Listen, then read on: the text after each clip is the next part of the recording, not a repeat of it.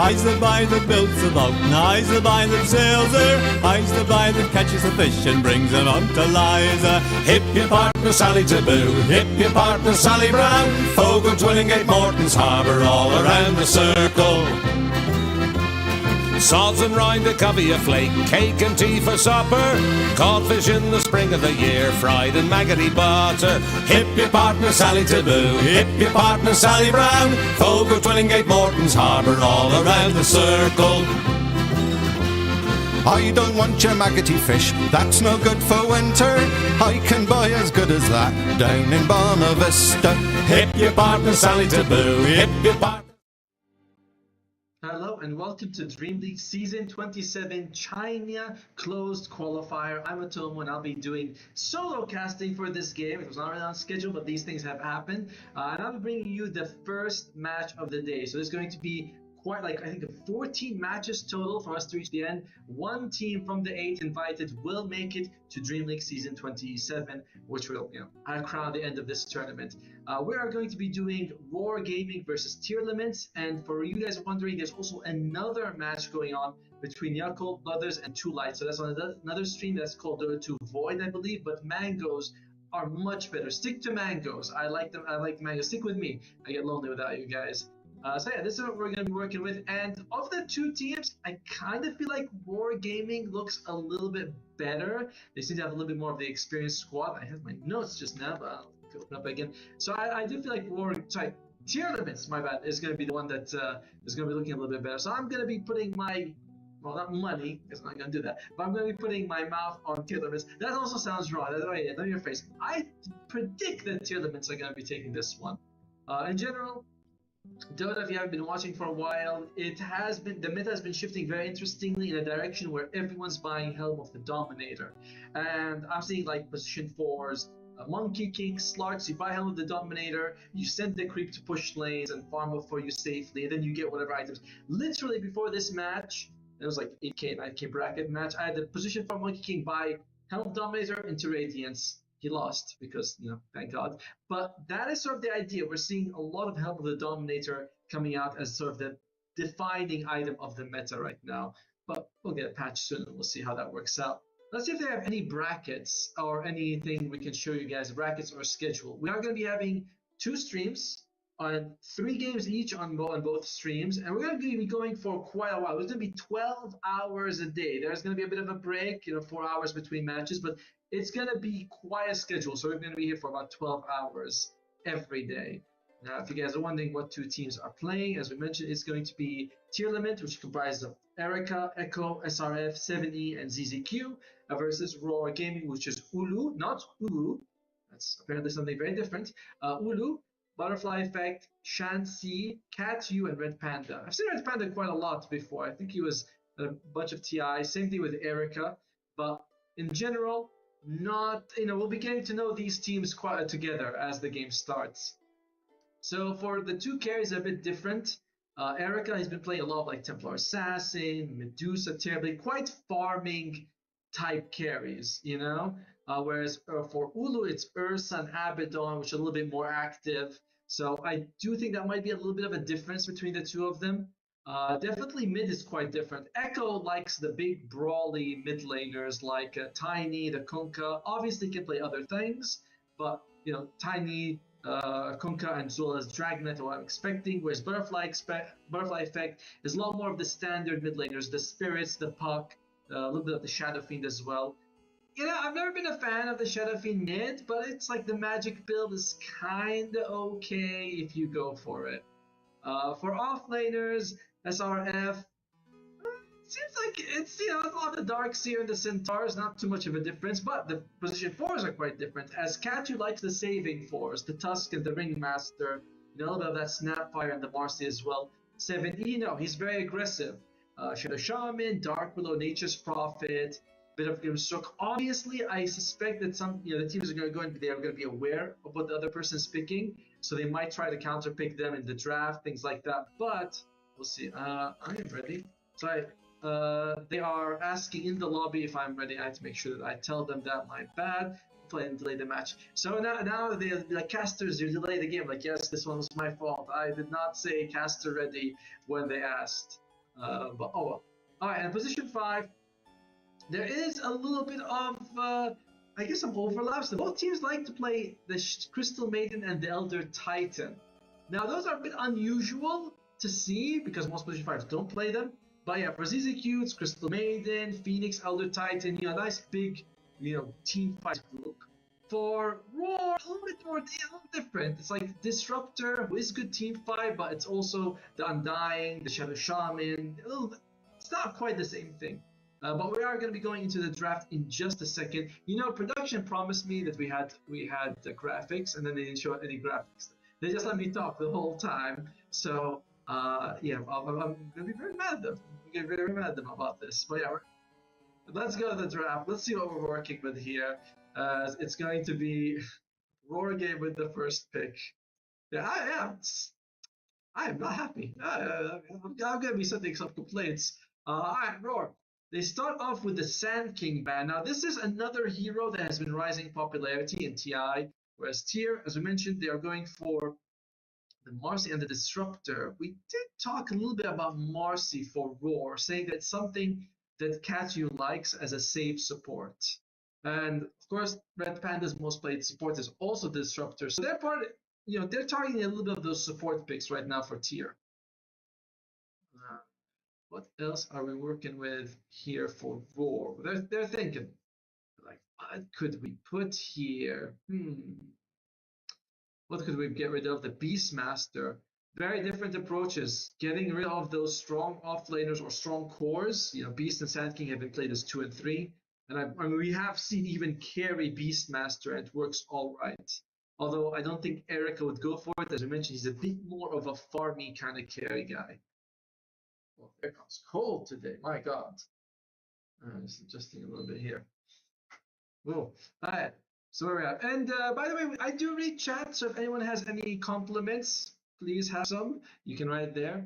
But back to the draft. Oh, and you can look at the 2 icons. I think Tier Limits icon or logo, sorry, is so much nicer. It's like a crown. Oh, looks pretty great. Another safe support being removed for Roar Gaming. Very targeted towards Katyu. They got rid of his Tusk. They got rid of his Marcy. I mean, they're still the Ringmaster. They could choose to get rid of, or like the Tiny. We'll see. But that is very, very focused bans coming out there on the support sport in particular. So it does seem like Tier Limits want to make sure that if they jump someone, there is no save. There is no, Snowball Marcy grab right now. Even Disruptor, while not exactly a save, if you put Static Storm on a bunch of heroes, they really can't do anything. And the last one is going to be a Butterfly effect on the Storm. Naga Siren gets removed, and Roar starts off with an Earthshaker. All right, who would be playing this? More likely to be played in the off lane than to be played mid. Again, teams are flexible, things can change, but historically it's been Chansey. I'm sorry if I pronounced his name wrong. Who's been playing the Earthshaker? Now, Tier Limits, what do you want to open up with? Nature's Prophet is in the pool if you want it. Another hero that they really like a lot is the Kunkka. What are they going to go with? They go with the Puck instead. Okay. I didn't expect Echo to open up with a Puck, to be honest with you. But it's never a bad Puck game. Even if the enemy has a lot of control, there are ways for you to play around it. I find this interesting that they're opening up with the Puck, though. Snapfire gets banned out, and that's going to be a they don't play a whole lot of Snapfire on Roar, on Tier Limit, but 7E plays a little bit as a position 4. Okay. It does have that, Blink, Aghanim save, but that's like a 7,000 gold investment to get that. And I don't think it's much. It's good to team fight with the Puck for sure. The Snapfire ban also tells me that Silencer is a hero that they're not thinking about for Roar. Because, why ban Snap if you're going to take Silencer? In general, the Butterfly effect, Red Panda does play a bit of Silencer. I'd like to see it. I think in general, why not? If you go up against a Puck, you should take it if you can. Alright, still waiting on the second ban here from Roar. What do you guys want to get rid of? Kunkka? Meh, Kunkka, I like the damage mitigation, but I think Earthshaker can usually jump on him. And also Earthshaker's combo is like 1 second and the combo is up. That's barely enough time for the boat to even get there to apply its run. So I'm not feeling like you really want to Kunkka that much for tier limit. They get rid of the Pugna. Okay, solid save. That means we might not have a nullifier kind of guy. Now, Roar Gaming does like Abaddon and Ursa. Alright, there goes the Hoodwink. What do you want for tier limit? You have first pick. Is it going to be Silencer? No, they take the Enchantress. That's going to be Red Panda's hero right there. Very squishy opening so far from tier. You know, and they're squishy in a bad way. Like, you can say Enchantress is, you know, she's low health, but she's good against physical damage, but not against Earthshaker, who's, you know, jumps in, Echo, Fissure, Enchant. You can probably get one hit off during that combo. It's not that big of a deal. So, if you're Roar, I don't know. I'm not liking this. I'm not liking this very much at the moment. Let's see. Ursa, do you want to take some supports right now for Roar Gaming? Radiant team Undying would be so bad. They go with Undying. Alright, I was like, you guys got much health on these two. So Undying's pretty good. That makes the Snapfire Band look even better as well. So I like this Undying pick here. You have Undying. Do you want to take another support? I don't feel like you want to take a support right now. I'd rather see an Ursa or over anything else. And Abaddon's okay, but Ursa feels a little bit better for me. If it's not a carry, if they take a support, what do they take? Shadow Shaman? Or Ringmaster's also okay, but I prefer the Shadow Shaman over. Where are they going to go? They go with the Bat Rider. Okay, alright, that's a very solid pick. Very solid pick. And really, again, really good against Enchantress. Right now, Enchantress, she's up against what I consider a lot of counters. Undying, decay spam is very painful. The zombies, I think they get slowed, but I'm not quite sure about that. But I think they do. 10 seconds. I'm not sure. I'm going to repeat it again. Bat Rider does all magic damage. She doesn't care about Enchantress. Earthshaker doesn't really care too much. And in fact, wait, you know what? Guys, I have this wonderful Observer, and I can ask him, I'd be like, Observer, man, do Undying zombies get affected by Untouchable? I don't know. You know, like, I think they're magic immune, so they shouldn't. But we'll see. Oh, okay. I like the Mars pick. I like the Mars pick quite a bit. It's something that you needed, like this big frontlining guy. He's quite beefy, he's strong. I like this very much. As yes, I will. You got it. 10 seconds remain. Radiant and I mute myself on Dota 2V. And there we go, Ringmaster. We mentioned him a little bit. And Ringmaster does come out eventually. So good save. They need it. He's also kind of tanky as a support. You know, he's got the jump, he's got the extra strength. He's of course he's got the save as well. 10 seconds remain. I still feel like there are some problems on the tier side. Remaining. For one, they're not really good against the Undying Tombstone. I feel like they're overall relatively squishy. The Mars Brace solves much of their problems, but it doesn't solve all of them. Now, Roar, again, now here's the thing. Ursa and Abaddon feel a little bit less useful now because you're up against the Mars, so you might be thinking, hey, how about I get something like, I don't know, a Juggernaut. But I'm not sure Juggernaut is any good. You go for the Timbersaw, beautiful. That's going to be their off-laner. I mean, I continue to veer very strongly into Roar's draft as being far superior at the moment. It's a huge amount of burst damage. It's solid control-ish. I mean, mostly of the control is Earthshaker, but, you know, Bat Rider Lasso's there. They have some slows as well.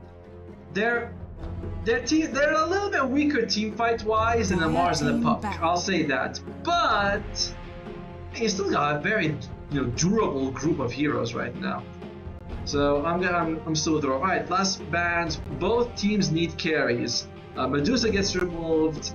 Gyrocopter's gone as well. 10 seconds remaining. Got it. Now, again, I'm thinking Ursa could be strong. Terrorblade is okay for Roar, but not super good for Tier against all this burst magic damage that can bring him down. Radiant Sven, team honestly, I ban. feel like both teams. Okay, there goes Ursa. We've been talking about him non-stop for Roar. He gets banned. I'm thinking you might want a carry who can bring you some control.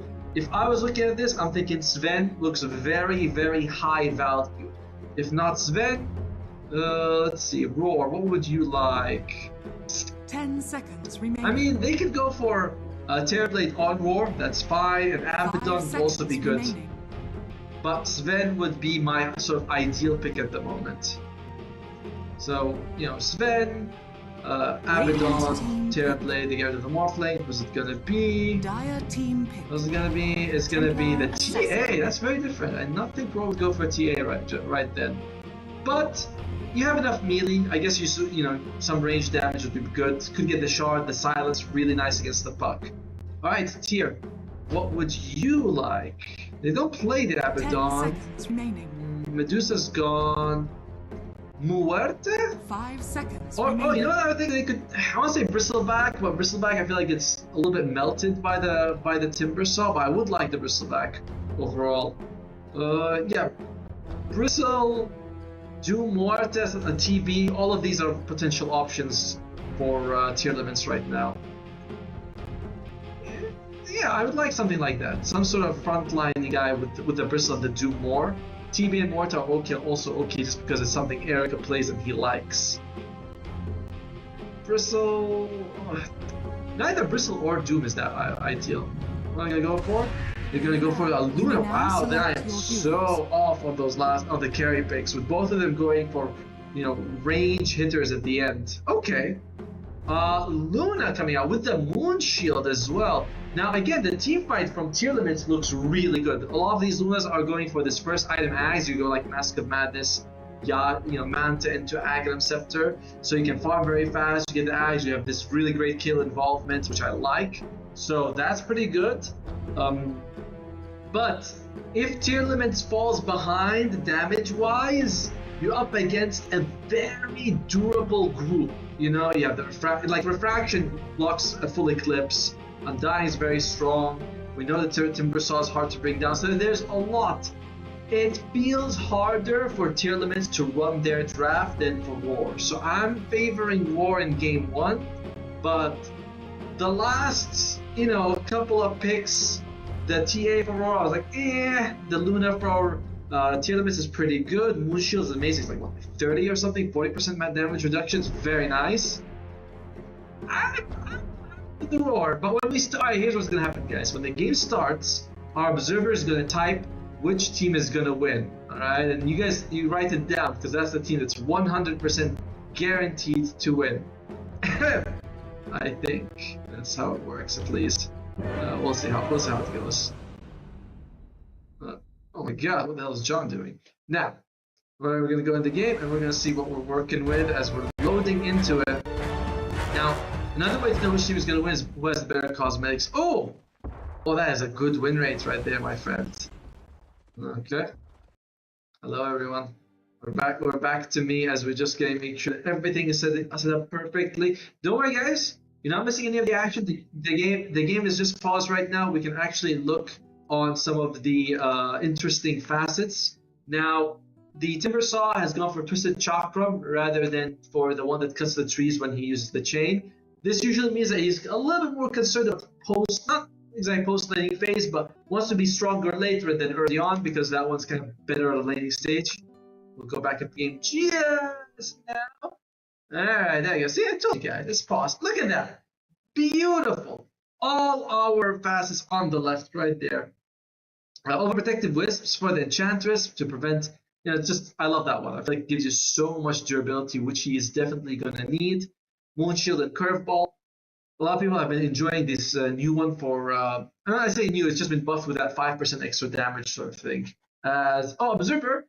What are they saying? I do not speak Mandarin, but our observer definitely 100% knows what they're talking and will provide instant translation. Okay, our observer says he doesn't know, so that's just, you know what? We'll let you guys just guess what they're saying. You know, But laning phase, what's it going to look like? So bottom lane is going to be the TA and the Undying against a Mars and a Ringmaster. I mean, Undying is great. TA is meh as a laner.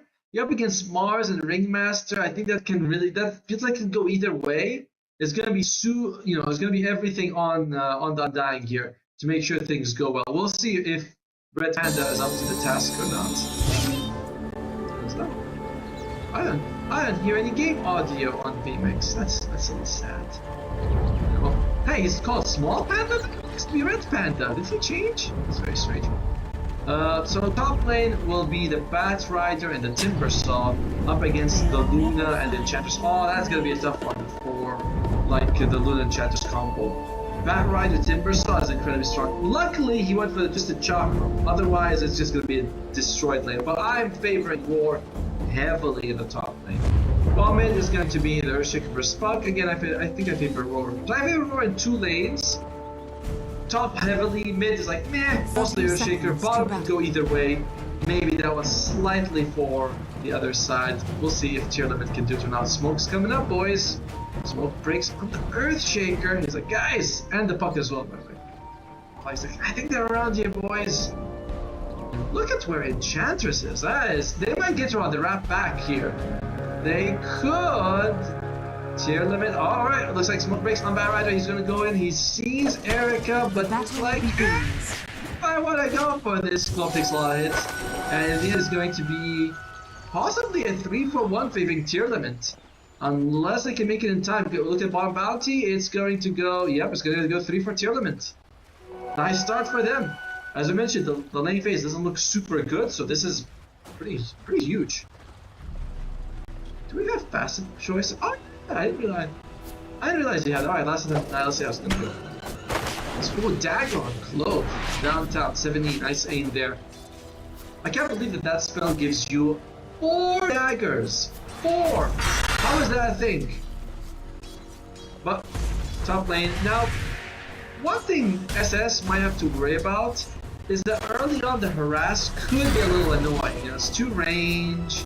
You're not sure if you want to take any poison reactive armor. If you take poison reactive armor, you're going to be less offensive later, which is super annoying. So it's not super ideal for him. As Clove gets 6 stacks on the Enchantress, but that's about it. Bottom lane, 70, feels like this lane is a bit too hard. He's trying to pull the creeps back, ensuring that they fall in behind the tower to give. Oh my god, that's gonna be a lot of damage. Man, these hits from TA brings him down to about 1/3 of his health. Of course, he had 2 decay stacks as well. And mid lane, as I mentioned, the Earthshaker is doing really well for himself right now. 7 and 2 for Butterfly Effect. This is because Enchant Totem is just amazing at last hitting and denying, right? It's like, there's literally nothing the Puck can do. You can use your magic, but look at that. You can't level 1, level 2 have enough magic damage to outscale Enchant Totem. It's just, god, poor Puck. Luckily for them though, the advantage of the early bounty ruins is holding steady, so you're still seeing tier limit with a slight lead, all because of bounty ruins, of course. Sorry about that. It's called the Butterfly Effect. Is gonna pick up that water rune right there. On top lane, you can see one SS. He's just soloing that. He takes 1 point reactive armor. He's like, you guys cannot do anything to me. I'm just gonna be fine. Oh, sure, I will. Oh, I see the difference. And it's gonna be, okay. Radiant's courier has been killed.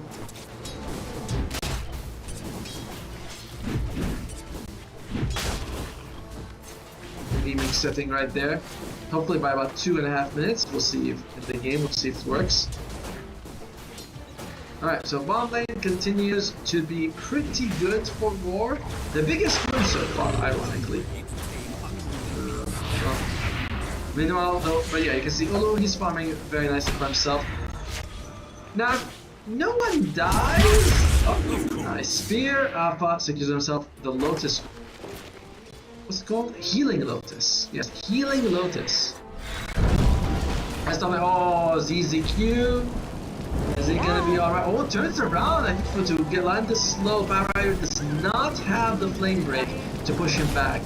It does cost him all his mana though, so I'm not. Yeah, I don't really feel like you got too much out for more gaming. But yeah, you can see the CS falling a little bit here. Huh. Ringmaster's got 7, so even though bottom lane, it doesn't look like the Mars is getting like what he wants, 7E is in return. Like he's getting a decent amount of CS to make up for what Mars is missing. So that's not so bad, honestly. Right, it's just staying in the lane. I love this. He's like, I'll be the off laner. There you go, another creep for me. Why not? You can't farm? I might as well get some farm, but look at Clove with the stacking. Very nice. Radiant's middle tower is under most attack. teams have really good stack takers. You know, you can either both the Luna as well as the TA. Carry farming speed is not gonna be a problem for each side. So top lane. SS taking a little bit of dash. SS, no chance. SS might be dead here. I think he will. And who's gonna go? It goes to the DQ. Not what you want, but definitely a kill that you'll be glad to take anytime. Oh, that is a tough one. Clove wasn't anywhere around to help his teammate, and that caused him to suffer quite a bit because of it. Meanwhile, how's Echoes looking here? Oh, he gets it in there. Nicely done, man. Use that enchant to make sure he gets it. Has that 3 points in aftershock, so it's like 150 damage. As bomb lane is going for a dive here. I believe they already got rid of the tombstone. So it's not going to be a super successful dive. They do get the courier. It's worth 175 gold. Red Panda takes a dagger to the back. Alright, gets the watcher over there. Are they really going to go for more AFA? Takes a decay, takes a hit, but still alive on 200 health. Overall, Roar Gaming not able to really get their hands on anyone's throat at the moment. They do lack stuns on like both of their supports. Their only control is the Earthshaker. They have no stuns. 4 heroes without stuns. And then you get like Lasso later on. That's about it. So not ultra ideal here. As the boss comes out, overall, yes, Butterfly Effect is having a decent time, but that's about. And Ulu is doing good. Like Butterfly Effect and Ulu are doing well. And SS, yes, he died, but he's still doing pretty nicely for himself. A reminder, you are seeing 7E take a lot of the CS. You have to combine Mars and Ringmaster. They have this, you combine their CS into one at this point. And I gotta say, I do like how they adjusted on Tearlament, where they're like, oh, okay, I can't get CS. 7 is like, I'll take some. I'm happy to do so. That's a nice deep ward they got there for the dire side. It could be a very free game for the puck later on, Like, if he doesn't get caught by a fissure, Blink Lasso is not instant. It's not super easy to catch him. Someone's got a lot of friends. Well, in the meantime, Echoes, Butterfly Effect.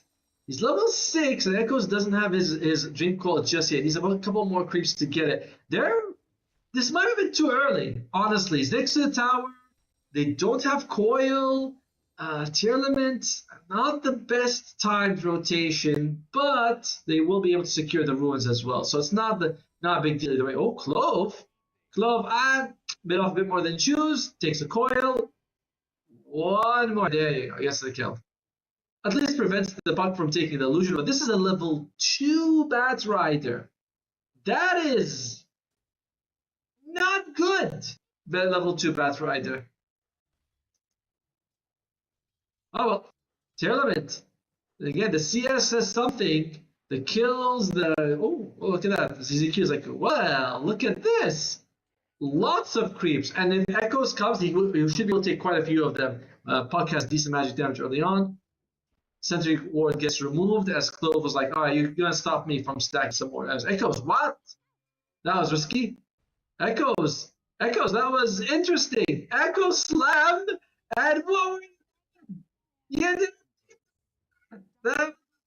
Yeah, well, that's called pushing your hero to the limit of living. Looks like it's going to be Wisdom Shrine time. 7E gets one, and should be the Bat Rider gets the other one. He's going to be fine. Interestingly, a bit of throwy move right there. Butterfly Effect was already having a good lane. Echoes kind of goes to high ground. He goes in and then he tries to move out, and creeps show up right at the perfect time. Echo Slam is like, you can see it's happening. Very odd move. That's okay. Still very tanky, by the way. This is one of the advantages of being Earthshaker is he's quite durable against the poke from the puck. He can almost shrug it off as without the TA around, with only one zombie on you, AFA is going to be fine. He's not worried about this at all. As meanwhile, 7E. Okay. Just gonna get rid of that tombstone, gives it to AFA. Of the two teams, I think Tier Limit is playing better so far in the first 8 minutes. Some adjustments they've made. You look at the net worth, you're thinking, oh, Roar's doing well. But yeah, Roar has the better laning phase, as we mentioned. Like Tier Limit, apart from the puck throw, they got more bounty ruins. They had better movements around the map. I'm kind of digging what Tier Limit's putting down. But that said, I still believe Roar Game is going to be taking this game so far. All right, so what's Buck going to go for? Classic, what's called Witchblade. I wish Witchblade was more general and other heroes can use it. It feels like a handful of range, like Puck, Storm, and OD, and then no one else can really use the Witchblade. All right, you guys tell me. Support Silencer Witchblade, good or bad? I'll let you guys decide. As Red Panda takes a dagger. Clove's net worth on this Bat Rider is quite unfortunate. You see, I see it on the. He has been stacking heavily. Like he actually stacking also like the camps near the Wisdom Shrine, but until these camps are cleared, he's not gonna get any gold, and who knows who's gonna clear them, right? Very worrisome. As mid lane, they are trying to go for this tower. Echoes has a Haste Ruin, pokes on Butterfly Effect, but again, a very risky kill. This guy is quite durable, and he's not far from the Blink Dagger. I'm glad that they're just zoning him out, which is the right move to make. Wow, what is that game? Uma Musum. I'll ask our observer. Second game or not? Clove again, just stacking a bit more. Looks like they were able to get some of those creeps for Tier Limit. I mean, ZZQ walks in, steals one of the camps, one of the creeps, and then uses it to farm the others. And suddenly Clove starts wasting. Oh my god, this is gonna be but Small Pet is dead. Gonna instantly respawn. Yeah, he's gonna walk there. Okay. And it looks like the tower's gonna fall. Yes, it does. Nice deny, Clove. Well done on that deny. Now, what are we seeing from the carries? Can we look at item builds for a second? What is Ulu building here? As well as there you go, thank you. So it's going Deso into Blink, then the Shard. I've seen some Dragonlance Shard first, because that will actually provide him with some teamfight presence. You put the Shard somewhere, Puck walks through, the silence is good, but no, he wants to go for damage and mobility. The Deso does indicate he's going to fight early, right? Because he wants those stacks. Luna, as we mentioned, Mask of Madness into the Manta, and I expect Acceptor right after. What about the Mr. Timbersaw and Mars? Those items are also going to be big. Timbersaw is going for Pipe. I find this very unusual. It does. I mean, most of the damage from Tier Limit is magic, but you often find Timbersaw is going for like a Kaya or a Blink to be very aggressive. A Pipe is interesting. And Mars, is he going for a Blink Dagger, or what's he going to go for on the Mars? No, Mars, Blink Dagger, but it's going to be slightly late. So Mars, he's just going to be either going to be Yule Scepter or Blink first. He's going for Blink. Observer, what do you think of this Pipe first on Timbersaw? Good or bad? I'll let Observer tell us what he thinks. No, you have to type it in the game next time. You have to type and say good or bad. There you go. But overall, Observer thinks that it's going to be a good item. It's certainly interesting. Oh, here we go. There's going to be a dead. She's burned. Ooh, Echo even used. Wow, DD Ruin was going to take it. Clove's going to be losing his life for this one. Unfortunate for them. So overall, it's an Echo used to trade supports.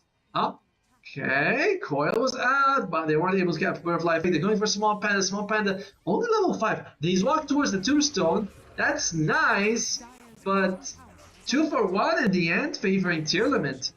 And if they can see that Tombstone, unfortunately, they can't catch in time. I like how 7E actually picks up the D Druid. He's like, yeah, this is what I want. Not gonna give it to anyone else. But to be fair, he was trying to prevent anyone from the Raiden from picking it up. Supports, the net worth favoring Tier Limit a little bit. What is it gonna be like a first item Blink on Barra? Yeah, it is going to be Boots into Blink. As Undying, he's actually maxing Tombstone over Decay. Interesting. Now, it is better team fight for sure to have max Tombstone, but Decay is a little bit more reliable. You know, you get that like damage, lower cooldown. It's better for farming. But if you're worried about team fight, maxing out Tombstone is a good one. As look at that. Can I say the Dire stack? That looked juicy. That was a big, thick as we. Oh, that's. Okay, I think that's just that's a triple. That's a triple. I see 2 big golems and a dragon. Meanwhile, Luna very close to the Manta. She's overtaken Ulu as the fastest farmer in the game right now. This Manta is going to help her even more. Overall, alright, what does win percentage say? Because I'm feeling like Tier Limit, yeah, that 57, that seems about right. 59, in fact. This feels about right. War, at this point, I thought they'd be a war, further ahead. You've got Timbersaw. This is another problem I have with the Pipe on Timbersaw, is that he's not going to be ultra aggressive. It's like, alright, Pipe is finished. Yes, are you going to fight now? Because the first 40 minutes, he's been involved in 0 kills. He's just died once, and that's about it. Whereas Akaya Blink tells me, oh, I'm going to be jumping at the enemy. I'm going to try and bring them down. I like it.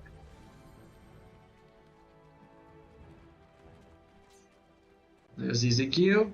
He has been playing a very annoying game for Roar Gaming, which is exactly what you want in a game like this. As Clove tries to steal it, doesn't get it. Level 6 to level 7 on 7E. I can't get the whip out in time. Meanwhile, we're looking at here. Deso finished on Ulu. Ulu could again join fight, and Manta on the other side as 7E. Looks like he's in trouble. Walks out just fine, but there comes the Echo, and he's probably dead. Doesn't even get his ultimate off in time. Looks like it's going to be a bait though, as they lose both of their supports. Could lose Ulu as well, as AFA brings it down. Triple kill for the Luna, and instantly 1,600 gold ahead of this TA. Ow! And by the way, these Echo Slams have been only on supports. He has been very quick to throw these Echo Slams for Butterfly Effect. And yeah, look at that. That is a lot of gold. I don't feel like that's it. I don't feel like you need to be throwing those Echo Slams so early. And look at that. Luna's also going to be able to take the tower right after. So huge win for Tier Limit. Still haven't seen what Luna's going for. Okay. SS. He wasn't. By the way, he was not involved in that fight at all. He wasn't able to show up in time. He's going for the Kaya now. Honestly, I think the biggest problem for Roar has been that we just haven't seen SS do much on this Timbersaw. The lane phase. His lane kind of went the worst out of all 3 of them, when it shouldn't have. Secondly, he's going for Pipe, so it's really delaying the aggression coming out from it. I'm not feeling it at the moment. I'm not feeling it. Items. Wow, everyone really likes that healing. What's it called? The Poliwag Charm? Is it called Poliwag Charm? Yeah, woohoo, I got it right. I don't know why I'm so happy.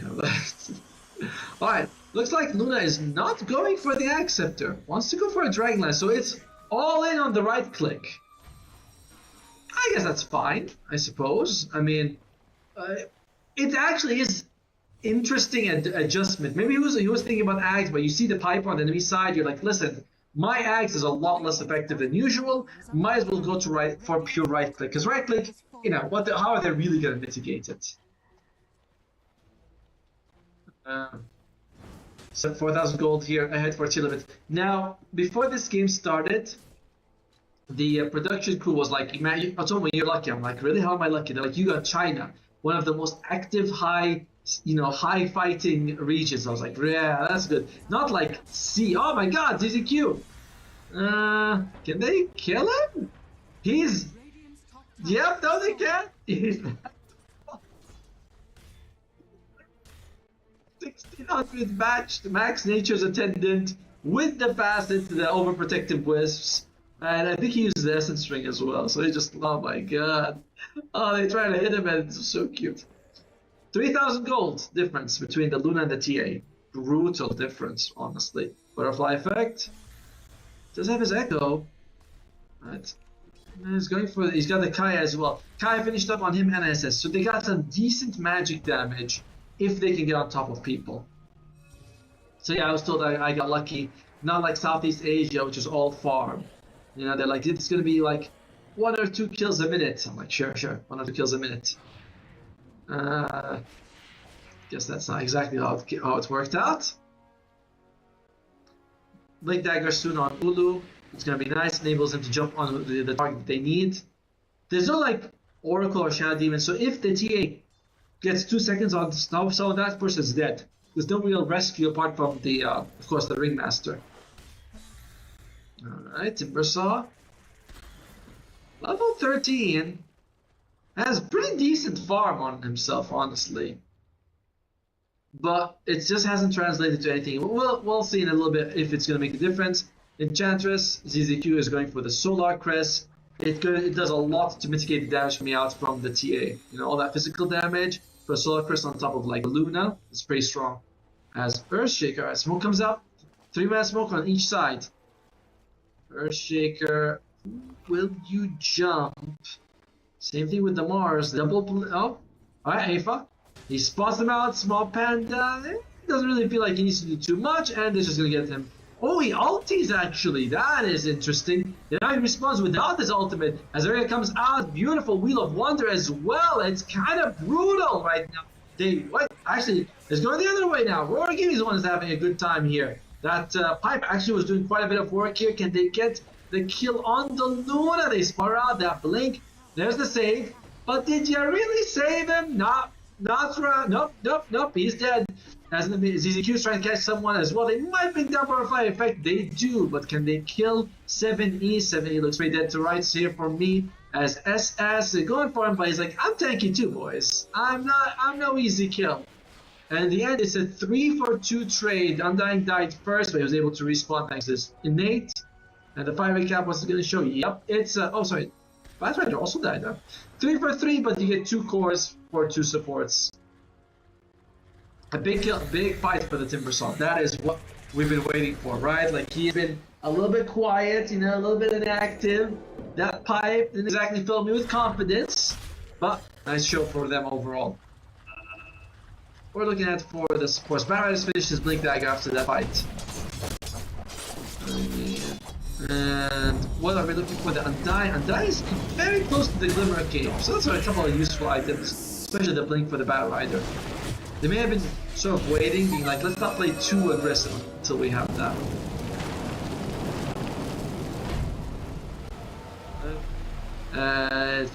Oh, look at that. Net worth shooting up thanks to them taking the Tormentor. Clove gets it. I think that's what's the current one? What's the new? It is the Staking Up Napalm has no limit and deals damage to buildings. So that's close to thank you. That was what his old facet was, I believe. Okay. No stack limit. Yeah. You do apply too, so you were actually getting those stack limits relatively quick, but now you don't have that. Alright, I like it. As Clove might be in danger of his into echoes. Yeah. He's like, I wish I needed the shards, because now I give him more money from this deck. Dire's middle tower is under attack. Dire's structure working towards the BKB has the shard. The shard is a big deal. Does see what has any?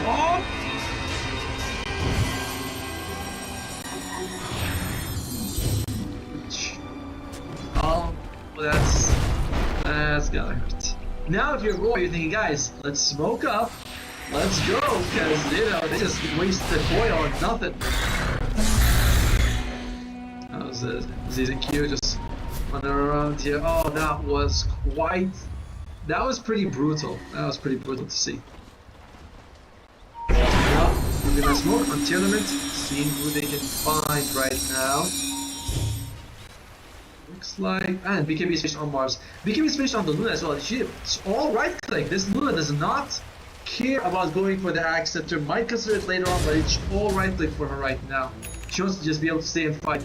The triple BKB now. Timbersaw's got his as well. Radiant are scanning. BKB for both sides is pretty devastating. No one, apart from Bat Rider, has anything that pierces BKB. I believe that DK is... Oh, there comes the Wheel of Wonder. You're dead.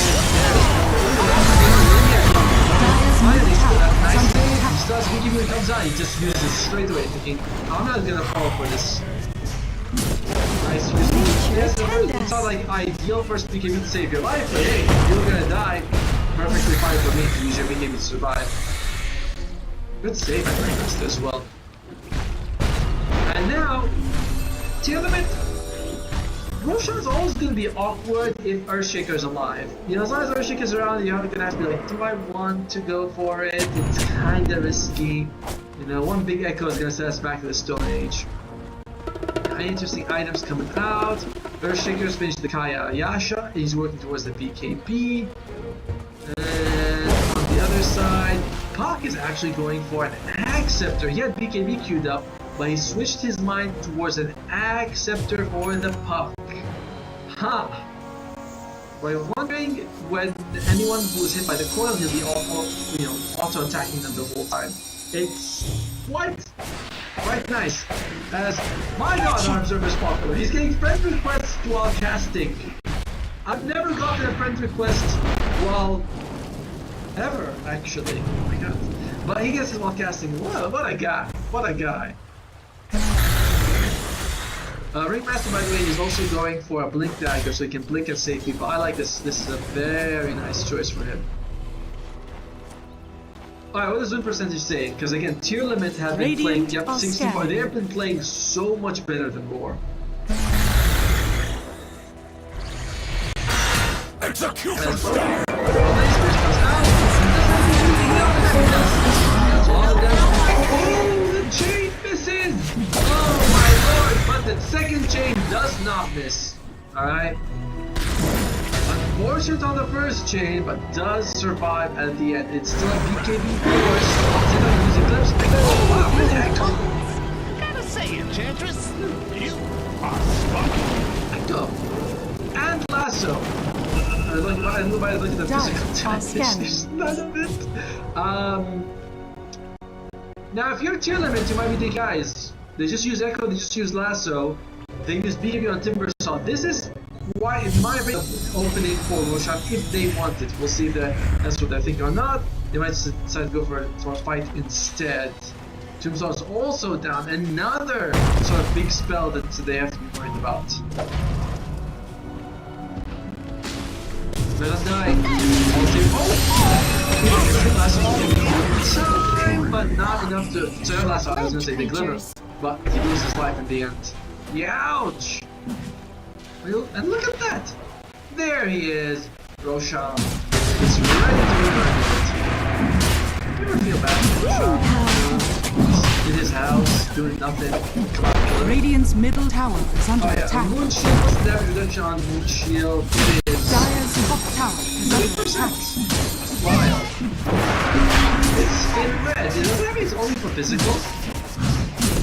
Dire's bottom tower is under attack. Dire are scanning. I wonder. But it's in red. But red usually means physical. Interesting. Either way, it's going to be Roche going towards the Luna level. She is so jacked right now and working towards a Skadi. Because why? Oh, alright, they go for the Enchanters. That's a good kill. Doesn't cost them anything. It's off the map. Solid. It's more than 800 gold. AFA. Doesn't feel like one fight, and they get a tower out of it as well. Nice punch back there by Gaming. To be fair, the Luna wasn't there, and it was a bit of a mistake to lose the enchanters like that, but whatever, you know, you take whatever you can get. What did Remaster buy just now? He's got that. Is it the Athos? Because he had the Blink Dagger queued up for a while here. As yes, Gale Guard, Whisper of Dread, and Shibs. And do we have any greedies? Any greedies? Greedies are the most important. None on the Radiant. Very unfortunate. And none on the Dire either. No one wants to go for those greedy, what's it called? Enhancement. As bottom lane, they're just pushing. Creeps will be arriving at the river momentarily. That's right. Yes, Raid's ship is insane. I feel like when you're a support who right clicks, which is very few, you know, kind of like Nature's Prophet or something like that, you can hoodwink. You're like, yeah, this Raid's ship feels amazing. You're like, I'm DPSing really hard right now. As they just keep on pushing here in the bottom lane. Tier limit, they've got another 3 minutes of this Aegis. Makes it a bit scary right now for one to engage. Little fly effect. We got Blink, BKB, and Kayashi, sorry. Working towards a Wind Waker. Wind Waker is one of the few ways you can deal with Puck's Dream Coil 25, because you can't BKB out of it. It'll just go through it when you break the coil, but Wind Waker actually works. So as long as he doesn't get caught, he can save someone else, as this Skadi Luna is destroying the game right now. Batrider is going for something interesting. Aghanim Scepter, he's like, let me jump in and catch 2 people. Oh, here. Is it gonna be enough? The control is perfect! He can't blink it, and there's like, oh, Arena on 3, none of them have BKB. Red Panther's like, let me just go in my Tombstone. That's where they're gonna bury you, my friend. As Small Panther's walking out, but they're chasing. They could get some of them. Okay, big jump in, Echo Slam as well, but it does nothing. Oh dear. Tier Limit has been outplaying Roar the entire game. Oh, well, looks like you're just going to be able to get that mid. That was for nothing, by the way. It didn't cost them their ages. You know, just come out BKB is there. Beautiful, by the way, AFA with that beautiful jump in Arena on 3. And now you can see the Puck is also overtaking Templar Assassin. So, ooh, he's got the Ags. Nice one for Echoes. To be fair with you, while the Ags is good, I feel like you really need the level 25 on Puck to get full benefit out of it. You know, like at this point, you can expect people to just BKB and walk out of it most of the time. And they do have BKBs on all 3 of their cores for Roar, so it's not that impactful. I don't know. I'm excited to see if looks like it's gonna be Keenat Ringmaster. I'm excited to see if they can get this Aghanim Scepter on the Batrider, because that's a nice winning move for them. Seems a bit rough. Seems unlikely, but we'll find out. Now TA versus Luna. Oh, Red Panda's did it again. Just getting shredded this game. Not as a game. 0-7 on this Undying. I really didn't like the Max Tombstone build earlier on. They were hoping to take good teamfights, but it didn't work out. And you can see, like, Butterfly Effect, every Echo so far has been on support. Well, not every, but most of them. And because of that, you feel like he's not also having a big impact the same way Echoes is, who's... You know, I love that their name is Echo. There's a spell called Echo Slam. Very, very fun. Yeah, it's like Puck is just jumping on sort of the right targets, and Earthshaker has Echo Slammed, and Enchantress position 5, what, twice at least twice. I can remember 2 times. I don't know if he did a 3rd. Luna, she was like, you know what? Maybe I should get Satanic next. That seems good. Double Echo. Okay.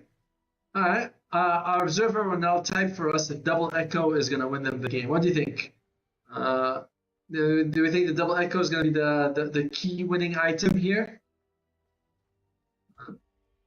Well, We're not sure about that. We're not really sure if it's gonna show up in time. Clove continues to farm up. He is not far from the Ag Interceptor, but he's also not far from that spear. The spotlight is there. There's a whip, and he is dead. He's gonna die eventually. He was sort of on top of the cliff, but he's dead. Spotlight is insane. There you go.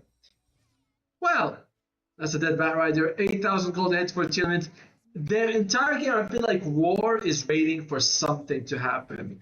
Like that pipe on the Timbersaw slowed them down so much. And now it's sort of hopeful that Earthshaker Refresher gets it. We'll see. We'll see. Alright. Oh, I hear a coil. I hear a coil. It looks like Red Panda's did again. Oh, Red Panda. Now, coiling in position 5 is a lot better than echoing them because the cooldown difference is pretty huge. I believe coil's 60-second cooldown. Echo Slam is 100? That's 110. Jeez. So it's double the cooldown of a coil. My audio is very low. I cannot believe it's so low. I'm so sorry. Let me see if I can increase it a little bit for you. But let us know range if it gets better. I tweaked it slightly. Well, in the meantime, though, it's kind of a standstill game. We're not like Tier Limit is extending their lead, but they haven't gone for that massive upper punch. What the hell? Like uppercut that's gonna win for them so far. They're generally, I won't say stable, but it's just a slow growth right now. Second Roche could be up in 20 seconds. One advantage for Roar is that, of course, they have the Templar Assassin. So they will know the exact second. If they can time it, take a Roche fight 20 seconds before Roche respawns, get pick off, you go for Roche, forces Tier Limit into a do we buy back or not situation. We'll see. What's the Roche timer going to be? It is 40 seconds. That's a fairly quick one. All right. Now, Roar Gaming, they would love to find it. So this is optimum time to smoke, kill, go straight Roche. And they are heavy physical damage. Look at that. Refresher Orb on the Earthshaker is available. So he's going to have a double echo. Ag Interceptor less than 2,000 gold away from the Bat Rider. Tier Limit. Ooh, Hex. Doesn't do anything when the BKBs are up, but does help with that cash even more. Oh, I don't know. Like Roar has been building up towards this one big boom of a team fight, right? Like double echo with lasso on 2. Why Clove is first. He's smoked up. He is the Clove. Clove, that would be the biggest catch of your life. Clove! The Hex is perfect. He does have buyback. And he did not use lasso. Oh, okay. That's a gentleman. They're going in. Looks like nicely, at least Small Panda got his ultimate off, so he's not as easy to bring down as before. It's very easy to bring down. He's dead. He's okay. Goes into the tombstone. Still alive. Now he's dead. He also has buyback if he wants to use it.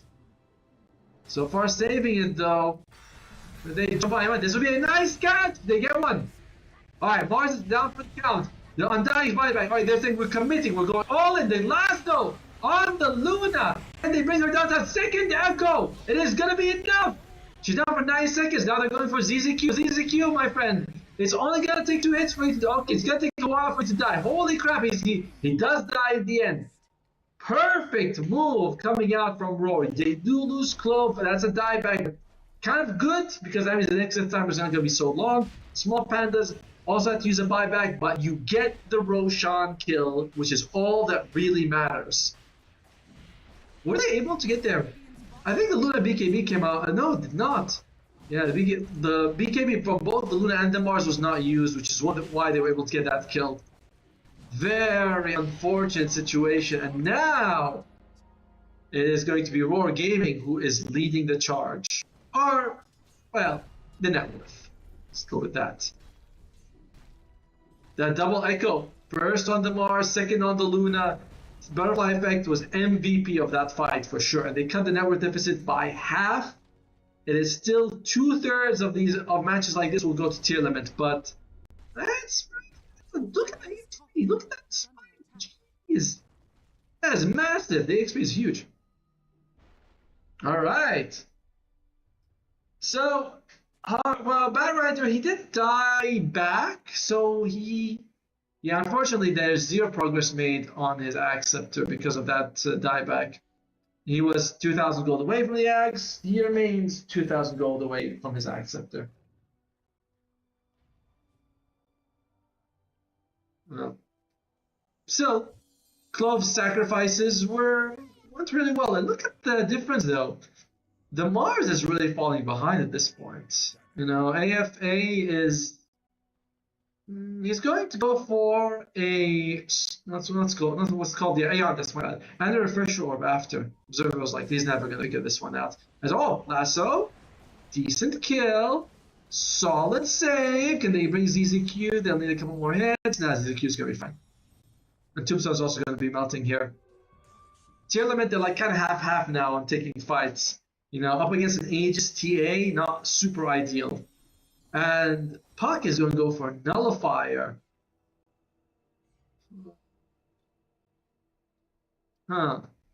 Nullifier. That removes... What does that remove exactly in this game? Glimmer, Force Staffs. I guess the Wind Waker that Timbersaw that they're building. Okay. Because I was thinking, like, there's no skill that removes, right? There's not like the shield matrix side for Tinker, things like that. But apart from like the glimmers and the Force Staffs, there's nothing else. And of course, the Wind Waker will be a big one once it comes up. It's Ulu.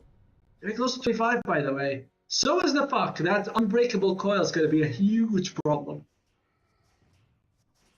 He almost has it. He almost has it. My God. All right. We got an exciting one for sure. This is a pretty good one. The fact that War Game was able to come back with that huge team fight is pretty damn cool.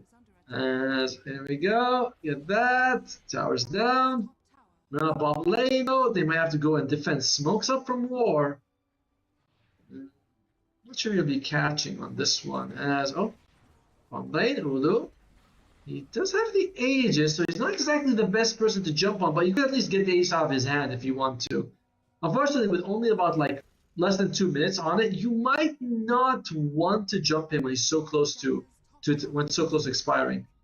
Butterfly Effect, now that's a much juicier jump if you can get it. Clove, Clove, okay. Force Staffs himself to safety, he's gonna be okay. There. On Gentlemen, they're like, this is our cliff. They have a ward there. They'd love for someone to walk into this area. Roar showing good discipline, not going for what is kind of the obvious fight.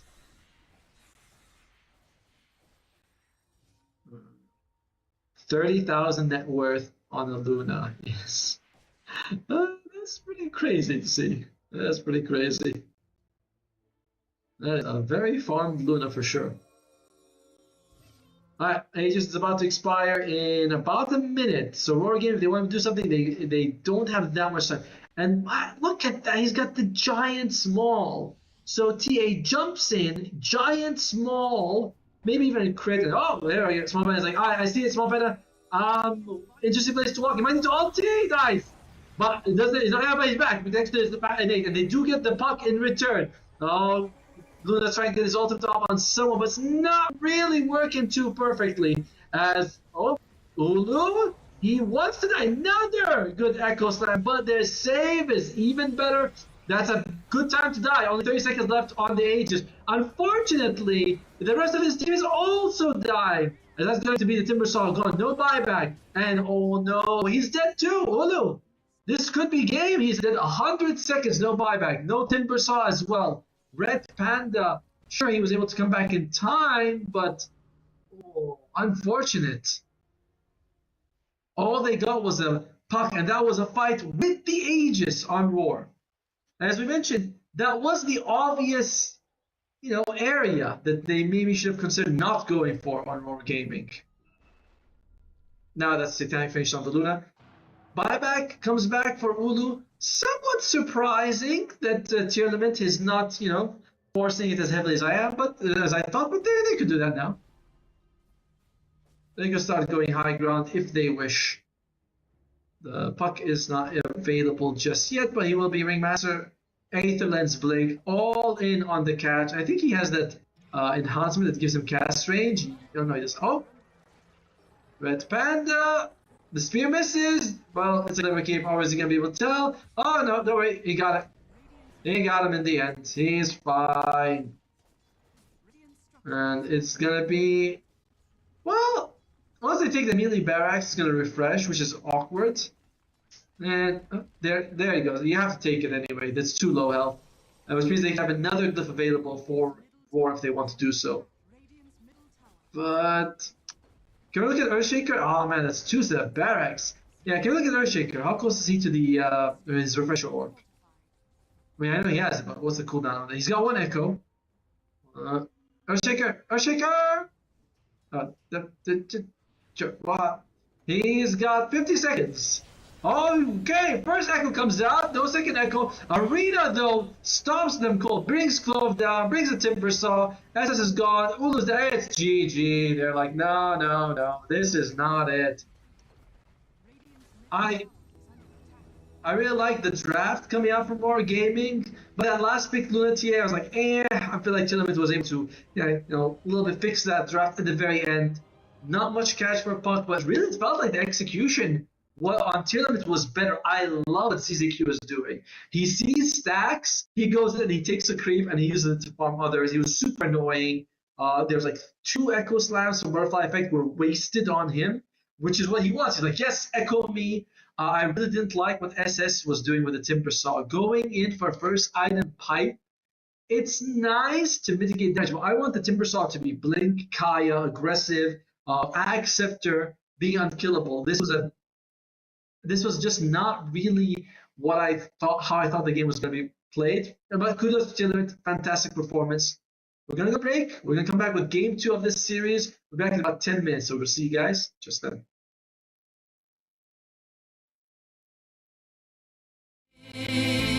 Tomorrow we'll be sober. Here's to the girl who takes a kiss and comes back for another. Here's to the girl who takes a kiss and comes back for another. She is a boon to all mankind. She is a boon to all mankind. She is a boon to all mankind. She'll very soon be a mother. For tonight will merry, merry be. For tonight will merry, merry be. For tonight will merry, merry be. Tomorrow we'll be sober. Where the wind can cut you like a knife, and nights are colder than the purser's wife, sir. Do we dream of sunny skies of blue and sipping on some fancy foreign brew, sir? No, sir, no. We long to sail where grayer English skies prevail, and we would face the wind and snow and hail for just 1 pail of good old English ale, sir. Just 1 pail of good old English ale, sir. Did we choose to fight the foreign foe for England's glory? We must answer no, sir. An English ale house, that's where we would be, not gorging cannonballs upon the sea, sir. We're only risking life and limb because old England's too far to swim. But we would chance an iron arm or leg for just 1 keg of good old English ale, sir. Just 1 keg of good old English ale, sir. Many days and many lonely nights without one woman hoving into sight, sir. Now it won't be long till we see our wives and sweethearts lined up on the quay, sir, with their arms all open wide. But we will push them gently aside, for they will have to wait for us until we've had our fill of good old English good old English ale, sir.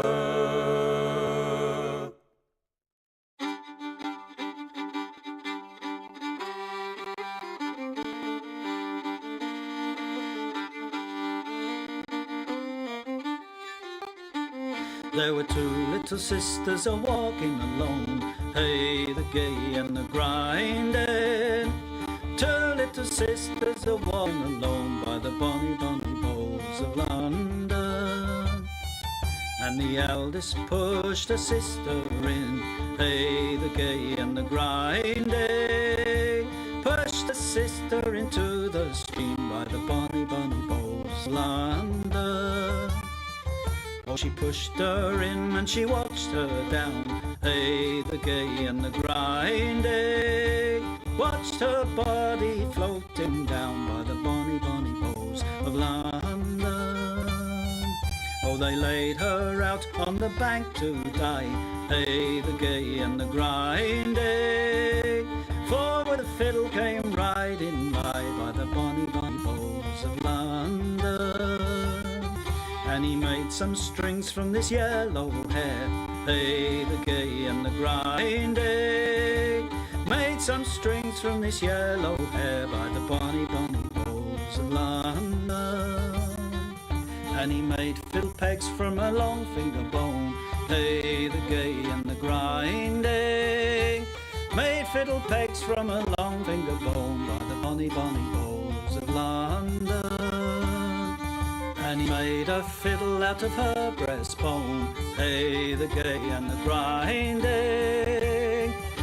Sound would pierce the heart of a stone by the bonny, bonny bowls of London. But the only tune that the fiddle would play was, oh, the bowls of London. The only tune the fiddle would play was the bonny, bonny bowls of London.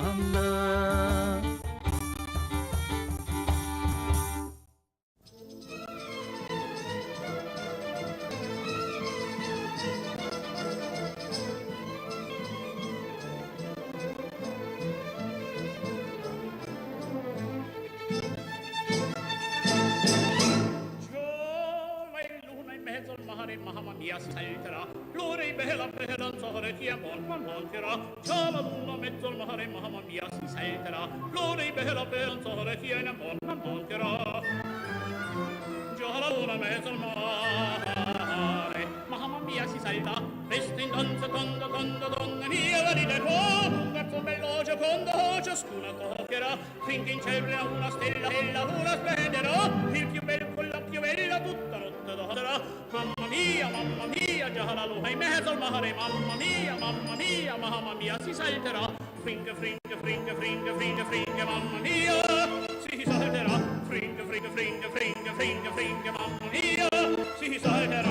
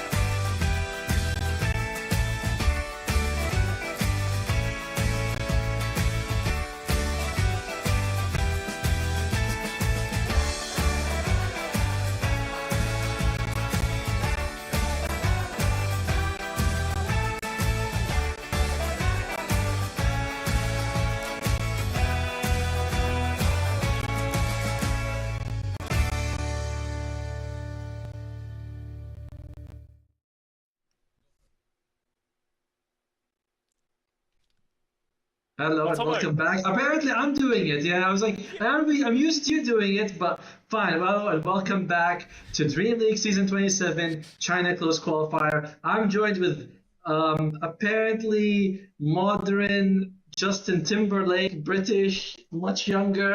With the hair, man. The hair always gets me. But I'm joined with Blue Skill. How are you doing? You were casting the other series, weren't you, just now?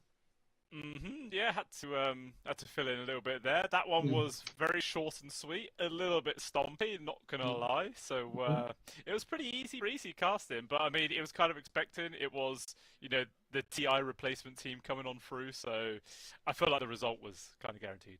Yeah, it was.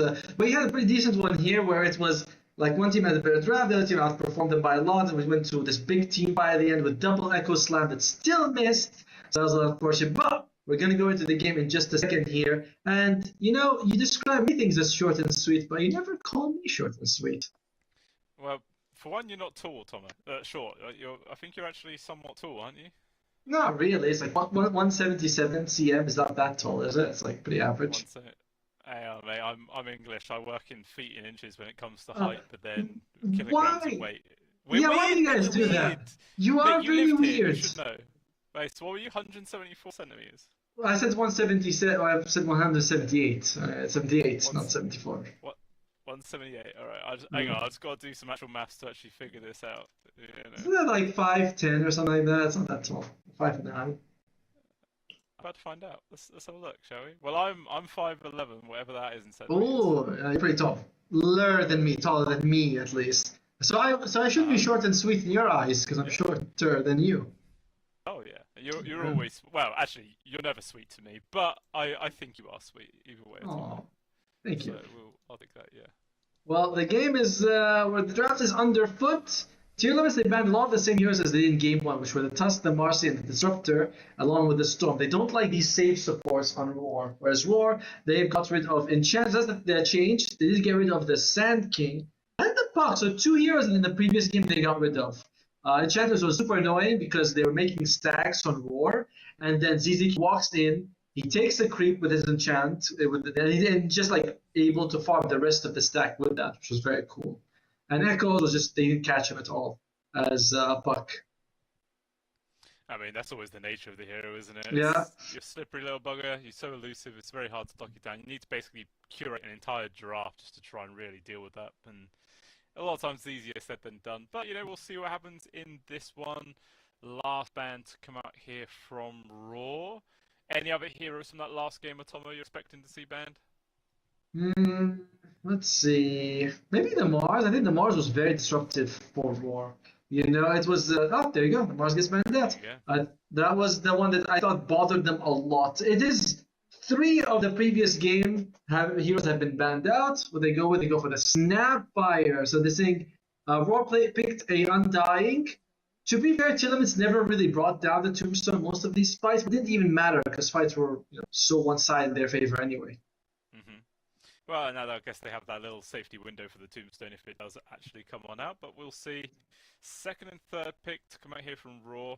In the last game we saw this Earthshaker. What position was it? Was it 3, 4, or 5? That was the mid. It was mid shaker. Ooh, that's spicy. Yeah, a little bit of je ne sais quoi coming on in. Nice. Sorry, I don't speak Spanish. So the Earthshaker. That was mid. He went for the Blink, Kaya, Refresher Orbitals, and BKB, of course. He played pretty good, but early game, he was chasing Enchanters, and he echoed the Enchanters twice, which really slowed down his pace. And then off-lane Timbersaw, who went Pipe of Insights first item, which was, really bad for securing kills and things like that. Yeah, it feels like, up against a lot of magic damage, feels like it's an item you have to buy, but it depends when you buy it, and it is always frustrating. But they're chewing into a lot of their reserve time right now, really thinking about what it is they want to go for here for this second and third pick. Potentially they are weighing up the Undying, like you were saying, but then is it worth it against the Snap? Who knows? We'll have to wait and see. Maybe also thinking about moving the Shaker if they don't want to play it mid against the Queen of Pain, because that's kind of a rough matchup. Abaddon comes out. That's very likely to be a carry Abaddon, by the way, for Ulu. I was expecting that they might go for something like a Ringmaster for the save, or I say this every game, Silencer. Silencer is very good. Mate, you need to be silent about that guy. Good lord. Never. Every day of my life. Silencer, silencer. Shadow Shaman comes out. Okay, so that's going to be the combination for probably both Cat and Red Panda play the Shadow Shaman, sorry. So can go with their 4 or 5. And, the hero doesn't feel that different as a 4 or 5. Yeah, Ooh. no, that's fair. You still get a lot of work done for sure. I mean, with the Abaddon as well, like, is there ever a time that he's actually position 5 himself, a classic position, or is it always a carry now? I think he's almost always a carry. I've seen him once as a support in this patch, and that's about it. Clockwork comes out, very tough for the Shadow Shaman to deal with the Clockwork, but if you drop a big Chunga Snake in the middle of a fight, if you can Shackle and Hex, that's fine. But if you can't, Clockwork's on you, that's okay. Not a big deal. So what do they go with? They add the Centaur. Okay. Good way to disengage here, coming out from Tearlament. Yeah, I mean, it's a pretty scary lane combo as well. Snapfire plus Centaur, Warrunner, Yeah. Cookie on the Centaur, Stomps, Double Edges, you get a Shotgun Blast as well. It's a lot of burst damage, so it could be quite scary for Raw to deal with in their safe lane. If it is a carry Abaddon, he's not too bad at surviving it. He can always just shield himself or something like that. Obviously, it's going to be frustrating either way, but we'll see what pos 5 they want to take with it. Or plus 4, right? Because we don't know what the Shadow Shaman is going to be. I feel like you want to take AA and ban Medusa and Terrorblade. If I was Roar Gaming, that would be sort of the angle I'm going for. I'm not sure if it's AA or Silencer, but some form of controlling 5 or GQ Disrupt. No, Disruptor's on full, of course. What's it going to be? It's going to be Ursa. Wow, it's going to be the Abaddon 5 in that case. Okay, cool. They can leave Medusa now if they want to. Alright, yeah, it's definitely a little direction change there to take. I mean, it lanes well versus the Centaur for sure. So I feel that's why they're going for it. But I mean, it is still kind of annoying against the Snapfire Centaur combo in general. But we'll see how that obviously does pan out for themselves. Looks like they have left the off lane as their last pick. It's going to be another Shaker mid. All right. You know what? What if this Abaddon is a carry versus an off lane? It won a TI, didn't it? I suppose. Yeah. But So I it mean, could. do you not want to do that until you see the enemy carry though? And Tearlament still hasn't even taken their pos 1. Like, you could just get absolutely shafted. Well, that's fine. You put the Ursa and the Abaddon, whoever's better, against him. I think they might. I don't want to go too, like, oh my god, they're definitely going to take another support now. But I would like to see another support, some form of control, because their lockdown. Yes, Fissure's good and Shadow Shaman is good, but you can just walk out of this with the. Well, look at that, the Medusa ban, we talked about it. Yeah, I think I support. Give me a support. Yeah, I feel that'd be an interesting choice to make. I feel like if that is going to be the case, and they do put like Ursa or something mid, I feel like then for Tearlaments, like a Drow Ranger would be a pretty good pickup. Like, there's not much backline reach. You have a good lane. You could versus Shaker as well. Like, it could be a good route for them to take. If that is going to be how this game plays out. That's one way of going for it. I wanted Medusa as a carry against this Abaddon. If not, I wouldn't mind. What it's gonna be? It's gonna be an Ember. Okay. Oh, so it's off lane Shaker then, and Ember mid makes sense against the Queen of Pain. That does make sense. Yes. Ember Spirit. I don't feel like Ember Spirit does too well against the Quap, but whatever. It's an okay matchup, no, regardless. Now, Tearlament definitely needs a carry. I mean, they could take a Bristleback, and that would be fine with me. But I feel like Bristleback or Terrorblade is the two heroes I'd like to see. Yeah. What about do you think a Monkey King could be good? Because you're guaranteed up against the melee matchup anyway. True, but well, I was gonna skip. Nope, they go for Nature's Prophet. Huh. Interesting. That's quite a risky pick, the Nature's Prophet and the Queen of Pain as your cores. I know. I've seen a lot more centaurs go for that, for faster ags to save the ranged carry. That's nice. But you're up against Ember and Earthshaker and Shadow Shaman do get blinks, and so does Ursa. So three blinkers and an Ember. So I was expecting to go for something like, oh, I can tank for my team a little bit, but this is very different. It is indeed. Well, we'll see how this pans out. I mean, obviously, it feels like their mid's going to go quite well for Tillermans. Their off lane should go decently too. So I guess as long as if they just don't get completely beaten down in their safe lane, we'll see how they're able to progress like towards the mid part of the game itself. But in terms of just looking at these two lineups here, Atomo, which one are you actually favouring? In both games, I favor War's lineup, but Tournaments they outplayed them heavily in game one. Like it was not even close the way the two teams were playing by. So I like the draft from War, but I think Tournaments is gonna probably win this 2-0. Okay, no, that's fair. I mean, it definitely makes sense. Like, I can see how Raw's lineup here, draft could quite easily run away with it if their lanes go well. It is very aggressive, like in your face, like you're saying, with all the Blink Dagger purchases that get guaranteed come out, good amount of lockdown.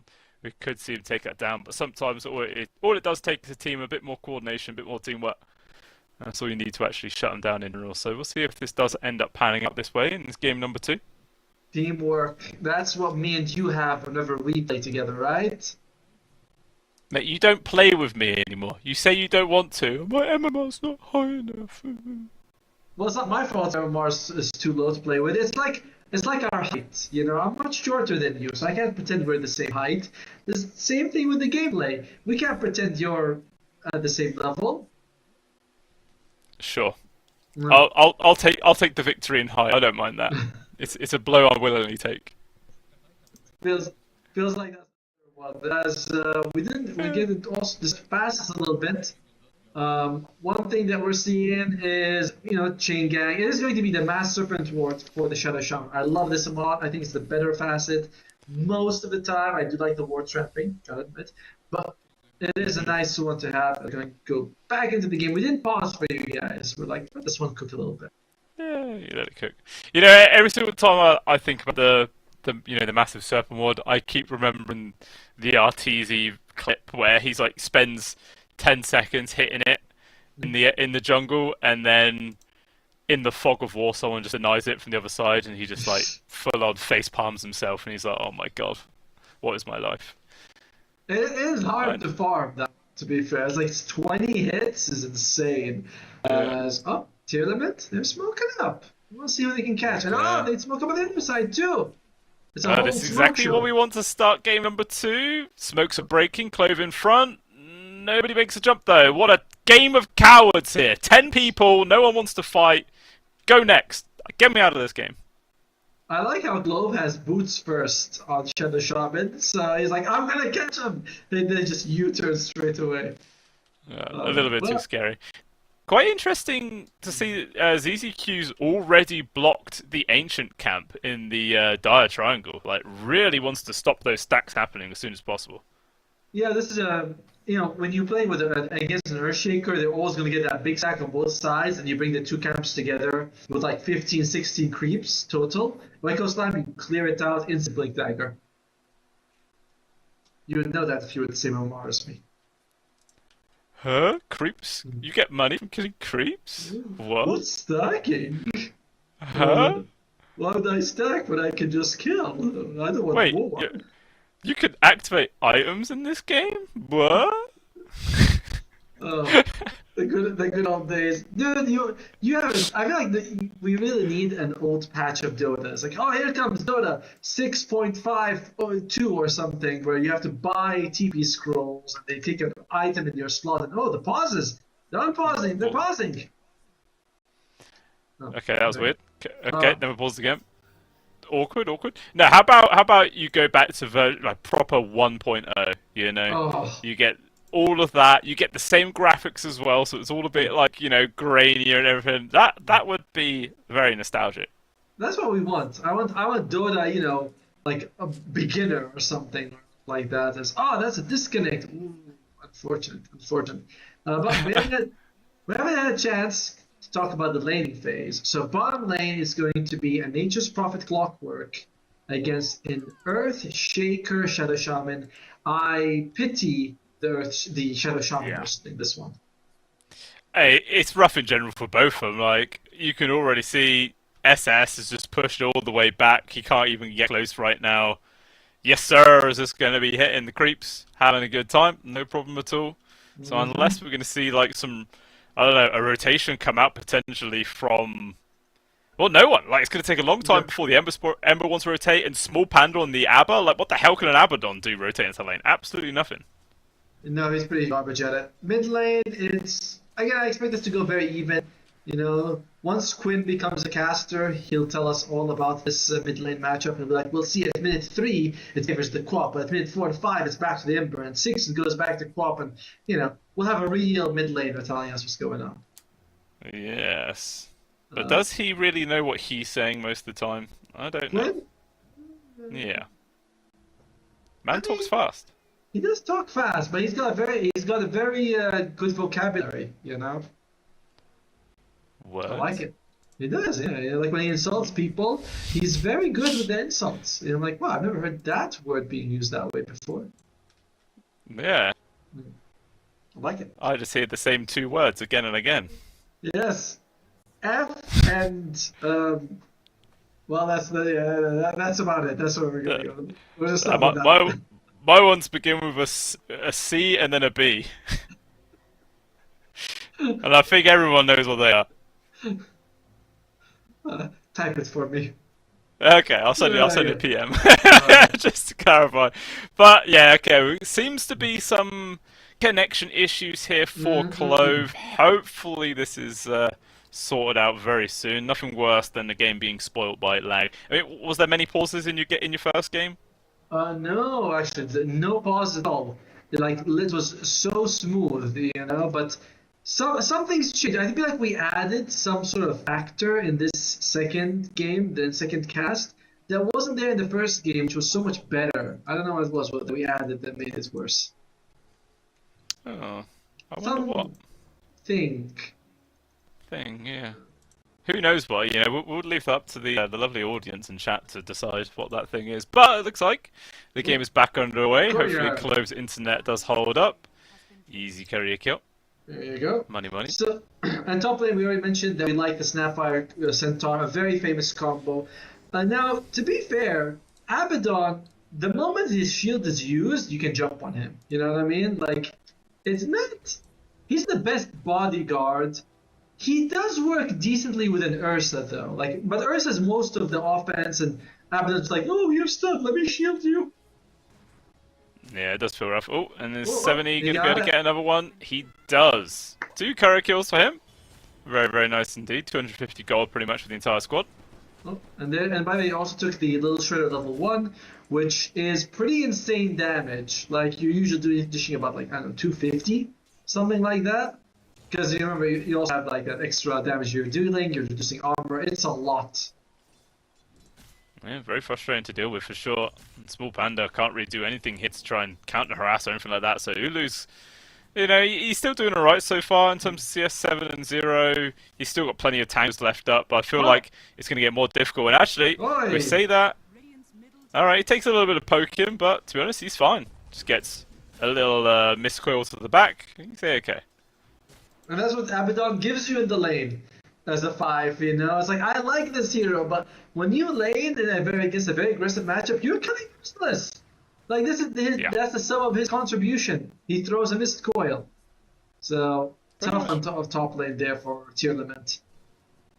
Yeah, maybe, I don't know, the Butterfly Flag might be able to get a good start in this lane and be able to rotate in, make some space for him. I mean, already 13-2 gets 12-4 in this mid, so it's extremely even thus far. And I doubt that's really going to change anytime soon. Meanwhile, this bot lane, has it gone any better for SS? Not really. He's 5-1. Oosh. It's just a problem, you know? Like, anytime that he walks forward, Sprout is amazing at stopping people from, you know, leaving, and then suddenly you're caught in the expanded armature, the cogs. So bottom lane is very tough, and Clove can do nothing. The best thing Clove can do is maybe pull creeps, which is what he is in fact doing. Ah, Yeah. those are Koreans. 3 Koreans. Yeah, this ends up being a little bit of free money for everyone on their side right now. It looks like ZZQ also went back and actually blocked the smaller camp inside the triangle area as well, so there really will be 0 stack there for SS just to go and ult later on, which it looks like he would desperately need considering how far behind he's already fallen. It's not looking good, Blue Scale. You know, it's not. It's looking pretty rough at the moment. Oh Yeah. dear. But Butterfly Effect is having a good game, and early on, their catch for Ember is it's not amazing. Oh wait, yes sir. No sir, nothing's happening there. Nothing happens there. Just 2 supports on the side of Telements coming in, securing the water runes, denying any regen there for Butterfly Effect, and then they just tottle off back to their own lanes. Nice and chill. I am so sick. I look at Centaur, like he's going hell with the Dominator also. Oh my god. I really despise this meta. I saw it in the game I just cast, where it's double helm with the Dominator in the off lane, so 3 and 4, and it's like, what is this? This is the new Dota. You know, everyone's buying Helm of the Dominator because it's basically a better hand of Midas and pushing lanes with it. But I expect Nintendo will solve that problem. They have a patent. No one can have any sort of summoning in their games. Oh god, I forgot about that. So Nintendo will be like, "What's going on here? Well, what are you guys doing?" Imagine that, like, every game has to change their mechanics because of that stupid pattern. Oh my god. Oh, is that first blood? There it is. Yes, sir. Clears that one up as Double S does go down. So this Earthshakers game continues to get worse. Now, just as his CS was actually starting to recover, he immediately gets sent back to the fountain. Meanwhile, up top, Z, he's alright. Maybe he can get turned on, though. Cookie forward, stun on towards Furby. Even the Nature's Prophet turning up here. Ulu is dead. Can they also get this kill on towards Small Panda? They're going to dive for this one. There's Cookie in 5 seconds. That was ready. The grenade will land, gets the slow, but purges it away. He's just trying to waste time. Another Scout Blaster comes through. Cookie forward, and okay.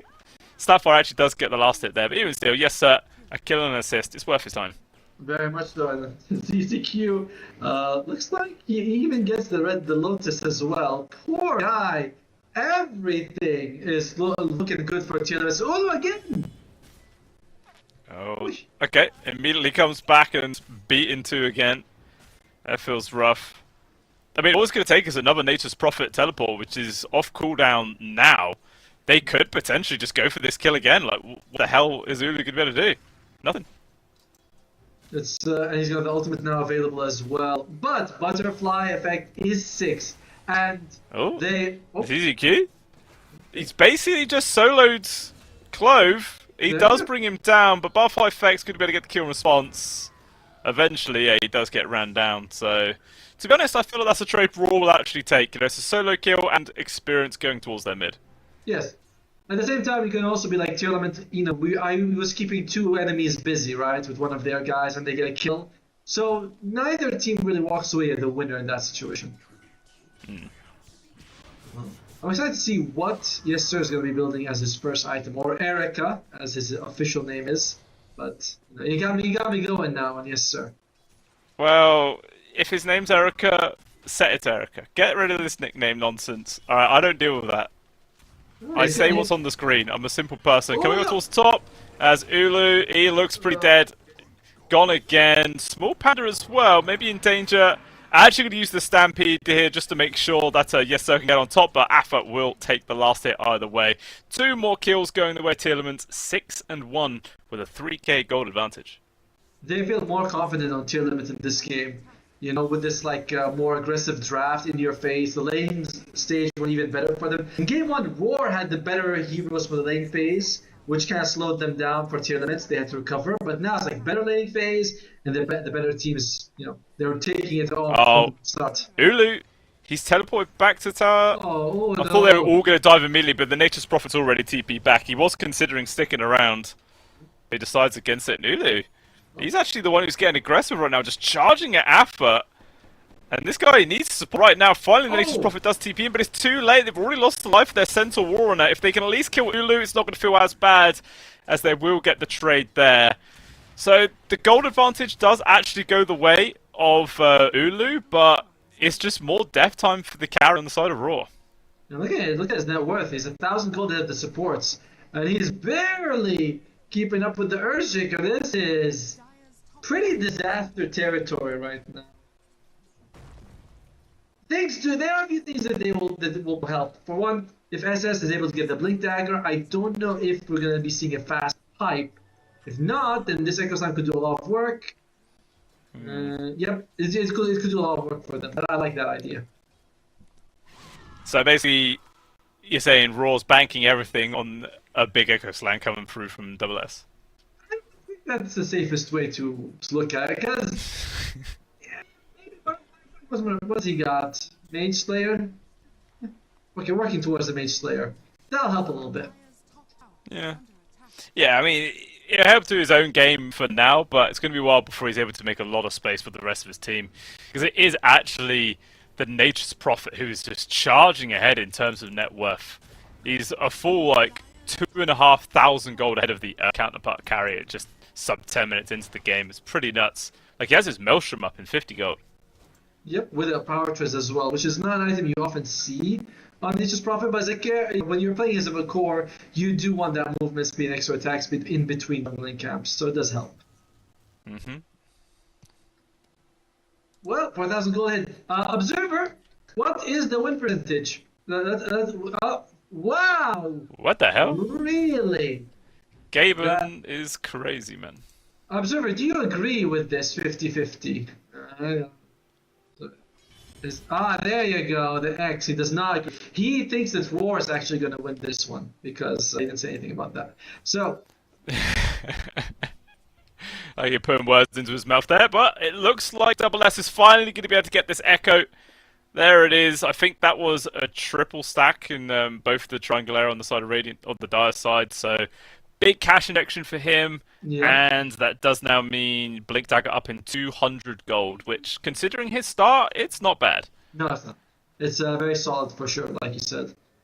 But will it be enough to turn the game around? Reminder, he's up against some of the better supports to play against. Oh, Chloe, yeah, that's looking pretty dead. Alright. Or is he? Yeah, he's actually managed to find his way out of there. He gets out. TP also comes in from Butterfly Effect, who is under the Invis rune. So see what he can do with that. There is a Sentry Ward here, just onto the right side. But he does avoid it. Oh no, he actually walks underneath. No, that was a different one. No, he's just going to go back to his lane. He's bored of Tomo. He can't be asked to just sit here AFK. You know, Shadow Shaman and Abaddon are heroes that really rely on the team doing well to have impact. You know, like if you're Shadow Shaman, you hex and catch someone. If your team is not ready to fight, that's bad. Oh no, I can't stay here. Alright. They sense the Blink Dagger coming to Tomo, so let's kill him. Let's slow this down just a little bit more. Maybe even take down the tier 1 tower. There is a capo here. It means that at least he... Oh, he didn't buy it. Oh shit, he's out 50 gold away from it. Oh... This is a beatdown. This is just... They're just crushing us right now. ZZQ. I think he was trying to disrupt what was going on inside the triangle area. Cookie does not get down to the low ground, but it doesn't even matter. They're all just going to try and run away, and even small part of the haste rune Butterfly Effect there. There's nothing they could do to actually touch guys. They all just walk off. But yeah, 5,000 gold lead, 12.5 minutes in, 8 for 2 on the scoreline. All 3 cores and tier elements at the top. It's not a comfortable position at all here for Raw. No, it's not. But Blink Dagger is finished on SS. So, you know, sometimes you see a lot of bad things happen in the game. You think, what's it gonna do? But this could be a huge moment for them if they jump on the right person. You have the Ember on top. We'll see. We'll see. I mean, he does have it. It's just been delivered, but his team has actually gone for a smoke without him. So they're kind of I guess, a little bit impatient. Didn't want to bother waiting for him to get involved. Just going to see what they can do on their own. As there are 3 people here from Tillements. Pushing in towards the mid. Echoes, Cookie backwards. Good place with the cogs as well. Easy dodge. A TP even comes in from Ulu. The Ursa expecting to get a kill, but unfortunately wastes his own time. Double S also walked over to literally nothing at all. So good bit of time wasting, but another immediate smoke here from Raw, this time with the Shaker. Nice one. And they can see, yes sir, this is going to be a huge kill to find. It makes them work for it. But they bring it in, and SS gets a huge kill. That's that 50-50 we were talking about earlier. It is, it's not 100% yet. The two of them is going to go for it. Ulu, though. Yeah, they want to try and get a bit of revenge. Oh! A little bit of miscommunication there, I think, on the old cookie front, and that's going to avoid it. But even still, there will be Stampede. Bomb's Kiss is used. They just really want to make sure that Ulu died. Did not want to, allow him to escape for absolutely nothing. Does cost them a couple of ultimates, but they get the job done. Well, TP down towards the bottom. Yeah, so they're going to try and lock down on towards double S. There's no escape here for the Shaker. Just like a pinball bouncing around. And it will be, yes sir, getting the kill. There's also the totem here to farm up as well. See who gets the last hit on that. Totem? Or ward, whatever. 230 gold for yes sir. Easy money. Basically another kill. Maybe it's called a totem in World of Warcraft, but that's not how it works here. This is a ward, my friend. I said one word wrong, Yes. and you attack me about it. God damn. That's all I wait for, you know, when they're like, can you cast? Like, can you get money? You want to be with Blue Scale? I was like, aha! Yeah. Now the real trolling begins. Yes, sir. I look at the double power treads for the two cores right now. It gives them a nice bit of stats. Echo's got that Kai to keep him active. 7E, I'm excited to see what he goes for. I think a lot of Snapfires just like to go, of course, the Shard, into Greaves. Greaves would give you a lot of durability in a game like this. For sure it would. We'll see how quickly he's going to be able to get it after picking up that Shard. But Butterfly Effect is walking behind him. They get the shackles off. Meanwhile, Alpha's already on towards Ulu. This looks like a very dead Snapfire. Yeah, so we'll get the kill. 3-kill streak as well, so there's a good chunk of money going towards the old bear. They'll take that very happily. Oh. But Abner hasn't put the point in his ultimate yet. He's doing that trick where he saves it. I mean, I feel like that's worth it as a core, but as a support, you're just like, just put the points in, man. What are you really waiting for here? Yeah. I feel like a lot of the time you could be useful in a team fight just by putting your body in the front and just not caring if you die, you know, just buying time for the rest of your team, so it feels kind of essential no matter what. Well, still, it's somewhat stabilizing. That kill attempt topped when they missed the cookie and stuff. Oh no! Can they get him? Hook shot's a bit too far. Nope. Maybe Alpha could be stampeding for it, but... As it was like, it would have been extremely close if you got that one. Maybe just didn't want to risk the long cooldown. Yeah, still going to do that time. For sure. Like one thing you learn about Dota is that maybe holding, holding back a little bit is very good when you drop some situations. Okay. And no deny comes on in, but that's a tier 1 tower gone down. Deny? I said there was no deny. Oh. Tried. Damn it. See, it's proof you don't listen to me, Tomo. You hear what you want to hear. He said deny. Deny. Turns out he said did not deny. Ah, man. Almost, mate. You almost got me. But yeah, look at this. Raw is hanging around this ward right now. They were waiting for opportunity to get a kill. Shackles on towards the clockwork. As Echoes in the backlines has found Small Panda.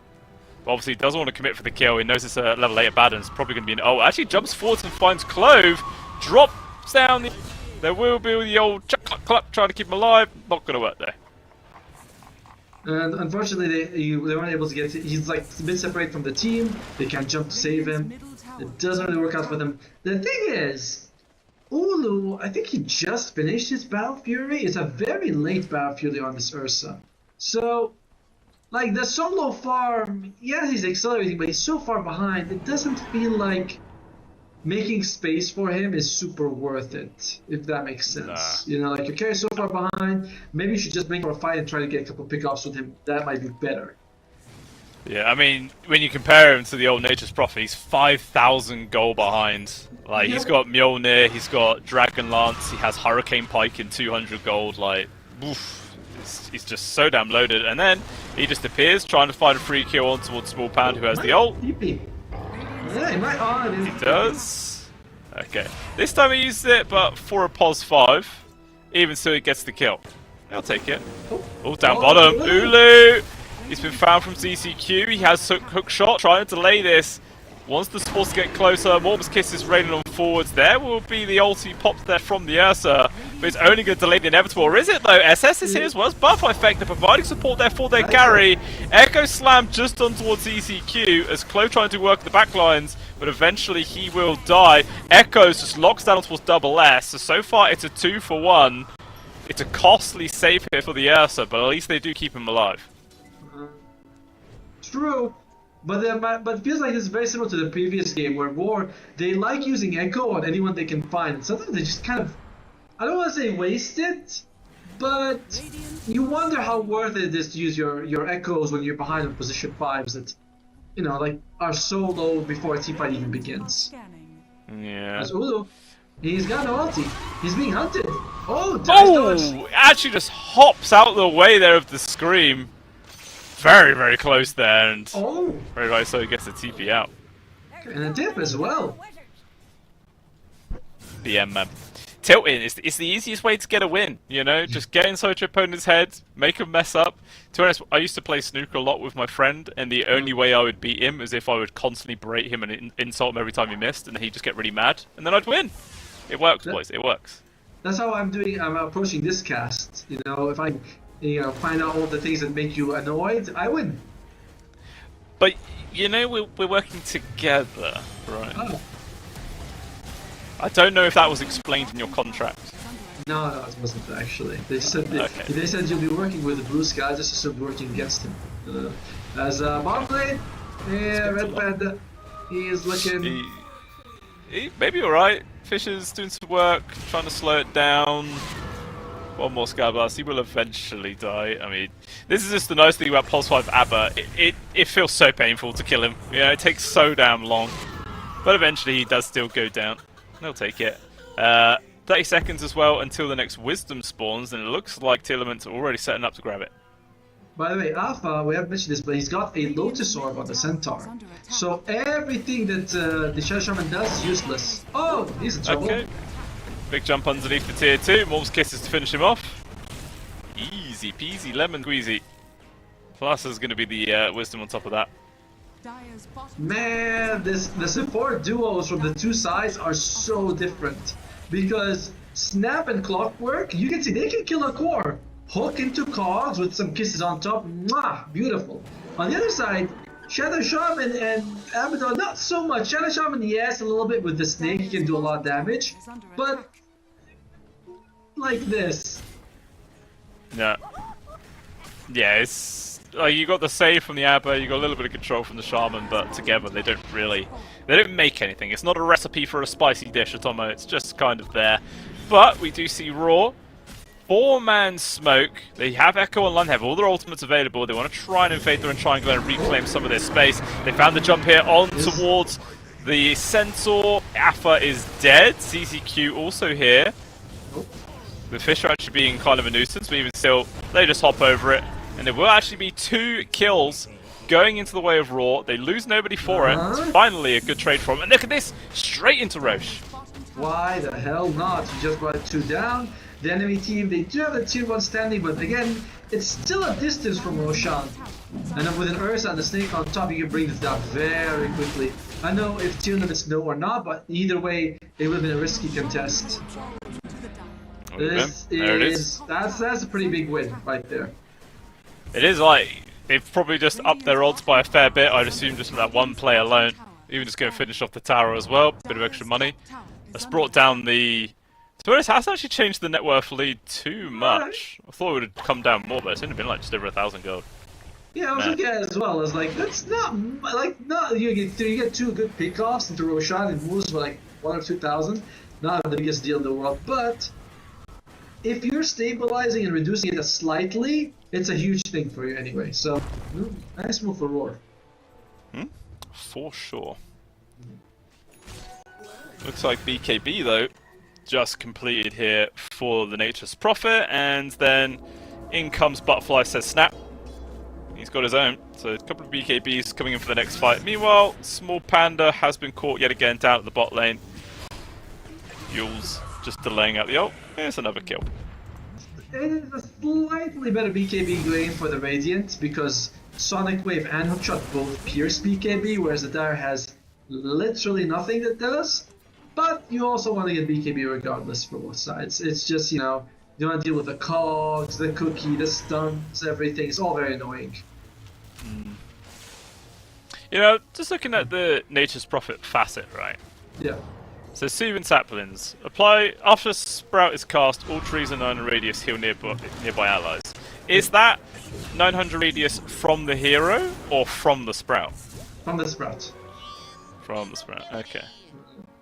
But, by the way, do you remember how good this facet is? It's kind of trash right now. The healing was reduced by more than half. Yeah, 25 a second for... What, is it just 4 seconds? It's 100, 100 HP? Yeah, it's not great. It's not much. But it does. You can eat it to get the double tango effect, which is kind of nice. Dire's bottom tower is under attack. Suppose it really helps. It does. I actually had to explain that to my allies there. I was throwing a Sprout. I was like, please eat it. They're like, no, it doesn't work. I'm like, yes, it does. The only reason this facet is viable is because the other one is actually completely useless. And okay, is it not still the big tree? No, they changed it. The new one. Oh wait, we're gonna fly back. Okay, get aggressive. DQ. It's been caught. Fishers, shackles, everything locking him down. Wolves Kiss is turning around on towards Clove. Nice pick Not up. gonna be able to get the kill, and they're just gonna carry on chasing right now. 7E manages to juke the right direction there through the tree, so he's gonna be all right. So they are actually able to bounce back again, get another kill, make some space for themselves. You know, still another 2 minutes on this Aegis here for Ulu, but I doubt they're going to really do anything with it. But another pause from Clove, who was having the disconnection problems earlier. Yeah. The Nature Prophet, the second facet is that when you kill someone, he plants a tree that throws out money bags, and each bag is worth twice the hero's level. So, you know, if you're level 10, you get a money bag that's worth 12 goals. You get 3 money bags. You get a total of 9 over 3 seconds. It's okay. And the thing is, anyone can pick up a money bag, so enemies can pick it up themselves. You know, yeah, that's a weird one. It is definitely weird. It's just like the chain meal one. That one, it needs a little bit more tweaking. Looks like we're going to go... I was going to say, it sounds like it should be a bounty hunter facet, not going to lie. I like the current one. No, the current bounty hunter facet is really good. The through and through is very nice. Don't change that. Wow, I'm just saying, contextually, it makes more sense being a bounty hunter facet than it does a Nature's Prophet. Like, just makes a money tree. It should be an innate for bounty hunter, right? Every time someone dies, you know. But his innate is also pretty good. So, no, leave bounty hunter alone. He's perfect. Don't touch him. Alright. So, in terms of items, Queen of Pain wants to go for a Shiva's Guard. Very nice when you have a Snapfire on your team. Because those kisses, again, it's 270 damage per gall. And they do 150 damage a second after. Oh, bomb lane, wait, Ulu? Is he gonna get hook shot it? He's trying to get the angle for it on ZDQ. And they want to make this jump. Zervor does see the Ursa, but no, they're not going to risk it. I mean, this is not enough information. You don't know who's behind him up on the high ground.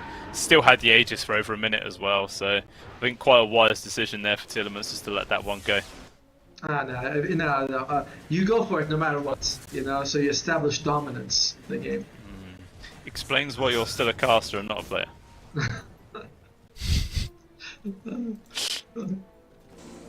I thought we agreed only I can hurt your feelings. Doesn't seem right. You don't have feelings to hurt.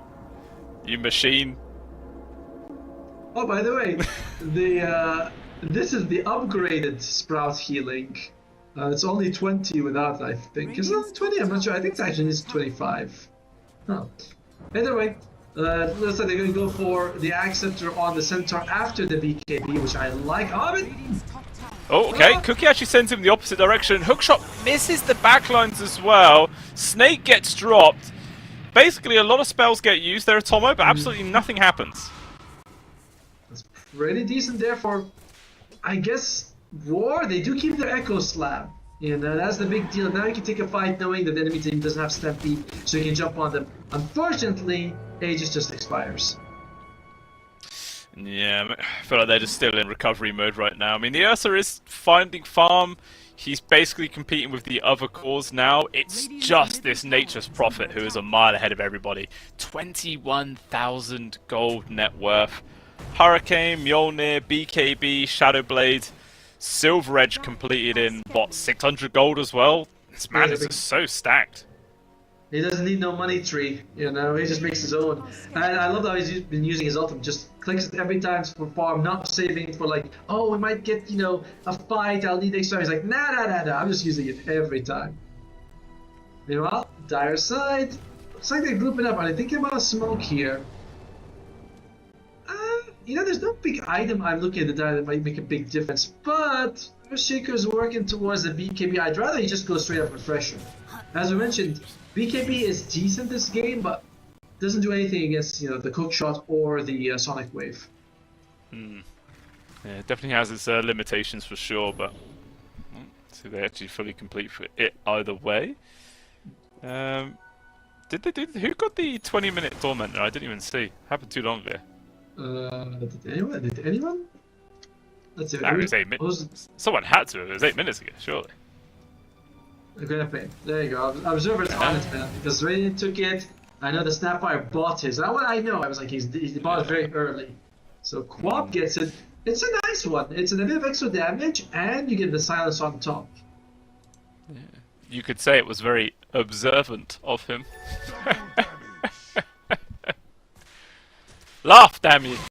That was good. You're a solid actor. I was scared, you know. I was like, what's he gonna do to me if I don't? Oh. Matilda going for a 3-man smoke. And they do catch a glimpse on SS. Another missed hookshot though here from ZZQ. That's 2 in a row now. Feels a little bit awkward for him.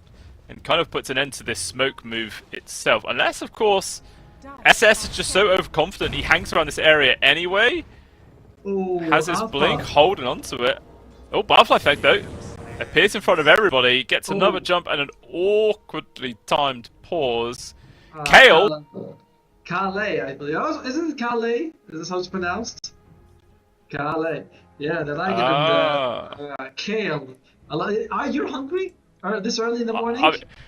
To be honest, I am hungry, but I can guarantee you I am not hungry for kale. No. I'm not having that crap for breakfast. Not happening.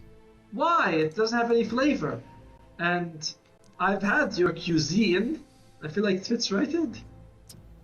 What? Ours is jam-packed full of flavour. We've got gravy and more gravy. Like, hey, we got flavour coming out of our ear holes right now. Oh yeah, you've definitely got something like that coming out of your ear holes. Oh, now I've been to the UK. Let me tell you, in terms of you know what, you just come visit me here in Malaysia, and I'll show you what food's supposed to taste like.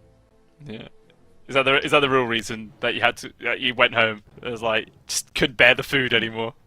Honestly, it wasn't that bad, but it's certainly an upgrade here. Let's just go with that. It's an upgrade. British food. Oh, God. Anyway, you got to go for that fine dining experience. You got Weatherspoons. Yes.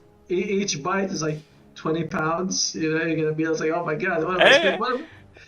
I mean, no, Weatherspoons is dirt cheap. That's why it's so popular, because we're cheap as hell over here. But you know, other actual restaurants are nice.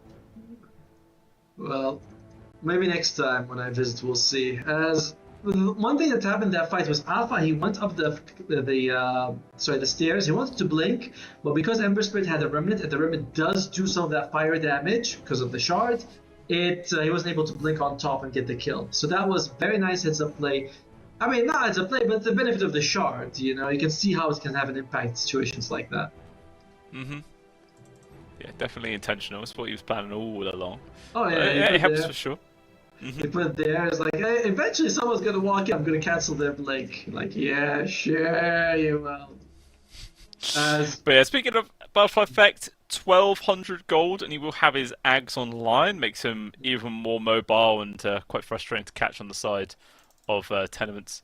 I would be surprised if we see like I don't know, Bloodthorn? Do you think that could be good for the Nature's Prophet? Bloodthorn doesn't seem like he wants to go for. He wants to go for a butterfly. I don't know. Bloodthorn. You're up against Abaddon, right? So unless you silence the Abaddon, he's just gonna remove it from everyone else. So I don't really want to see him go for Bloodthorn. Oh, he's back. Kale is ready.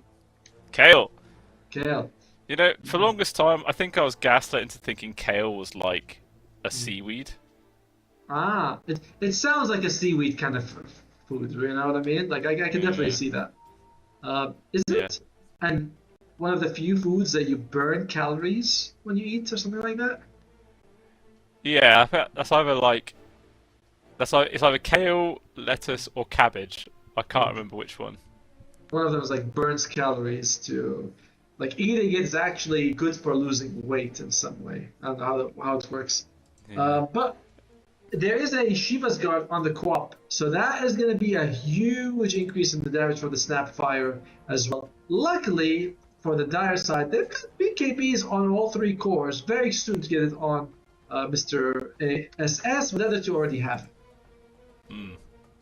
So is there like any sort of key items either side is waiting for before they, up the aggression and start making more significant plays? Or is it both teams kind of just waiting for an opening? I think both teams are kind of waiting for an opening. Doesn't seem like there's a really big item time. But Radiant, they've been ahead the entire game. When you're ahead, is there any item going to change your situation? You're already ahead. Any situation change is a bad one for you at that point. For Dire, BKB on Earthshaker is meh. I would prefer he got Refresher Orb, but that's about it. He's saying, guys, come on, let's play. What's going on here? I didn't realize you spoke Chinese. I'm assuming based on context that that's what he's saying. Okay, what about that one? Wait. Oh, what about that one? I was like, that's 3 letters. Maybe I can somehow get through. Okay, it's the same. It's a similar 3 letters. He's like, he's going. I think he's saying he's having problems with his hotkeys. Why can't he fix it? No. He's like, he should fix it. He doesn't say why. There's no question mark. I can't. Are you making that up, or do you actually have some inclination? I mean, I'm going off of vibes. All the young people are vibing about everything. I'm vibing as well. Wow, that's quite impressive. Do you know, I should have on my phone a translating app when I was in China, and like you could take pictures of stuff and then just translate it all for you, but I can't find it. And I wish I had thought of taking. I also went to China, and I wish I had thought of that. Instead, everyone else had the app, and I was just this idiot foreigner who didn't understand the language, and they had to take out the app and talk to me. Pretty inclusive you are, Tolo. Making a lot of effort. China, what did you want? I literally go to. I grace them with my presence. How dare they expect more from me? Hey, I was there for work, alright? And I was supposed to have a translator with me the whole time. I just could have put in more effort, for sure. Yeah, maybe you are a true Brit. We have the arrogance of going to another country and expecting them all to speak our language. Now you do too. You really are one of us. Red Panda, he's fine. He doesn't have to go anywhere. He just glimmers and walks out just fine. They're still chasing though. Oh, poor guy. He's found. Oh, so that's his armor, obviously. And there you go. He has to manually activate his ultimate, but I think he was also silenced because of the jump from the Queen of Pain. So literally, he can't do anything in that situation. Yeah, very well timed combat. Perfectly timed. Look at the observer. He's like, let me see. He's got the silence and the break still on him when he died. Very unfortunate. Yeah, some premium stacking right there. But 12,000 gold, 31 minutes into the game. Roshan as well will be up in. Have they changed it? Is that an actual accurate time now, or is that still the max time? But that looks accurate. It was accurate in the previous game because they had TA, so I'm guessing that's like I was thinking that, but maybe it's fixed. Oh, thank God! It only took them like half a year. Well done, Valve. I appreciate the effort. Don't worry, they'll break it for the next patch. That's what they always do. Without a doubt. It's like when Crystal Maiden dies and she gets bald, and you're like, why is this in the game for 3 years? They're like, it's impossible to fix. Then they fix it for 2 months and it gets broken again. God, I love the spaghetti code. It's fantastic. Four-man smoke clear here from Telements. And Okay. they're going to try and invade the triangle area where Butterfly Effect, he stood up front. Obviously, they don't want to run straight into him, break the smoke in an awkward spot. So they're going to try and wrap around to the side. Ooh. Rocket forwards, jump forwards to get the stun silence at the same time. Forward hook shot, but a good Fisher is placed. And it does keep Butterfly Effect alive. Uses his own BKB, but they just full on back out there from the side of Tenements. And then re-engage. Clove unfortunately steps a little bit too far forward. There's no escape here for the Shadow Shamans. He will die. Backlines as well. Yes, sir. He's found Small Panda. Even with the ultimate that was full of use, he still dies too damn quickly. So both supports gone, 40 seconds in the dirt. And there should be enough time for Tenements to either get Roche or take some towers. Look how quick this proper hits, by the way. And that's not with him like being next to a lot of trees. He's kind of like near enough. But the supports being left to dry. Ulu was not in that fight. He was not having any part of it. He didn't want to get involved. He does have a nullifier. Now, nullifier this game... Huh. Goes Solar. Okay. It's fine. But definitely doesn't feel like it's an amazing nullifier game for him. Gold and sweet. Well, rough situation here as they are going to go and finish up Roshan. Ember Spirit was thinking about it. He had a remnant there, but he doesn't decide to go in. As smoke comes out from the dire, it's a bit late. Will they still go for a fight, though? Let's see what they try and do.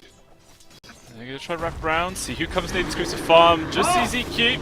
So they'll take the low-hanging fruit. Clockwork is dead. But they'll take it. Looks like it maybe try and find more. Charge into the jungle where they might actually find Afra if he continues here. But actually, it's just the Abba. He has no form of lockdown, so he's going to be fine. But hey, a kill is a kill. Yep. Gives him a little bit of working room. What does Abba even have at this point? Just Glimmer into Force Staff. And the Shadow Shaman's got the Blink. He's going Force... Oh, he's got Aethos already. He's going Force Staff on Shadow Shaman. They're all worried about those cogs and those sprouts. So it makes perfect sense that everyone wants to get Force Staff. If you had a ranged core, one of them would also get a Force Staff or a Hurricane Pike, but that's not happening. That's far too greed. Ain't got no time for that business. I mean, I've never in my life seen an Ember Spirit get a Force Staff. I don't think it's going to change in this game. I might just play a game and get one just so I can screenshot it for you. I don't bet care you if I would. lose my teammate Timon though. Yeah, I know you don't, because I played with you before. Yep, and that sounds like a you problem, my friend. I had fun. I mean, you know, it must be something about me, because a lot of people love pissing me off, and I get mad. They have fun. You, my brother, all 4 of my teammates every game. Yeah, it's a thing. There's something about you. Maybe you have a kick me sign on your back. Have a look. One thing that is actually very nice for the raid is that both of their supports have the 100 GPM enhancement. Neither of the dire supports have any GPM enhancement from their neutral items. That's an extra 200 gold per minute for free. Oh, okay, Snake dropped up on the high ground, trying to kill the Roshan banner, which it will eventually get the job done, but is the Shadow Shaman ulti gone? An extra 250 gold there for the Natures? Not entirely sure if that was a favourable trade there, but at least they do have the glyph now they can just pop. No, I think that was worth it, but they also popped the glyph on the raid side. But there you go. No, that was a very good use of the Snake, honestly. Just, it's really slowing down push. I say that. It's not a very slow push at all, but it was slowed down. Yeah, I mean, tower gone. I mean, there are no creeps anywhere nearby, so as soon as this backdoor protection's up, there we go. They're probably bad. Actually, aggressive jump forwards here from Echoes. Hook shot, lands on towards the back lines, double escort, but the immediate shackles there from Clove. Finally, it looks like the Ursus is going to start TPing back right now. And now, Tenement's going to try and disengage. Stampede use, just want to run. Nice use there of the Sonic Wave just to push everybody back. Almost gets raining from behind. Butterfly Effect jumps on towards the Snapfire as well, trying to lock him down with the BKB used. Jumping left and right, but Ghost Glimmer Cape is invisible. Small Panda, though, is going to die immediately. Buys back. They want to try and take this fight, but they've already lost Clove as well. With the buyback available, not going to bother using it. But creeps have actually arrived in all this time, Atomo. And they're just going to continue pushing onto the base. Why the hell not? And it's still going to be a minute and a half of the Aegis, so it's like you can wait for time. Alright, there we go. Oh, quick jump. Aegis used though. With Buyback as well from Glove. We've also got the grab on towards Echoes, who dives into the base very aggressive. He needs some help here on Queen of Pain. They outdrops the Echo, but he's still able to get himself out of there. And meanwhile, the rest of the team's taking a lot of damage. Double less with BKB and Glimmer will keep him alive. Nature's Prophet as well. Snap stuck in an awkward spot. In comes the Sonic Wave again, trying to make space. As Yeso is still alive, doing whatever damage he can. Meanwhile, Perfect jumps outside the base here to help out Ulu. Gets a kill, and the nice stun comes to Double S at the back lines. Gets the 2 core kills. Then when actually the Queen of Pain does survive, Q comes back on in. Well, he's alright. Okay, that was a very long, confusing fight. Lots of people died, Atomo, but I think Raw are happy with that outcome. Yep, they kept their racks alive. It was a dieback on the Shadow Shaman, but you know, they were able to get 2 pretty pivotal kills. Mostly, of course, it was on Nature's Prophet. But things are going to get harder now, because guess what? Alpha has a Aghanim Scepter on the Centaur, which means someone's about to die, he puts them on their cart, and they can keep hitting until he's dead. Pretty nuts. It's pretty wild. The old Carty. 8 seconds as well. I feel like it needs to be lower. Like 8 seconds is a long ass time for a Nature's Prophet just to be right-clicking people. Does it only prevent physical damage? I think you can still get the... I can't see the ability just yet. Oh yeah, I can only see Workhorse. I can't see Hitch your Cart yet. Yeah, it doesn't show you what Hitch a Ride does until he uses the Workhorse itself. Maybe look at that, 1%, 61 for favor of Radiant. Gaben has been very mellow over the last few months, you know. It doesn't give them the 90% as quickly as he used to. He's a bit more reserved. I suppose he's had a couple of incorrect judgments in the past, and he's re-evaluating himself, you know. 8-second duration Workhorse, 24-second cooldown. So, a third. Oh! Panda. Okay. Alright. Hook shot used. Yes, sir. Also here. Glimmer Cape. Boom, boom, boom, boom. He will die eventually. Dead for 50 seconds, no buyback. Creep way close to the top set of barracks as well, Tomo. So I feel like Tenements there. So to go for another push. Should take down the set of barracks. Biggest item in the game so far. Refresher Orb on Earthshaker. Now, there's no barrack on anyone. This is the big power spike that the dire side have been waiting for. And honestly, 6,006 gold behind, you can outplay it with a huge echo. 2 of them, actually. Nice, sir. He's standing in the front. They're gonna go for it. Okay, perfect. They're gonna come in. Jump and grab. There's gonna be the hitch and ride right now, keeping him nice to save. Second backline's here to secure out the supports.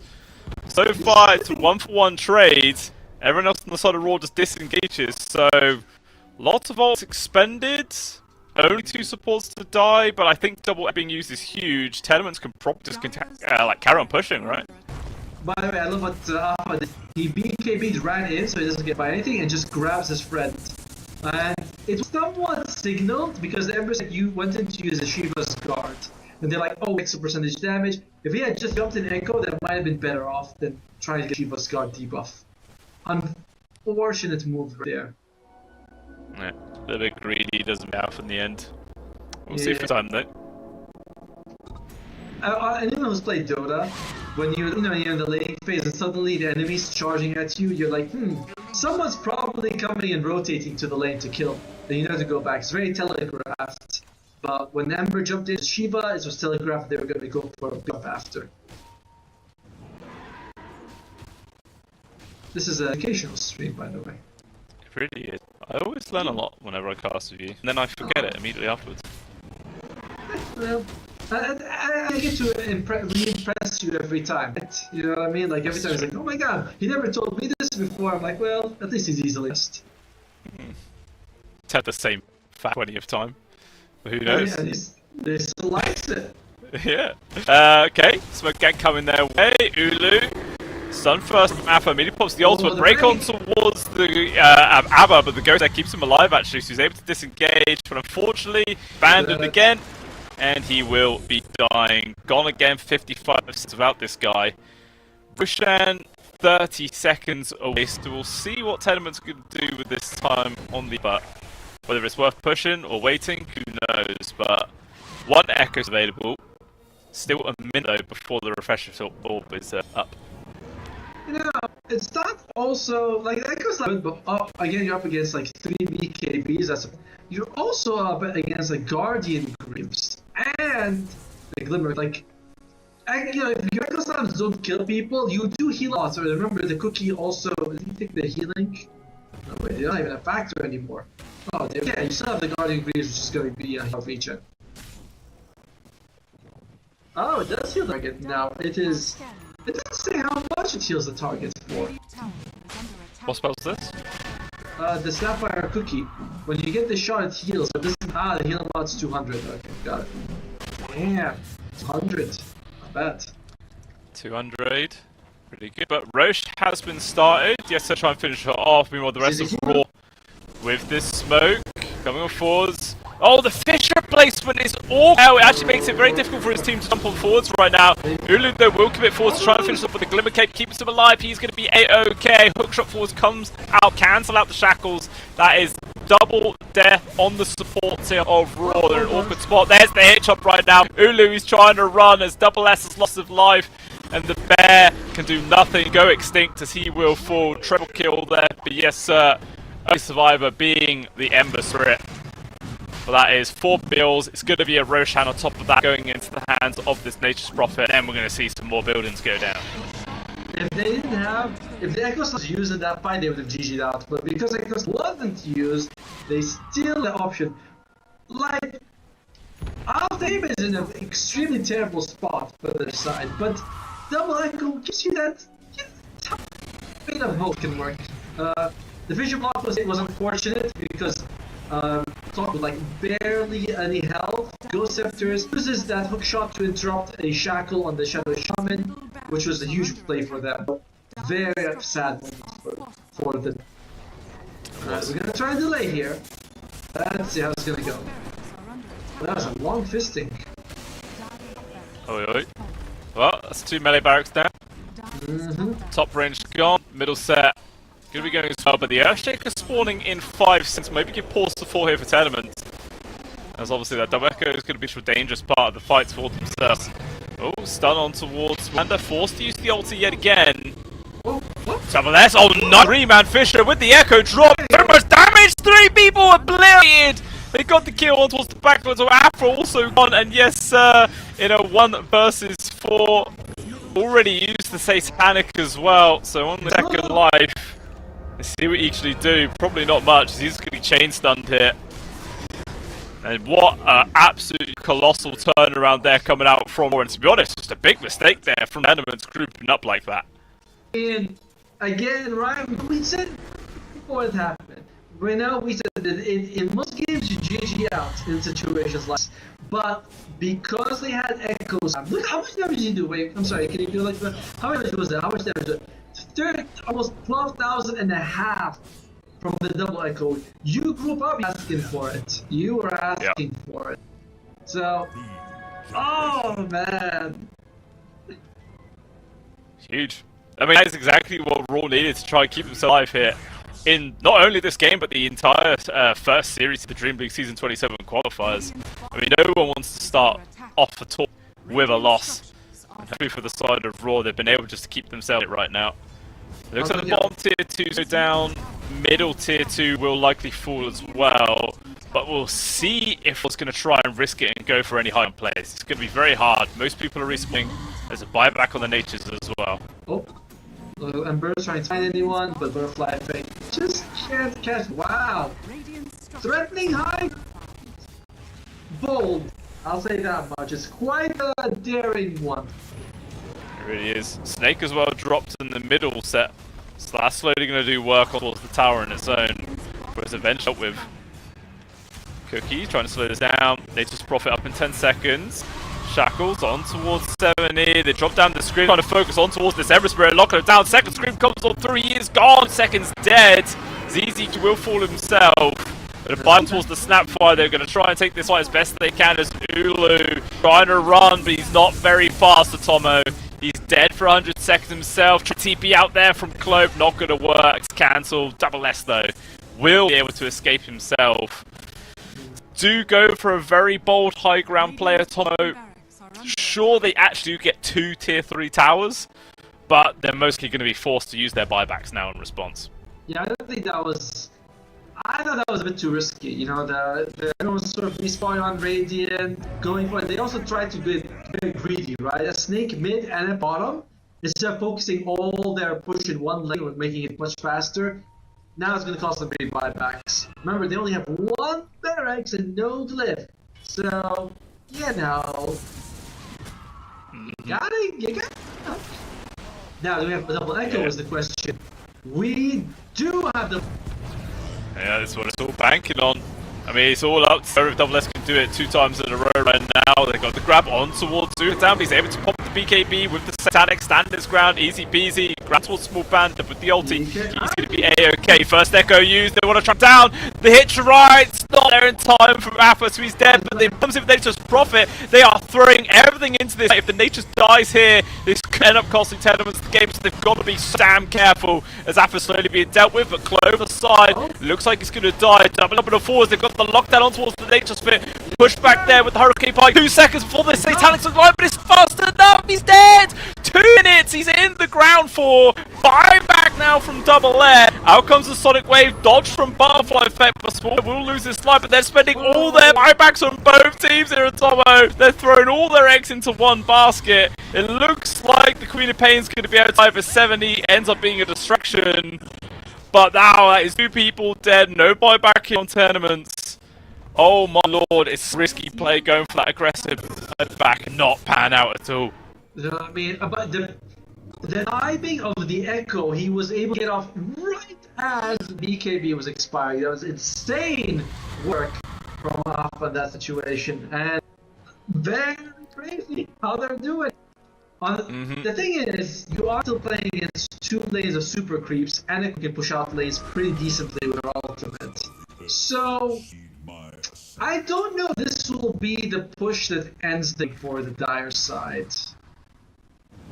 It might not be, but I mean, it's good punishing either way. For sure. We'll see how much. They're actually a tier 1 and 2 at the top lane of all things. So, yeah, they're definitely not going to be able to go for the actual GG push here. There's going to be more opportunities for Tenants in the near future. But even still, it's got to be a wake-up call for that. Even just like with the... Okay, actually, never mind. Going for tier 4s in Tomo. They're doing it. I was going to say, they're not just mega creeps. That wasn't been a good decision at all. Okay, just a buyback from the Centaur. See me enough. Echoes is actually coming in from behind right now.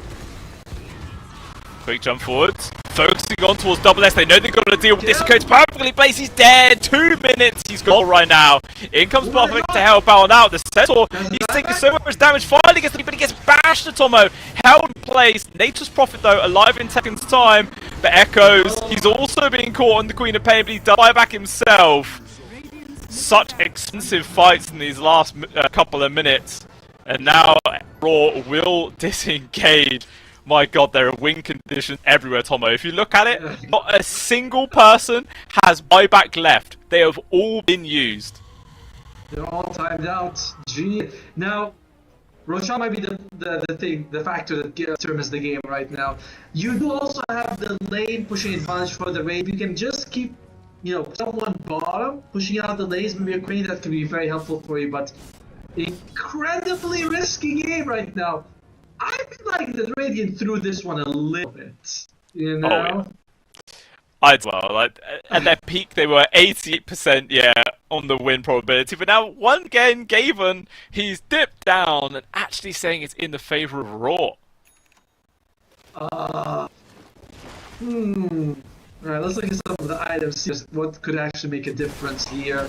Looks like Manish Spot wants to go for a refresh orb. Double BKB would be great, double Satanic as well. Queen of Pain has a refresh orb, so double Sonic Wave. It's 1,800 damage, by the way. That is a big Sonic Wave. Actually, it's 2,000 because she's got the Kaya. Not bad. Wow. Yes, that's a scary amount of DPS for sure. Pure damage as well that goes through all Magic community is really disgusting. Like, that is over 2/3 who lose total HP. Yes, he's only got 2.7. He's going for a refresh orb. Of course, that's assuming he doesn't use it, right? Which reduces it by, down to 200. That's true. There is Everyone's going for a refresher. I wonder if Abaddon would consider selling all items and getting a axe. You know, like, that would be. It would be good against all of this AOE damage. Yeah. 100%, it would be a massive clutch save. You just sell it. You're like, I don't care about any of my items. You have to go. So you sell everything. You're gonna have 5,000. You buy an acceptor. It's why, but why not? Like, you're not really gonna get any benefit from your spells anyway. As Roshan's a mid away. Smoke up. Oh man, I'm feeling it in my jellies that we might go to a game 3. You know. Dire are scanning. Maybe. I mean, it's definitely on the cards for sure. Like, this is not the win that Tenants were expecting. Like, considering how this game started, like, Raw have done a fantastic job at bouncing back.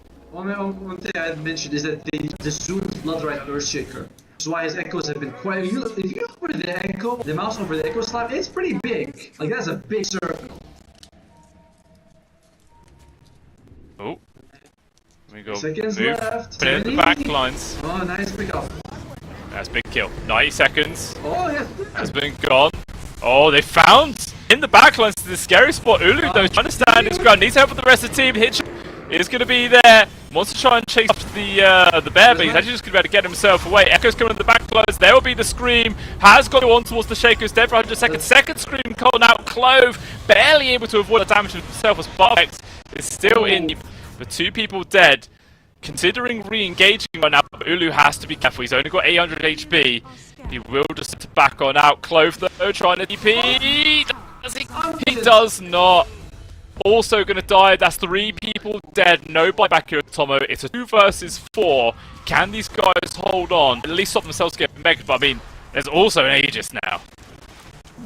And I mean, the one thing is at least you have Emperor's Spirit, who's one of the best heroes when it comes to holding in situations like this. Unfortunately, the enemy's got decent lockdown and super creeps in 2 lanes, so it's not an easy hold. It's not an easy hold. It's not easy. We'll see if they can do it. It's going to be Aegis, Refresher, Cheese. No, I don't think anyone cares about the banner, just take that item. Well, who cares? But just who can the Refresher? So who give it to? Alpha, Alpha, so they got double hitch up. Okay. It makes sense, to be fair. Sorry, 16 seconds on that horse. Damn, look at my horse. My horse is amazing. My horse is half mad. Tier 3 though, it's gone. It looks like Raw have resolved themselves to playing up against Mega Creeps, and that makes perfect sense. Like, you don't want to risk trying to defend this with people. Question is though here, Tenements, do they back off? It looks like knows the answer to that one. They want to just bait out, yes sir, if possible. Yeah, if you want to lose a fight, lose on the enemy side of the map. You know, where you can delay it, and we can maybe be able to retreat safely. So, look at that. Backstab. Jump in. They've got the grapple towards bottom left. Good. Fish is stunned in time there for double left. Keeps him alive. There is going to be the hitch up once again. Sort of protecting this nature's place who's getting bullied down there from Ulu. Quick shots again, trying to get this grab of Clove. You're not the tanky boy who should be in the front lines. On 85 seconds, taken away out of this game. It's all up to his teammates now. Jump forwards, on towards the Nature's Prophet. He's taking so much damage, he's not going to be able to live at all. Say tattoos, but absolutely no avail. In the blinds, they've got this grab on towards double S. Echoes, still no see for another couple of seconds right now. He's holding on to it, might just use it to push back the Ursa in just a moment. Will get dropped, tries to jump forward, gets a bash on towards Echoes, who's forced to disengage himself. But yes, sir, with this second life being a real problem, but he is still very susceptible to going down. He's not super tanky. One tier 4 is gone. Towards the last one. Can Raw hold on? It's 4v5. They definitely can. By the way, they already used one of their echoes. He's refreshed, so it's only one that he's got in the tank. Oh, jump onto it, yes sir! Hit trap just in time! Barely keeps him alive in this situation now. Ulu's in a very awkward spot. Hex trying to run. He's so damn slow, and these right clicks chasing him down. The Mega Creeps might even finish themselves, and they do. Echo drops in the balance, but unfortunately the blink got cancelled. It did nothing. And now they got the grab on towards him as well. P9 left, right, and centre, but buyback coming on through. 3v5 now, they got this lockdown towards yes sir, they just dropped it. He will buy back himself. He's going to join the fight immediately afterwards. Everybody throwing everything they possibly can, but it makes no difference here at combo. The Ancient is dead, GG is called, and that is Tenement taking series 2-0. In a very sub game 2, honestly. Like game 1, I mean, maybe it was because it was a little bit more of a snoozer. And this game, it was looking like, oh man, tier limits, they're so far ahead, 27,000 gold, but Double S gets this massive Echo Slam, brings it back. You look at the graph, by the way, we should look at the graph, because that tells you the story of the game. Like, it was going so well for them, and no, but massive Echo Slam, bring us all the way down. Looks like they were going to win it, and, well, not win it, but make a comeback. Unfortunately, tier limits was still able to rally, and just a fantastic game 2 overall. Yeah, 100%. It had back and forth moments. It was some exciting team fights with that huge echo that came on through from Double S to try and bounce back and save the game floor. Was just really fantastic stuff. 56-minute game as well. You know, it's pretty damn nuts. Hats off to both teams for that good performance, but obviously that is taking their first game down here for the season 27 closed qualifiers. It's a victory for themselves. They will push themselves forward here in the upper brackets, where they will be playing up against Yakult Brothers, who won the other series on the previous stream. And that is going to be an exciting series for sure. Yeah, I mean, I'm still kind of on the Yakult Brothers side on that one, but Tier Limits did have a very good showing. I think the biggest difference was the supports, right? Like Abaddon, most situations getting caught dying. Clove as well. We know what Shaman can do, but it's so hard for him in that specific game, so he's not able to do what he wants. Whereas Snapfire and Clockwork, we're seeing so many cancelled FTs. The damage was also insane from 7E in the laying phase. So, hats off them. Mostly supports carry as usual for Tier Limits. As usual, they always do the win here, Tom, every single damn time. They just can't help it. But yeah, that is just the first series of this stream here, ladies and gentlemen. We have another 2 more coming up for you guys.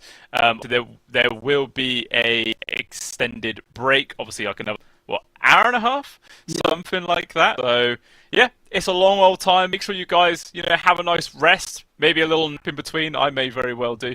And make sure you come in that time nice and refreshed for some more Dota 2, guys. Thank you all for watching. Of course, it is going to be Cloud Rising versus Surge Gaming as well, just to let you guys know. Oh, air bubble. Goddamn, nearly died. But yeah, thank you thank you for coming, guys. We'll see you in about an hour and a half. Bye.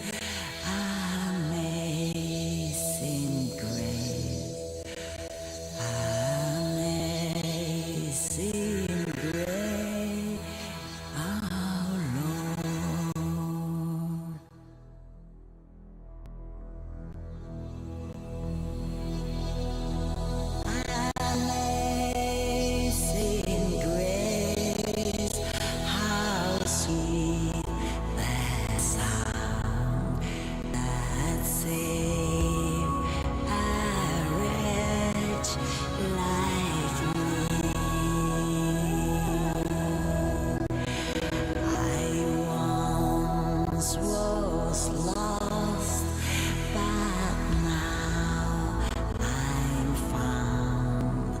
I was blind, but now I see.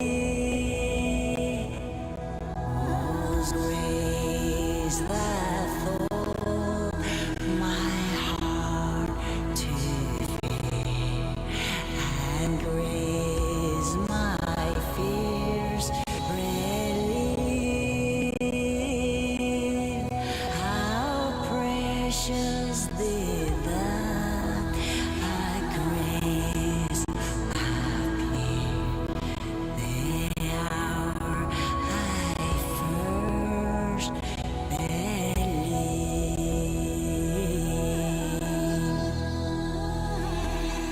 Oh, many danger toils and snares we had already come. Was grace that brought us safe so far, and grace will lead us home.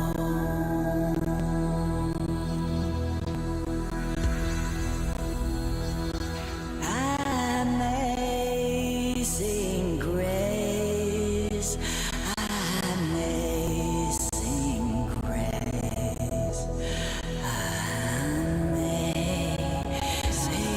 grace, our Lord.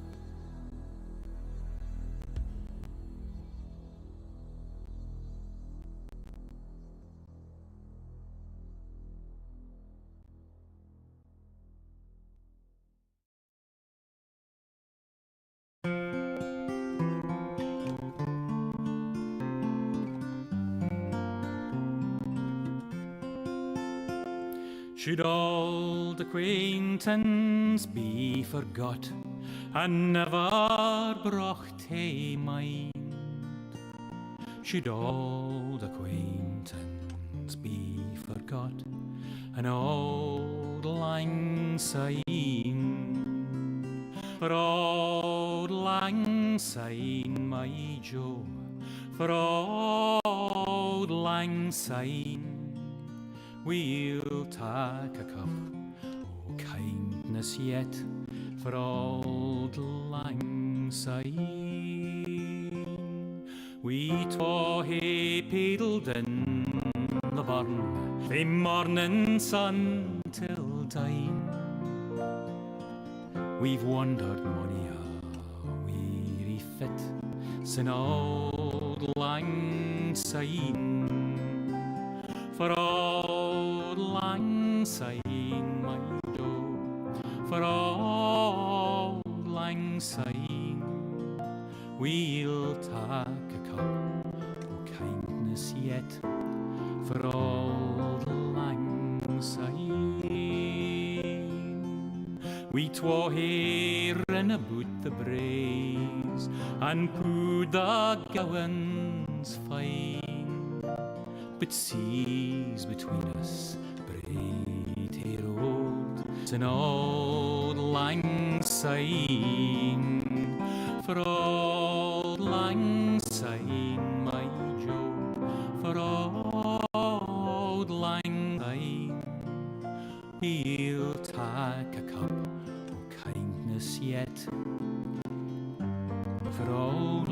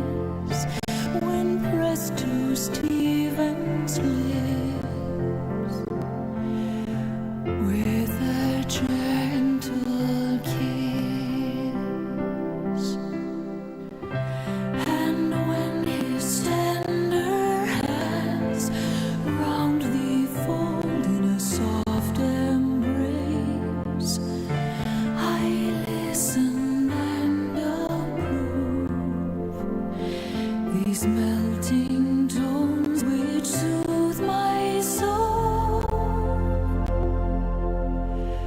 soothe my soul to love.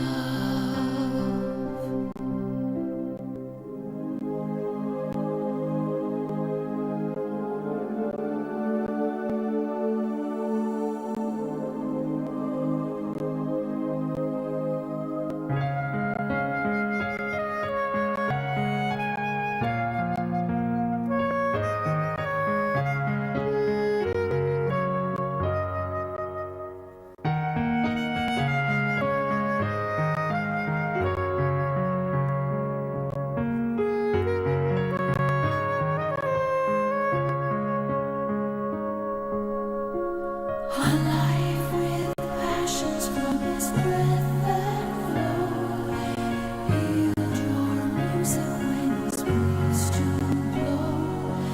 Thus at once the charming minstrel delights with sounds and enchanting tune, with sweet songs fill the air. Go happy by, and ever mindful be, to court my handsome troubadour for me.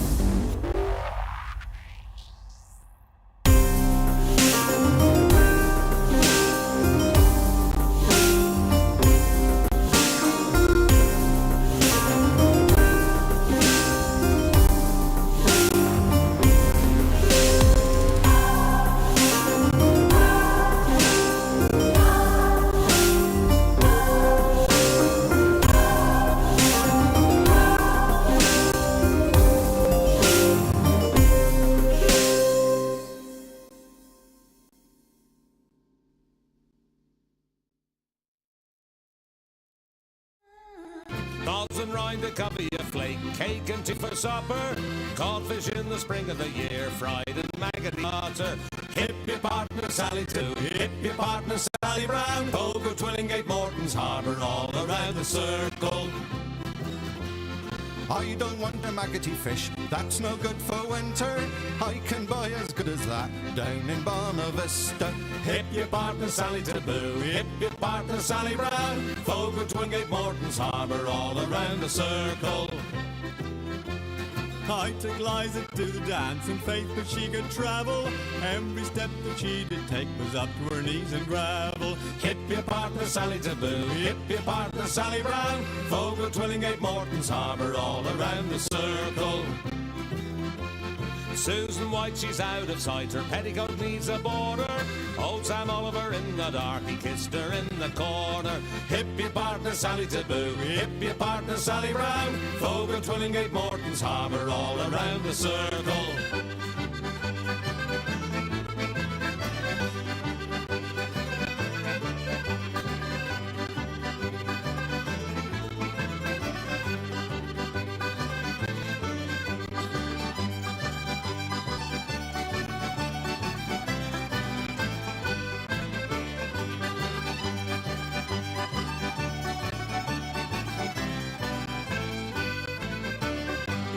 I's the boy that builds a boat, and I's the boy that sails her. I's the boy that catches the fish and brings them out to Liza.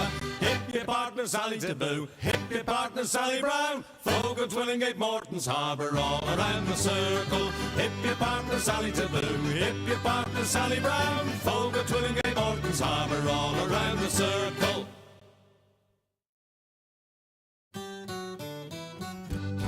Come landlord, fill the flowing bowl until it doth run over. Come landlord, fill the flowing bowl until it doth run over. For tonight will merry, merry be. For tonight will merry, merry be. For tonight will merry, merry be. Tomorrow we'll be sober. Here's to the man who drinks strong ale and goes to bed quite mellow. Here's to the man who drinks strong ale and goes to bed quite mellow. He lives as he ought to live. He lives as he ought to live. He lives as he ought to live. And I's a jolly good fellow. For tonight will merry, merry be. For tonight will merry, merry be. For tonight will merry, merry be. Tomorrow we'll be sober. Here's to the man who drinks water neat and goes to bed quite sober. Here's to the man who drinks water neat and goes to bed quite sober. He fades as the leaves do fade. He fades as the leaves do fade. He fades as the leaves do fade. That drop off in October. For tonight will merry, merry be. For tonight will merry, merry be. For tonight will merry, merry be. Tomorrow we'll be sober. Here's to the girl who takes a kiss and goes to tell her mother. Here's to the girl who takes a kiss and goes to tell her mother. She is a very foolish girl. She is a very foolish girl. She is a very foolish girl. She'll never get another. For tonight will merry, merry be. For tonight will merry, merry be. For tonight will merry, merry be. Tomorrow we'll be sober. Here's to the girl who takes a kiss and comes back for another. Here's to the girl who takes a kiss and comes back for another. She is a boon to all mankind. She is a boon to all mankind. She is a boon to all mankind. She'll very soon be a mother. For tonight will merry, merry be. For tonight will merry, merry be. For tonight will merry, merry be. Tomorrow we'll be sober. Where the wind can cut you like a knife, and nights are colder than the purser's wife, sir. Do we dream of sunny skies of blue and sipping on some fancy foreign brew, sir? No, sir, no. We long to sail where greyer English skies prevail, and we would face the wind and snow and hail for just one pail of good old English ale, sir. Just one pail of good old English ale, sir. Did we choose to fight the foreign foe for England's glory? We must answer no, sir. An English ale house, that's where we would be, not gorging cannonballs upon the sea, sir. We're only risking life and limb because old England's too far to swim. But we would chance an eye, an arm or leg for just one keg of good old English ale, sir. Just one keg of good old English ale, sir. Many days and many lonely nights without one woman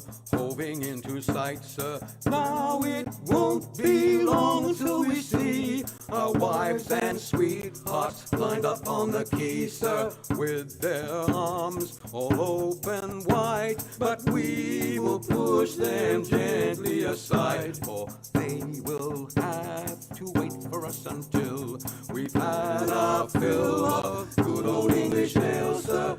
Had our fill of good old English ale, sir.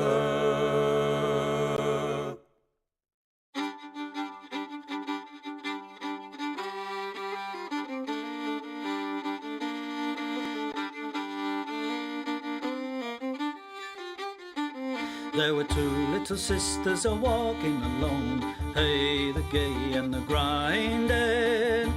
Two little sisters a-walking alone by the bonny, bonny bowls of London. And the eldest pushed her sister in, hey, the gay and the grinding. Pushed her sister into the stream by the bonny, bonny bowls of London. Oh, she pushed her in and she watched her down, hey, the gay and the grinding. Watched her body floating down by the bonny, bonny bowls of London. Oh, they laid her out on the bank to die, hey, the gay and the grinding. For with the fiddle came riding by the bonny, bonny bowls of London. And he made some strings from this yellow hair, hey, the gay and the grinding. Made some strings from this yellow hair by the bonny, bonny bowls of London. And he made fiddle pegs from a long finger bone, hey, the gay and the grinding. Made fiddle pegs from a long finger bone by the bonny, bonny bowls of London. And he made a fiddle out of her breastbone, hey, the gay and the grinding. Sound would pierce the heart of a stone by the bonny, bonny bowls of London. But the only tune that the fiddle would play was "Ho, the bowls of London." The only tune the fiddle would play was the bonny, bonny bowls of London.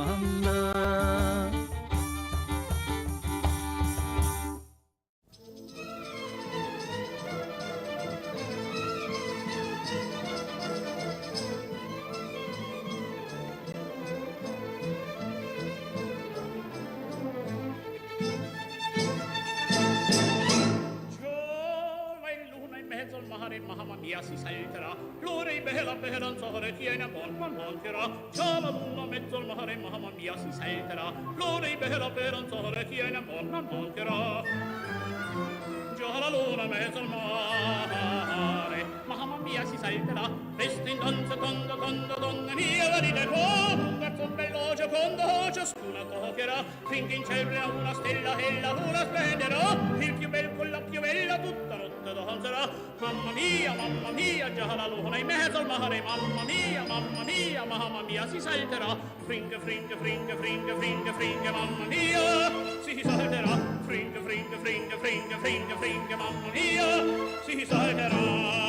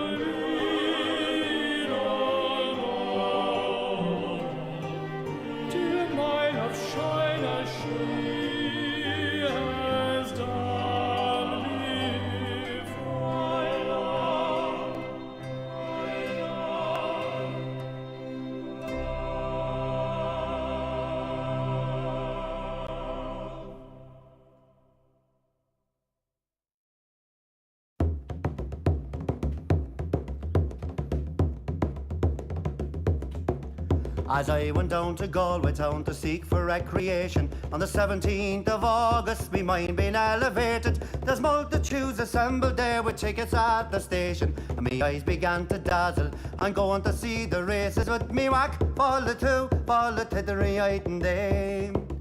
There's passengers from Limerick and there's more from Tipperary. There's lads from Connemara and a flare of married ladies, and people from Cork City who are true and loyal and faithful, who brought home the Fenian prisoners from dying in foreign nations. With me whack, fall the tittery item dame. And it's there you'll see the pipers and the fiddlers competing, the nimble-footed dancers a tripping o'er the daisies. There's others crying cigars and likes and bills for all the races, with the colours of the jockeys and the price and horses' ages. Me whack, fall the tittery item dame. And it's there you'll see the jockeys and they're mounted out so stately, the pink, the blue, the orange and green, the emblem of our nation. When the bell was rung for starting, all the horses seemed impatient. I thought they never stood in ground, their speed was so amazing. With me whack, fall the tittery item dame. 500,000 people there of all denominations. There's Catholics, there's Protestants and Jews and Presbyterians. There's yet no animosity, no matter what persuasions, but sportsman's hospitality, those Jews fresh acquaintance. With me whack, fall the tittery item day. August fire Marish and Krushkin is Birk Shelan.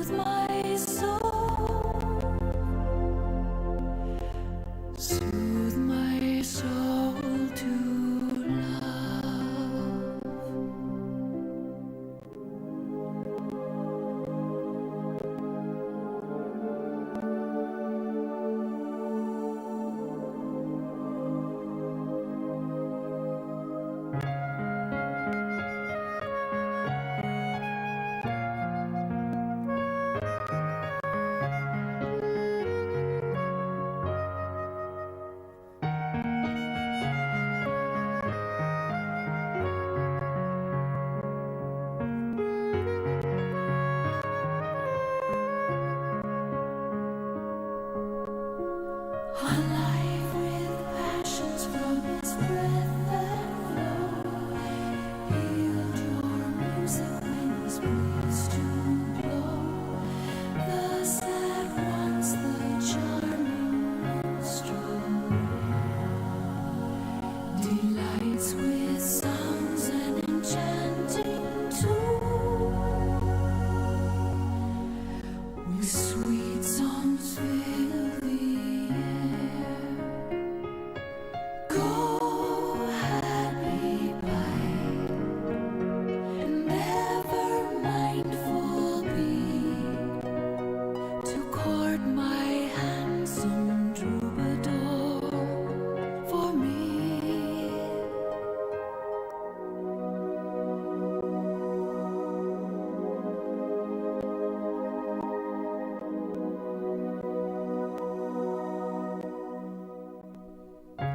Tell him of all I feel, repeat my love at each melting touch, since to him my loyalty assign. Take thou care to tune his heart, tune his heart to mine.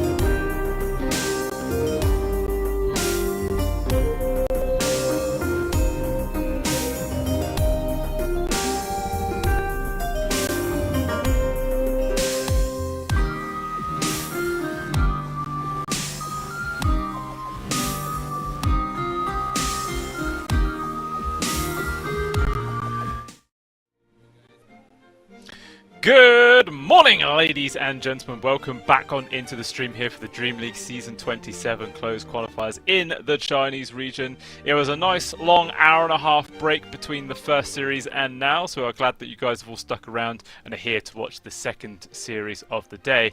And exciting, hopefully it should be, right, Otomo? I hope so too. I mean, we're looking at the ranks of the players. It seems like it's all relatively even, you know. I don't think any of these players is particularly well known that we're going to be watching, which is also nice. I mean, they might have something different cooking up. And my co-caster is now more awake because instead of waiting at 5 freaking a.m., he's now going to be casting at 9 a.m. A much more reasonable hour, I'd say. I mean, that doesn't make any difference if I still woke up at 3 a.m., right?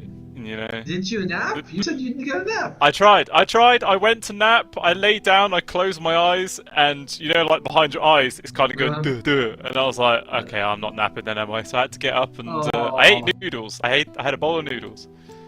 I actually managed to nap, you know, but maybe the problem was I'll read you a story after this. I'll send you right off. You know, you just open me on, and I'll tell you a story, and you'll go to sleep straight away. Just like that, right? Well, hopefully though the match won't be putting you to sleep though, because as I mentioned there, by the end of this qualifier, one team here is going to represent the Chinese region at DreamLeague. I believe both of the teams that we're going to be doing are open qualifier teams. Yes, Surge Gaming was from the first open qualifier, and Cloud Rising was from the second open qualifier. So that's kind of cool. Yeah, no, that's definitely quite cool. Seeing a bit of fresher talent coming on in to the scene. One other thing is obviously just going off of pure Wikipedia pages and everything. Not a single person has one on the side of Cloud Rising, which obviously hints that they are, a relatively fresher player. Meanwhile, on the side of Surge, you do have 4 people which clearly have a bit more experience underneath their belts. Maybe that could just be the real difference maker in this series. But we will just have to wait and see, guys, as the draft is now underway. Let's jump on in. Let's see what we're working with here. As the first band comes out, it is going to be the Puck. No one wants to get Puck to It's like, oh no, Puck comes out, you forget about the slippery bunker, you don't have any stuns. They're like, we're not gonna fall for that, we're just gonna remove the Puck from the start. Meanwhile, Cloud Rising found that global presence, the Nature's Prophet, and the Beastmaster. And remind me again, Blue Scale, you play offlane, correct? Nope. Remind me again, Blue Scale, you play support, right? Yeah, hold on. There you go. Okay. 10 seconds remaining. 5, correct? 4 or 5, either one. Prefer 4. No difference anyway. But yeah, so have you been encountering any of those Helm of the Old Dominator shenanigans in your games? Has it been bothersome? To be honest, I think I've only seen 1. If that. I haven't really been getting much, but hey, I'm lower tier than you are, so it makes sense. I'm down in the trenches now. Yeah. Well, don't worry about it. One day you'll rise above them. Sure. But looks like Rising, they don't like that because they ban a lot of the heroes who do get Helm of the Dominator, and they're gonna start off for Surge with a Mars. So securing team fight, nullifying picks like, for example, the Centaur Warrunner. Nice opening for Mr. Surge. Or, sorry, Team Surge. Yeah, we'll see how this obviously ends up panning out. There's still a lot of the classic Mars combos in the pool as well. Could potentially see a Phoenix down the line or something like that. We will just have to wait and see. But Cloud Rising looking for a hero of their own to start off the draft. Well, who do they want to play with right now? So Mars comes up. Lifestealer often feels like a pretty good option because he's naturally a good hero anyway, and he doesn't care about. Oh, no, they go for the Centaur. Oh. Wow. Okay. They don't care. They're doing it. They're just we don't really mind if there's a massive wall stopping people from running around. We're just gonna play the Centaur either way. Screw you guys. And I like it. Bold. It's in your face and it's reckless. That's what I like. Well, yes, but isn't it a little too bold, a little too reckless? It's not. I don't really like seeing all, but whatever. Cloud Rising, they beat the Centaur against a Mars. Very bold. Let's go with that. It is. I mean, don't get me wrong. It is bad. It seems like a terrible idea, but I don't mind because I don't care who wins and loses as long as it's entertaining. Give me whatever. Give me Pudge. Where's my Pudge? I want to see one. I played Pudge the other day, and within 3 minutes, the game, one guy abandoned and the game didn't count, and I was like, thank God, because I stuck with Pudge as whoa. Now, see, now we're doing the right things. Alright, Cloud Rising with a silencer. Slarky Malarkey? Is that going to be a support Slark? Enchantress. I don't know. You could potentially be 4 Slark, 5 Enchantress if you're lucky, but I don't know if I'd be happy to see that one at all. But there is your silencer at long last, Atomo. You cry about it all the damn time, but in the one series you didn't actually mention him, he gets picked. Well, it's sort of preemptively, it's like with pigs, it's already there. But yeah, Silencer comes up, pretty damn solid against the Mars, because one thing about Silencer, very hard to catch as a hero, because when you have a global spell, you really shouldn't be caught at all.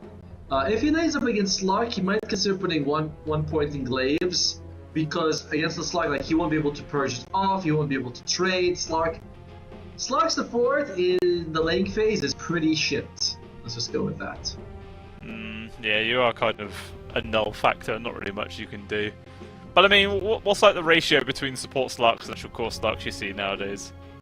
I think in TI we only saw support Slark. It was picked by 9 class like 2 or 3 times and it was banned against him every other. I don't think we ever saw carry Slark. So, he's like it's a 100% support Slark. Radiant team pick. Well, I mean, that is 9 class though. He always does pick wacky ass crap, so it's to be expected from him. No one else picked the hero at all. So, you know, that's like the one guy who picks him as a support. Especially if it's at TI, right? And that sets the meta for the hero for the entire year. But even still, Sven as well, Master, actually making an appearance here in this first game of the second series here at Tommy. Not bad. I feel like Sven is very popular as a carry right now. He's extremely. It gets like that at one point. Everyone's like, oh man, Sven's so tanky, has a stun, and does crazy amounts of damage. We should all pick him. And everyone just starts picking him for a while. So the very strong from the Sven. Now, if you're a Surge, you could go crazy and pick a Muerta. That would certainly be a pretty decent idea, to be fair. If you don't want a Muerta, you can go and pick. I suppose Medusa's okay. Ursa's already gone. Lifestealer would be solid against the Sven. I mean, you're up against relatively high health hero, and Lifestealer's alright. Yeah. I was thinking about the Muerta as well, obviously up against the Silencer's kind of annoying, so you have to build some kind of Purge or BKB relatively early on to avoid that, which is always annoying as well. Yeah, I'd like to see a Muerta for sure. But other than that, Medusa's in the pool, but that's an interesting one if you want to pick who they go with. They go for the Lifestealer, we mentioned him as probably the best option. They go for Mr. LS. Right. So, yeah, it looks like mid laners from both sides right now. Let's see. Actually, Cloud Rising, because you're already there as a Lifestealer. Now, possibly you might do something like put a Slark in either a mid or an off role, and that's something. But also with Cloud Rising thinking, it's like you said, the simplest path is the most likely. It's a mid for both sides left. And there you go, another Quap. Okay. I like the Quap ban. Your team of your supports and just like high regen but low overall health pool, and then Queen of Pain can just chew through that. So that's very nice. Yeah, for sure. I think I'll pick it. Someone, his name is iBanana TS. Makes me think of that name. But hey, welcome to the stream, iBanana. Does it remind you of a game that you were reading a review about? A game, lots of things, you know? Lots of things. In your side movie business that you're in, right? The main movie, actually. There's no side, you know, that's the main thing, main career, right? The main thrust of my efforts is just go there. Ah, fair enough. This is all side pocket money, innit? Mid-act. Oh dear. It looks Sanking actually the final ban there from Cloud, right? I mean, you could definitely Sanking go mid for sure, which would be a lot of situations. So I like it. I think what would be a solid pick from either side here. But all the spirits are still in the pool, by the way. Every single spirit if you wanted. So we might be seeing something like the Emperor Spirit full-weight match, you know, trio, one against the other. I feel like the spirits are heroes which are a little bit more susceptible to get screwed over by Silencer though, right? Like that ulti is just really punching for those guys. Agreed. And I wonder which one of them fares the best. Well, probably whoever gets the BKB first, so maybe Storm? I don't know. Or if you're Surge, you could also be smart about it and be like, whatever, Global Science, let's just take a Dragon Knight or a Kunkka or something like that who doesn't care so much. Or Silencer might be alright for Surge gaming. Because there's not really Sniper, there's not much backline reach at this point, it's only really Centaur. Yeah, but I mean, you say that, firstly, you're gonna have another pick coming after it. So they could pick a Spirit and you have Sniper, who's good in the laning phase but not amazing after. Centaur Blink, Sven Blink. I don't know, I'm 50-50 on the Sniper. We'll see, it was a Spirit that they decided to ban, Storm gone, and Slardar actually being the hero of choice. Interesting. So it follows in the other theory that we talked about, right? You take some sort of, very tanky hero who doesn't care too much about global science. We mentioned the Kunkka, but Slar's definitely there. Now, Cloud Rising, you know what I'd like to see them do? I'd like to see them go for a Huskar right now. You're up against... Ooh, that actually be good. that'd be juicy. You're up against 3 strength frontliners, Huskar Pudge, something like that. You want someone who can lane, because if you take some sort of Ember, well, you're gonna be trashed. Monkey King is in the pool, so along those lines, you know. Yeah.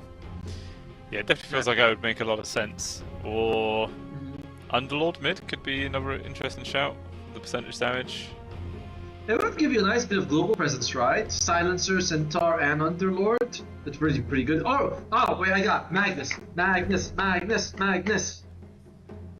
Yeah, it'd be easy RPs for sure. Using pretty much every second of reserve time, hero of choice. Timbersaw, another one of the heroes good in against several melee heroes. We got, you know, it's hard to pick. There's too many to choose from. Yeah, right. It's like there's like 10 heroes that can fit the what we call the archetype. But only when they pick one, you're like, well, whatever. But that's what we were expecting in the last for the mid laners. We thought that Surge would go for some sort of durable frontline mid because, as we mentioned, Spirits get screwed. My God, look at the polygons on this Sven. Jeez. And then we thought the same thing for Cloud Rising. So okay, pretty solid. Yeah, I mean, if you had to compare lineups there right now, tell me which one you favour in here. On one hand they have Silencer. I like Silencer. On one hand, they have Slark support. I like Slark support. I'm struggling, man. This ain't easy. I can tell. I can really tell. I don't know. I feel like I'm leaning towards Surge Gaming, but I don't even know really why I'm leaning towards it. If you know what I mean, it's just sort of like it just feels like it's like a little bit more of a tilt towards it, but it definitely feels like this game could go either way. Like it doesn't feel like either side have won this draft. Okay, I think I'm going to go with Cloud Rising. I've been thinking about it, and I've decided that based on the drafts, I just want to disagree with you. No, that's perfectly reasonable. You know, right? It'd be surprising if you. What's wrong? No, I think the bigger difference is because I like the Timbersaw against 3 strength heroes. I think that's a big factor that he's going to be able to shred through them. I'm not fully sold on the Enchantress Slark duo of supports. I think that's very risky. So, whereas the other side, I really like the Silencer. I think Silencer by himself brings a lot. And Sven late game is insane. Lyster late game is good, but Sven just seems better. So, I'm Radiant, you're wrong. Let's see how the game's gonna go. Hey, just because they're on the dark side, it doesn't mean they're wrong, Atomo. That's being called sidist, and that's not what we're about nowadays in 2025. You know, I'm equal opportunities. Sidist. You are. You really are. But yeah, go on. I was gonna say, I mean, even TI, the win rate for Radiant is like 56, and for Dire is like 44. It's been like crazy the win rate for Radiant for years now. Yeah, I don't really know how it needs to change for that to actually make any difference, because it does just always seem like Radiant is just the best side, just the slight extra odds. Like, I don't know, it is very, very weird. Well, let's see. Maybe all you have to do is rotate the map by 180 degrees, so the Dire side is in the bottom left.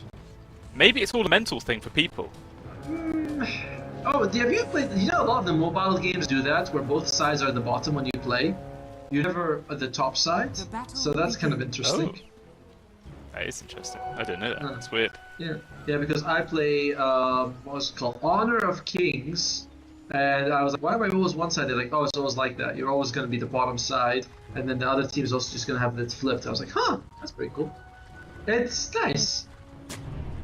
Yeah, it's quite funky, to be fair.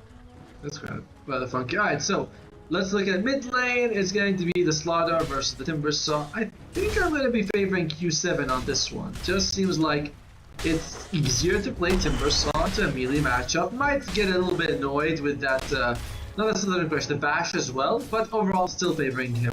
As well, and look at that, he takes Glaives of Wisdom level 1. I was thinking that he might want to do this on Satuna. Up against 2 melee, you'll be feasting on their brains. In the Slark case, not so much Glaive spam. Oh yes, so much Glaive spam indeed.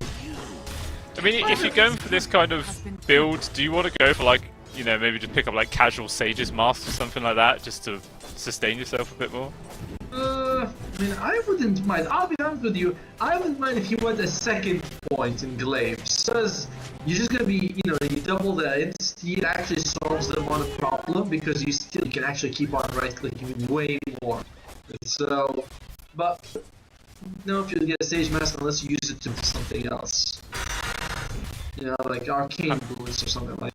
So yeah, but bottom lane, the thing is, if the Sun off position for a millisecond, he'll be destroyed. Slark and the Mars can destroy him, you know, kill him in a second. Yeah. Yeah, it's like, as soon as he goes with the trees, he just whacks 3 times and sends him straight into the trees. All good. Meanwhile, how's this mid lane going right now? 8 and 3 tonight versus the 6 and 0 of Q7. So just a very slight edge for the Slardar thus far, but obviously pretty much always having access to the water and that little edge. Yep. Remember that when we lost Slark as a native, it was like, he's water, mid lane, free regen, and there's like, okay, just comes out. Top lane, do the thing. The thing? He's doing no thing. He's just running. Well, no, but you're supposed to, you know, make it all hype and be like, oh my god, wow, if he dodges it, you know? Something hype needs to happen for me to hype it up, you know? LD could hype everything. Well, they get paid more than me. That's true, it is. It's like hyping up a blade of grass growing. How'd you do that? We are having slight big issues in this one. We had big issues in the previous game, but we seem to be having slight ones in this one, don't we? Yeah, even on like my one, I'm a little bit jittery. Yeah. I mean, we are very far away connecting to Chinese servers, so it's gonna happen. China's literally across like a lake from me. I'm in Malaysia. Now, well, for me, it's nearly on the other side of the world. You know, I'm gonna have to actually check my geography. Maybe China is far, but I think it's a like 3-hour flight. I've been there twice. You should know. It's not bad. That's far. Yeah. So top lane, Roy is having a relatively difficult time so far on this Centaur, and loses his crit. That's not gonna make things easier for him for sure. No regen left now, so whatever they have, JY's come to actually no, JY also doesn't have any regen. He has no courier coming out stuff, so these guys are completely bare for a little while. We'll see if Kismet and Harrod decide to use that to advantage and struck out a bit of extra harassment. It definitely makes sense. One of the nice benefits about Life Steal, right? You just automatically regen as you last hit. It's a very nice part for the hero. But at least Roy, you know, was it 4 strength gain or something like that for the Centaur? It's not so bad. What's the strength gain? Observer's like, let me show you. It is 3.8. No, you have to go on the stats. 4. Alright, it's 4. Woo! Bang on. Nicely. Oh, the win! Harrod taking a lot of damage right now, getting low. Sprite's not going to be able to heal him up enough. Will go down. Does actually grab the Centaur before they die. So going to try and use this to help Kismet get the kill, and it will actually enable it. So it is a trade 1-for-1. Roy gets first blood, but Kismet does get solo golden experience after that, and actually still continuing to be annoying with this Centaur Conqueror, just charging down JY. Jesus. But you know, the CS, I mean, I think that's a good trade for the Centaur, because he needs the gold injection, but he is 8 CS right now, and maybe the Ringmaster, he's going to go stack run, but maybe because there's also consider pulling the creeps back a bit. Silencer, of course, did not go second point in Glaives because he's a smart guy. Yeah. You know, sometimes you feel like, oh, I'm getting so much value out of this skill in the laning phase. Let's put a load of points into it, and then you get to the mid game, you're like, oh my god, my skill build is trash, and you just can't do anything. You're playing Bounty Hunter. Oh! Solo kill mid! Oh my god! We almost. Jesus! Solo double kill coming out from Q7. Knight and Zoo both going down. And he's still so damn healthy, Atomo. What the hell happened? Yeah. What is his skill build actually? Let's see. 1 point reactive armor, I imagine. Once again, yeah, 1 point. Is maxed out. Max out of the Chakram. Not Chakram, the Whirling Death. So much damage. Oh, okay. Okay, another kill coming up. JY goes down. Even a rotation came in from Satuna there to try and help out, but Not going to be enough. Kismet securing himself another kill on this lifestealer. Getting a bit worrying. Also a permanent agi for the Slark as well. Super good. It is, but support Slark, you don't hit as much as you think, you know? No. Like, you do a little bit, you know, you're certainly not like a Crystal Maiden, you have to get some hits in, but you don't feel like it's very impactful. And I like your point about the skill of Hara! Oh. In this fight, there's two to stay up here. Hara getting whipped, getting low, taking a lot of damage. Maybe wants to try and deny himself to the neutrals. Not going to happen though. As JY does secure the kill this time round, so Bambi goes down.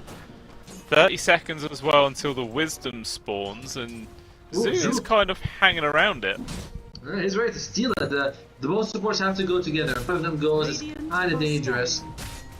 Oh, what level is the Slark? And I wonder what he's going to go for at the end. He's going for Helm of the Dominator. Yep, that's what we know. Helm of the Dominator. Okay, he's actually going to attempt to 1v2 to steal this. Wants to try and stand his ground. It's going to be hard. Oh, free courier kill. Alright, he nabs that one. Maybe it's a bait. Tries to jump the trees. Doesn't land very well. A whip from JY. Tries to TP. No cancel. He does get himself out. So, wastes two people's time. Kills the courier, but doesn't get the wisdom. Whatever.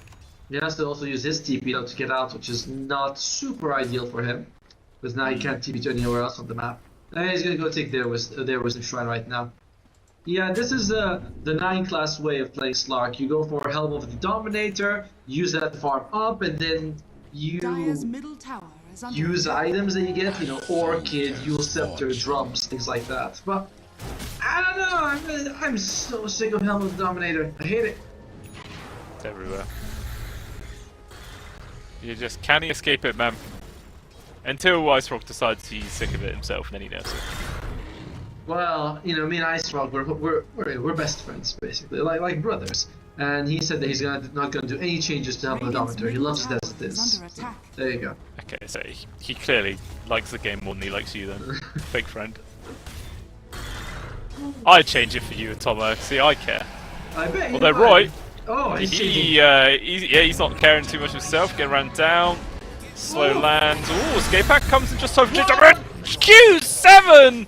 Sends Kismet into the Netherworld, just blows him up. And Hara's going to try and run away. One glaive hits. So much pure damage, man. It's very frustrating to try and survive. Avoids the pullback there, but it doesn't matter. Another World and Death gets it. 3-0-1 on this Timbersaw. Second in term of CS, but top net worth. He is having a sick game so far.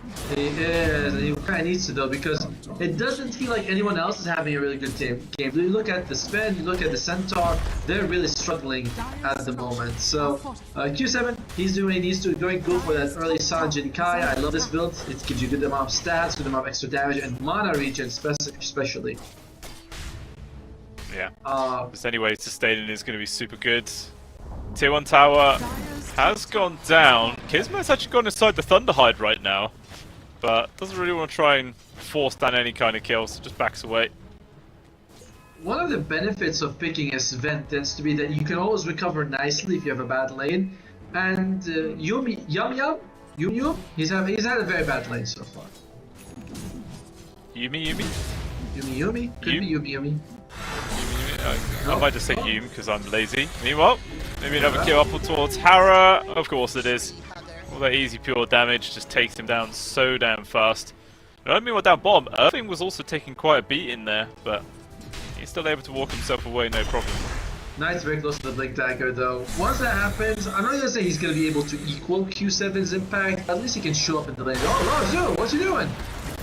I'm trying to go for a rune steal. Unfortunately, Q7 actually guesses wrong the direction there with the Timber Chain, so not going to be able to find a kill there, but my lord, Knight just turns around and destroys JW. Maybe get a kill on towards the Centaur as well. Stun lands. Yeah, looks like that will live at least. Nope, never mind, it does. The mid laners for both sides are putting on a masterclass. You know, like no one else is playing as good as them at the moment. They're just super active around the map. Very nice to see. The Centaurs... Oh, the hell the Overlords. Okay. You love it. It's your favourite item. I only like it if no one else is buying it, you know. Then I'm like, oh yeah, look at me, I'm being so hip. No one's doing this stuff, but when everyone else buys it, it's super boring.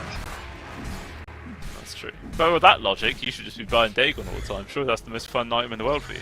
It is massively fun, but only if you're playing Ogre Magi, so you can multicast. The Satuna just gets eliminated just like that. Oh, Roy as well, maybe not long for this world.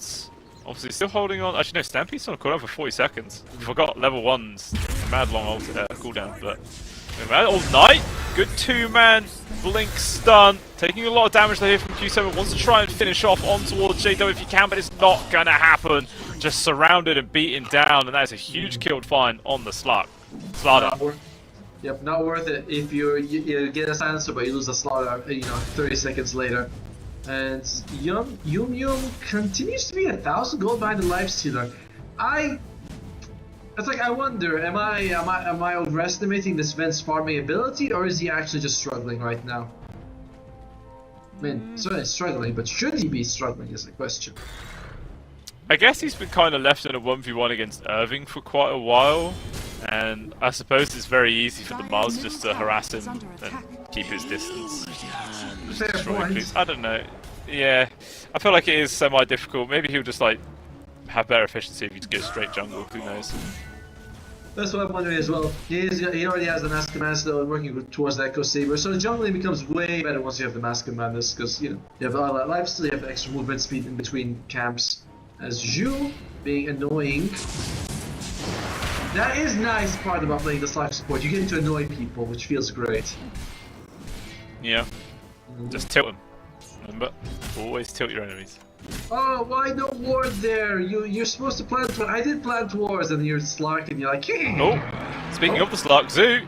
Oh, nearly gets a grab there on towards Yume, but the Stampede comes in clutch just in time. Unfortunately, it does mean the Slark actually steals the 2 large camp kills, which feels real rough, but at least the Sven's lived. Yeah, Sven, the lowest net worth about all the cores, though. Continues to really struggle on this one. Might have to go back to base to heal up. That's going to be more time not farming. He plays carry kind of like you do. When was what? You don't even see me play carry. Well, I just assumed. Radiant's courier has So been offensive killed. to me. Here I am giving you love and affection, and you just shit on me endlessly. It's like, oh, JY, there's some nice love and affection going on in the mid lane as well. If it feels like it, has to go for the ulti. Oh! Knew the whip was coming to cancel his TP. Is that going to be enough to actually keep alive? And it will. Very nice, good bit of footwork. It was. Global Silence was not used. He was maybe considering throwing it out, but it's always risky against Slark because he presses the Q, he removes everything. So in the end, he decided to hold on for. Not a bad decision, I think. Yeah. They're up mid lane. Looks like they want to hit this tower, and they're committing for it. Yeah, that's gone. Nothing Zoo can do here to stop that. So that's going to be another tier 1 tower going down here from the side of Cloud. What does Gaben say about win percentage? Okay. Very close. Gaben's like leaning slightly on your direction, but I still believe in the Radiant draft. Yeah, I mean, well, to be fair, in the previous series, Gaben was like 50-50 for most of the game, even though the other side was ahead by like 12,000 gold, so Gaben believes what he wants to believe, you know? It feels like he changed since he bought a yacht. He was more humble before that. Now he's just like, I don't know anything. I mean, I feel like at a certain point in your life when you can officially call yourself captain, everything changes. I'm going to the dark side, man. I can marry people on the ship right now. Can you imagine? I'll marry you two by accident if I don't know, and I can do that. That's insane power. Oh yeah. On the boat, so they get married. Just farming up that camp right there. I just be telling people like, look at me, I am the captain now. Meanwhile, Roy has been jumped on at the bot lane, 3 people onto him, but he's super tanky. There will be the Stampede, but cancelled out by the arena, but maybe it's all a debate as JY as well as Q7 are here. Knight's taking a lot of damage. Timber not going to connect them to the trees. They take too long to grow back. So Slardar should be able to get himself out of here. Spear will hold back Roy as well. So after all that, several ultimates expended, but nobody actually goes down. Everybody just resets. I wonder which team feels like more confident to go back. Arena's down, but at the same time so is Global Silence. And I feel like Global Silence is a big deal. It's Yum Yum. Oh my! Oh, whoa. Knight gets destroyed from Q7. Irving getting extremely low as well. Probably will be dying. Yume will die at the top lane. Despite happening all over the place. Non-stop fighting and action going on. So 3 deaths in total. The carry on the Radiant side. Meanwhile, mid and off lane on Dire. I mean, you always got to go for the numbers though. 2 for 1 is a good trade. Yeah, and he was jumped on by the Slug as well as the Life Stealer, so that's second as he steals you. Much mana here. Only two magic wand charges. Should be dead you right here. There you go. Yeah. Radiant's top I mean, this is the problem with support slot, right? If you get a hero like Timbersaw on top of you, you are just so squishy. Like, you're gonna die. Nothing you can do about it. Enchantress, maybe a different story. Gonna try and get out of there, but again, just this instant burst damage is too big. Knight, okay, he actually jumps in quite aggressively.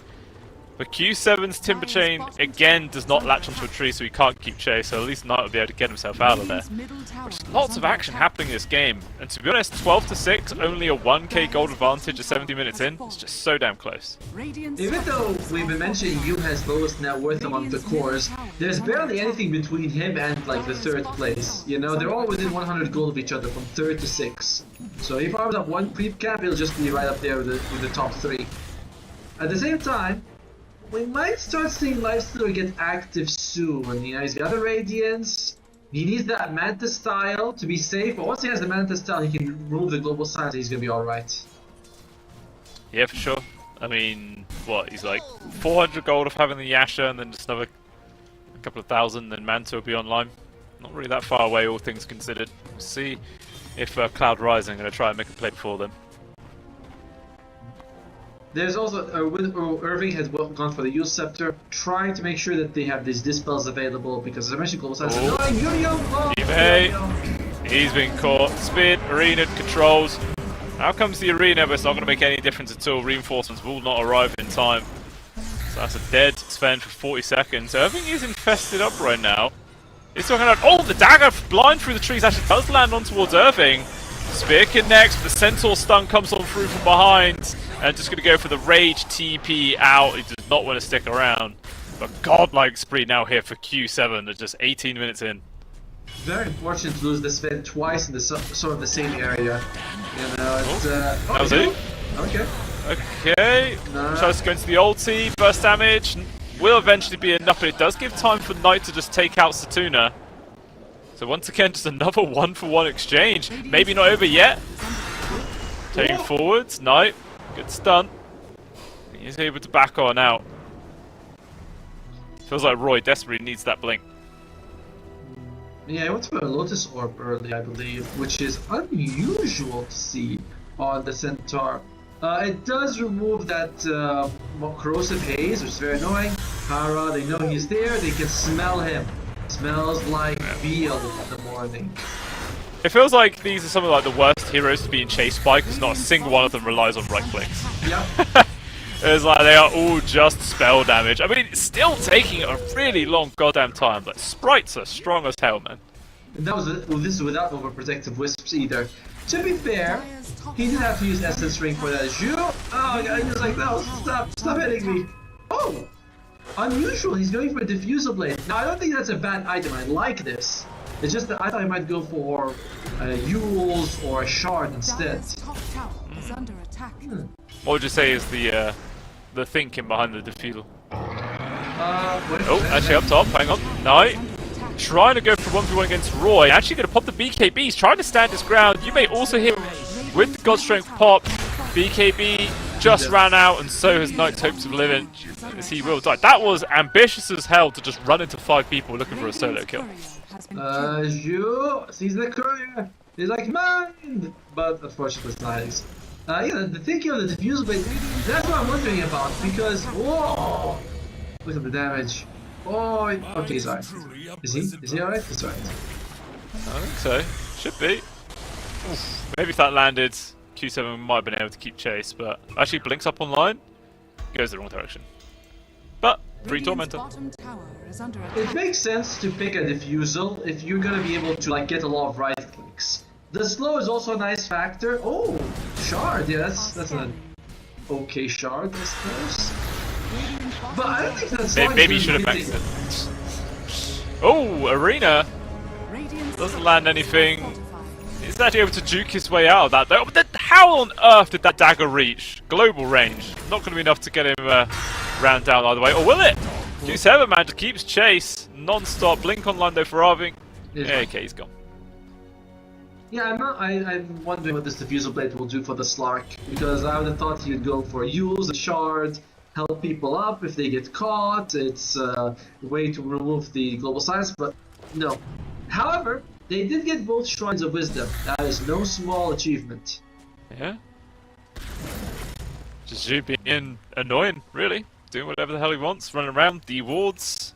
Actually, I would have thought there'd be a less observer wards available for Surge, considering Zoo's ability to scam all out, but there is still a few standing in quite obvious spots. I played a lot of Slark support, and you think, oh, if I have him, I'm going to be able to clear out all the vision, but it's not that easy. You know, you have to go all over the map. It doesn't work that way. Oh, he just blocked his own camp with that sentry ward as well. Oh, what? I think that was a misclick. Oh yeah, we got down bottom, Kismet. Trying to run. Boy, blink, rage. Actually gonna try and turn around. Okay, now we'll TP. They do spot Knight. Yeah, there's no catching him. Or is there? Q7 guesses the right direction. Chucking out all the chakrams. Damage coming on slow. Forces out another BKB.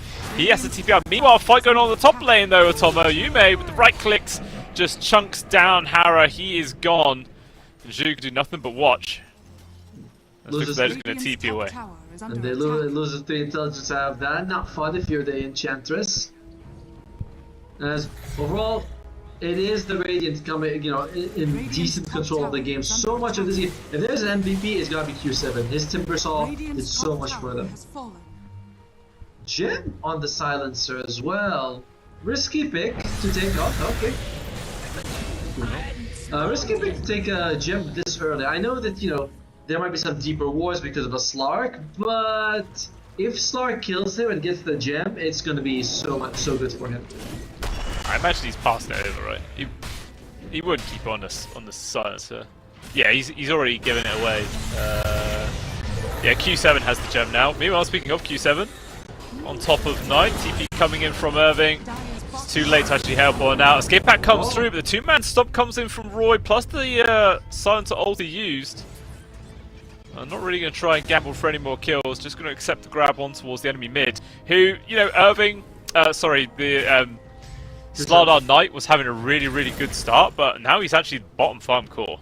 Yeah, Slardar's not that great at farming, to be fair, right? Like, yeah, you have Slithering Crush, which is okay, but he's generally a fairly slow farmer. He's a very feast or famine kind of core, similar to like a Huskar, where yes, you can farm, but your best thing to do is just hunt down enemies, and he can't do that with Q7 around. As you, there you go. That's way out. That's pretty much maybe a re-engage.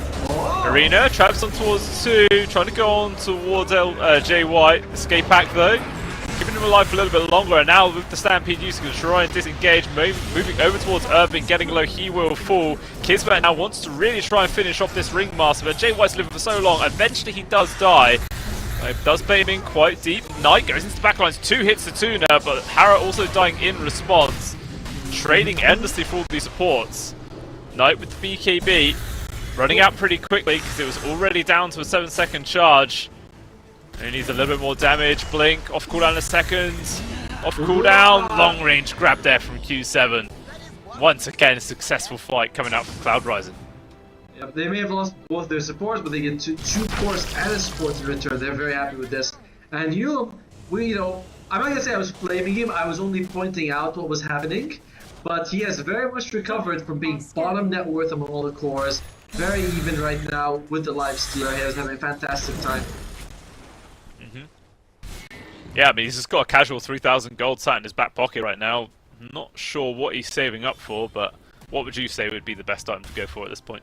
Yeah, BKB is always good. I mean, it's either going to be a BKB or a Blink Dagger, depending. I feel like he's going to buy a straight-up BKB when he has 3.9 as, ooh, backshot on Kismet. Recognizes that his team doesn't have anything that goes through it, and seeing that there are BKBs coming out of the enemy side anyway. Oh, you say the BKB for Yume, but he actually then starts building a Shadow Blade. Okay. Dire's top Agreed. tower is under attack. No, not agreed, not agreed. Bot lane Roy, not the easiest thing for Kismet to go for. He has a stampede, he's just gonna be fine. Radiant's bottom tower. Yeah. Wow, he's really Takes chasing. down the tower. Hey, what is, he's just feels so ballsy, man. Just runs at him. No fear in the world, but there's going to be the Ags online for Roy, so you've got the old Carty coming on in. Not super ideal in this game. It's better as a save than like to enable any damage, because you have to spend those melee. The Timbersaw, doesn't even right click. Can you imagine that the best person to put in the carts is a silencer? Oh, remain. And he looks pretty smooth. Drops the arena. Unfortunately, this just doesn't make any difference. Way too much damage coming out from Yume there. Ends up being a free kill on towards the Mars, dead for 45 seconds. He's getting punished quite a lot. Still 700 gold away from his own BKB. So, what do you agree? Alright, we should put the silencer in the cart, have him max out his glaives. That would be pretty cool. Yeah? I mean, we'll see. Still only level 1. Middle tower is under attack. In before he just starts putting it in towards all attributes. That would be funny.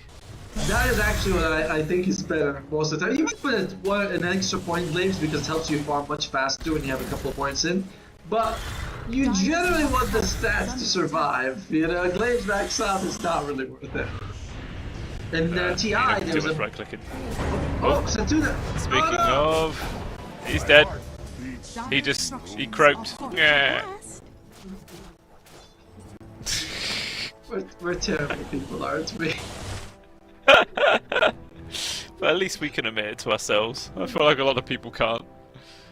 Everyone's like, I'm an angel. No, not really. Up top. Yeah. Gets the quick blink out. Easily dodged. Harris here. Just poking. Roy drops down the cart so he can run away with ease. Kind of doesn't make sense that attaching a cart to himself makes him faster, but whatever. That is, yeah, right? It's like, how does that work exactly? But I suppose maybe when he puts on the cart, it's like when you have some resistance, you're able to boost more of your power. Oh! Kismet's dead! Oh my god, yeah, he's got dumpstered on in the mid. He was just solo pushing a tier 2 tower with no teammates on that half of the map. A very, very greedy, over ambitious player and just gets punished for it. What the hell? To be fair, he's got Manta, and he's a life stealer, so I guess no BKB piercing. So it's like Global Silence comes out, I Manta, I use my Rage, I'm able to make it out every time. So I'm guessing it must have been just caught off guard with those stunts. Yeah. Chained perfectly, of course. Right now, 24 to 11. Dire looking very strong. Dire looking in a tough spot. That's your team, right? You backed them up? I did. Yeah, don't go chatting crap now, right? It's still basically only 50-50 according to Gaben. Only like a 5% edge towards Radiant, alright? So, don't count your chickens before they hatch. That's what I'm going to say. Technically that's 10%, right? 55 to 45. Well, technically now it's 8% because it's gone from 54 to 46, so... Gotcha. I feel so silly now. Oh wait, that was 51%. Only 2. Oh wait, now it's 55.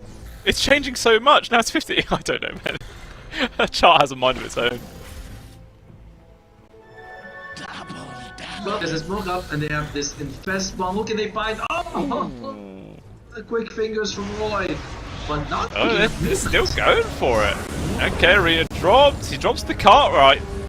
Unfortunately, isn't getting much difference. He's going to run around in circles. Now out comes the actual cart itself. Eventually, no, the escape act is going to be a-okay. It's Zhu's actually the one to die right now. Hara taking a lot of damage there from Yume. Will finish him off. So both supports dead here for Surge. Down to a 3 versus 5. Knight pops the BKB, tries to run. Looks like he will get out of there. Or will he? Q7 continuing to chase, but not enough lockdown on his own. So that was Surge Gaming trying to make the aggressive play themselves, but unfortunately just end up hemorrhaging 2 more lives. Just doesn't seem to be getting any better this game. The support duo. Oh, he's got okay. He's got whipped. He's got dead, maybe. I mean, he's held him in place. With the help of Q7. Irving. Spear comes on out. Good 2-man spear. Although the silencer spells land, don't even matter. Q7 gets the kill. And there's another big one picked up. I'm surprised he used the Yules on Q7 rather than on himself and then blinking away. Maybe he thought that he wouldn't get a chance even if he did, but either way, it wouldn't have made much of a difference. Probably would have dropped to a Chakram and died. But I don't like this duo of Slark and Enchantress. It feels somewhat like they can't do too much either of them, and they both need cores to have a good game to be useful. Yeah. It does feel a little bit counterintuitive. It's kind of like what we saw in the previous series. You know, you had one support pairing which comboed perfectly. You could find kill after kill. The other pair just kind of did their own thing, and nothing actually happened as a result. And kind of does feel to be the same situation here in this game. Yeah, those Clockwork, Snapfire, right? We were like, my god, the hook into Cogs is doing so much. On the other side was Abaddon and I believe Shadow Shaman, which definitely didn't feel as active as. No. And Yumi is very fat right now. Although an unusual build that includes no Blink or BKB on Sven. You don't see this very often. Right, free shot out though for Zhu. So that's the Shroud unlocked. Yeah, that's nice. He'll take that one. If you throw an Arena, you can put the Shroud on top of it, and everyone's gonna be safe, you know? Is it called the Shroud? What's it called? It's called something else. Ah, Death Shroud, yes. Yeah. I mean, I didn't say the whole word because it can't be asked for that. I'm lazy. But just as well. The DS. What man is just going to go call it the DS. DS, sure. Nintendo. Bringing them back in again. I was gonna say, they're probably salivating. They're like, oh, we're gonna make so much money from this cast. Oh! Smokes. Break, Knight. The other side of the trees. All Q7 sees it. Immediately though, JY has been taken out of the equation. Takes a lot of damage. Q7 though responds in kind, trying to poke back himself. Meanwhile, Bambi, the backline gets 2-shot there from Yume.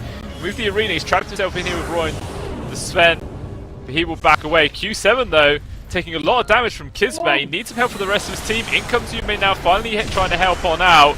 Good 3-man stun lands from Knight though, tons of damage. Mentioned the AoE is just too damn strong right now, and it's just the Life Stealer on his own. Good lord, they were not expecting that kind of DPS.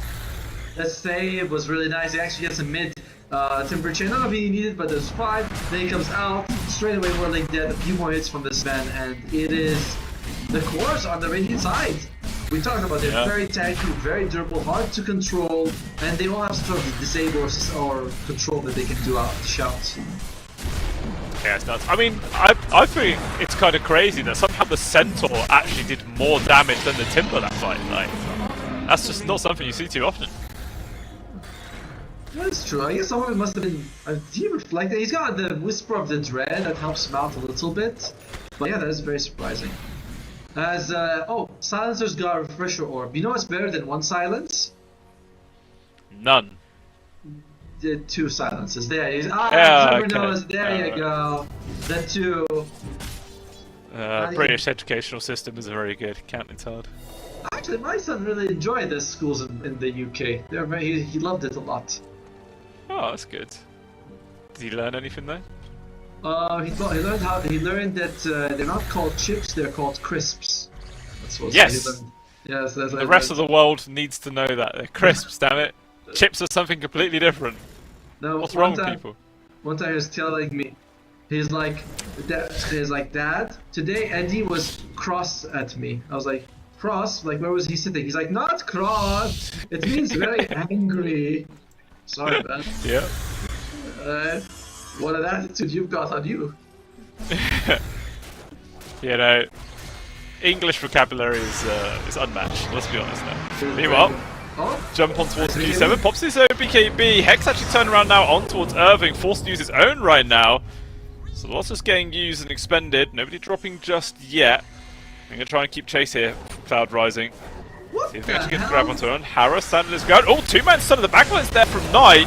There's a lot of damage on JW, but Hara has been taken out, and now a lot of return grab on towards Roy. But Yume been kind of abandoned on his team. Good spear, connects on towards the tree, but good 2-man stun from Roy. This AoE damage is insane! They just blow them all to pieces. Kismet, he dies, and they just call it a Tomo. They're not interested at all in continuing this game. Good. Honestly, good. You know why? Because Slark was building Aghanim Scepter on support Slark after going diffuse the blade. without buying shot, he just got luckily, like by the heavens. I cannot believe what Zhu was playing in this on this support slug. Why would you go defusal when you're not able to right click? And then you think, oh, well, look at that, 5,000. What were you? I don't know, man. This was a bit of a tilting game for me watching the slug play. Maybe he didn't change the hero build guide. He still had it on carry slug rather than support, and he just didn't bother looking. He's like, oh, I meant to buy this next. Okay. Dude, he 2,000 damage with his right click. What the hell does defusal help you out with? I don't know. I mean, this was not a good showing from Surge. They actually had a decent start with Kismet having a decent start. Yeah, the right click from the Ringmaster is much higher than the slug. Yeah, it makes sense. Yeah, sounds like Dota 2 to me. Our observer was like, "Do you guys see this shit?" And we're like, "Yes, we can't believe it either." But yeah, it was good, really good. Q7 was incredible. Wins the lane phase convincingly. Is able, even though Roy and Yum Yum had suffered, he's like, it's okay, I'll carry you guys. And absolutely carried them for the first, I'd say, 25 minutes. It was all Q7. The supports did it. JY also had fantastic plays. Goes for like this blink dagger, jumps on people, cancels so many TPs on Zhu when he's using his ulti. Satuna, standard silencer, but standard silencer is what you need sometimes. It's just nice, stable presence. Very impressive from Cloud Rising.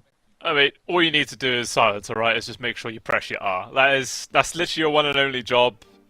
If you somehow mess that up, then, please go find a different game to play.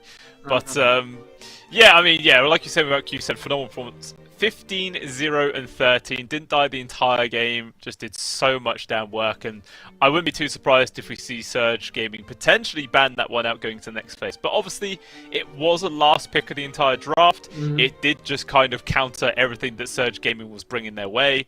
So maybe they just won't put themselves in a similar position in this next draft. Which, guys, will be coming up after a short break. We're going to have about 5-10 minutes here. And then we shall return for game number 2 to see if it's going to be a 2-0. Or maybe we'll see a third game. Only time will tell. We'll see you soon.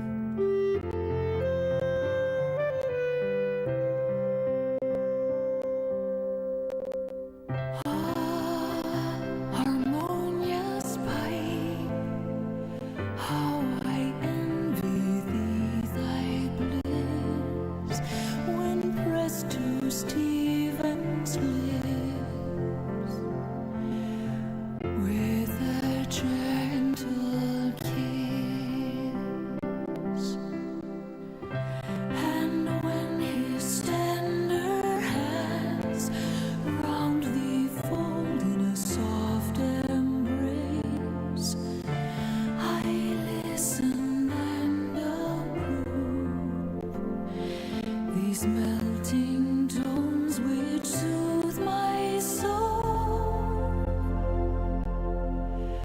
soothe my soul to love.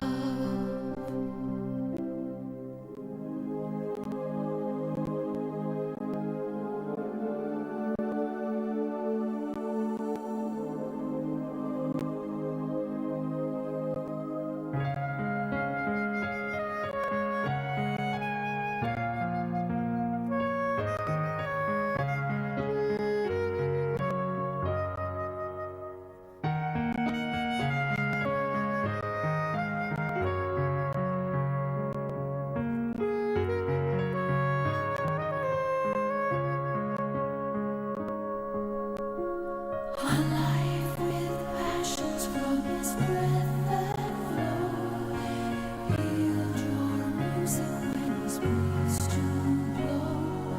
Thus at once the charming minstrel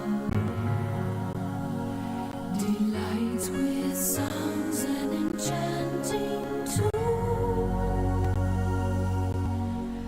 with sweet songs fill the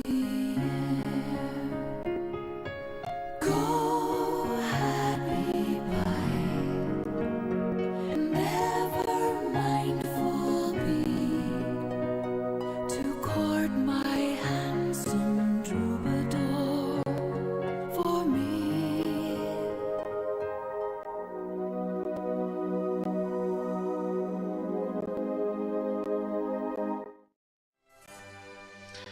We have returned, ladies and gentlemen. Welcome back on into the stream. Game number 2 between Surge Gaming and Cloud Rising, just moments away, and we're going to find out if Surge Gaming have gone back to drawing board, maybe rustled up some different plans, addressed problems from game number 1, or we could be looking at another 2-0. That would be unfortunate. You know, we would like to see a little bit more games, but it was a very, very odd ideas coming out from Surge Gaming, that one. I don't mind the slot position 4, I think it's okay, but when you're going up against Silencer and you're not buying the shard, you're not buying the mules, you're not buying defensive items to keep you alive, and you go Diffusal of Axe Scepter, that is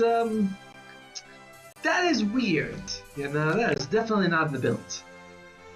Yeah, it was a little bit perplexing, not gonna lie, so I don't know, we'll find out if maybe Surge Gaming, if they're willing to attempt Lark support again in the second game, if they do change the build. Because, I mean, it was their second pick, I believe, in game number 1. Early. Yeah, it was very early. So let's jump on into the draft, find out if we are going to have any repeat performances, or maybe it could just be a brand new, fresh 5-hero draft. Who knows? They do get rid of the Nature's Prophet again. I believe Cloud Rising didn't want to play against this hero from the start. Surge Gaming, they get rid of the Mars and the Earthshaker. They actually picked the Mars in game 1. Irving had a very, fairly stellar performance, I'd say, with the hero, but they're like, nah, we don't want to go through that again. Yeah, I mean, he had a good lane. He beat the Sven quite decently. He got some good arenas and control later on, but unfortunately, just the whole rest of the team composition fell apart before he could really do too much to help. And, yeah, well, I would say let's not willing to try it. I was gonna say, I just don't think it's his fault really for Irving, but they get rid of the Mars, make sure that other team doesn't get as well. And I would say I didn't think that Yum had a fantastic performance. So maybe that's something Surge can be like, let's say, they go for a very aggressive offlaner, shut down the carry, enemy carry more, the offlaner snowballs. I'm cooking something here. I'm not sure if it's going to work out, but I feel like there's a recipe that you can work with. 5 seconds. Yeah, I mean, I suppose you could just focus onto him and try and shut him down, but then I feel like, to be honest, the real problem person in game number 1 was Q7. I feel like he needs to be the priority focus coming out from Surge Gaming here in this game number 2. Either pick supports that can rotate to the mid, maybe try and shut him down sooner, or just focus a bit more on counter picking. I mean, he did have the overall last pick of the entire draft, and it was a stellar pick. It was just really phenomenal. And, well, we'll just see if he's going to be able to get the same spot. Ooh, Mr. Bulgana comes out for Cloud Rising. Great tower pusher, great heal, great anti-physical damage, and look! Yeah! It's your friend. It's Zepurchna! See, that's what I like. This is what I like, you know, and the fact that he is that he's English as well is just all the better. I was gonna say something, but yeah. Look at that, by the way, he's got a really big stomach. Like you can see the rolls on that man. Oh, he needs a diet. Yeah, it's mass, mate. He's got pure mass. You know, that's what the ladies like. It's all muscle, as they say. Yeah. All muscle. Okay. When he gets down to devouring, damn. Don't stand between that guy, the plate of food, as Cloud Rising. They get rid of the Silencer and the Bane. I mean, I guess so. That means the Spoon is probably going to be a 5 since you banned 2 really good 5s. You're not gonna ban them if you want them yourself. Yeah, for sure. I'm taking them out of the pool. There's still obviously like the Ringmaster in the game left, but Dawnbreaker gets banned and the immediate response pick of the Hoodwink there from Surge Gaming. So potentially this could be the 4-5, could be Core Pudge. We'll have to wait and see. I feel like it's going to be maybe an offlane Pudge at this point because you ban the Dawnbreaker. It's like if you ban a very, very strong hero in that role and you pick a hero who could fit that role, it's probably going to be there. So Dawnbreaker 3 is gone. Well, very likely it's going to be a Pudge 3. Now, if you're Cloud Rising, Hoodwink Pudge is a very annoying lane to play against. It certainly can be. Bushwhack sets up for the hooks again and again. No, damage, especially if you're up against a hero like Pug now, man. You're just going to die so often. Maybe you want to take something like a Lifestealer here for Cloud Rising. It wouldn't be so bad against the Pudge. And what to go with? They go for the Centaur. Alright, they like Centaur. Did not fail us in the first game. He will not fail us again. Oh, sorry. He will not fail us at all. Yes, that's the words. English hard. Yeah. Come back on over, mate. We'll give you some more lessons. But Roy, yeah, going to be sending back the same hero 2 times in a row. Puck actually makes it all the way through the draft this time around. I think it was first phase in game number 1, but completely ignored in the second. And here it is, going to be the mid laner for Cloud Rising, already secured. I like it. Is now for Surge you have to start thinking about picks that will give you a certain amount of disable. They picked the Monkey King. What they go with? They picked the Axe as well. So is it gonna be Pudge carry or Pudge support? We're not sure. Even Axe can be played as an offlane or a support. Alright. I think Yu is one of those players who's a lot like me, where he likes to pick the most unorthodox 4 and try to make it work. And like me, he probably fails a lot at it as well. So I think it's going to be an Axe 4. And like you, builds the wrong items. Sorry, what? Builds the wrong items as well? Maybe that's the trend? No, that's I build the right items. He makes a lot of money from winning tournaments. See, that's the difference. It's a small difference. It's subtle, you know. It's a skill issue. I see. Exactly. I see. Okay. But yeah, Ursa picked up though from Cloud Rising. Carry Ursa makes perfect sense. Like either Pudge, Monkey King, or Axe. At least 2 of them are going to be cores, I say, and Ursa's good against all of them. So yeah, it feels like a very solid pickup indeed. The Monkey King pick, I feel like that's leaning towards the carry purely because you know it's going to be laying up against the Centaur runner, so you're just trying to give Kismet as best of a lane as possible. So I'm thinking Monkey King, Pudge as the safe lane, Axe Hoodwink off lane, and then just a mid laner left for Surge. I think it's gonna be Monkey King mid and Pudge, and then either Pudge is the carry, they're gonna pick a carry, but we'll find out soon. For Cloud Rising, they need a support. Let's see, what would be a decent one right now? Okay, now I should think about it. They just go for the Tusk for the save. Okay, solid. What if it's gonna be probably a Tusk 4 or 5? Doesn't really matter. If he's with the Ursa, that's great. If he's with the Centaur, that's great too. And no matter what, he's gonna be facing up against at least 1 melee hero, potentially 2. Yeah, no, it makes perfect sense in this draft for sure. Even just the bonus factor of having the amazing Tusk counter versus the Axe Berserker's core is just fantastic. So really solid pickup. I like that here from Cloud Rising for sure. Surge Gaming note, looking for a real clutch last pick here to round out their draft. What could it be, I wonder? Sniper. I take a Sniper. Sniper, by the way, destroys Puck in the laning phase. Like, it is so one-sided in favor of the Sniper. But later on, you're up against the Tusk and the Centaur and the Puck, so it's not good later. They go for the Tinker. Oh! Okay. So Kismet on the carry Tinker. Position 4 Hoodwink.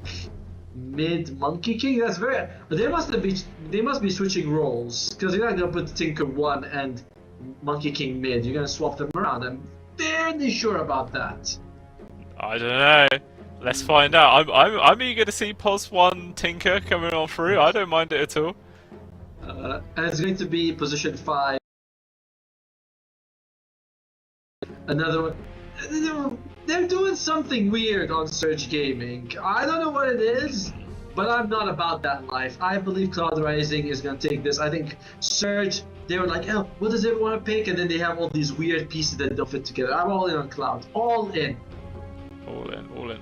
I mean, I can see the vision, Atomo. I can see how it could work, but, you know, a lot of things are going to have to go right there for Surge Gaming for it all to really come together and turn into a solid game for themselves. It's not going to be easy at all, especially after the Game 1 performance coming up from Cloud Rising. So, I don't know. It's going to be interesting. A lot is riding on this Kismet Tinker. Whether if it is the carry or if, like you said, they've done a little bit of lane swapping, and it is actually just going to be Kismet in the mid and a Knight playing carry Monkey. Who knows? Who knows? Well, we'll find out very soon, as we're going to go to us for a little bit here before we go into the game, just so you guys can know exactly who you're working with. You know, you're working with the very handsome, very lovely Mr. Bluescale and his good friend B. Yeah. We're good friends. We're good friends, aren't we? Very good-looking friend. Ah, thank you very much. Thank you very much. Now that you know what we look like and we've made you suffer enough, let's go back into the game. I like that little self-plug there. Just drop that in, you know. Whatever works.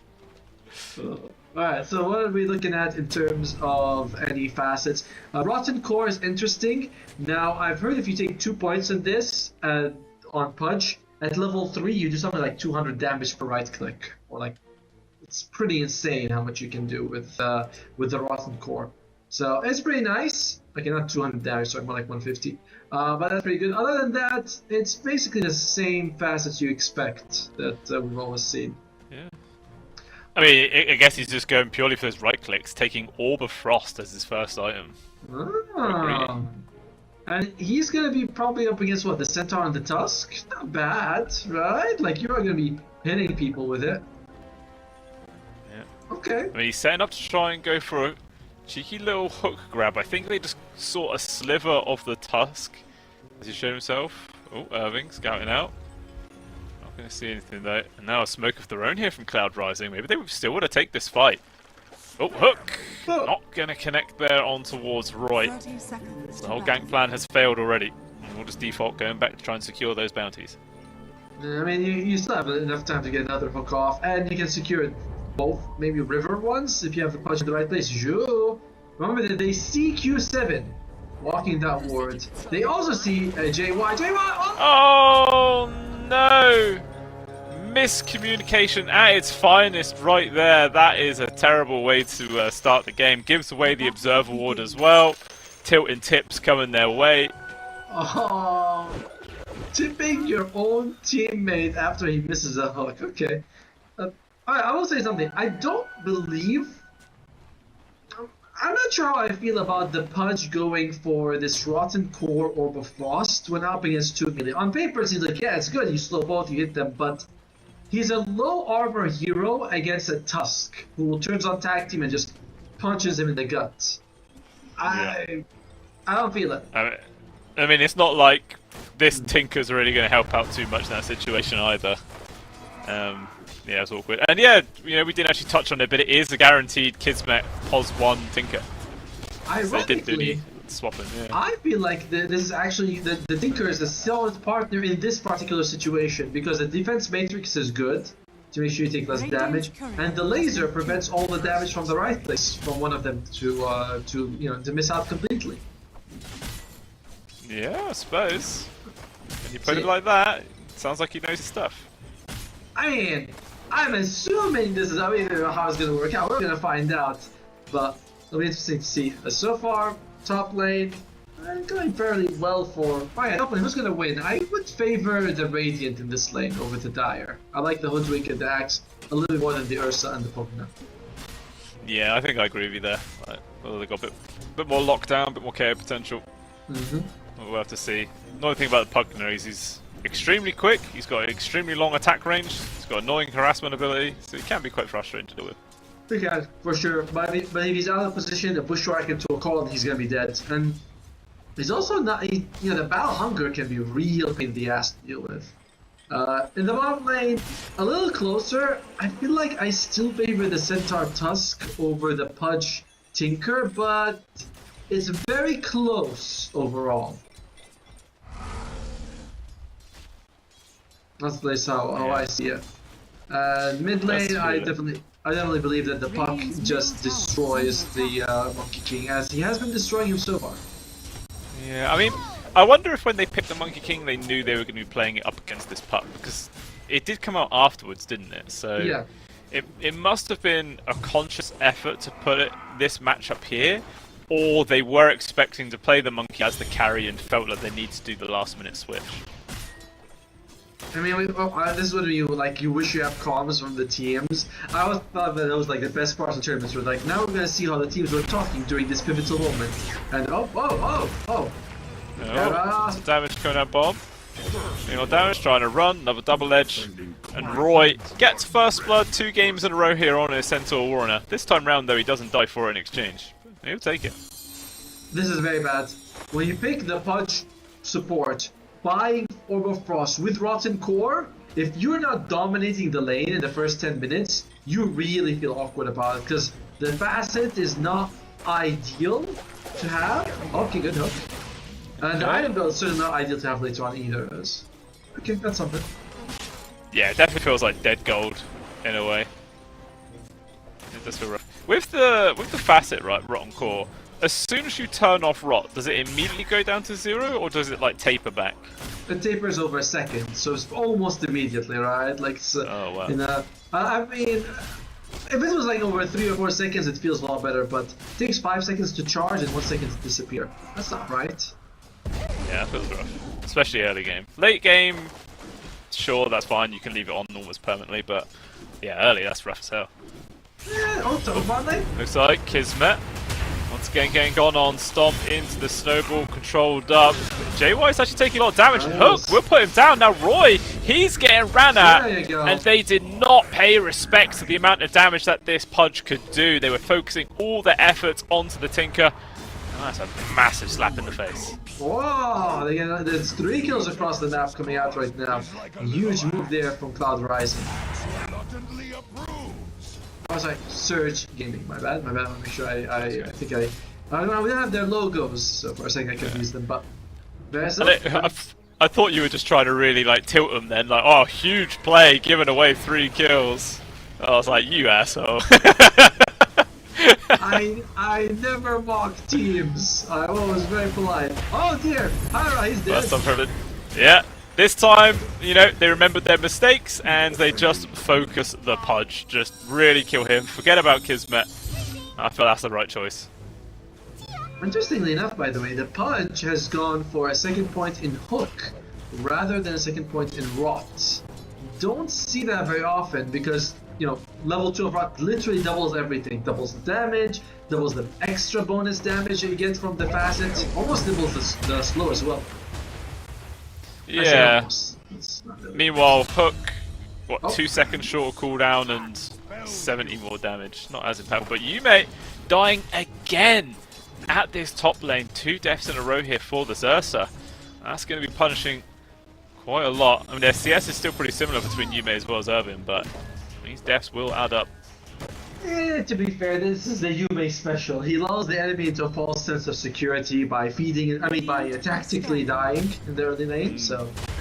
Satuna, rotate down to the bot lane, drop down the Nether Wards, Hook, will pull him out of position there, so does keep Kismet alive, Shards goes a little bit too far.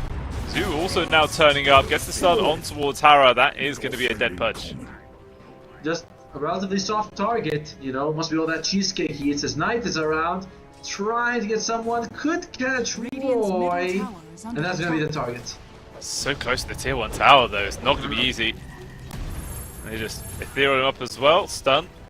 Just outside the tower radius, he's still just running around here. Feels like it's just wasting his time, to be honest. Might have to go back to his lane momentarily, or maybe stick around for the tower, who knows, but he's not getting anything here. I believe he was hasted when he came in, so at least it wasn't like a long travel to get here. As it is going to be Wisdom Ruin right now. He's going to stay for this. Roy? Okay. Yeah, trying to go on to him. Bushwhacker lands. Immediate use though of the Decrepify. There's just nothing that Knight could do to stick on top of him, and yeah, this will be the Wisdom Rune just safely going into the hands of Cloud Rising.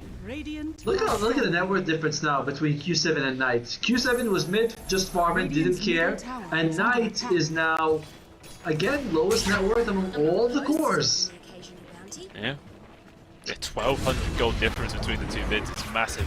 Whoa, what is massive is Yume dying for the 3rd time in this game, just 7 minutes in. At least this time JW, or JY, sorry, does come in for the counter kill, but it's just not worth the end of the day losing this many lives on your Ursa.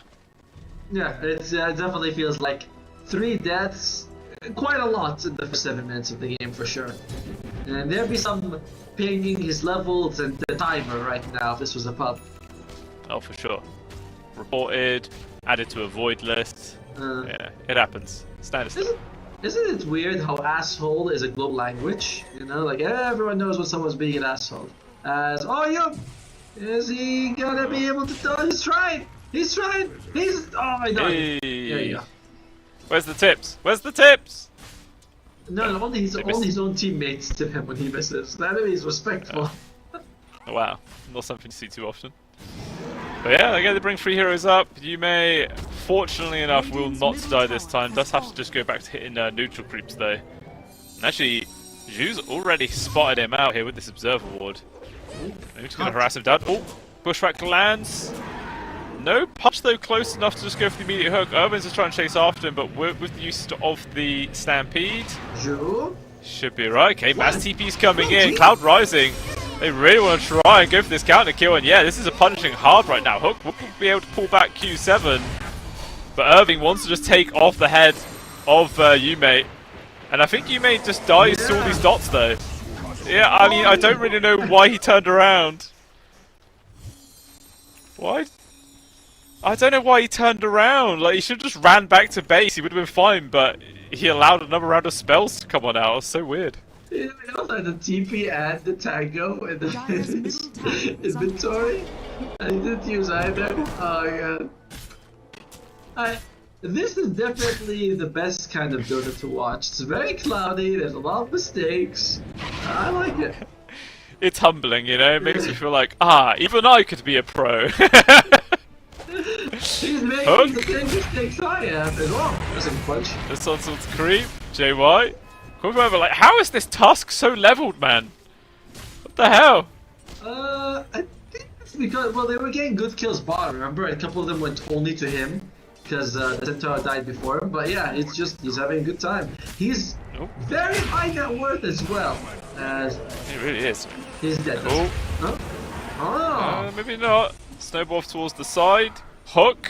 Up in just a second. Gotta be careful he doesn't end up hitting Irving, though. Oh, Juke. Don't need it. At the stairs. There we go, we got him. I was gonna say, like, all these points into meat hook are worthwhile short of cooldown, but then he didn't end up using it for like another 6 seconds anyway, which meant it made no difference. But either way, he gets the kill. Yeah, he didn't miss. That's what matters. Not that, it's pretty good. Yeah, it's a very odd thing to go for the rotten core facet and then only put 1 point in it. But because later on you don't right click more as a push support as the game runs, you right click less. Dire's structures are fortified. That's at least my experience with the hero. As well, mate, this tower is going to be falling. Kismet, very close. Very close indeed. At what point does this Tinker start hitting that, you know, mass farming Giga Chad Tinker? Like, when do we get to that point? I can't say. I mean, he's going for Blink, Kaya. I guess that's going to be very useful for him, but I'm pretty sure he's trying to Giga Chad farm right now. You know, that's kind of the goal of the Tinker from the start of the game. Yeah, but it's slow, yeah. Look how long it's taking for him to kill this camp. He's used up all of his HP, all of his mana. You know, it's not quite as efficient as it will be.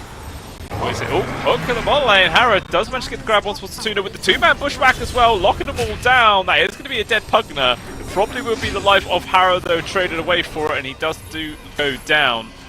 The rest of Surge Gaming turn on up, but it's too late to actually try and find any other kills. So really, it's just a trade of support at the end of the day. Radiant's middle tower is under attack. You know, I'm not the biggest fan of the item builds from the Axe. He's going for Spirit Vessel. Maybe he thinks even with a blink, I'm not catching Q7, so I might as well go for Spirit Vessel. And that's an interesting idea for sure. It's good against the heal from the Pugna, but I'm just going to Blink Dagger. Pretty badly, in fact, in a game like this. Yeah, it's a crucial part of the hero. Especially when you are basically your only team's real source of catch. I mean, I guess there's the Pudge hook, but I don't know, it's very, very risky to rely all your initiation onto a single hook. Exactly. And Pudge wouldn't mind getting Spirit Vessel. The same thing with the Hoodwink, like Spirit Vessel's pretty solid on the supports. So, I don't know, this Spirit Vessel on the Axe, it's giving me indigestion. It's like an English breakfast. An English breakfast give you indigestion. It's a hearty bit of food right there, it's good for you. Yeah, the burning feeling means that it's a good thing. Yeah, Sharpshooter secures the kill on towards Tuna. Roy, it's just hit there by the Boundless hook, up in 2 seconds, but we'll go for the Stampede there to make sure he gets the distance to run away. Oh, but it was a hook save and a hook kill. Sorry, a Stampede save and a Stampede save kill us at the same time. That's efficient use of the ability. Yeah, I bet he felt so good pressing R at that moment. It's like, damn. Probably he only used it just to run away, and then they get it killed, and they're like, "Thanks, man. Good use of the step." He's like, yeah, I know." I was like, that was totally my plan. Right, where's my tip? Kismet. Now, once he gets an Acceptor on the Tinker, that is when Tinker becomes really something. You know, that laser, the life reduction is insane. Size as well, you get a little bit smaller. Which I've never noticed, but people say it's a big deal. Only to very vain people. Don't listen to them, Tomo. It don't matter. But yeah, 9 to 8 on the scoreline. 3k gold advantage actually here in the hands of Cloud Rising, despite the fact that Momentum feels slightly in favour of the other side. But Knight going down will actually further that lead even more.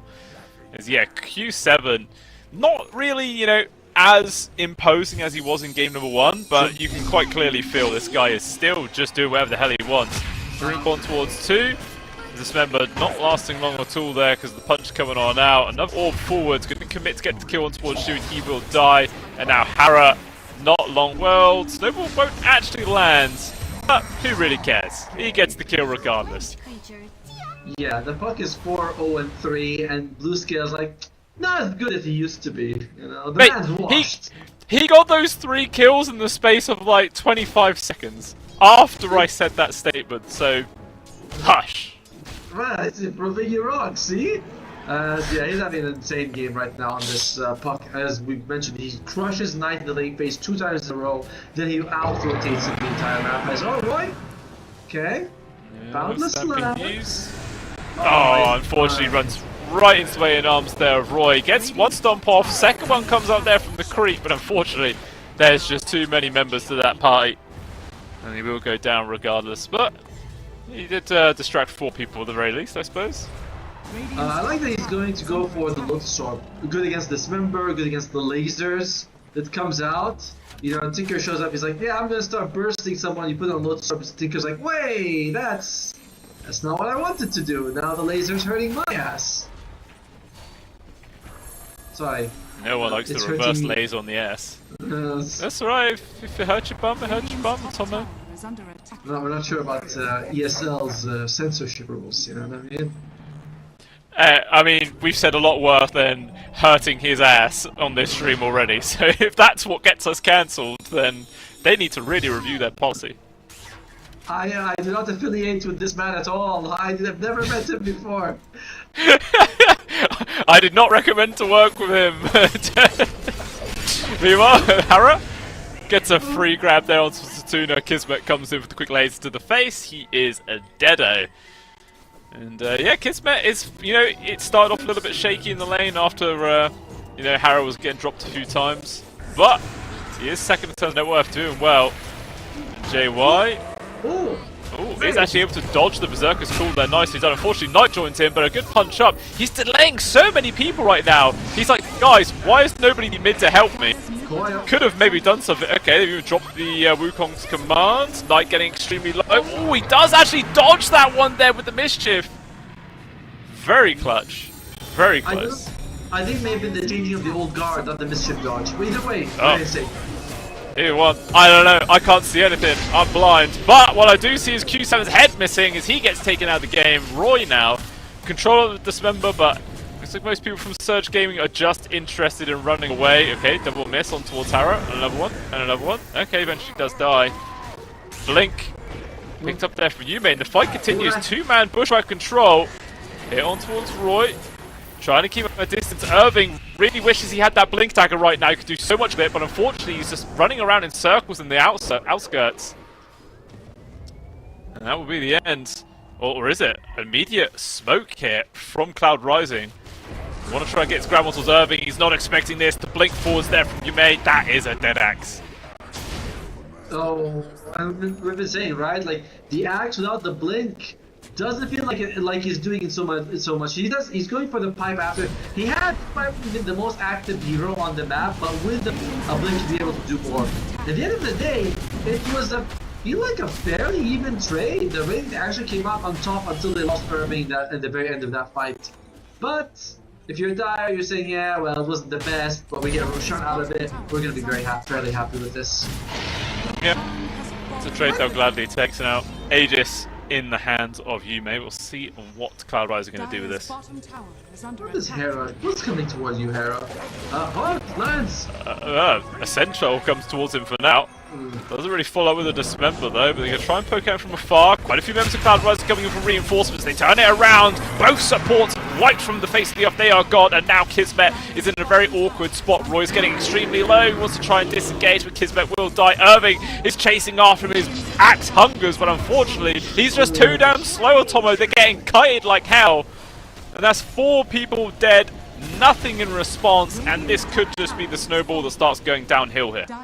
Feeling very familiar to the previous game, right? Yume has a very tough lane stage, sacrifice where the team suffers a lot, and then later on he gets triple kill, and I think a quad kill at one point. Now he's top of the net worth. Irving, I go back to it and think that this Spirit Vessel was so not the item that you needed for your team.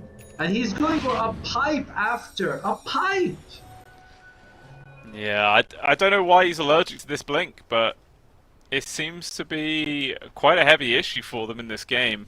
And you know what? It'd be really awkward if kind of the reason Surge end up losing 2 games is because of itemization.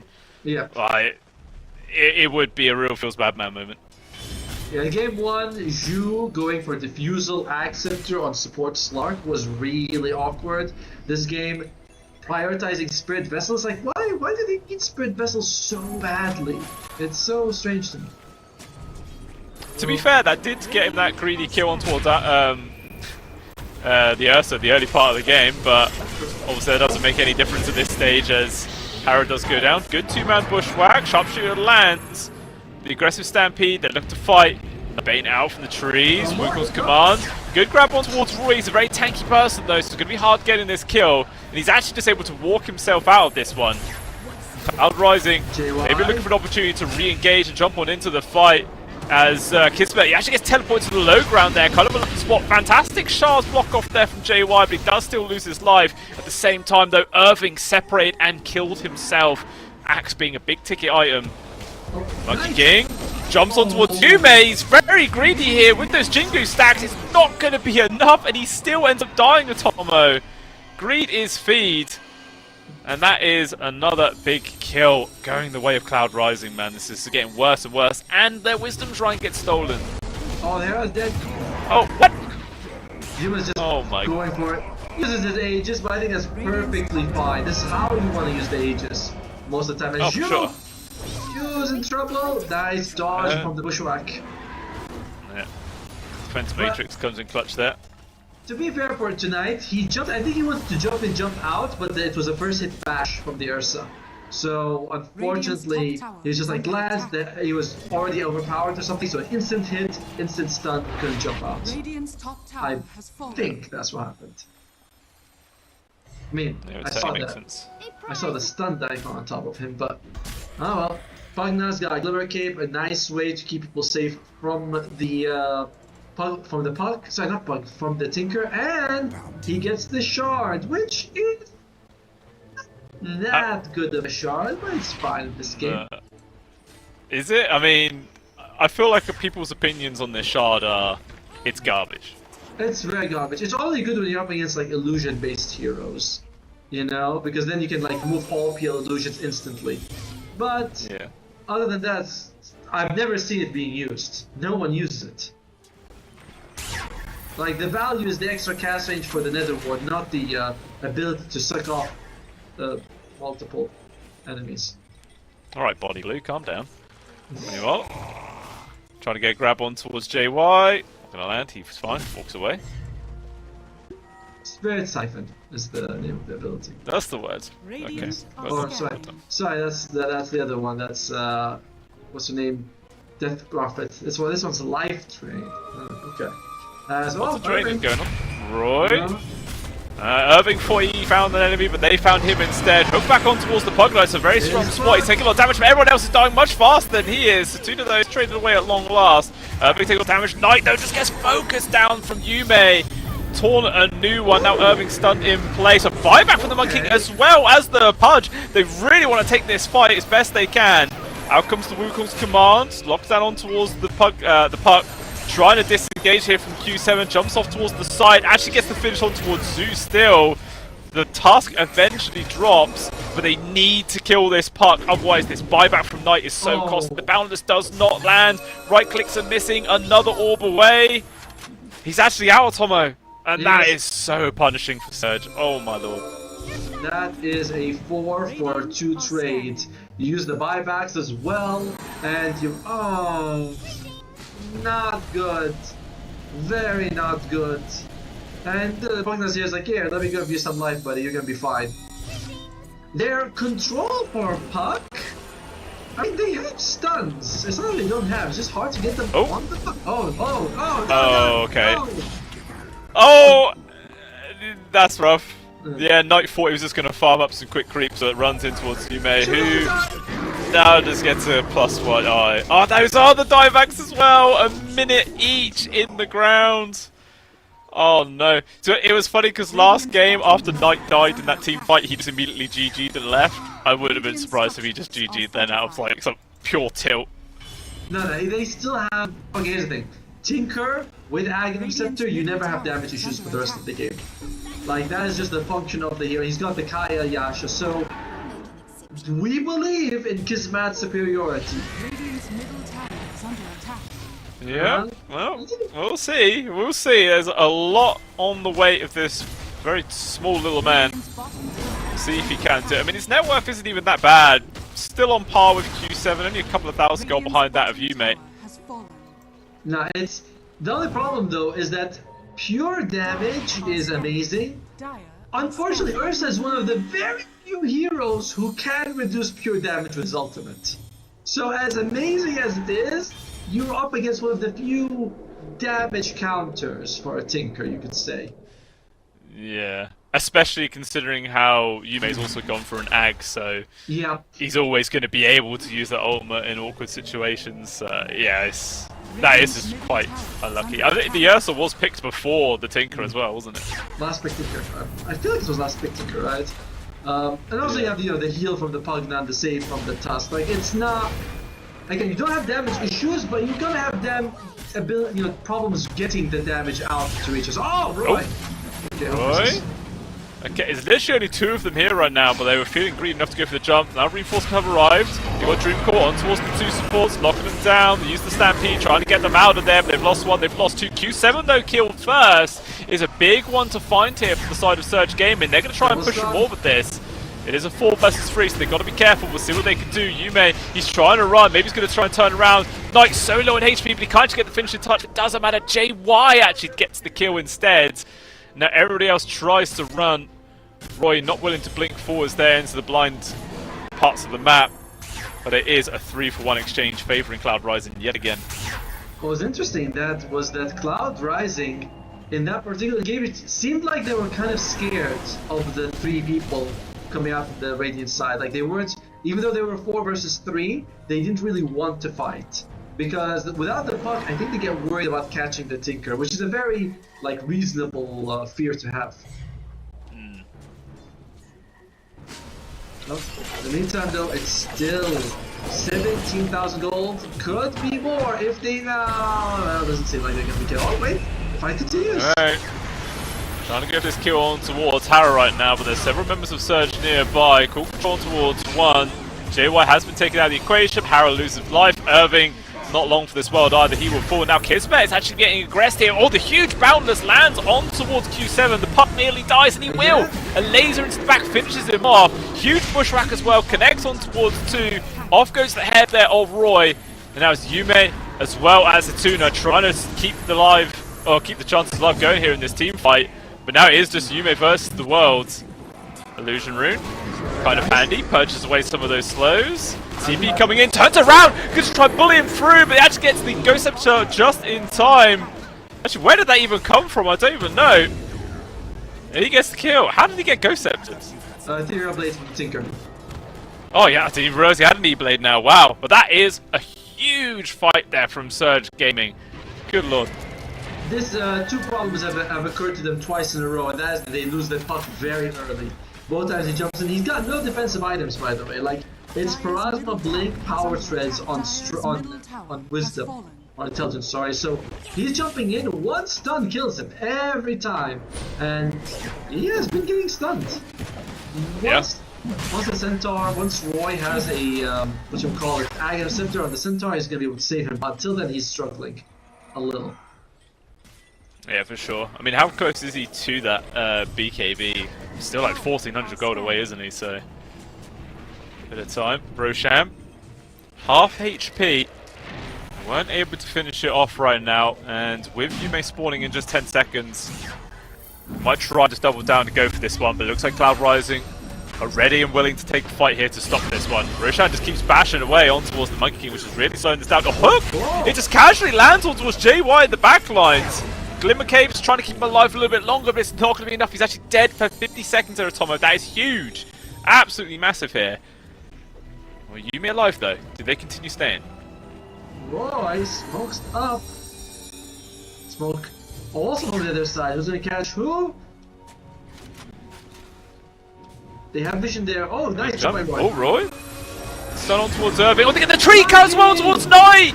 He's dead straight away. Irving as well puts himself in deep trying to help out, but it's too little too late. He is gone.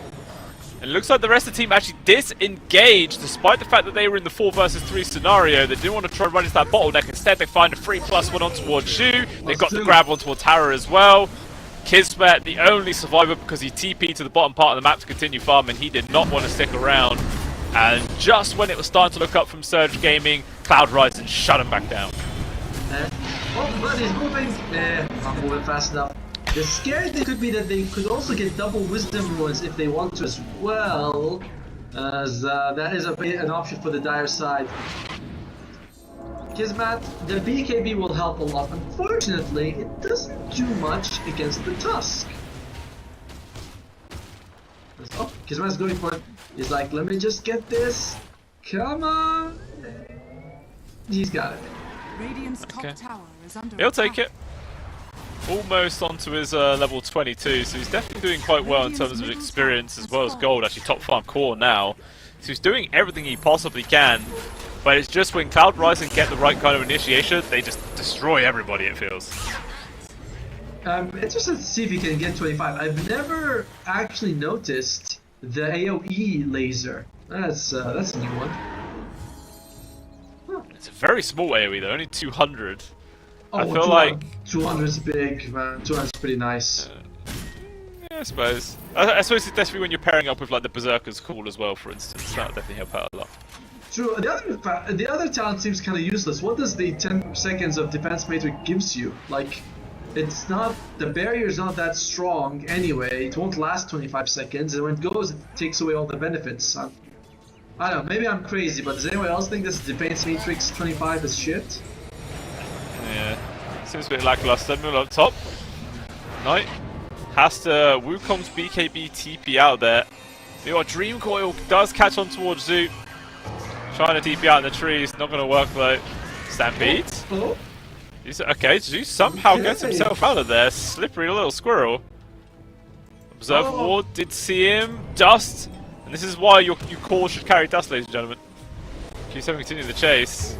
Jeez. Okay, eventually dies. That took a long time. Meanwhile, mid, it looked like Surge were trying to use that opportunity to go for a kill themselves, but couldn't actually lock down on towards anybody. They got to be careful. Yume, he's coming in. He's hungry. Your Scepter holds him back. It's going to hold it at that for now. How close are we to the Ag Scepter on the Tusk? Still about 1,400 gold away from him. That could be a big deal. They have the banner on the Bugden. Ooh, greedy for the Tinker. One of the few heroes as a core that wants the greedy enhancement. Because again, you just never right click anyway. Oh, Searing Signet. That's pretty cool. If you had a choice of, of anything else, like probably wouldn't have. If you had Whisper of Dread, you would have taken that for sure. Yeah, I mean, he is just all about spamming spells, so it's pretty big. I mean, 72 magic damage over 6 seconds. Is that 72 magic damage in total, or 72 magic damage tick? No, it's the total. Okay, it's alright then. It's okay. It's not much, to be fair with you. It's not that amazing. Like, Whisper of Dread would be better for sure. But, and I don't think it procs off March of Machines, which is unfortunate, because they don't hit that 55 damage threshold, unfortunately. Yeah, and also it used to be global. I loved when I had like Zeus or Aghanim Scepter on Silencer and you use it and everyone gets the Searing Signet debuff, but now it doesn't even apply, which is unfortunate. That's you! Oh, that's well Scott! Yeah, I mean, he managed to waste a lot of time last time, and it looks like he's going to be able to do a similar thing here. Actually, never mind, with the Nullifier. There's just no way to escape that one. And 50 seconds about the squirrel. Yeah, Yume's going to be able to get a free Tormentor here for the squad. Pogna already has his, but if you can get one for the Roy, I love this one. I think that it's a fantastic shot for the Centaur. You know, every time you double edge someone, you get 12% extra strength. It's pretty damn nice. Act up quickly. Oh, Irving. Oh, this could be bad. Shows himself for the bot. Jay White. Trying to hold him at bay. He has to be careful. He's not much XP. Oh my lord! He doesn't even use his snowball in time. Just gets his head taken off. In comes Roy here to try and at least secure this kill, and they do get it. Like, it's a little bit of a punish for it. Jay White just dying like that. Like awkward. I wonder if Irving feels underestimated. Oh. They're trying to get the courier with the fuck. Yeah, I wonder if Irving feels underestimated. Because remember, earlier in the game, Ursa also went back in when he didn't need to on the axe. And now the JY does it. Like, guys, come on, he will culling blade you. He gets the chance. Yeah. I mean, there is such a thing as, you know, like min-maxing. You know, just getting the absolute most out of what you can, but you still got to try not to die. You know? Not good. That's the min part of the min-maxing, you know? It is. It really is. But Aegis has just now timed out, so not going to have the 2 lives anymore for Yume here. We'll see what they're going to really do, because they weren't exactly applying much pressure even with that Aegis in the last few minutes. They took away all the tier 2, sure, but unwilling to go high ground or anything like that, despite getting a good few pickoffs here and there. So maybe we're just waiting for Roshan number 3. To be fair, oh, Gizmat, going high ground. Oh, okay, this is bold. This is very bold. Fuck's on the way, by the way. Can he? There we go. BKB, punch up, try to TP. Dream Coil unfortunately does not pierce BKB. If he was, you know, just one level higher, he would have had that. I would say. Whoa. Okay.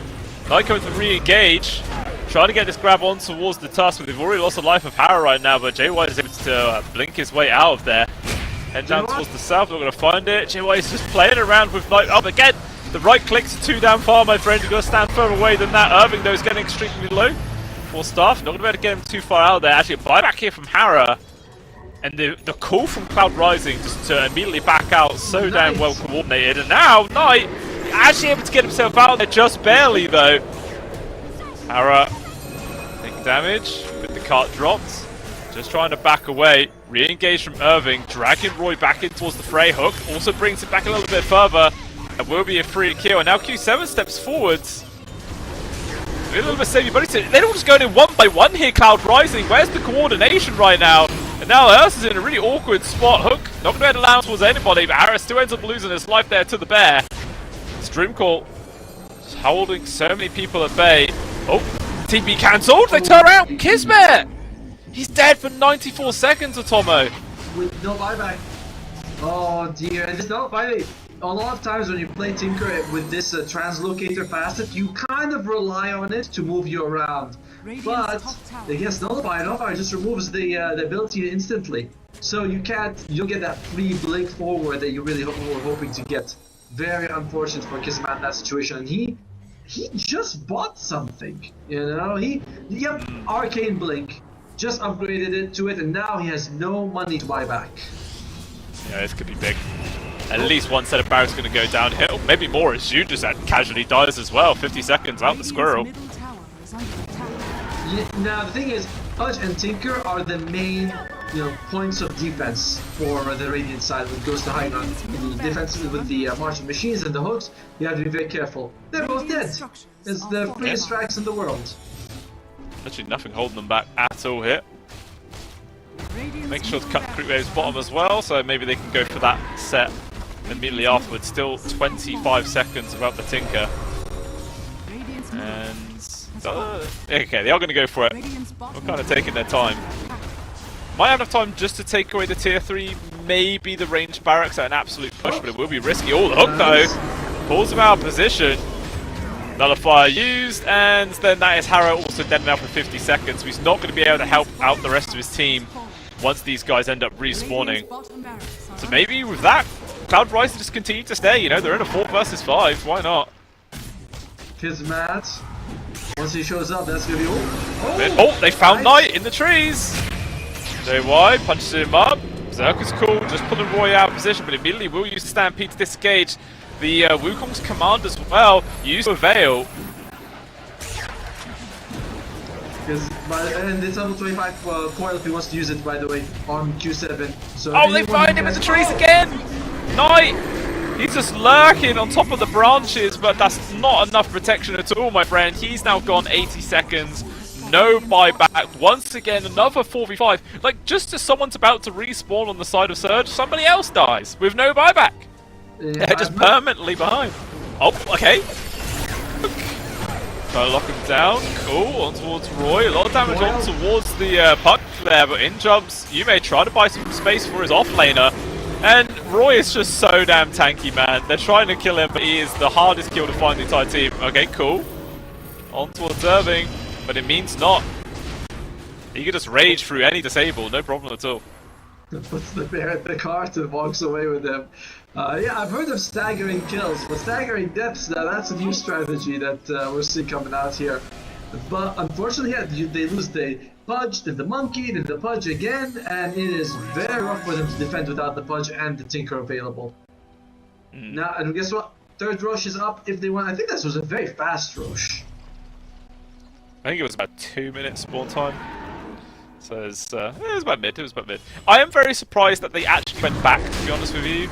Like, still, there was like 30 seconds left before either of them were respawning, but they still gave them that space. Who knows, paying respect to it. Maybe they knew that Roshan could potentially have been up, so they just wanted to secure the ages to say, play a little bit safer, as they are now 40 minutes into this game. They do not want to throw anything away. That's what I'm thinking as well. It's like, they probably are just being very disciplined about it. A win here guarantees you top 4. Big step forward in your trip to representing China in the DreamLeague 27. Sorry. Whereas losing, in a game like this, and when Game says you have 92%, you don't want to be the fool who throws a game like that. No, you really don't. Look at the kills in the bomb. Do you see the kills? The like towers kills, team wipe. On the other side, like they're barely getting anything on the Radiant. As double coil with Octarine Acceptor as well. Yeah, Q7. Sure, he's still susceptible to getting killed quite quickly if he gets caught from a core or something like that, but my god, the guy can still do some serious damage. Zero gets that double bounty rune. Nice, gets him the buyback. Kismet very close to his own if he's able to farm it, so I don't know. This Tinker, again, I'll say it again, I don't think damage is the biggest problem for their Radiant. Kick back from JW on toward Kismet, the perfect target to find. He's just dead 100 seconds, and I think that's probably just it there, Tomo. He's their main source of damage. He's going to try. Oh, he actually does have it. A fully is ran out, but eventually is used. Irving's already lost his life though. Zach's dead for 70 seconds. Yume getting really low. Harrow tries to jump forwards there to buy us a bit of time as Kismet once again goes in deep and immediately dies again. Just destroyed in seconds. Everybody wiped off the face of the earth. And there it is, Cloud Rising securing this series 2-0. I just love what he did, Kismet. It's like he dies in one spot, buys back, dies the exact spot again on this Tinker. Very unfortunate to see him suffer like that, but Cloud Rising, a very clean 2-0 in this game. And it feels like a lot of problems that it's a very similar script to game 1. Mid, Q7 destroys it. Like he absolutely has a fantastic time. At the same time, top lane, you think, oh man, Irving's doing a good job, but he goes for Spirit Vessel, Pipe, Yule Scepter before the blink on an Axe who really needed blink. Like, he absolutely needed to get blink. He couldn't get it. Kismet was involved, but I don't feel like the team was able to make enough space. It's just, they outplayed them. Cloud Rising just better. And is that 27 kills on Ursa? Yeah. 27. Bad. 27, 5, and 13. There for 40 of the 52 kills, which is pretty damn crazy. It's very active for a POS 1. Yeah, that is insane. There is the Tinker did 60,000 damage, which is pretty cool. Oh, and of course, 15 kills on the puck as well. So yeah, that's insane. I mean, like, yeah, Q7 in his first game, what was he, like 17-0 and something? Yep. This time 15-3 and 23. Like, he has had a very, very solid performance this series for sure. Potentially deserves the MVP in my eyes. And overall, though, it was a better draft from Surge Gaming in Game 2 for sure. But it's all, like I said, it just comes down to very odd itemization on the Axe. And when you don't have that catch, the rest of the game becomes very hard. For sure it does. But hey, that is the end of the second series of the stream. Cloud Rising ends up taking it 2-0, pushing themselves here in the upper bracket for the DreamLeague Season 27 closed qualifiers, where I do believe they will be playing up against Hongxi Zhangzhou.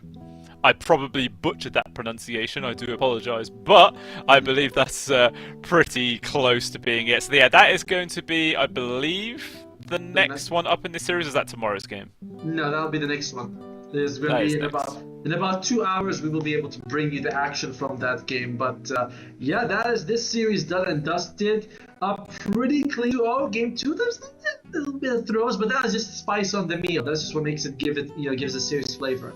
However, we are going to be taking a break for about 2 hours. So for people who live in Britain, maybe they want to take a nap and come back refreshed for the last game of the day. We'll see you guys then.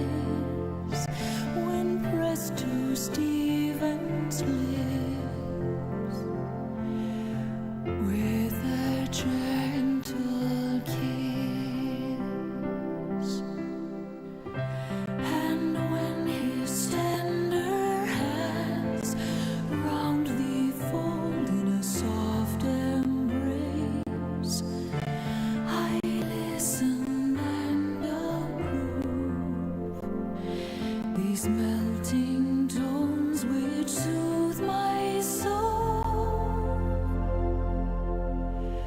soothe my soul to love.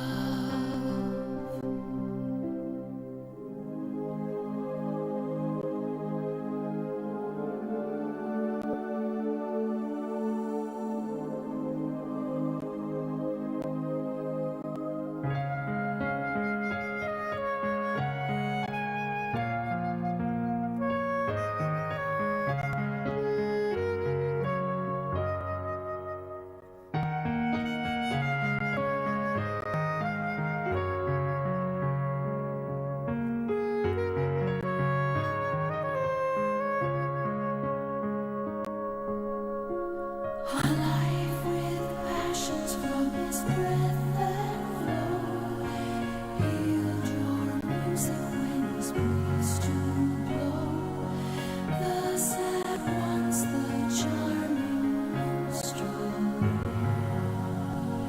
delights with sounds and enchanting tune, with sweet songs fill the air. Go happy by, and ever mindful be, to court my handsome troubadour for me.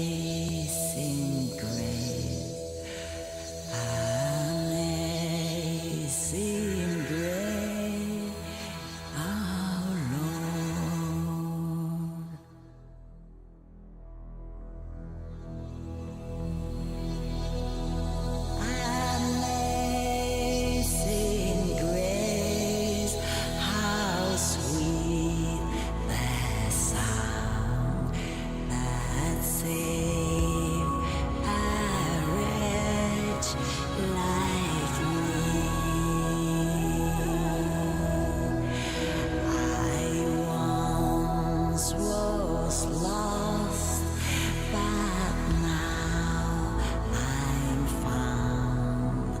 I was blind, but now I see. Was grace that full my heart to fear, and grace my fears relieve. How precious did that grace appear the hour I first believed.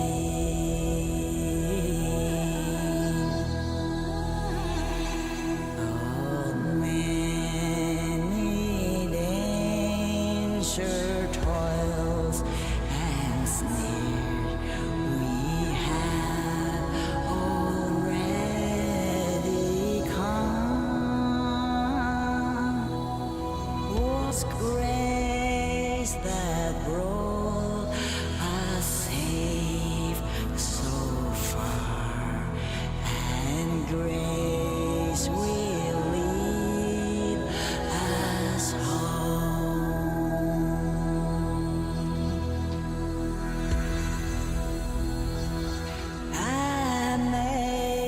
Amazing grace, amazing grace, amazing grace, our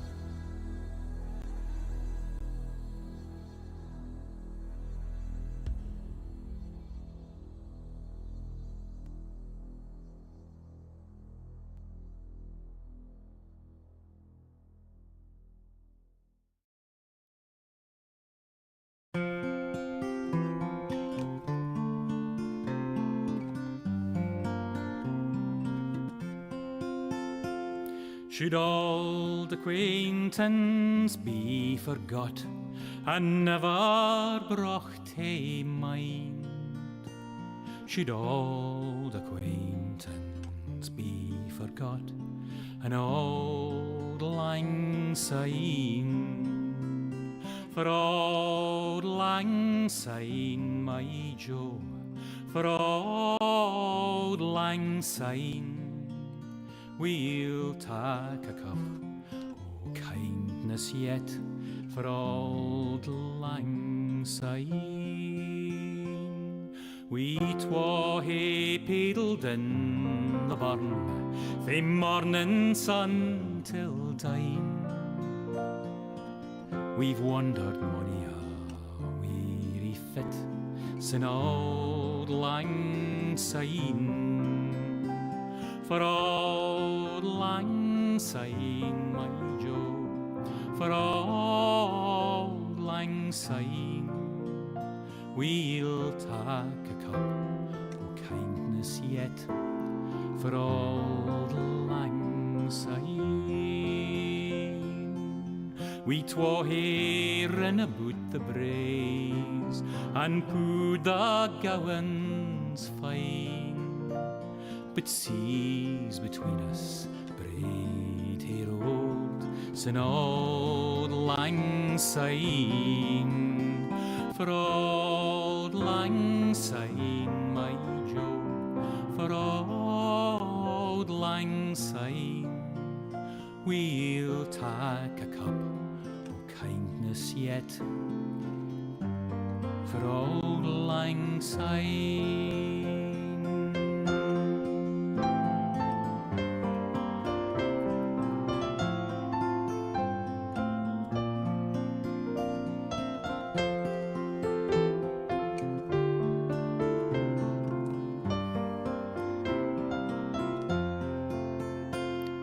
and surely you'll be your pint stout, as surely I'll be mine. We'll tak a recht good wally wacht for old lang syne, for old lang syne, my Joe, for old lang syne. We'll tak a cup o' kindness yet for old lang syne. So here's a hand, my trusty fear, and gie's a hand o' thine. We'll tak a recht good wally wacht for old lang syne, for old lang syne, my Joe, for old lang syne. We'll tak a cup o' kindness yet for old lang syne.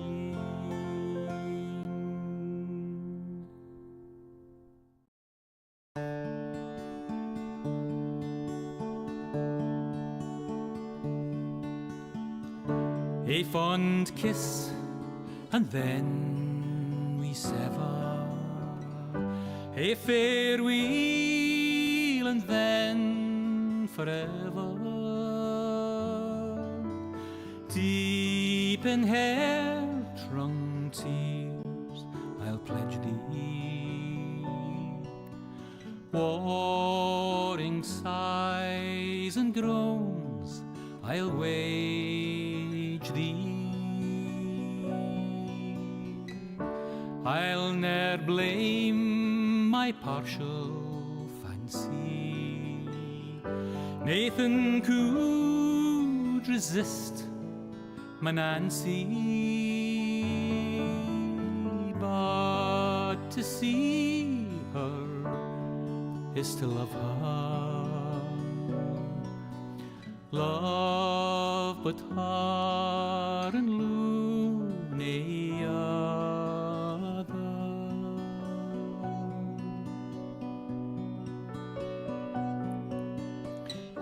Who shall say that fortune grieves him, while the star of hope she leaves him? Meany cheerful twinkle lights me, dark despair around benights me.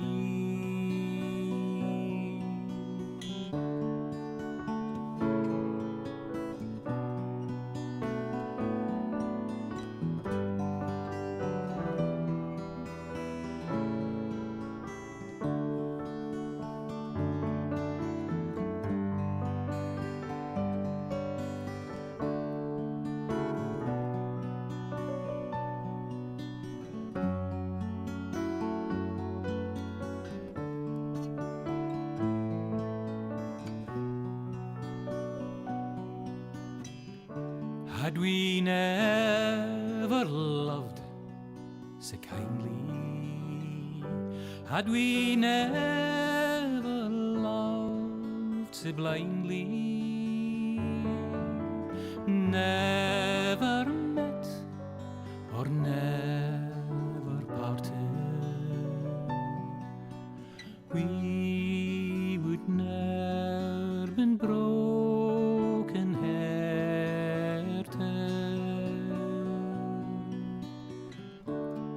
Fare thee weel, thou first and fairest. Fare thee weel, thou best and dearest. Thine be ilka joy and treasure,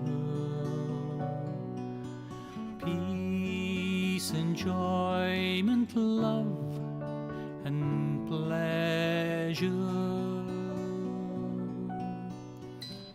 A fond kiss, and then sever. A farewell, alas, forever. Deep in hair-wrung tears I'll pledge thee, warring sighs and groans I'll wage thee.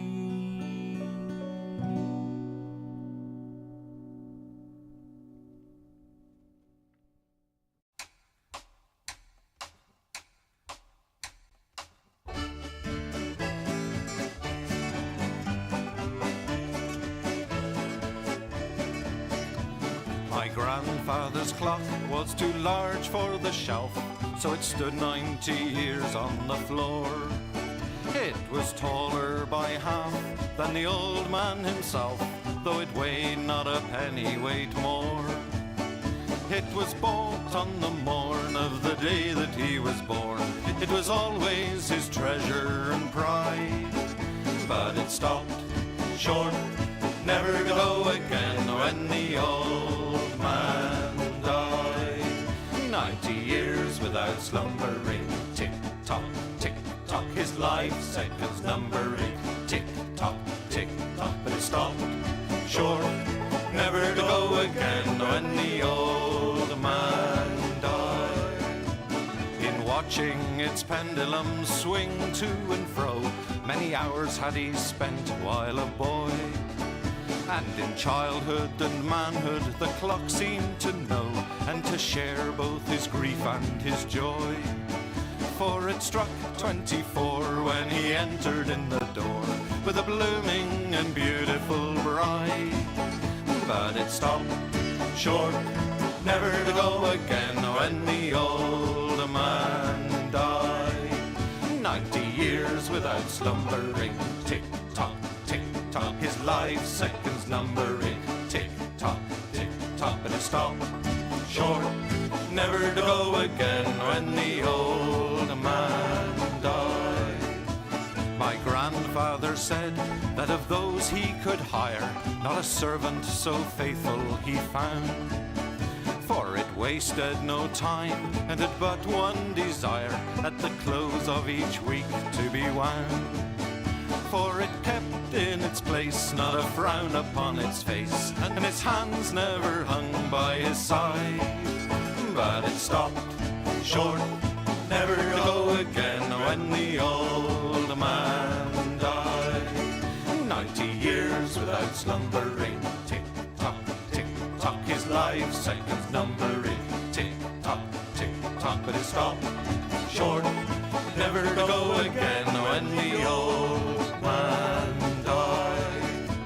It rang an alarm in the dead of the night, an alarm that for years had been dumb. And we knew that his spirit was blooming for flight, that his hour of departure had come. Still the clock kept its time with a soft and muffled chime, as we silently stood by his side. But it stopped short, never to go again when the old man died. 90 years without slumbering, tick-tock, tick-tock, his life seconds numbering, tick-tock, tick-tock, but it stopped short, never to go again when the old man died. Yes, it stopped short, never to go again when the old man died.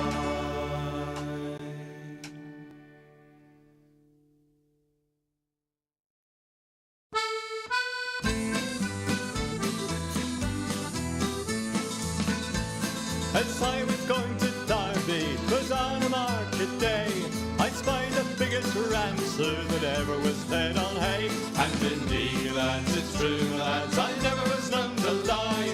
If you'd have been in Derby, you'd have seen the same as I. His ram he had full hooves, sir, and on them he did stand, and every step he took, sir, it covered an acre of land. And indeed, lads, it's true, lads, I never was known to lie. If you'd have been in Derby, you'd have seen the same as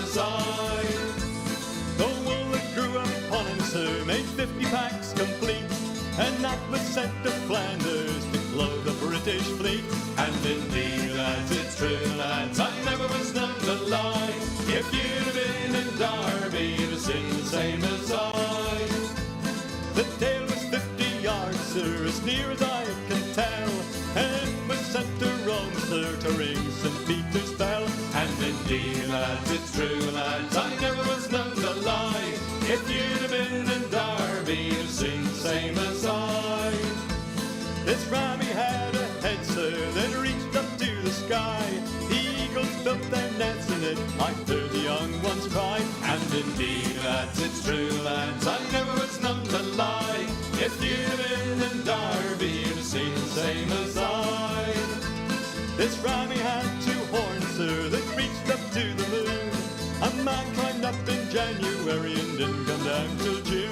And indeed, lads, it's true, lads, I never was known to lie. If you'd have been in Derby, you'd have seen the same as I.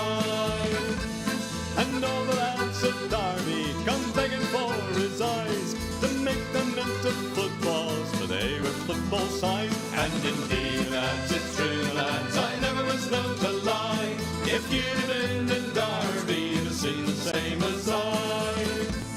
And if you don't believe me, sir, if you think I lie, just ask the folk of Derby, they'll say the same as I. And indeed, lads, it's true, lads, I never was known to lie. If you'd have been in Derby, you'd have seen the same as I. And indeed, lads, it's true, lads, I never was known to lie.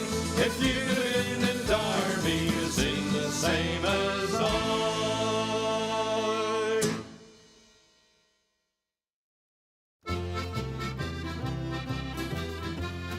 Eyes that buy that builds a boat, and eyes that buy that sails her, eyes that buy that catches a fish and brings them up to Liza. Hip your partner Sally Taboo, hip your partner Sally Brown, Fogo, Twillingate, Morton's Harbour, all around the circle.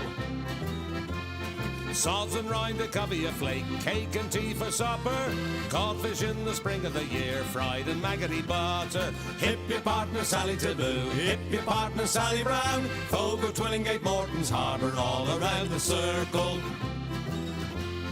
I don't want your maggoty fish, that's no good for winter.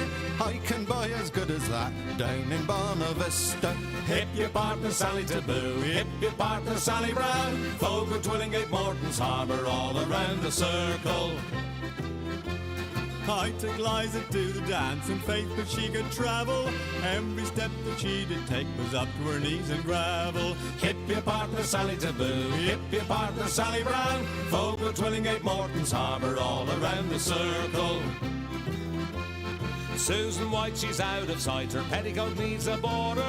Old Sam Oliver in the dark, he kissed her in the corner. Hip your partner Sally Taboo, hip your partner Sally Brown, Fogo, Twillingate, Morton's Harbour, all around the circle.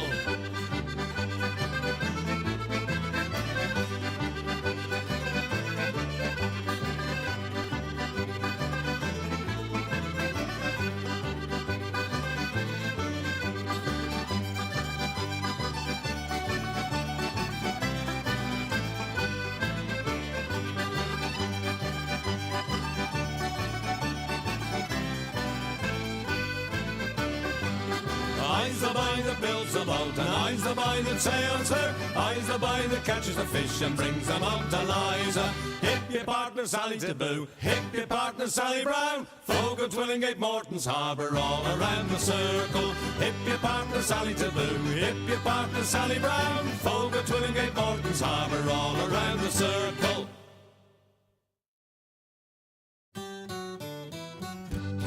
Come landlord, fill the flowing bowl until it doth run over. Come landlord, fill the flowing bowl until it doth run over. For tonight will merry, merry be. For tonight will merry, merry be. For tonight will merry, merry be. Tomorrow we'll be sober. Here's to the man who drinks strong ale and goes to bed quite mellow.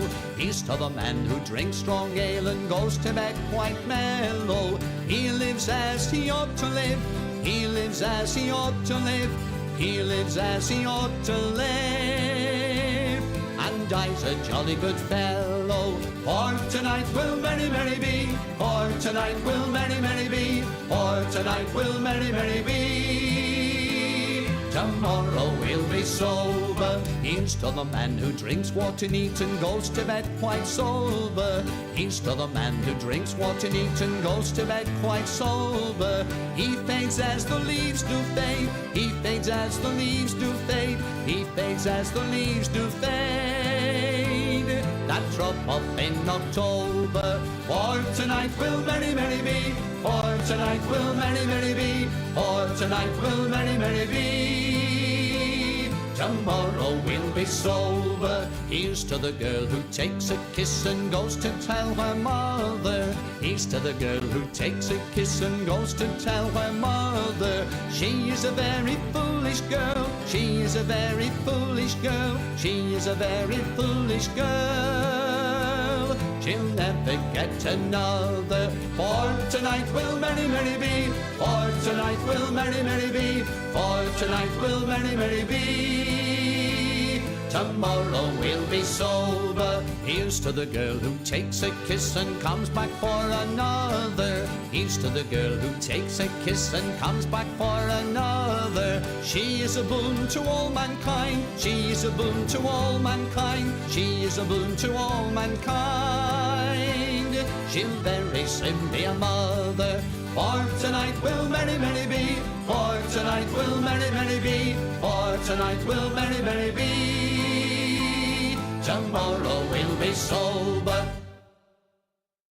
Where the wind can cut you like a knife, and nights are colder than the purser's wife, sir. Do we dream of sunny skies of blue and sipping on some fancy foreign brew, sir? No, sir, no. We long to sail where greyer English skies prevail, and we would face the wind and snow and hail for just one pail of good old English ale, sir. Just one pail of good old English ale, sir. Did we choose to fight the foreign foe for England's glory? We must answer no, sir. An English alehouse, that's where we would be, not dodging cannonballs upon the sea, sir. We're only risking life and limb because old England's too far to swim.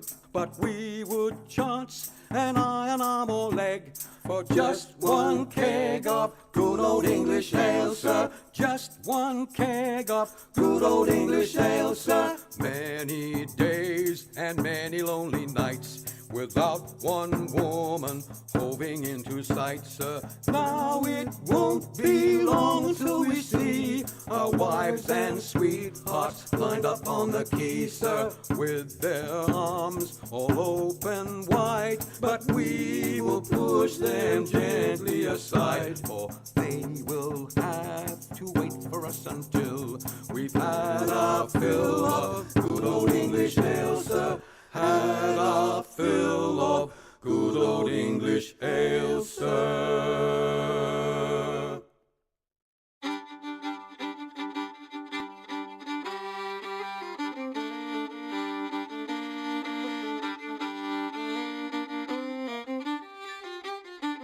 There were two little sisters a-walking alone, hey, the gay and the grinding.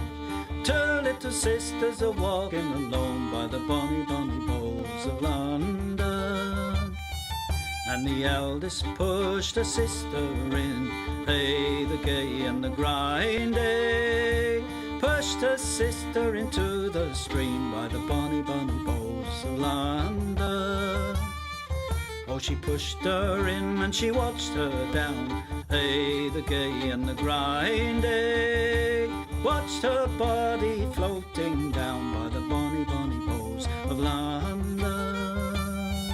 Oh, they laid her out on the bank to die, hey, the gay and the grinding. For with the fiddle came riding by the bonny, bonny bowls of London. And he made some strings from this yellow hair, hey, the gay and the grinding. Made some strings from this yellow hair by the bonny, bonny bowls of London. And he made fiddle pegs from a long finger bone, hey, the gay and the grinding, made fiddle pegs from a long finger bone by the bonny, bonny bows of London. And he made a fiddle out of her breastbone, hey, the gay and the grinding. Sound would pierce the heart of a stone by the bonny, bonny bows of London. But the only tune that the fiddle would play was Ho, the bows of London. The only tune the fiddle would play was the bonny, bonny bows of London.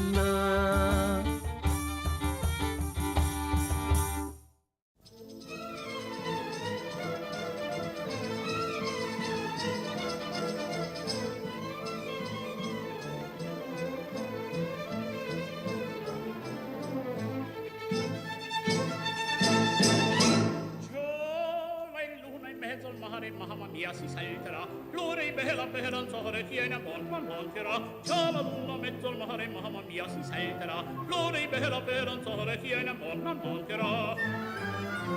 Già la luna mezzo al mare, mamma mia si salterà, resta in danza donna mia la ride qua, un garzon bello giocondo ciascuna toccherà, finché in cielo una stella e la luna splenderà, il più bel con la più bella tutta notte danzerà. Mamma mia, già la luna in mezzo al mare, mamma mia, si salterà, fringe, fringe, fringe, fringe, fringe, fringe, mamma mia, si salterà, fringe, fringe, fringe, fringe, fringe, fringe, mamma mia, si salterà.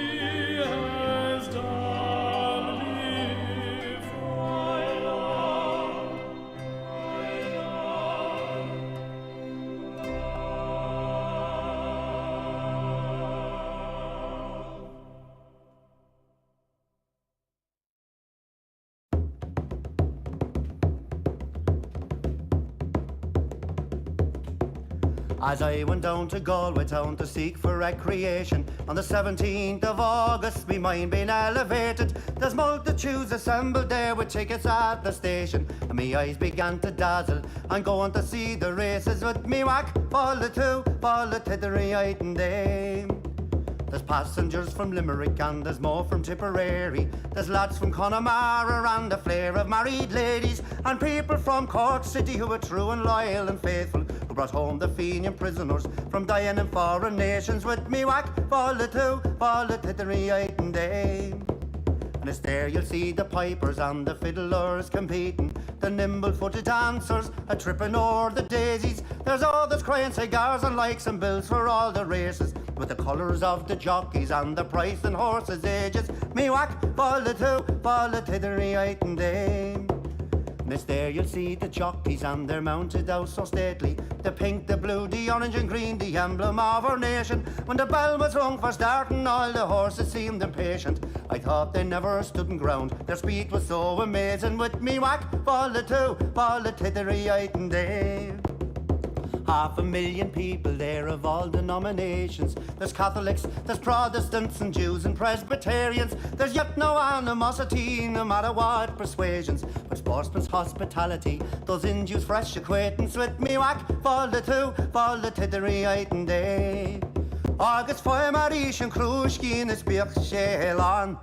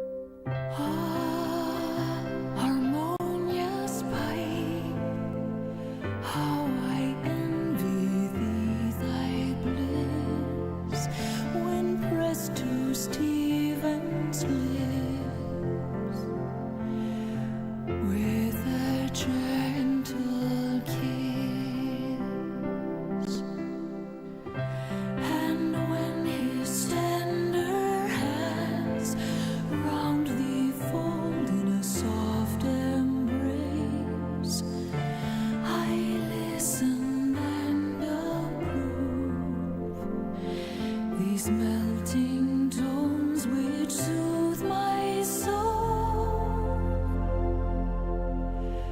soothe my soul to love.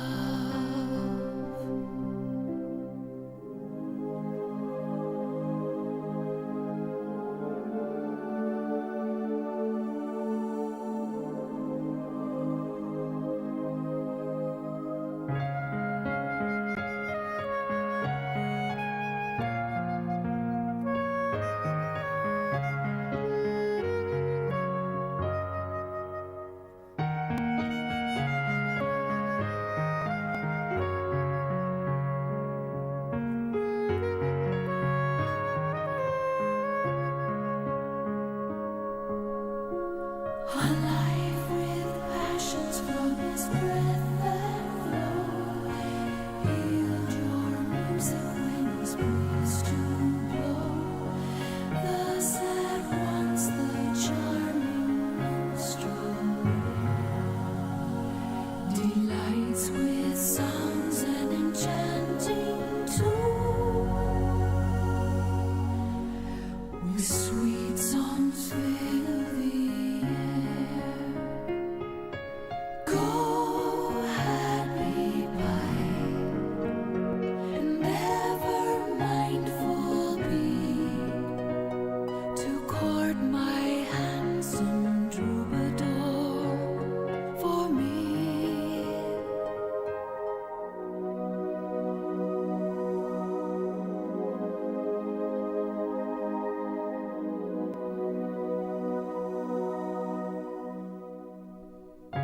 Tell him of all I feel, repeat my love at each melting touch, since to him my loyalty assign. Take thou care to tune his heart,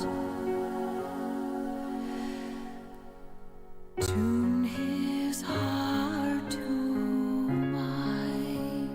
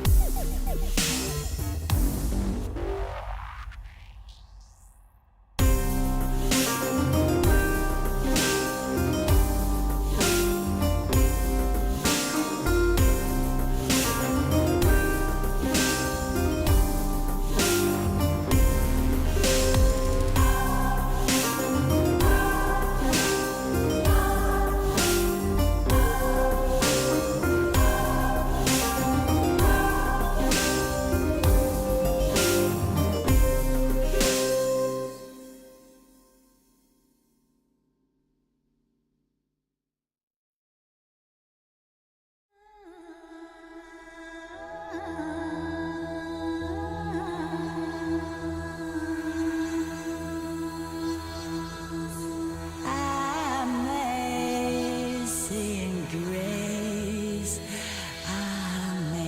amazing grace, amazing grace, our Lord.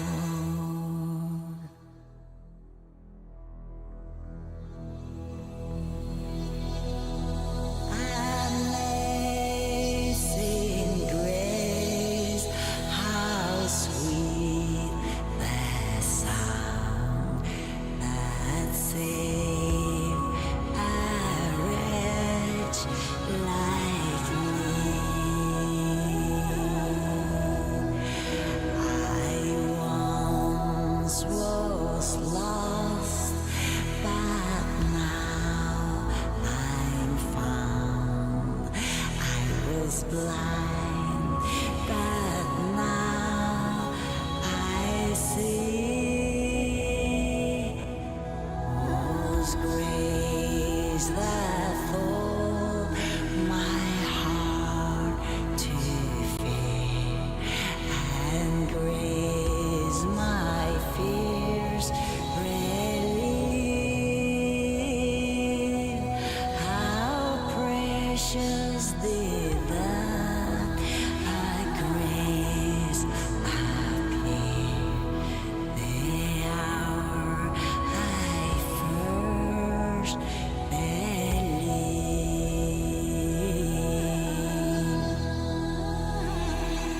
Oh, many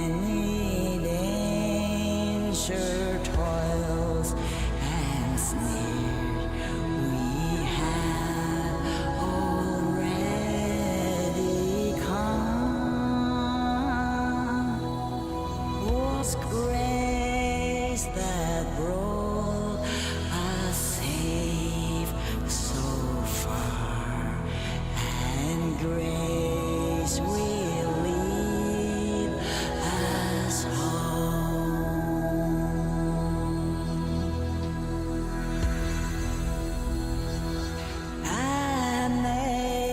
Amazing grace, amazing grace, amazing grace, our Lord.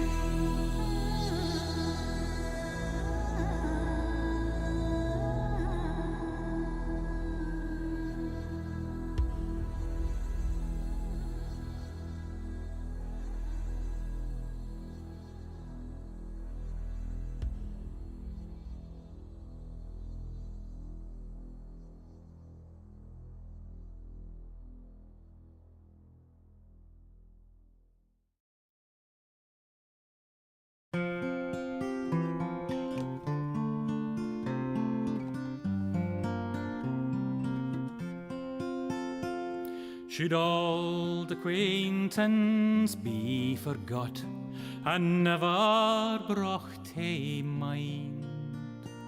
Should old acquaintance be forgot and old lang syne? For old lang syne, my Joe, for old lang syne, we'll take a cup o' kindness yet for old lang syne. We twa hae paddled in the burn fae morning sun till dine. We've wandered mony a weary fit sin old lang syne. For old lang syne, my Joe, for auld lang syne. We'll take a cup o' kindness yet for auld lang syne. We twa hearing about the braes and put the gowans fine, but seas between us braid hair old sin auld lang syne. For auld lang syne, my Joe, for auld lang syne, we'll take a cup o' kindness yet for auld lang syne.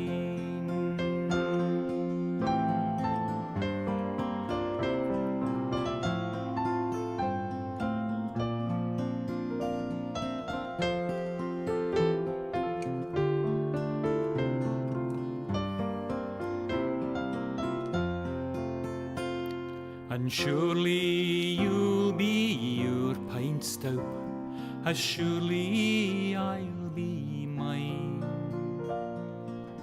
We'll take a recht good wally wacht for auld lang syne, for auld lang syne, my Joe, for auld lang syne.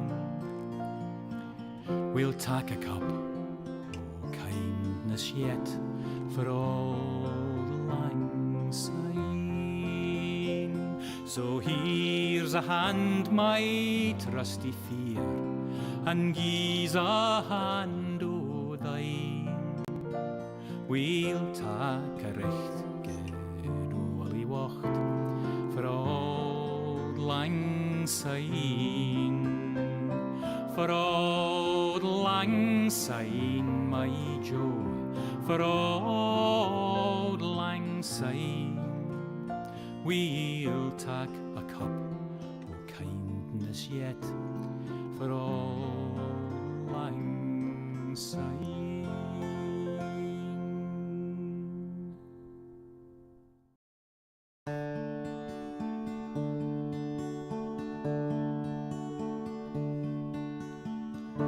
A fond kiss, and then we sever.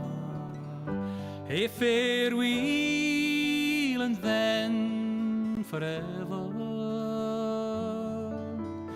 Deep in heart-wrung tears, I'll pledge thee. Warring sighs and groans, I'll wage thee. I'll ne'er blame my partial fancy. Nathan could resist my Nancy, but to see her is to love her. Love but her and loony other.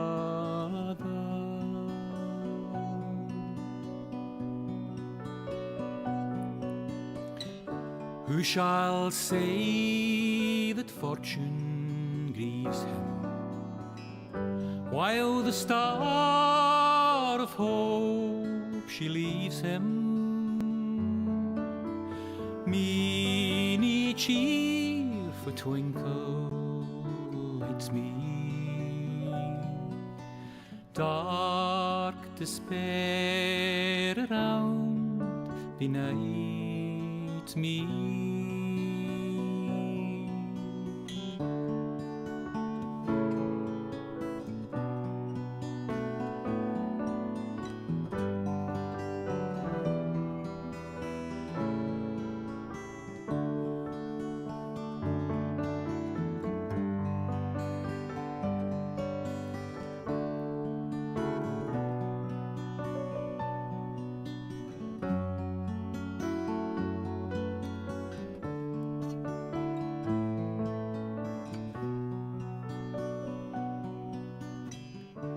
Had we never loved so kindly, had we never loved so blindly, never met or never parted, we would never been broken hearted.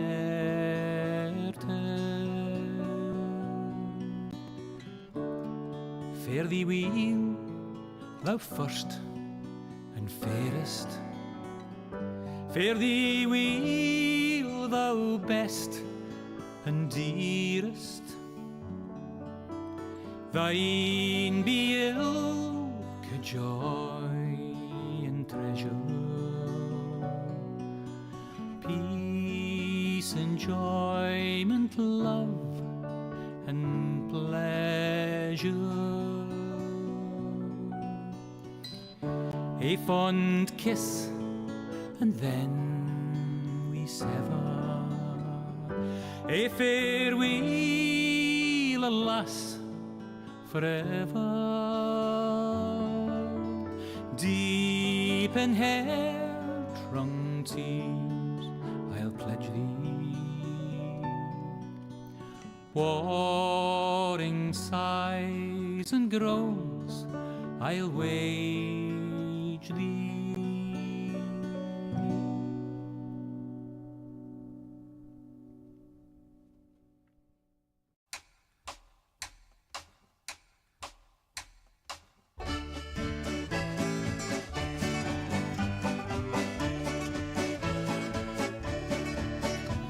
My grandfather's clock was too large for the shelf, so it stood 90 years on the floor.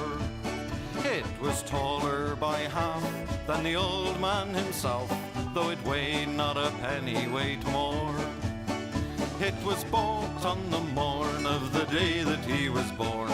It was always his treasure and pride, but it stopped short, never to go again when the old man died.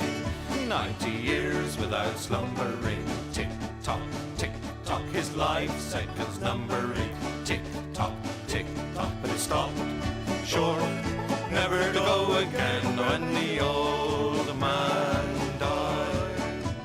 In watching its pendulum swing to and fro, many hours had he spent while a boy.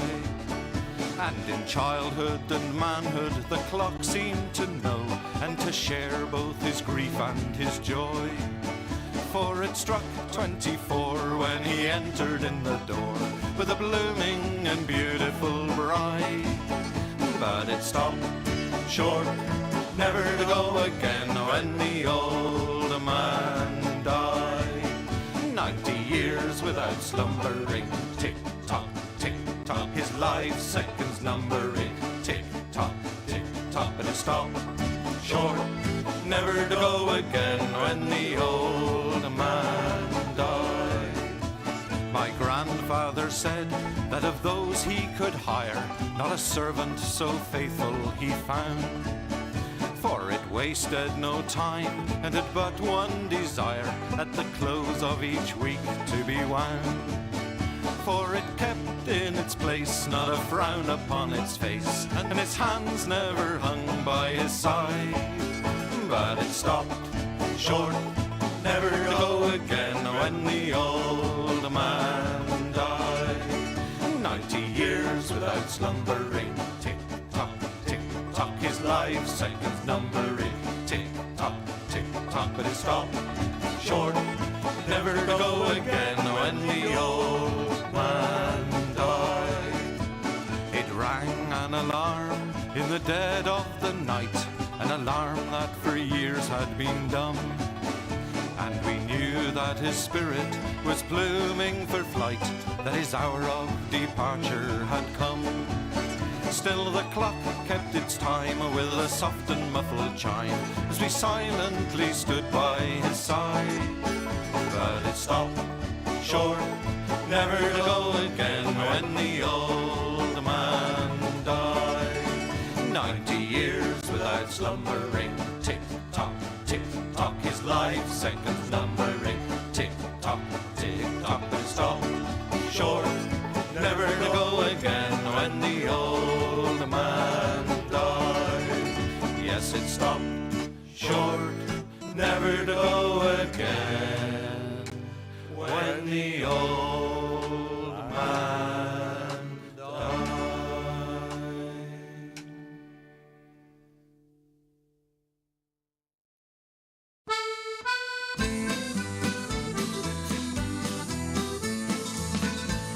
As I was going to Derby, 'twas on a market day, I spied the biggest rancer that ever was fed on hay. And indeed, lads, it's true, lads, I never was none to lie. If you'd have been in Derby, you'd have seen the same as I.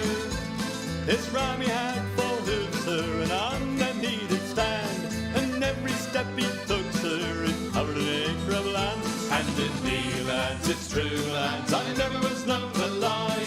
If you'd have been in Derby, you'd have seen the same as I. The wool that grew upon him, sir, made 50 packs complete, and that was sent to Flanders to clothe the British fleet. And indeed, lads, it's true, lads, I never was known to lie. If you'd have been in Derby, you'd have seen the same as I. The tail was 50 yards, sir, as near as I can tell, and it was sent to Rome, sir, to ring St. Peter's bell. And indeed, lads, it's true, lads, I never was known to lie. If you'd have been in Derby, you'd have seen the same as I. This ram he had a head, sir, that reached up to the sky. The eagles built their nets in it, I heard the young ones cry. And indeed, lads, it's true, lads, I never was known to lie. If you'd have been in Derby, you'd have seen the same as I. This ram he had 2 horns, sir, that reached up to the moon. A man climbed up in January and didn't come down till June. And indeed, lads, it's true, lads, I never was known to lie. If you'd have been in Derby, you'd have seen the same as I. And all the lads of Derby come begging for his eyes, to make them into footballs, for they were football size. And indeed, lads, it's true, lads, I never was known to lie. If you'd have been in Derby, you'd have seen the same as I. And if you don't believe me, sir, if you think I lie, just ask folk of Derby, they'll say the same as I. And indeed, lads, it's true, lads, I never was known to lie. If you'd have been in Derby, you'd have seen the same as I. And indeed, lads, it's true, lads, I never was known to lie. If you'd have been in Derby, you'd have seen the same as I.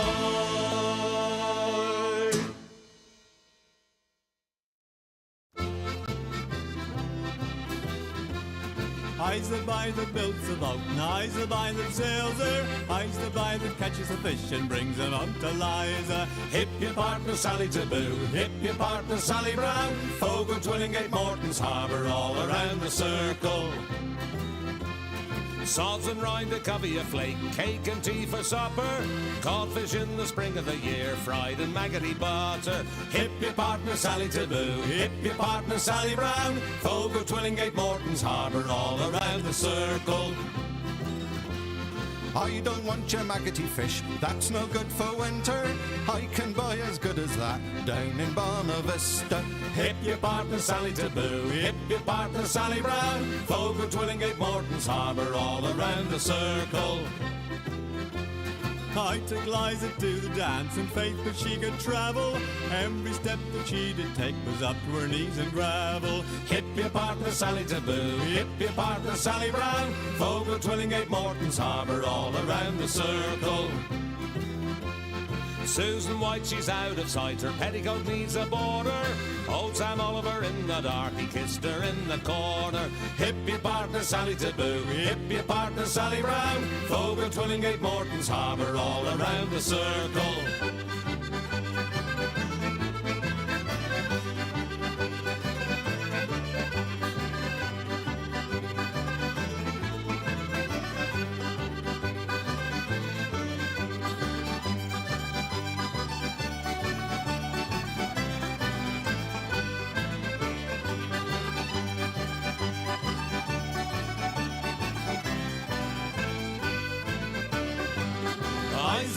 that builds the boat, and I's the boy that sails her. I's the boy that catches the fish and brings them out to Liza. Hip your partner Sally to boo, hip your partner Sally Brown. Folk of Twillingate, Morton's Harbour, all around the circle. Hip your partner Sally to boo, hip your partner Sally Brown. Folk of Twillingate, Morton's Harbour, all around the circle.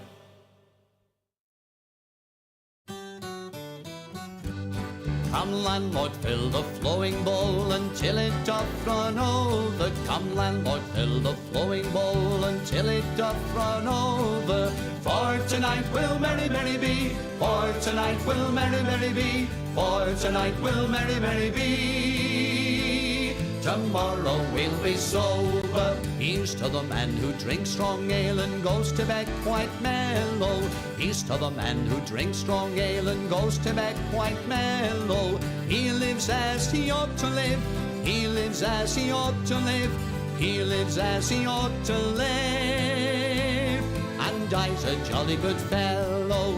For tonight will merry, merry be. For tonight will merry, merry be. For tonight will merry, merry be. Tomorrow we'll be sober. Here's to the man who drinks water neat and goes to bed quite sober. Here's to the man who drinks water neat and goes to bed quite sober. He fades as the leaves do fade. He fades as the leaves do fade. He fades as the leaves do fade. That drop off in October. For tonight will merry, merry be. For tonight will merry, merry be. For tonight will merry, merry be. Tomorrow we'll be sober. Here's to the girl who takes a kiss and goes to tell her mother. Here's to the girl who takes a kiss and goes to tell her mother. She is a very foolish girl. She is a very foolish girl. She is a very foolish girl. She'll never get another. For tonight will merry, merry be. For tonight will merry, merry be. For tonight will merry, merry be. Tomorrow we'll be sober. Here's to the girl who takes a kiss and comes back for another. Here's to the girl who takes a kiss and comes back for another. She is a boon to all mankind. She is a boon to all mankind. She is a boon to all mankind. She'll very soon be a mother. For tonight will merry, merry be. For tonight will merry, merry be. For tonight will merry, merry be. Tomorrow we'll be sober. Where the wind can cut you like a knife, and nights are colder than the purser's wife, sir. Do we dream of sunny skies of blue and sipping on some fancy foreign brew, sir? No, sir, no. We long to sail where grayer English skies prevail, and we would face the wind and snow and hail for just one pail of good old English ale, sir. Just one pail of good old English ale, sir. Did we choose to fight the foreign foe for England's glory? We must answer no, sir. An English ale house, that's where we would be, not dodging cannonballs upon the sea, sir. We're only risking life and limb because old England's too far to swim. But we would chance an iron arm or leg for just one keg of good old English ale, sir. Just one keg of good old English ale, sir. Many days and many lonely nights without one woman hoving into sight, sir. Now it won't be long till we see our wives and sweethearts lined up on the quay, sir, with their arms all open wide. But we will push them gently aside, for they will have to wait for us until we've had our fill of good old English ale, sir. Had our fill of good old English ale, sir.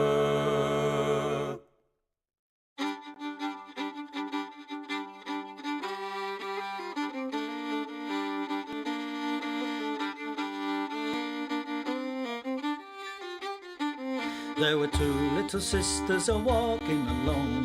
Hey, the gay and the grinding. Two little sisters a walking alone by the bonny, bonny bows of London. And the eldest pushed her sister in. Hey, the gay and the grinding. Pushed her sister into the stream by the bonny, bonny bows of London. Oh, she pushed her in and she watched her down. Hey, the gay and the grinding. Watched her body floating down by the bonny, bonny bows of London. Oh, they laid her out on the bank to die. Hey, the gay and the grinding. For with the fiddle came riding by the bonny, bonny bows of London. And he made some strings from this yellow hair. Hey, the gay and the grinding. Made some strings from this yellow hair by the bonny, bonny bows of London. And he made fiddle pegs from a long finger bone. Hey, the gay and the grinding. Made fiddle pegs from a long finger bone by the bonny, bonny bows of London. And he made a fiddle out of her breastbone. Hey, the gay and the grinding. Sound would pierce the heart of a stone by the bonny, bonny bows of London. But the only tune that the fiddle would play was Ho, the bows of London. The only tune the fiddle would play was the bonny, bonny bows of London.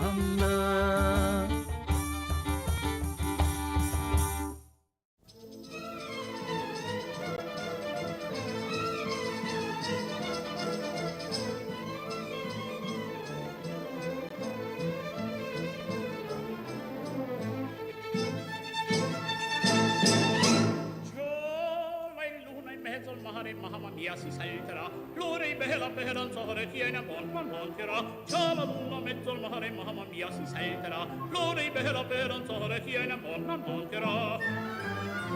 Già la luna mezzo al mare, mamma mia si salterà, resta in danza quando donna mia la ride un garzon bello giocondo ciascuna toccherà, finché in cielo una stella e la luna splenderà, il più bel con la più bella tutta notte danzerà. Mamma mia, già la luna in mezzo al mare, mamma mia, si salterà, fringe, fringe, fringe, fringe, fringe, fringe, mamma mia, si salterà, fringe, fringe, fringe, fringe, fringe, fringe, mamma mia, si salterà.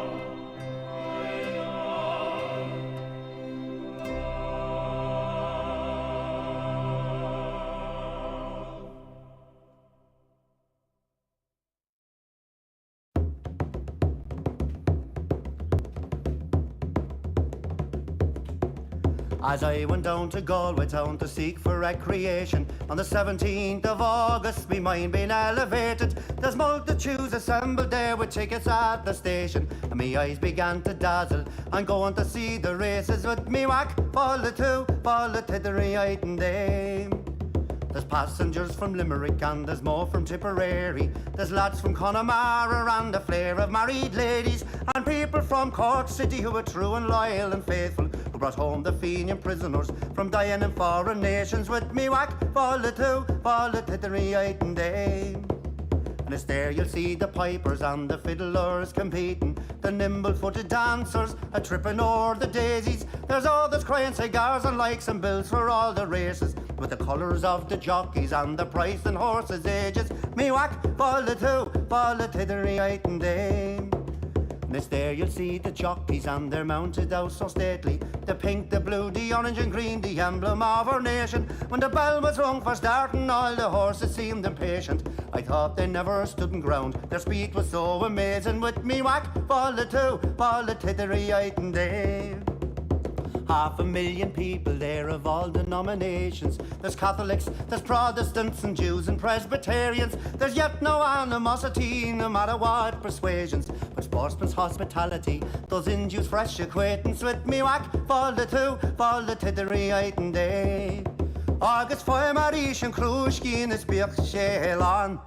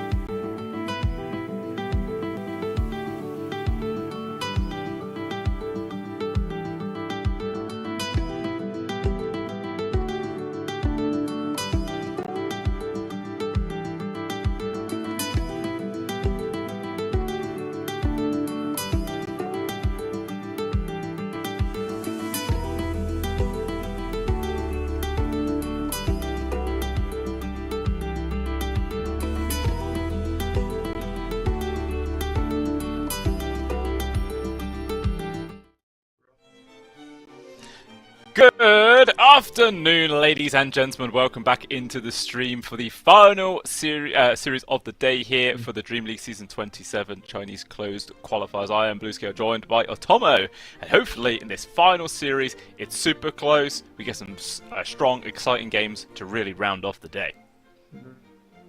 Okay, cool. I'll look at the same. Yeah, and we are going to go, I guess, I would say one of the favorites right now as Team Hon Shizanzu. I think that's the team that I hope I pronounced it right. They are definitely one of the favorites, along with maybe Yakatu brothers. They have Lo, Han, Beyond, Teak, and Undyne. A lot of these are players who have either been playing in, like TI, ESL ones, the big boys of China. And while we did see Surge play pretty decently before, I still feel like they're kind of a pop stump kind of team, and not exactly, right up there, just yet at least. I mean, it was Cloud Rising, not Surge, but it's close, mate. It was 50-50 chance that you got the right one there, so I don't blame you for messing that one up.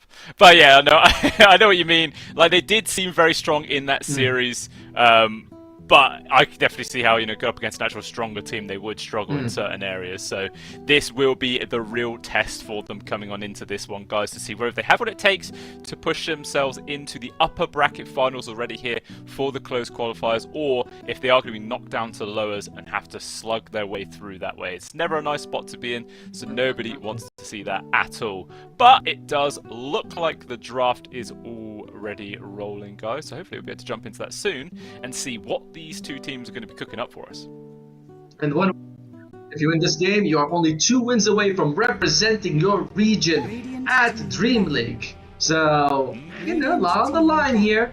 The ban's a little bit different, as we are seeing the Lycan being banned out, whereas for Team Dire, they are removing Marcy, as we mentioned before. It's one thing that the JY really likes. They want to make sure he does not get his hands on it, as his Marcy is his most played and quite impactful. That is Han's most played here this patch in the mid lane for the Sand King.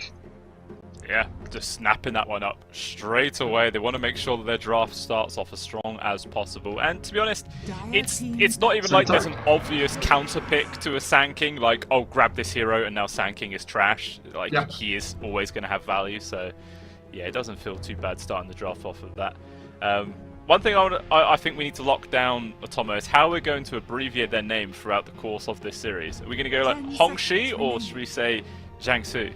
Which one? I think Jiangsu sounds better, right? Jiangsu? Yeah, Jiangsu. And people in the chat will tell us how well we're pronouncing. By the way, Cloud Rising, whenever they can get their hands on Centaur, they almost always first pick it. So Roy is very comfortable with this hero. And when you are facing a team that is on paper more experienced than you by a lot, taking your comfort heroes helps tremendously, because you don't have to spend most of the time like coordinating as much as, or like, oh, we haven't tried this draft or something like that. So I like they just start off with the Centaur. For sure. Yeah, I mean, he is literally the only hero he's played so far today, and it looks like that trend will continue for him. There is the Silencer, though. Okay. It was Cloud Rising that played it in game number 1 of the last series, wasn't it? Yes, they played one of the games. I'm not sure if it was the first or second, but they did.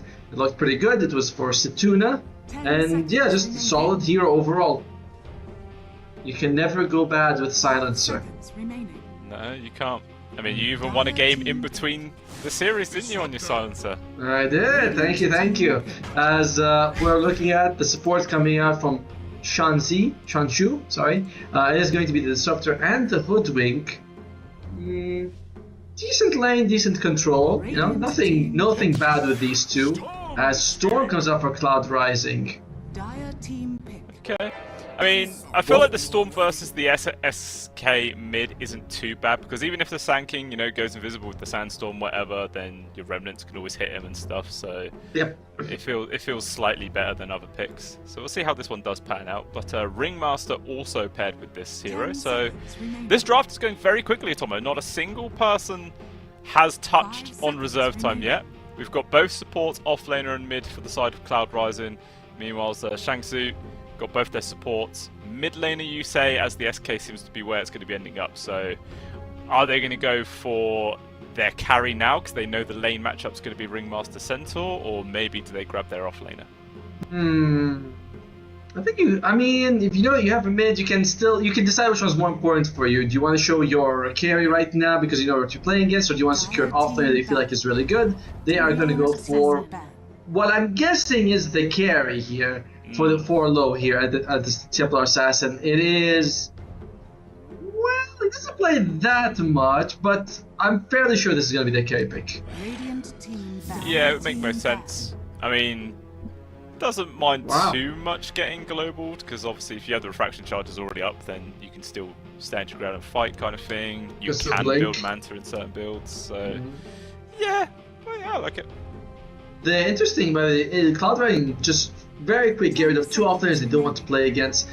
They're worried about the control. Now, Storm, there's not one single control on Shanshu that I think is... Damn, I'm gonna ruin this so bad.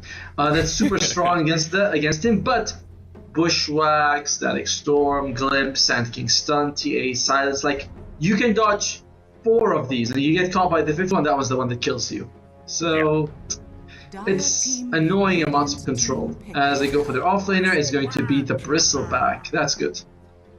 Okay. Yeah, feels pretty solid. So now Cloud Rising, what carry do they want to pick to play into Hoodwink Bristleback for the lane? Let's wait 1 sec. Let's see, what is the carry they've been playing a bit for Cloud Rising. Now, Medusa would be good, but it's his most played, and the TA. You can go Ursa. Ursa is in the pool. I feel like it's a very, very solid Ursa game, honestly. If you get BKB, you go... I don't know, Ursa would be really good. Sven is solid for the whole team, and Gyrocopter would also be pretty good. But of the 3, I would like the Ursa and the Sven way more than the Gyro, but any of these 3 would be fine. Yeah, I think I agree with the Ursa idea. Like, it has a good lane. You can play up later on versus the TA quite well. Yep. Yeah, I feel that would be a solid way to go. We'll see if Cloud Rising are at all thinking the same, though. What were the 2 carries they played in the last series? It was a Sven and an Ursa, so yeah. We could also on that. I like the Sven because there's so much minus armor, right? From the Bristleback, from the TA, that's just annoying. A lot of Sand Kings are going Acceptor, which does... I mean, I feel like it does a mixture of physical damage with the Stinger. I'm not quite sure how it works, but I know that it adds physical damage as well. So Sven would be nice and Ursa would be nice. It just depends on how greedy you want to be. Or not greedy, but how selfish the pick is. I see that for sure. Of course, I think also Gyro could work out fairly well for them. But I would prefer one of the 2 melees because I want someone who's a bit more frontline who can fight. You know, because you got Silencer, Ringmaster, they don't want to be hit. Storm wants to be elusive. Centaur, all the tanking on Centaur can be quite hard. So, you know, yeah. Sven or Ursa? Sven or Ursa, I'm not sure which one. Yeah. It does kind of feel like it could be a toss-up, to be honest, between either one. Like I like you saying about the armor idea. But I don't know. I feel like the Ursa may just be an easy way to win the lane, I guess. True.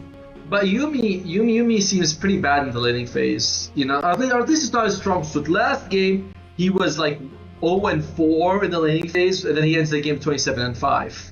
So yeah, the laning phase is not his strength, but he's definitely incredibly talented once the game goes going. What's he gonna go for? He goes for the Faceless Void.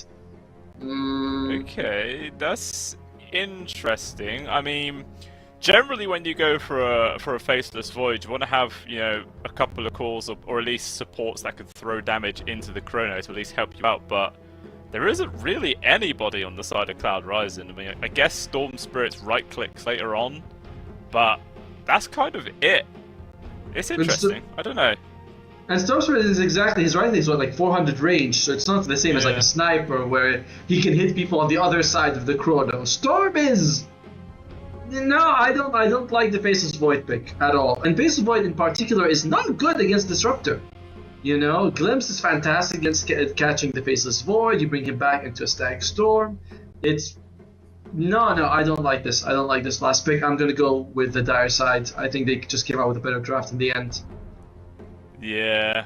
I mean, I generally like to try and be contrary with you and say you're wrong, but in my eyes, I can't even really see an avenue where this draft is going to be able to work out against what Shang Tsu's brought out to the table here, so I do feel very apprehensive about it, and I feel like I'll have to double down and go with you as well. Which means, of course, 2 people predicting the same thing means they lose, right? Cast to curse is real. It has to be, unless it's so good for the Radiant side. For the Dire, they're such good players that even our caster curse isn't enough to bring them down. As that's what cosmetic on the TA looked a little bit funny to me. You know, it's like half of her cosmetic slowed in, the other half are still on the way. But yeah, we are going to go to the game in just a second here. Any interesting facets? It is basically the exact facets you expect, and we're going to go to the game. So nothing special there. No, it all seems very standard stuff, doesn't it? Rolling into this first game of the last series of the day here. And already, you know, both casters saying that you favour the other team. It doesn't feel too great so far here for Cloud Rising, but obviously we did see them perform quite well in the previous series. So hopefully, you know, that extra momentum there, it feels good. They probably have a strong mentality coming into this one that they might be able to just roll with it and make this a hard series for the side of Shangzhou, but we will have to wait and see. Both teams smoking up, heading in a very similar direction here, Atomo. We could get a little clash in the woods. Could be a little bit of spicy here. Let's see what we're going to be working with. Oh! Right. Not the easiest one to catch here. No. Yeah, I feel like immediately as soon as he's the one who breaks the smoke, they're Shangzhou are like, okay, this is no point, we can't kill him. They have nowhere near enough chain stuns at this stage in the game. I mean, actually, if they go like Bushwhack and then Sandstrike and then have Glimpse, maybe. Yep. But even then, it'll be hard. It's going to be 3 for 1, favoring the Radiant side. So good start here from Cloud Rising. Looks like Zenshu was not quite sure about this one, and they gave away an extra bounty. Always a good start. Yeah, creates like a 400 gold difference. It's quite a lot. It is. It's quite. It is a big deal, right? From one team gets 200, the other team gets 6. That's a 400 gold difference. Did you know that? I literally, that's what I just said. So. It's funny enough, my parents are on holiday, so I'm looking after their parrot for me, and you sound more like a parrot than it does. Okay, thank you. Feels painful, I know. What kind of parrot is it? It's an African grey, and it's oh, the smartest! It's the smartest one. How old is he? These things can live for like 50 years or something. Yeah, I think it's only like 10. Oh, is he nice? Does he like you? It's funny enough, she doesn't like women. She only likes men. Oh, that's very common. Jaywalk? Yeah, Jaywalk is dead. He's gone. Yeah, that's very common with birds that they tend to like the opposite gender. I had a parrot as well, but it was a boy, and he liked me a lot, which I don't know what that says, but he definitely liked me. Don't read into it. It's fun.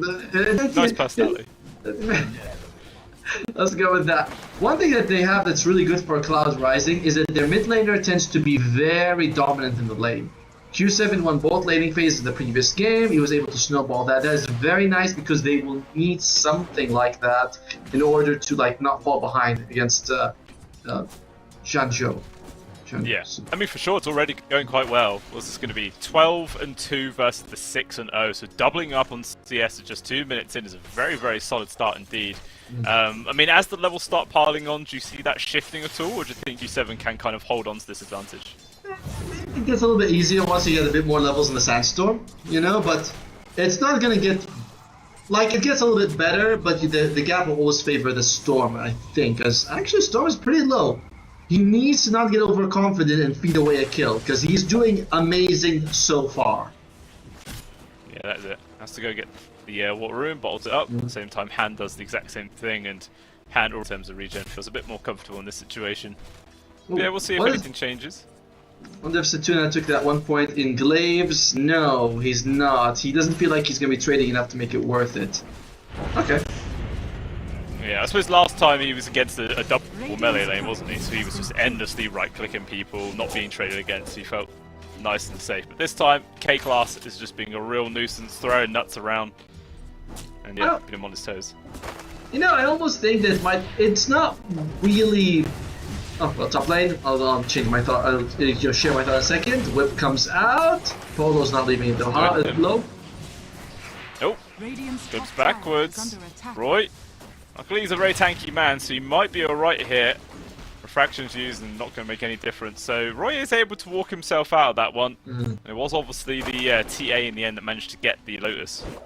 He actually has more CS than low on Roy, which is pretty insane. Yeah, I would actually think in a lane like this, where you have no chance of getting kills, putting a point in glaive and harassing might be the better thing to do. You know, like you're not gonna get much value out of your mana from Arcane Curse and Last Word. I'd rather just harass. I could. Holy moly, you almost dies. Well, it's tough. Yeah, I guess that kind of does make sense though. You have to be a silencer player to understand the insane logic that I'm working with. Dire's structures are fortified. Too insane for me. As top lane, Roy could get glimpsed, but he's got 2 rings of protection and he's maxing out Retaliate, so harassing him doesn't feel too good. No. You probably end up taking more damage even if you deal yourself. Meanwhile, actually going to get a little bit aggressive on towards low. Lots of damage. Does force him back. What lane? Yeah, I mean, that was them changing their shift over towards JY. Does go. Yeah, who's going to die here? It's a Faceless Void, gets separated, duking around the shoes. Not going to be able to get out of there. K-Class picks up the kill. And you were saying it in the draft of Tomo, Yume's not really had a solid laning phase yet. And maybe that continues here. And this is not a good matchup for a Faceless Void in general. Faceless Void does not like long damage over time. He loves burst damage because you're taking burst damage, you time walk Soulcon. But consistent damage over time, like a Veno, a Viper, or a Bristleback, is his worst nightmare because you never have a good time to time walk. And it's feeling it at the moment. It's very punishing indeed. You're on top. LQC. Lands, stop damage, it's going to be enough. Oh, he actually turns around to eat a tree. One more click. We're going to get it. Oh, instead of courier. One more. I'll take that. Oh, if he kills the courier, Low's close enough, he will kill him. Glimpse. Oh, dodged actually there with the carnival. The old souvenir ticket. That was good stuff. K-Class gets a kill solo on Satuna bottom lane. So, do you think he's inspired by 9 class for his name, or is it like, nah, it's unrelated? K-Class, 9 class. He's less. Oh, mid, Han! Han's dead. Solo kill. Han goes down. And you were saying it, Tom, Q7's been a pinnacle point for the side of Cloud Rising, and how they've been able to have a good series so far today, and he's carrying on performing and dominating my game style. I like it. He's top of CS, gets a solo kill as well. Looking pretty worrying here for Shang-Tzu. No, he's certainly... I mean, I don't want to say he's the best in the team right now, that's unfair, but he definitely feels like he carries them for the first 15 minutes. You know, that's just how it seems to work out for the team so far. But he's going to have to do I would say he feels the most stable. Yes. Stably awesome. JY.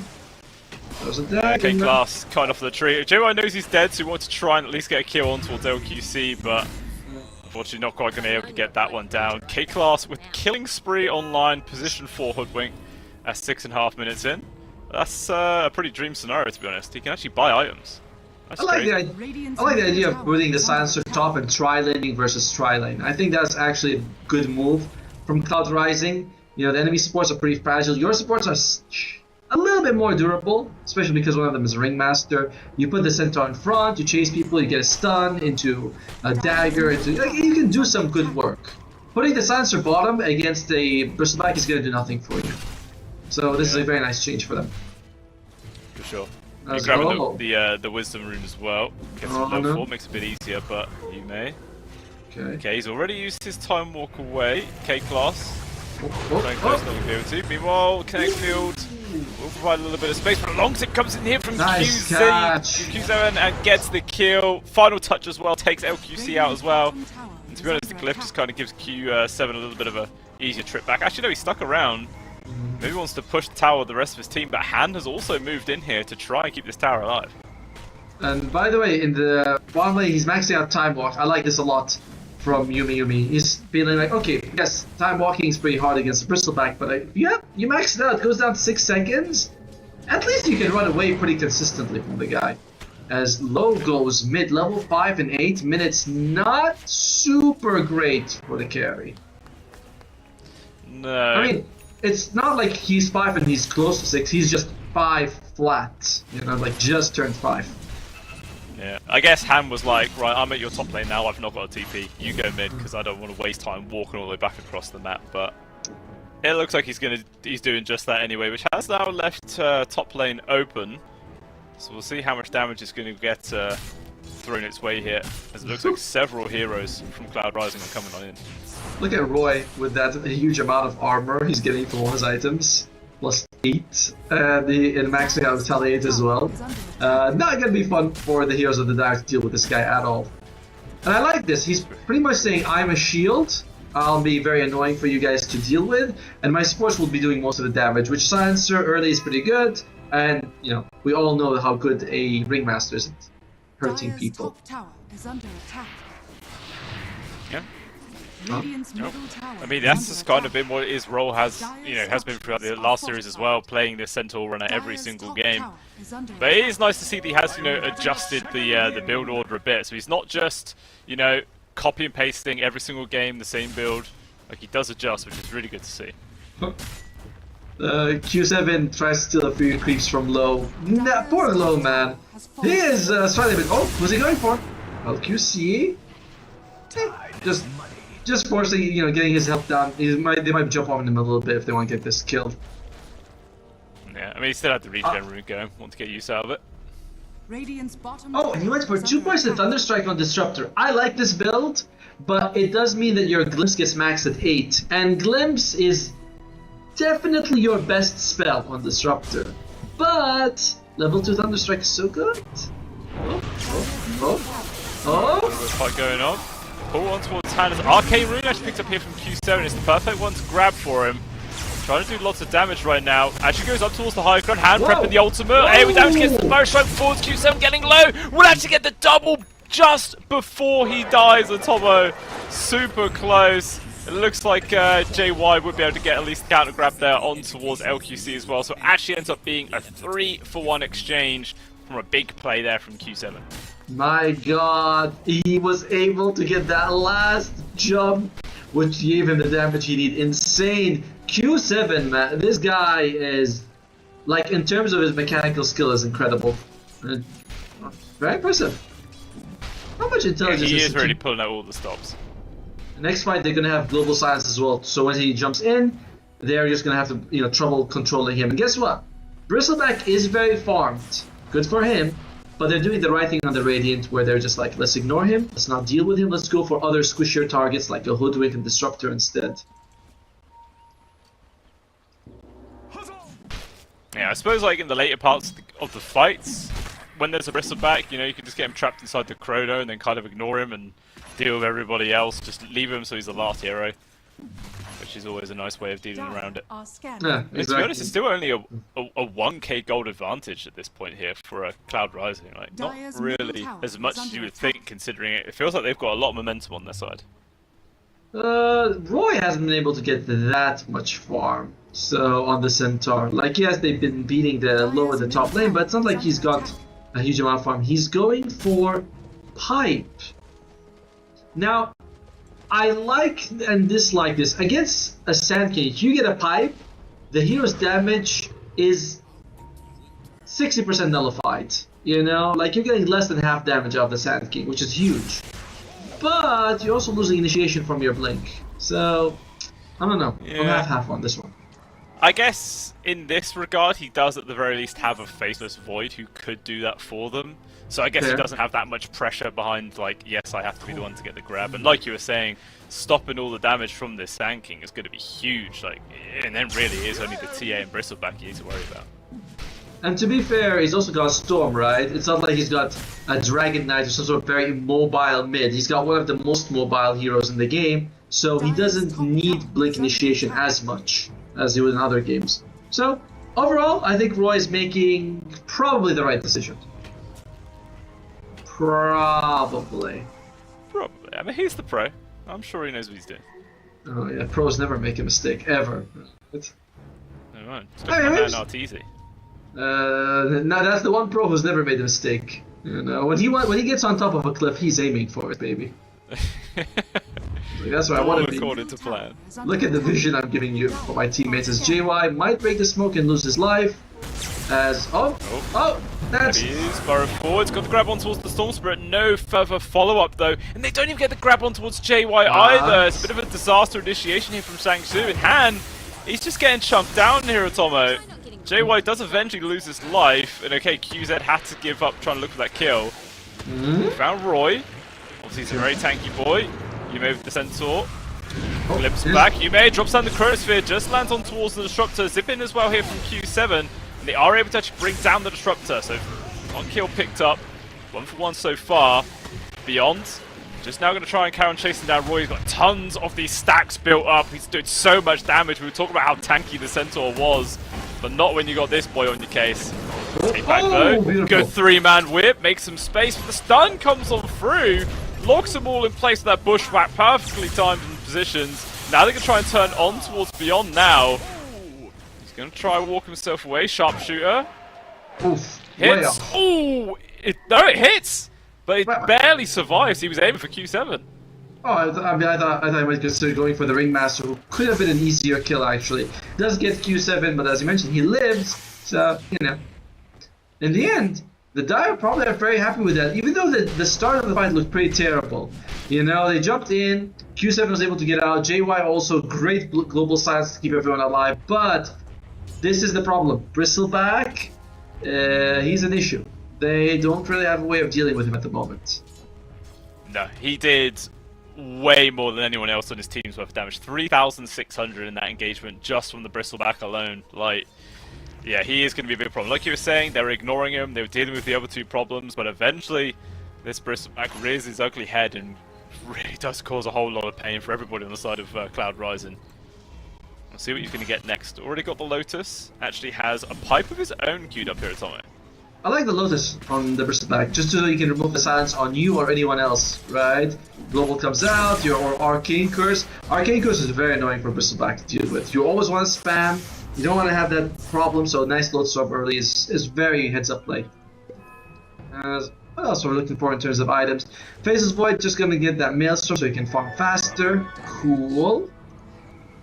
BKB on Storm. Wow, that is very quick. He doesn't like this static storm, so he wants to make sure it doesn't bug him ever. Yeah, makes like he does address, like we were saying on, that's the easiest and best way that Shang-Tsu have to catch him. Take that out of the equation. Should have a good time. At least he'll actually did well. Setuna, easy grab. K-Class securing the kill there with the sharpshooter hit. And Invis rune spawns, not exactly the one the hand wanted, but well, refill's a refill, I guess. Both position 4s want to rod of ATOS. They feel like that would be, you know, a good amount of extra control for the team. There you go. Hoodwig's actually finished her rod of ATOS. That's pretty insane. Although I miss the old rod of the Gleipnir that used to be part of Maelstrom. That was very nice for a lot of supports. You know, you're like, oh yeah, I like my ATOS for the lockdown, I like the Maelstrom to farm. Now, the Gleipnir is like, yeah, it has lost its impact. Yeah. Like you were saying, just the chain lightning was so good, man. Like, yeah, especially as a hoodwink. Throw an acorn at a creep wave, the creep wave is generally dead, and you just get a load of money, you can run away, you're safe from the trees. And it felt so good. Even the root itself used to do damage, remember? Now it doesn't do that anymore. Oh god. And I used to get, you can get on, of course, Hoodwink, but you can also get on, like, Weaver. But, of course, the pros ruined everything. They started buying it on every hero, and now we don't get it. Astrog was like, yeah, let's not do that anymore. I remember there was like a whole, like, post there. It got a lot of attraction, actually, wasn't it? It was like someone complaining about how the game's mechanics are ruled by the professionals, so casual players get screwed over, but it's like, you know, this is what keeps the game going, the pros. Exactly. Quit you complaining. They do ruin things, don't they? Oh well. Meanwhile, back to the pro match. How dare they bring money in, honestly. Back to the pro match that we get paid for. It's what's the win percentage? I believe it should be favoring the Radiant slightly, yeah, very slightly. It might change as they do get a free kill on towards Fortuna there. That's his job as a silencer, honestly. You don't farm too efficiently. Your main thing is just to keep global silence for team fights. It's okay if he dies. It's not the biggest deal in the world. But yeah, the big problem will be, how do you deal with Chronosphere? Now, you mentioned in the draft that there's nothing that really works inside the Chronosphere for the Radiant, so that's a positive. But the Faceless Void himself is still a problem in the Chrono. Yeah, eventually he becomes that scary DPS hero, but I feel like out of all the carries, he is the one that kind of takes a long time before he's actually a scary right clicker. That's 100% true. It feels like he's like the level 20 talent with extra attack speed or bash damage or something before he can hit hard. But when you look at 40 minutes plus, Faceless Void is probably the best carry you can have on the team in most situations. You know, like he takes more work than other carries to raise, but once he's a big boy, he's a big boy. Big boy. But 4-man smoke move here from Cloud Rising. See where they're gonna go. I mean, observer wards that they just placed was underneath a sentry and the Watcher. So I think they would be. Someone was observant on Shangzhou and they did spot that out, so they probably know there's a smoke move coming their way. So I doubt anyone's going to fall prey to this one. And yeah, you can see the Sand King and the Hoodwinky were both in the area. Immediately just twin get to the other side of the map. They don't want to be here. Yeah, it's ironic. The Dire's a lot better at playing with Chrono than the Radiant is by far. Like Epicenter blink in, lines up the Sharpshooter. You know, Disruptor will have a perfect static storm right after. TA has more attack range than the Storm by a lot. So the Dire, if you don't catch 3 heroes in a Chrono, and you catch one of your allies, you're in trouble. As who's gonna get it? Ooh, K-Class, that's a good one. That's a good one. Free boomerang. And again, that would be very solid in the Chrono, right? Just get the bonus 25% magic damage or spell damage on everybody inside the pit on the Chrono. There you go. So, yeah, it's worrisome. And I'm also thinking that the experience is showing from the two teams is the Dire have been able to sort of run circles around the Radiant draft, out farming them. And, you know, as we just saw, they took the Tormentor and the range were not ready for this. Oh, that's going to be another 100 gold. Boom, free. Money. Alright, you know so what what was the main thing that changed about Helm of the Dominant there, which makes it so everyone wants to buy it now? Well, obviously someone showcased it, but I think the biggest change was that when you firstly the thing you convert is now a creep hero, which means you can't Hand of Midas it or enchant it or whatever. It's like it's yours, like Helm of the Overlord. Nothing can take it from out of your control. When you use Helm of when you dominate the creep, you get the gold as if you killed it. So, you know, you can go to these big creeps, take them. That's very quick. Oh. Global. Okay, Roy. I guess just to provide escape for Roy, but unfortunately, Glimpse is too strong on Tomo. He gets pulled straight back into the arms of the Epicenter, controlled up, bushwhack, dead. So many ultimates expended there trying to either keep him alive or kill him, and the killing side did win. And then now they can go for Roshan if they want to know Global Silence is down, but as we mentioned, Chronosphere is up. As long as Chronosphere is up, it's always a problem. Axe Scepter on the Sand King, so I think that means you throw out Stingers during the Epicenter. That's it's a lot of extra bonus damage. Stinger is physical, if I'm not mistaken. Yes, it is physical. Yeah, every little helps, for sure. And like you're saying, they've rolled straight inside the Roche pit and start taking this one down. And not a single bit of vision in the area at all here from Cloud Rising, so I don't know what's happening. Even if they did, they're just completely on the wrong side of the map to contest this one. So this is going to be a free Aegis going into the hands of Low. They're in an interesting spot on the Radiant side. Cloud Rising, you have to think, okay, if we go for a fight, we're probably not going to win it right now. Or at least that's how they're feeling. So they're not taking a fight. But if you don't take fights now, you might give yourself only one shot. Oh, we gotta get this big Chrono, or they're at the base, they're at the high ground, we must land a big Chrono or we lose the game. So it's not a bad idea to take fights that you have a relatively not super high chance to win, if at least it gives you a few more minutes to set up for the next fight. You know what I mean? Yeah. Buying time. I suppose it's more like you could have one shot to win the game, or you can have 3 less than perfect shots to win the game. So I'd pick the 3 shots. So if I mess up one of them, I can have 2 more to try. But giving this map control it's pretty scary as Q7, right? Yeah, it kind of feels like all of that early momentum that Q7 built up has kind of disappeared. Like, this guy was controlling the game, he was everywhere doing a lot of work, but now he's kind of not finding much, as unfortunately he's the one who gets found, yeah. Is dead. Global silence. Sharpshooter actually misses still, and JY's going to TP out. We'll be able to make it as a result. So unfortunate enough to only lose 1, but even still, losing their mid laner is rough. Although, trying to kill Disruptor solo, not quite got the damage out to be able to do it. They turn around now with the Disruption themselves. So much damage. Yume gets destroyed. Another glimpse. Dragon Roy back. He is extremely tanky, going for the TP, but an Atos comes in there from K-Glass, denying any chance of escape, and it's another kill. All 3 cores gone off the map, Atomo. Oh, and I wish he had done the trick with the Faceless Void. He didn't walk to the edge of a kinetic field and use Manta. If you do that, there is a chance you could Manta out of the kinetic field if you're lucky. But unfortunately, he didn't choose to do that. He kept the Manta on. I don't know, maybe he felt like maybe if I could walk out of it, would time it out, but he just dies before that happens. As firm control of the game for the Dire side, which we kind of assumed was going to be the case anyway. Yeah, and we knew it was coming. But now, several kills, several towers, even a high ground coming out. So look at this, aggressive Blinkist backlines here. Burrow will land. JY gone, 40 seconds. 3 cores have now all respawned. But it looks like Shang-Tsu, David Keratom, they're going to keep hitting on towards this high ground. Glyph finally does come out. Aggressive Glyph used to try and keep this push going, but the creeps die anyway, so it's kind of wasted. There's no chrono for another minute.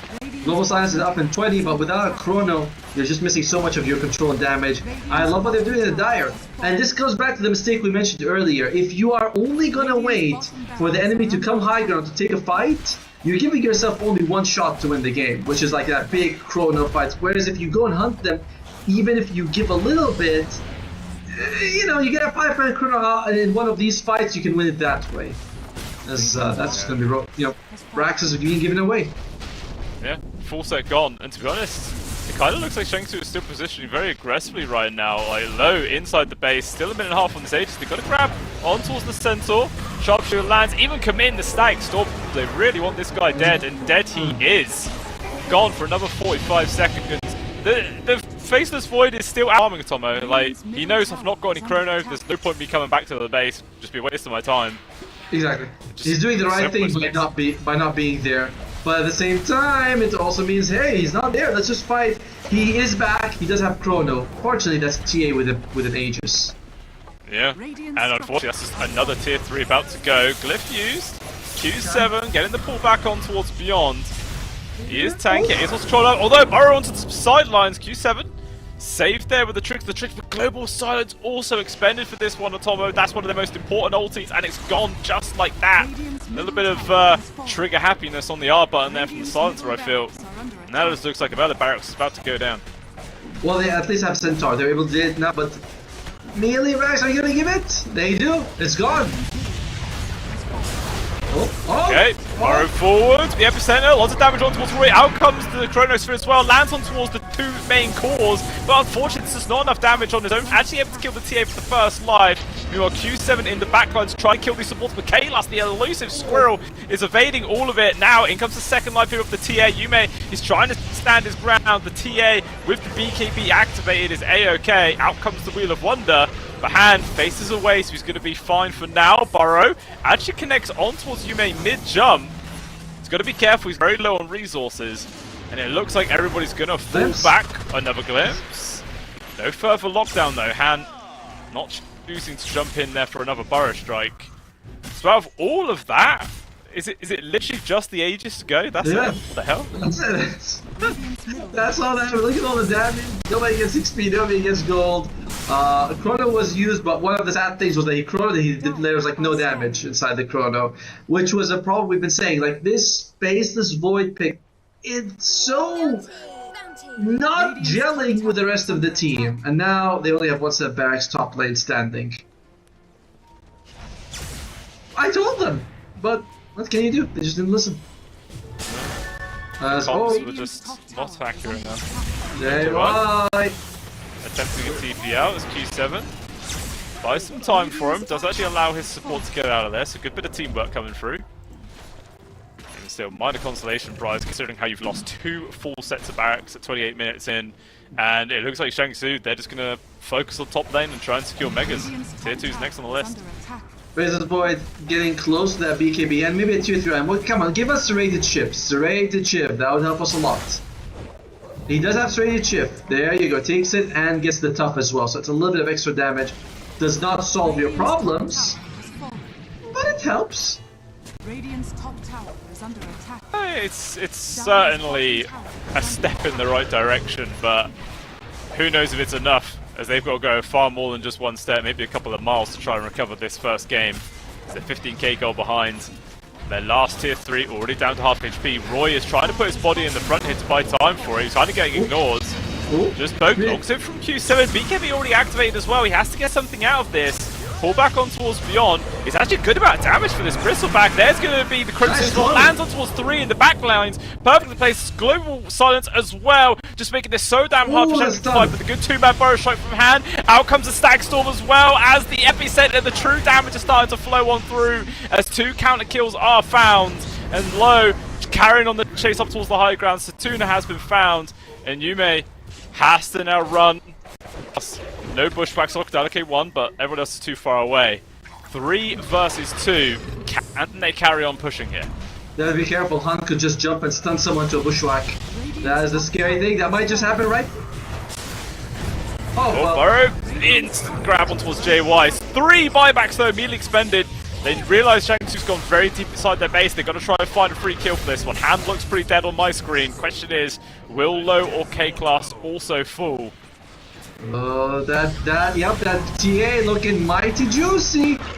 And she's gone. It looks gone. Dead. K-Class has probably hung around a little bit too long. Save your body syndrome at its finest. And it does actually end up being them getting all 3 kills. But of course, that does cost them 3 additional buybacks. But the main thing is that Yume actually got the credit for all of those. So this is a very rich man now. He is. He actually instantly gets a Hyperstone after finishing the BKB. And does he have a Molyneux being finished? I think he finishes a whole Molyneux straight up. Or Mjolnir, yeah. Let's call it. That's... And he's about to hit level 20. That's an extra 100 attack speed during the Chronosphere. Alright. All of a sudden, Faceless Void, he's doing the dips. Yeah. You know, we were saying like he's one of those carries that take a long time to come on, and I guess he's reached it. He's got to the point where he's actually able to start throwing out the damage. And now Shang Tsung maybe have to be a bit more careful when it comes to pushing this high ground. I feel like they were, you know, overconfident considering how it was one last set of barracks. That was which, to be honest, this early on is basically just the win. But now they've got a lot more to think about. Especially Roshan number 2 up in 40 seconds. Both teams are posturing nearby. Thanos is trying to go for a Refresher Orb. He's got 2,000 gold, and he's got the Greedy Enhancement, but Refresher Orb is still more than 2,000 gold away. It is not a cheap item to buy. So, if he can get it though, you know, those BKBs and Lotus Orb becomes less of a problem. Oh, okay. Arcane Rune top. Looks like K-Class will find it.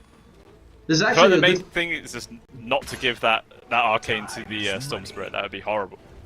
This would be a good fight for Cloud Rising, because they don't know this. The TA is on the other side of the map. If she shows herself, and they know where the Dire are, they could get a nice jump on either the TA or the rest of the team. Yeah. This is a tense one, brother. Roy. This is a Roy with the 32-minute Blink Dagger as well, so finally a little bit of extra initiation coming out here from Cloud Rising. Maybe that'll be enough to, you know, give him the clincher in this coming engagement, as Roshan has been scouted here from low. Immediately starts on it. Meanwhile, LQC, that's the perfect target to find them for the Colorado. The two-man clear it into the sidelines as well. They got the grab on towards the Sand King. He's taking a lot of damage. Han, he's actually going to fall for this one. LQC also dies. It's 2-0 so far. Zhang Shu in an awkward spot. Storm Spirit zips away there. Stack Storm's already being expended right now. Roy, though, Jesus takes a lot of damage. Will get saved there from the escape act. Gets the blink away. Sharpshooter lands with Yume. Good dodge there of the Meld Strike. Keeps him nice and healthy. Another buyback used. Han going to be rejoining this frame momentarily. And it looks like everyone on the side of Cloud Rising is just in full disengage. Unfortunately for them, while they did win that fight and forced 2 buybacks, a huge win for them, they do not get the Roshan, and Dire can take it, knowing that there's no Chrono, no Stampede, no Global Silence. So it is a win in the fight, but your situation in the game has not improved. No, not really. Maybe, if anything, another bit of pause for thought for Shang-Tzu, like saying, okay, these guys, you know, they're definitely ready to take fights. We've got to be a bit more careful, so maybe that's one little added bonus, perhaps, but doesn't count for much. Refresher Orb still about 1,700 gold away for the Silencer. Oh! Oh, this is awkward. Q7! He jumps to try and grab a rune, just loses life casually. Oh no. Has a BKB. It's okay. I mean, sorry, has a buyback. It's fine. It's fine. Silencer also has one greater healing lotus and 1 great healing lotus. He is, look at him, he's trying to farm. Look at the Silencer on the minimap for a second. He is just farming up, trying to get the refresher orb.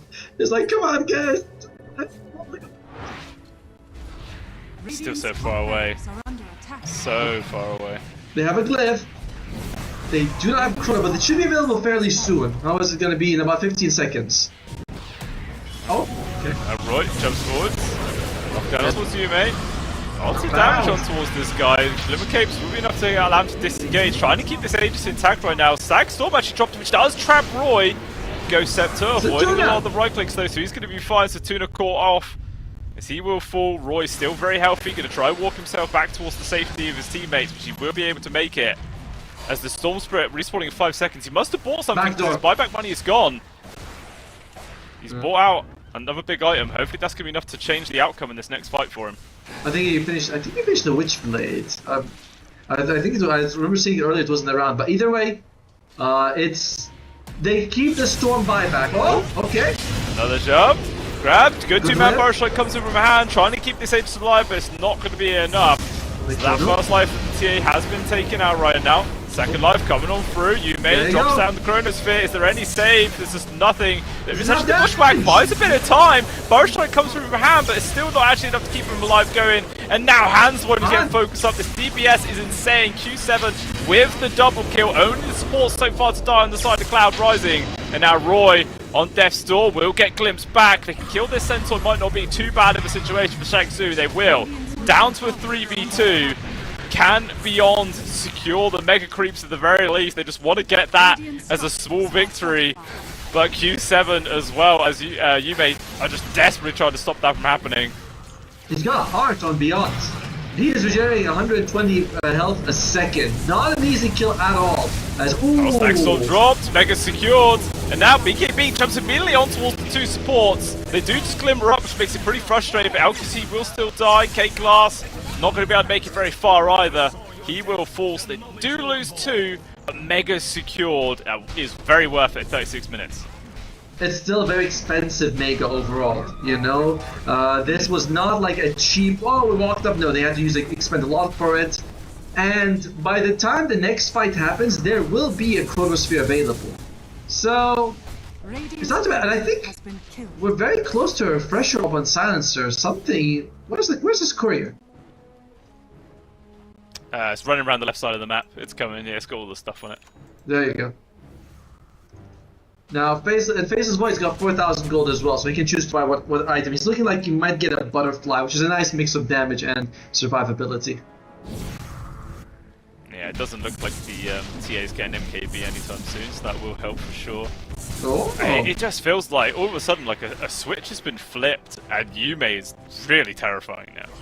We've mentioned this, right? This guy, I get all respect. His laning phase is not amazing, but his late game is incredible. We've seen him 3 times in a row now, where he goes 0-3, 0-4 in the first 10 minutes and then crushes it later on.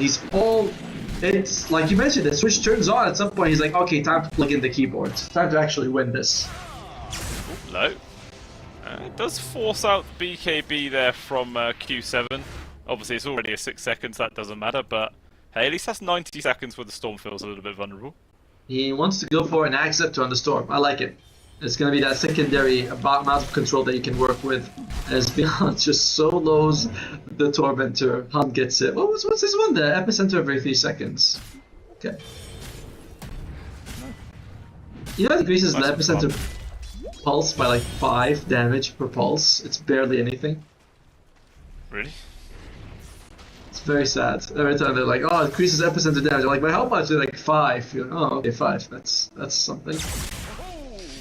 Yeah. Dire are scanning. Ice Frog's all about those minimal changes which make a big difference, you know?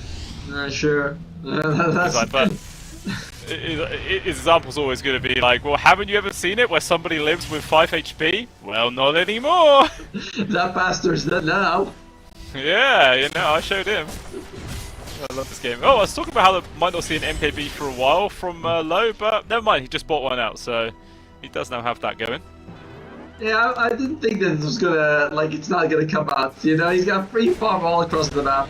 Faceless Void, by the way, he hasn't actually finished the butterfly. Now, okay, finishes now. Alright, there we go. He's got a giant small, so that'd be a good start. The problem is, at level 25, Faceless Void does not get more damaging, which is the main problem, I feel like. You need more damage on the Radiant side. More damage, more Daka, as they say. Divine Rapier? Not really a... No. Or maybe actually, in situations like this, Divine Rapier is actually legit. Daka is Orc Gunfire. Yeah. Orc Gunfire, oh, okay. Yeah, Daka. That's what the Orcs say. You know all about Orc culture, huh? Yeah. Love the Orcs, man. Orcs are solid. But they're not pretty. Blood Elves are nicer. Shut up, you perv. You're meant to be playing games, not staring at things. Hey, I'm not staring. I just say I'd rather be a race that looks decently attractive.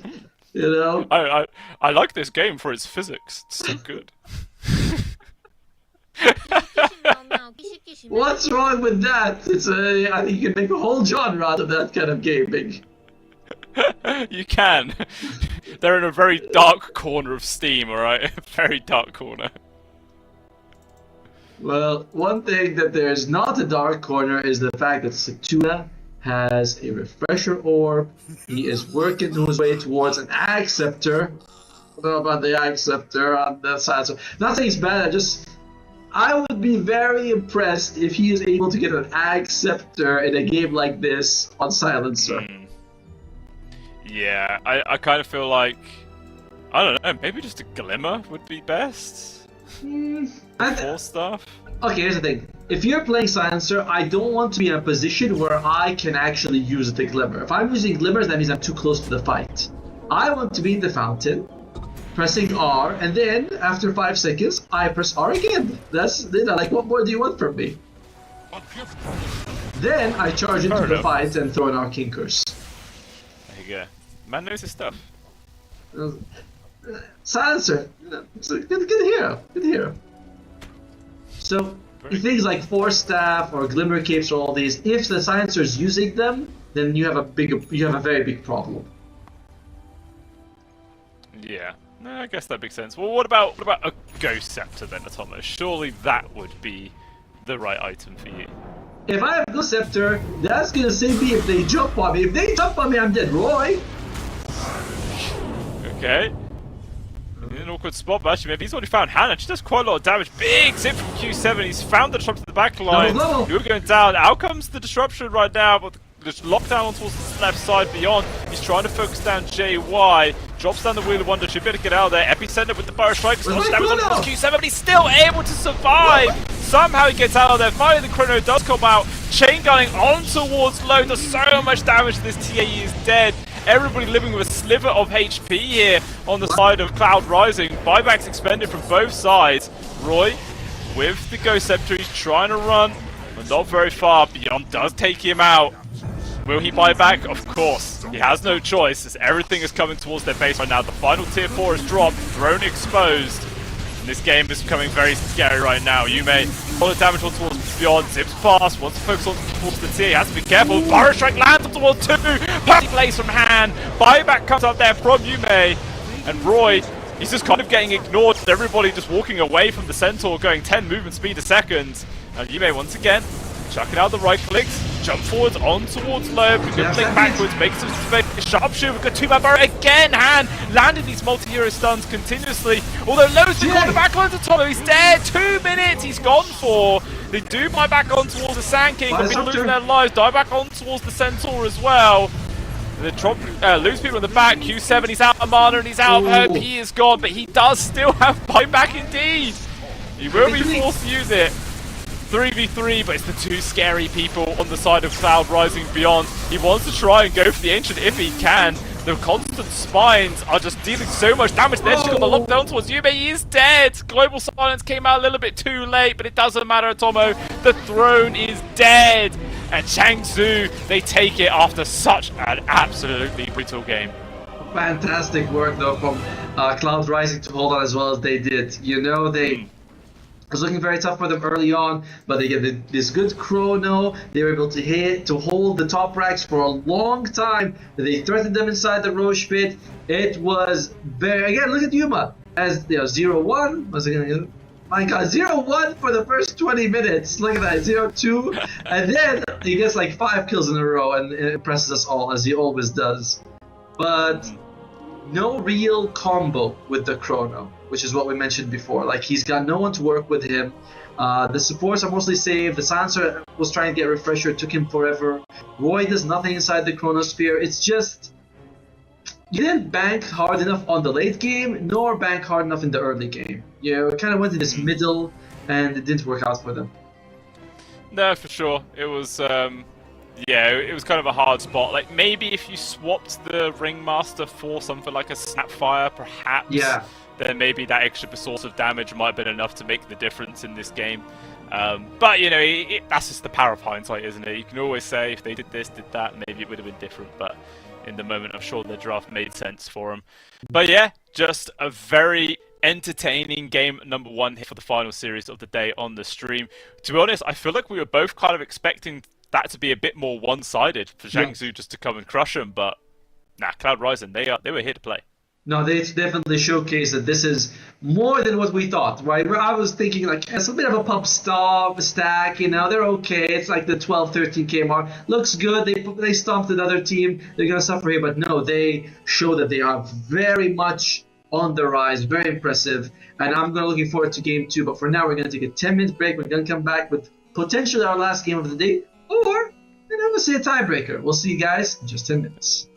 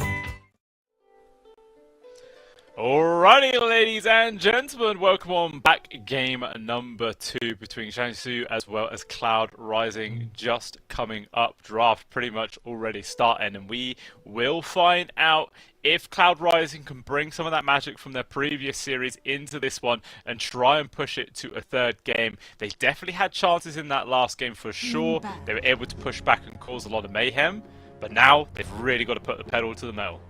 Yeah, if we're going back to it, I do think that Game 1 was more lost on draft than anything else. Despite that, Cloud Rising had a fantastic performance. And one thing that I like about Sangju is that they're saying, okay, that Puck and Marcy are very strong. We do not want to deal with it, you know? We know that your Puck for Q7 can make too much space, and we just... Marcy save from JY is also very problematic. 10 seconds remaining. Yeah, for sure. I take away some of those key annoying heroes. Actually, one thing about Q7, he's played a unique hero every game so far today, hasn't he? Yeah, Timbersaw, Puck, Storm so far. See if we can keep that trend going. But I was going to start with the Centaur. Yep, they just give Roy his hero. And this is a lot of respect being shown to Yumi. They banned his Medusa, even though like he could first pick and they have 5 counters that could come out. They still like don't want to. Yeah. You know? As I say, to take away that powerful hero out of their lineup, I give them a comfort one for sure. And I was thinking, Sand King is left in the pool. Do they grab it? Oh, of course they do. So Hand will send that back 2 games in a row. Question for Cloud Rising, do you want to send the Storm Spirit in again? Because I mean, Q7 won the lane, he even got a solo kill at one point, so it feels like they'd probably be more than happy just to send that one back. 5 seconds remaining. Would you rather, what do you want that, or would you rather take something like an Earth Shaker or a Timbersaw or a Quap, something like that? We'll have to wait and see, but yeah, sure. There's nothing wrong with the Storm Spirit. Like you mentioned, he won the lane. But you don't often win the lane twice in a row in the exact same matchup. The enemy does adjust after a while. They get rid of the Bristleback though. Bristleback, in the end, I think was the biggest problem. It was beyond Bristle that won them the game more than anything else. He went to that hard Sanjanyasha. They couldn't deal with him at all. He had a pipe as well to keep him alive. And in the last, not the last fight, the penultimate fight, they killed Lo, they killed Han, and Beyond was like, yeah, I'm not going anywhere until I get Mega Creeps. Yeah, he just stuck around and did so much work. I did actually have a look to see what his damage was at the end of that game. Let me have a quick look, because I still got the sheet up. Yeah, he actually did the most damage on his squad, 44,000. Second place was the TA with 31,000, so he was actually the one doing all the damn work. Why is this? I'm sorry, I'm just checking to make sure my mic is working the way it should be, but it's not. It's very annoying. Yeah. 10 seconds remaining. 5 seconds remaining. That's a nice combination with the Sand King in terms of damage. You have a lot of that long range, additional firepower. You have that control. They go for the Disruptor, switching up a little bit here for both sides. Okay. I mean, yeah, last game we were saying Snapfire would have been great for the side of Cloud Rising, but they don't take it. Disruptor on them instead, so kind of swapping potential heroes around. I'd like to see this small shuffle happening. Do you think Shangsu have a sort of idea with this Snapfire, or is it just, a solid bit of control and damage? I mean, it does pair up with the Sand King quite nicely, to be fair. Undying if they want to, or Phoenix, because they were lacking a bit of team fight from their supports in the previous one. So they already have the Disruptor though, and I think that they just kind of like the Snapfire in general. It's a solid laner and always good damage, and she can get like a Glimmer Cape if you need it. We'll see. They go for the Bat Rider. Okay, do you think this could be Q7's mid bat? Not really. No, I think that's more like to be a support Bat Rider than anything else. Q7 hasn't played a whole lot. It would fit with his style of being a very active hero, and maybe they'll fit up there. They could pick a carry right now and then move the Bat Rider to where they feel like it's best, works best.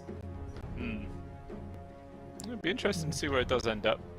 But third and fourth hero next here from Shangzhou, what are they going to be thinking right now? Shadow Demon? Or not? No, I guess Siren and Shadow Demon? Oh no. Just Lycan. Hey, that was first phase last game, wasn't it? And got ignored, so Shangzhou going to be able to pick that one up. I'm guessing that's a Beyond hero, right? Yep. It feels like it's more likely to be Beyond than anything else. And now I imagine they're going to be taking another support. I feel like Shadow Demon, Hugna, possibly Silence. Some sort of hero that if you are able to jump on the batter and catch someone or you get glimpse, you can save them. Is it? Let's have a look. More mic things. It's always changing, man. Shopping at bloody Toy Master for a mic. Dire team pick. Bane will be the hero of choice. I mean, you were kind of saying about the Shadow Demon being a very good counter to the Bat Rider. You know, whoever gets lasso, you can just disrupt him up. I guess the same can be done with the Nightmare ability on Bane. Does provide a similar amount of assistance there. So, we'll see how this one pans out. Wow, look at me with my super mic. Oh, sorry about that. Okay, so yeah, the Bane comes out as a pretty solid save, not only against the lasso, but it's also pretty good against the glimpse. I would prefer Shadow Demon. I think the Bane Nightmare save is much harder to pull off, but you know, it is what it is. As Cloud Rising, their last pick comes out right now, I would rather they keep the Bat Rider as a flex and pick a carry. They go for the Leshrac, so it's going to be an obvious Bat Rider 4. Leshrac going to be picked up for Q7. Okay, so Leshrac coming into the mid should have a very good time against the Sand King, to be fair. I mean, do you feel like Han might be worried enough that they want to swap this Sand King out, or do you feel like they just have to run it into the mid against this Leshrac no matter what now? 10 seconds remaining. I feel like you're kind of locked in with the Sand King going mid. Maybe Lycan can go mid because the Wolves can actually absorb some of the damage from the Edict. So you could swap it around like that. I don't think that's too big of a deal, but Lycan isn't that much better against Leshrac, but he is better than the Sand King for sure. Yeah. Well, what if you did like Lycan carry Sand King off lane and then have a different mid entirely? Oh, okay. You're thinking like, you know, 5k MMR now. Okay, that's not bad. That's not bad. Yeah. So I know how to move pieces around. I've played chess once in my life. Oh, okay, yes. Have you done an impasant pass before? Sorry, I don't speak Spanish. Oh, I'm speaking chess only, my friend. As Cloud Rising, they're gonna have the next pick right now. They're gonna probably get a carry here. Now, Medusa's gone, TA is gone, TB is gone. Ursa, in a game like this, I prefer Ursa over the Sven. I would rather see Ursa over Sven. 5 seconds remaining. Yeah, I guess that would make sense for sure. But I think Gyro actually works very well. There's a decent amount of lockdown on the enemy side. Gyro, you get Axe, you have Satanic. They lock you down. You're like, yeah, we're gonna kill him. Then he just fires one bullet off and he heals to full. I've seen it happen. It's very annoying and unfair. You're speaking for the side of Shangzhou, right? Or are you speaking for Cloud Rising? Cloud Rising for now. Okay. I would, because you know, I always speak of the next pick that's coming. So I'd like to see Gyro. If not, then Ursa's fine. But and, you know, it's reverse of the other one. What are they going to go with? Go for the Sven. Sven's fine as well. As we mentioned, Gyro, Ursa, or Sven. Now, the other side, they also need a carry. Now, I always like, whenever I do see like a Lycan that's going to be coming into the position 3, I always like to see the carry as like a melee-based hero, purely because, you know, if the situation is right, you can get the Wolf Bite, turn them into a Giga Chad carry, and basically no one can stand up against them. And that very well could be the case. Lifestealer is the hero of choice here from Shangzhou. I like it a lot. I swear I wanted to say Lifestealer is going to come out. Alright, but obviously I get no points because you're such a nice guy about it. But yeah, Lifestealer works really well. Because when Leshrac jumps on people, the Lifestealer can give them the extra health to survive. If it's an Edict, he's really good against the Sven later on. Although, I will say I favor the Sven in the Sven Lifesteal matchup more. I like, you know, Lifesteal is pretty good one-on-one, but Sven's doing that cleave damage, providing armor for the whole team. It feels so much better. So yeah, for sure. But I mean, what if it's a wolf-bitten Lifestealer? Then how you thinking? Okay, all right. Definitely some 6k MMR thinking right there. No, it's still. You know, let's look at the support staff. Now, Lycan himself, a lot of times isn't built as a DPS kind of hero. You know, it's like he goes for Helmut Overlord, gets a shard, gets Ags, and suddenly the hero himself isn't much of a hero. You know, he's just buffing up other people and pushing lanes. Sand King is, you know, shoot and forget kind of hero. Epi into stun, that's about it. The others, though, the Leshrac can do a lot of damage. I don't know. I'm trying to pick a draft, man. I'm struggling. Wow, never seen you actually struggle to pick a team which is, you know, you think is going to win before. I feel I'll take the initiative then, Tomo. I'm feeling the Lycan draft pick. I'm going to go with Shang Tsung. Going to potentially take this one down too. Although I do definitely prefer the draft this time round from Cloud Rising, I still feel like Shang Tsung just have a slight edge. Well, man, this is a tough one. Because I wanna... Alright, you know what? I'm gonna go with Cloud Rising. They've been impressing me the whole day. I think they're gonna keep impressing us. So why not? Let's go with Cloud Rising. I think that Q7's Leshrac has been amazing. Yumi is on probably his best hero with the Sven. And there's a... There you go. Oh, they almost get a kill on the dog. But, and hey, if I'm wrong, we get 2-0 and then me and you go and play for the king. My god, I don't even have that game installed anymore. I finished it recently. You know, I actually was able to kill the traitor man. But that means I'm gonna have to. I'll have to uninstall FH, and you know, it took a long time downloading that game. Took me a second, but yeah. Well, it looks like we might get a little contest for this bottom bounty rune LQC. Does he go for the Nightmare Steel? Yes, he does. So he does manage to grab the third bounty rune extra there for the side of Shang-Chi. So once again, we do see a little gold advantage for one side. I don't think we've had an even trade all day. No, it seems... Oh, and who is it going to go another one for Cloud Rising? Yeah, no, for once Cloud Rising doesn't get it. We've been seeing 4 games where 3 of them they were able to come out ahead. But that's fine, it's fine. So, mid lane... Oh, just dropped the center lane. Leshrac versus the Sand King. Oh, man, I wish Quinn was here so we can ask him. You really rate Quinn's analytical abilities for the mid lane, don't you? Well, yeah, I mean, the guy is a... in 2024, he was probably the best mid laner in the world, right? Like last year when Game... Or was it the year before when Game was winning? 2023, maybe? But he was certainly incredible when they won 3 majors. The guy knew exactly what he was doing. So, yeah, having his opinion, an expert, why not? It's always good. For sure. Valuable insight that he does bring to the table. It is a very different environment when you play as bottom lane. Alright, let's talk about the lanes. So, bottom... Oh, mid! My lord. Q7 and Han both on death's door there. I don't know how they both got so damn low, and they both got, you know, similar amount of tangos and iron branches that they can eat up the hill. And Han doesn't have a stun. That's scary. That is very scary. They're both trying to push their healer to the limit. Han, lightning, not enough. Ooh. That hit is not. Nah, it's not enough to bring that damage down, that hero down. As can we look at the last hits for a second? See what we're working with here. As mid, it is going for Han, but it's relatively close. Yeah, only 2 in it at basically 2 minutes in. It's not too bad at all, I'd say. Meanwhile, down the bot lane.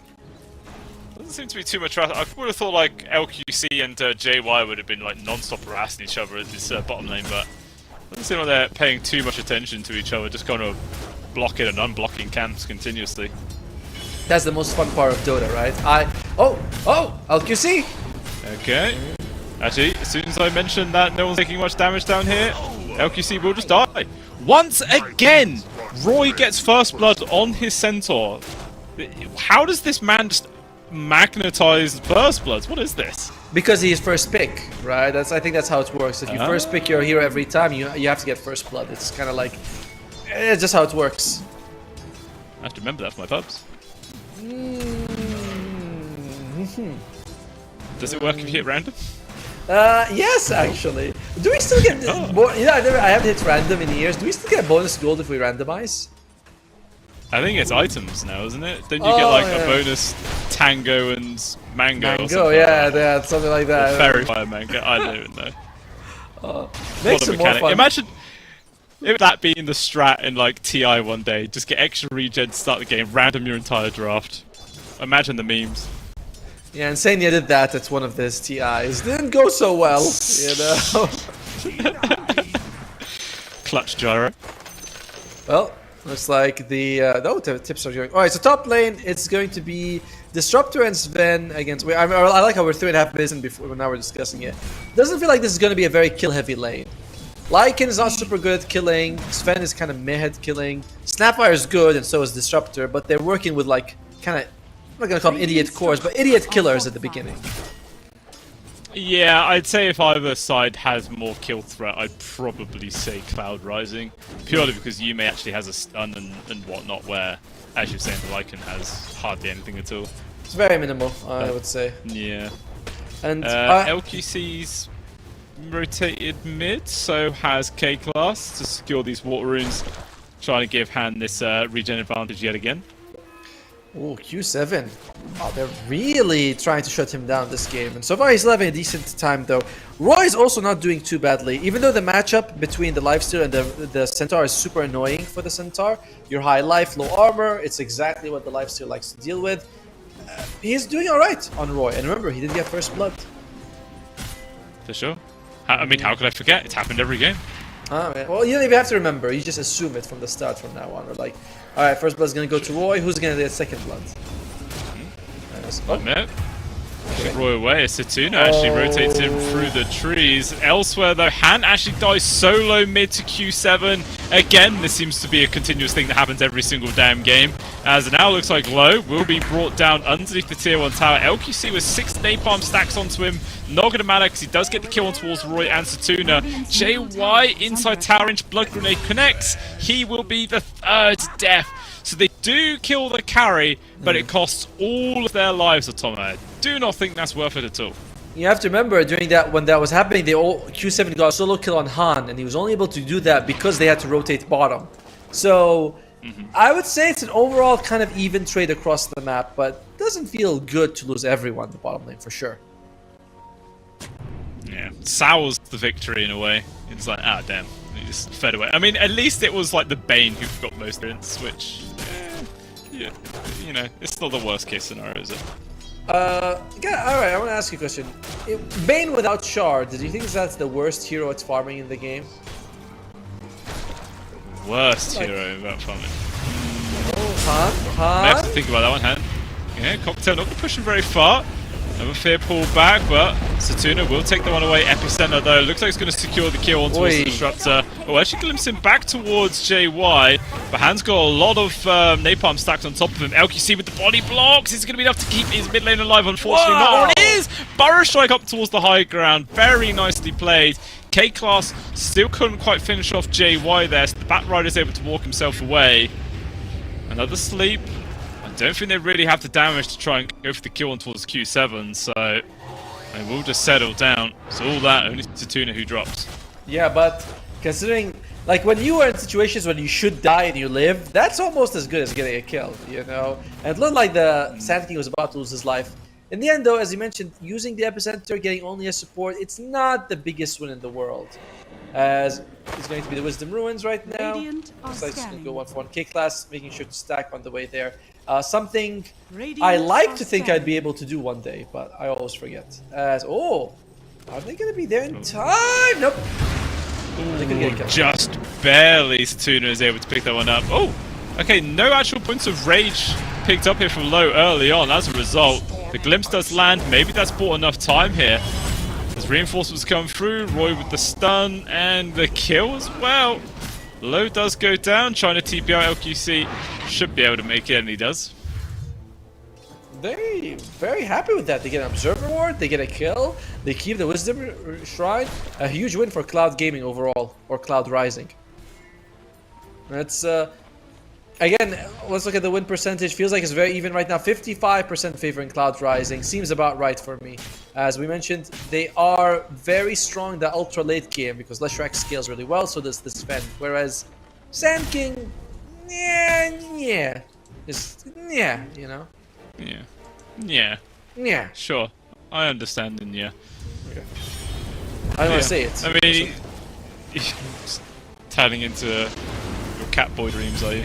Chucking out the Niaz. Meanwhile, Bane, dead. Again, another 3-man move underneath the tier 1 tower. Out comes the Stampede, though, to allow Satuna to run away, so a good bit of assistance there from his off. But yeah, just this constant pressure in the off lane coming out here from Cloud Rising. They're desperately trying to shut down Lowe's game.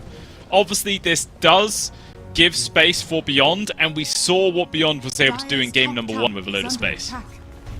Radiant's middle tower is under attack. Yeah, but on a Lycan, I don't think that Lycan's the same kind of hero. You know, if you give Lycan some space, he's gonna, like we mentioned, Helm of the Overlord, Aghanim's Shard, Aghanim's Scepter, maybe he'll get a Harpoon or Assault Cuirass at some point, but Lycan's, the style is to be more of a zoo hero, which doesn't scale very well late game. Which is the exact opposite of a Bristleback. I'm not as impressed, or at least I'm not as worried. Let him cook, Tom. Let him cook. It's early days. Maybe Beyond will be able to bring us something special here and show us the power of a Lycan with free farm. Alright. Okay, sure. Yuma, sure. By the way, this has been his best early game so far. In the last 3 games, he gets kind of trashed in the laning phase. This is the best one he's had. Yeah, for sure. Like, 0 deaths on Yume? Yeah, 0, 0, 0. Oh, Q7! There you go. Q7 getting caught out, showcasing the power of this, you know, support Snapfire pick. Meanwhile, Low coming out of the Golem, focusing on towards Roy. Stomp obviously still on cooldown. Cookie actually, I don't know if they wanted to retreat there, otherwise maybe a bit of miscommunication, but Lowe's actually taking a lot of damage now. Aggressive Stampede comes out, 8 Napalm stacks on top of him. He dies so damn easy. TP actually gets countered there from the SK. And now K-Class, he's got to be careful. Glimpse is available, pulls him on back, straight into the stump. And this time round... okay, K-Class being annoying. JY will finally get the kill. Meanwhile up top though, they do have this grab on towards you, mate. There is grip in towards the shapeshift as well. And they do end up securing the kill. So finally Yume does go down. Q7 as well. Han! He gets the counter solo kill this time. That wasn't even with the blink dagger. He just walked up to him and used an epicenter. Oh dear. This is an unusual situation to see Cloud Rising. It's often Q7 having an amazing time, and he kind of carries them. But this time it's Roy, top of the net worth, which is good. He's on a comfort hero. I don't feel like Centaur can make as much space as a Leshrac can. So, LQC. Mass TP's up towards top here. Oh, the scan does actually connect on towards in the fog there, so that gives the Q for Zhangzhou just to back away. Very nicely done. That does avoid this gank coming their direction. But hey, all these people TPing top means that finally Low has a little bit of breathing room down at this bot, because he has been punished relentlessly this game. Yeah, and he's up against one of the best natural farmers in the game with this Sven. Whereas Lifestealer, look at that farm. Look at that boy farming. Look at this boy farming. Oh, that's what you want to see. Sad, man. Real sad. You know, he's got Max Commandos, Echo Saber as well on this Sven. Well, Echo Saber being built. Lifesteal without Radiance. Very sad. Very, very sad farming guy. That's so cute. He's also, by the way, he's level 6 to Sven's level 9. That's that's pretty crazy level-wise. He's almost the second lowest level in the game. All right, now he's, congratulations, the third lowest level hero in the game. I mean, with this kind of start, could you make an argument for him going for like a Hand of Midas build or something like that, or do you think he just has to double down for the Radiance? Double down for the Radiance. If you go you do not want to go ultra late when the enemy is going for a Sven. Like, your late is not going to be good, as probably going to be losing our Disruptor here. That's fine. Blink reveal and kisses for a Disruptor kill. Q7 as well, farming up some stacks inside the triangle area. I'm not going to get scoured out here, so just really farm that Dire's one up. middle tower is under attack. Well, what's J? Oh, JY's almost got his Roy. point. Oh. Roy's been found inside the jungle. Roy trying to body block him up there with the Centaur. Actually buys himself a little bit of time, and with the Stampede, he actually gets himself away from that. Was such a heads-up play, using the Centaur Conqueror to body block the Sand King before he could get close enough of majority of the damage. Actually saved him there. Very nice. He's also got that Vanguard, keeping him very, very topped up and healthy as well. As overall, these moves, like we mentioned, your Blink Reveal gets you Disruptor with some kisses on top, and now you don't kill the Centaur. You're feeling relatively okay in the state of the game for the Dire side. I would like to see them squeeze low a little bit more though, before his Radiance comes out. Yeah, I mean, what's like the projected time he's going to have this done by? Still needs the item 600 gold away, and then the recipe, which is, was it 1200? Radiance? Radiance, you mean the Talisman of Evasion? It doesn't have a recipe. Oh, okay. Times 1300 then. Yeah, so yeah, he still needs like another 1800 gold. Yeah. Oh, well, that's going to be a dead phase. Storm, yeah. Oh, jump in! No, but that's okay. 2-man stun comes in from hand. Let's try and turn that one around, but has to be a little bit careful. There's so many people from Cloud Rising nearby. Scatter Blast actually going to miss. You may try to run, shapeshift there from the Lycan. Maybe the Thunderhide we'd have to finish off, but no. You may will be able to survive. Very close fight, although they got another grab on towards the Tuna. Has to be the very minor consolation prize there for the side of Jiangsu. You still walk away fairly happy if that's the case, you know. And one thing that's going to be very nice for Cloud Rising this game is that they have great damage mitigation. If the pipe comes out from the Centaur Warrunner, which he's going for both the pipe and the Crimson Guard. You put a pipe, you put a Crimson, you get yourself a the Sven with his war cry. They're gonna have huge damage issues on the Radiant, and they're not a very damage heavy lineup. No, I'm feeling better about my prediction that Cloud Rising is taking too. Because you said that, I really hope you're wrong. You always hope any excuse I can get. I mean, I do, but that just made me extra when I hope you're wrong. I see. Why? I don't know. I'm a bad person, Tomo. I'm just a bad person. Well, looks like the Sacred Relic is finished up on the live streamer at least. Now this is... Yeah, you first? That's what I was going to say. This is a very scary situation for the Radiant. Like, it is actually quite... I mean, I know it's just 54% for Dire, but I'd say they win this 2/3 of the time. You know, it should be like more like 66 or 69. I mean, it definitely feels like, you know, they've got quite a bit of map presence. They're, you know, taking down more towers. They are invading the Dire Triangle quite frequently, but like you're saying, it's not really relaying the future issues, just the current ones and the stats. So we'll see how this does end up panning out as a 3-man smoke being done here from the side of Cloud Rising. They're heading mid, where there's both Han as well as LQC. Obviously, Han is hiding in the trees. That's really the target they want.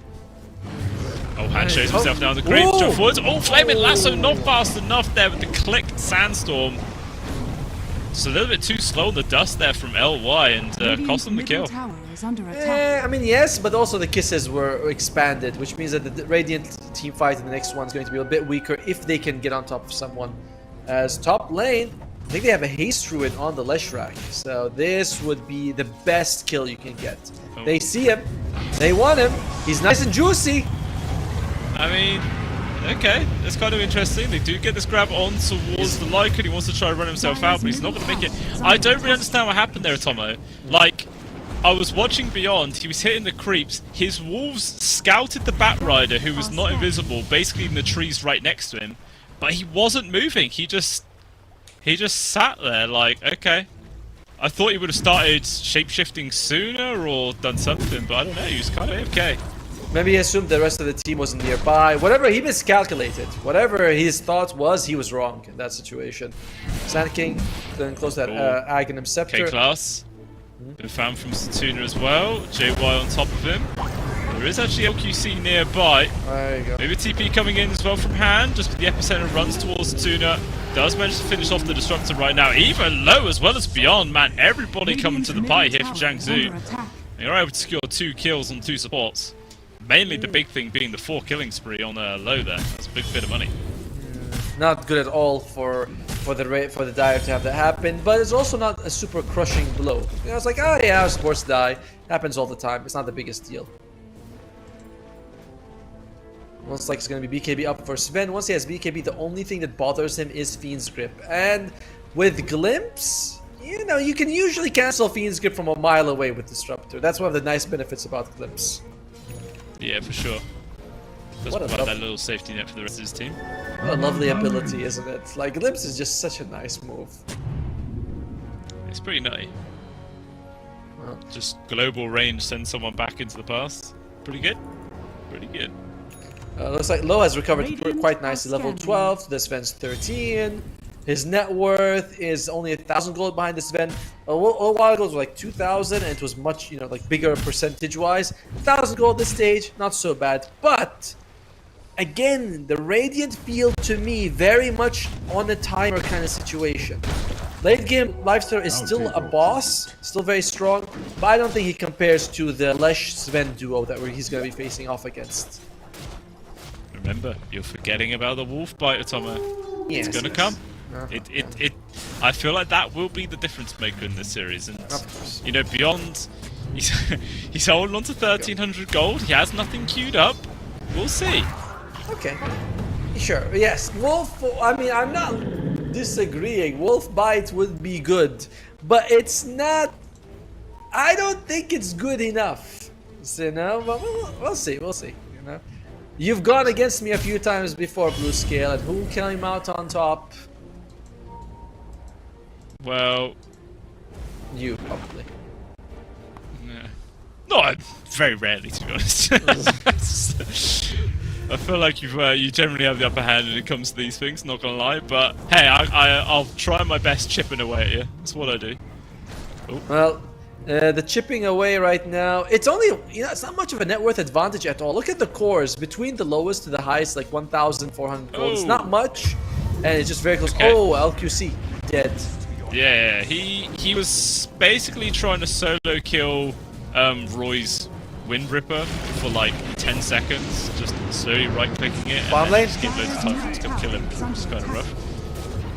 Yeah, lots of twin gate action going on. Oh, Beyond. Actually, use Shapeshift as well on the other side of the map. Not sure if he wants to try and come through the gate himself, as they're trying to chase after this Disruptor, trying to TP out. Burst Strike just in range there from hand. Very, very close. Oh, they're going back. They're going back. They're saying the Tormentor's here. We want to take it. For Cloud Rising, I feel like they could contest it, but they decided it's not worth it. Who's he going to go for? Dies so quickly. Oh, the Bane. That's going to help him farm quite a bit. Radiant's middle tower is under reduces attack. brain tap cooldown, makes it AoE. Pretty good. Because I gotta tell you, man, this guy struggles with the farm. However, he's not struggling as much as the Disruptor is. As Satuna, it's pretty poor at the moment. Oh, armlet. Yeah. Okay. Disruptor life is it's generally how it feels, right? Alright, so BKB is close to being. Sven! Oh, you mate. That's a huge kill to find there coming out from Zhang Zhu. Carried down 500 gold there for Han. And finally, I think it's the first time this game, but the net worth advantage is actually into their favor. And yeah, they're just making some pretty good moves thus far. It's just crazy how close this game is. Like, between bottom farmed core and top farmed core is literally only like 800 gold, which is crazy for 21 minutes. Ooh, bottom lane, they'd love to get vision of K-Class. K-Class, look at the jukes! The jukes! And, oh, this guy, that is incredible movements right there. Well done, K-Class. He was well within range of the Glimpse. Oh, mid lane, he's dead. Oh, Stampede. Yeah. It's used to secure the kill mid. Also Flaming Lasso as well. So 2 ultis used just for a kill on towards the POS 5 Bane. Hey, it kills the kill, buys some space. By the way, what is our Lycan building? He has... Oh, Nullifier! Huh. Okay. Okay, that's... It does remove the Crimson Guard, it removes the Force Staff, and I think it removes the War Cry. Yes, it is dispellable. Those aren't really big abilities for me to dispel, I feel like. And Mask of Madness, I Dire's suppose. middle tower is under attack. Dispellable? I mean, sure. Must be. It is dispellable, yes. It says dispellable, so you're right. But this is... He's not going for Wolf Bite, he's going for Nullifier. Yeah, I am a bit disappointed with that, I'm not gonna lie. Maybe it's his third item or something. Okay. Maybe. I mean, he would have had enough money right now to buy it if he didn't buy that helm, the Iron Will.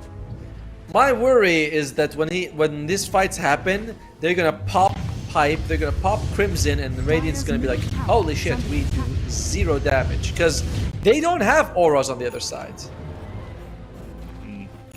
They don't have anything to keep people alive. Yep, it's all aggressive items. Offense versus defense, baby. Look at the net worth. Look at the net worth. It's a straight line. Oh, Han. Yeah, something you don't see too often.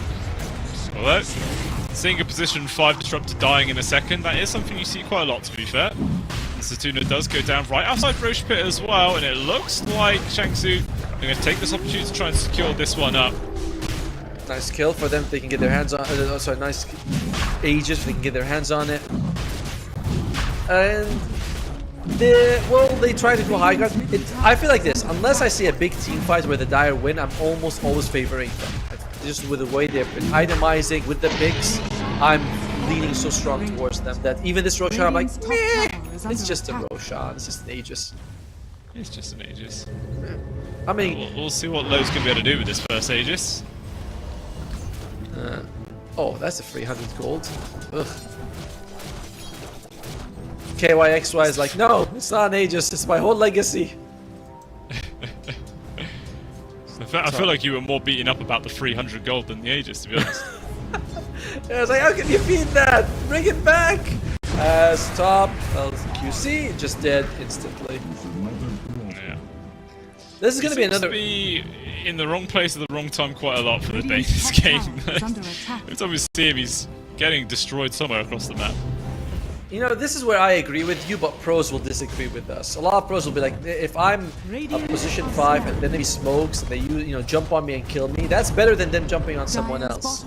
But as pop players, we're always thinking, my KDA, my Kada. You know, it looks bad now, my Kada. Yeah. Well, that's what we get flamed for. Kada's important. But tier 2 at the bot lane. Glyph has been forced to delay this push, but feels like with the safety of this Aegis, Shang Tsung, the whole squad feel a little bit more confident to start making some plays themselves, just full on invading into the Dire Triangle area. I want to take control a bit more of this map. Disruptor's really not getting any gold this game though, and I don't think he got the greedy, no, he got keen-eyed. He is struggling net worth, and I kind of was favoring him over the Bane, but Bane, actually speaking of Bane, speaking of bottom! Okay, jump on towards the Centaur. It's a tanky boy, but he needs to get off the Stampede and run away. And meanwhile, on the other side of the map, the Bat Rider was caught out. And Han does secure the kill for that one. They do split. Tier 2 tower still goes down, despite the fact that everyone on the side of Cloud Rising saw 2 heroes away. It could have been in a 4v3 situation. They did decide to actually defend the tower. This has been a bit of a trend in the game 1 as well, where I felt like they could be a little bit more aggressive at this point of the game, but obviously the Aegis factor is scary, but there's no epicenter if you want to go for him. Alright. Definitely thinking about it. Smoked up inside the jungle right now. This has got to be a fight. Back. It's brewing for sure. Oh, okay, Han actually jumps forward first. Yume quickly jumps on towards the Sand King. Cookie does actually buy a bit of space there with the BKB, and Full Staff saves him and gets him out of danger.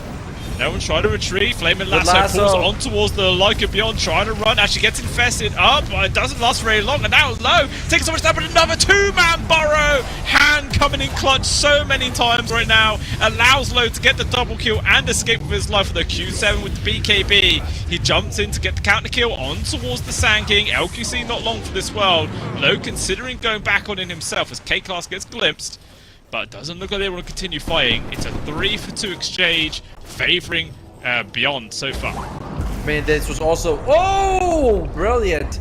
There was only 90 seconds left on the Aegis, but that was a good flame break to get them the kill right there as he was just misclicked that, or sorry, misplayed the armored toggle. And am I mistaken? Was Leshrac in that fight from the beginning? I didn't really see him, but when he comes in late, he does clean house at the end. Yeah, it did feel like it took a long time for him to actually appear, didn't it? But I guess he was just waiting out all the BKBs, the rages and all that, and as soon as it did, yeah, 6.2k damage he did in the end, which is pretty damn nuts. But Low actually was the top of that fight with 6.7. He's going to have a Shiva's Guard on this Leshrac, which is going to be very nice for them. Really works well with the Bat Rider.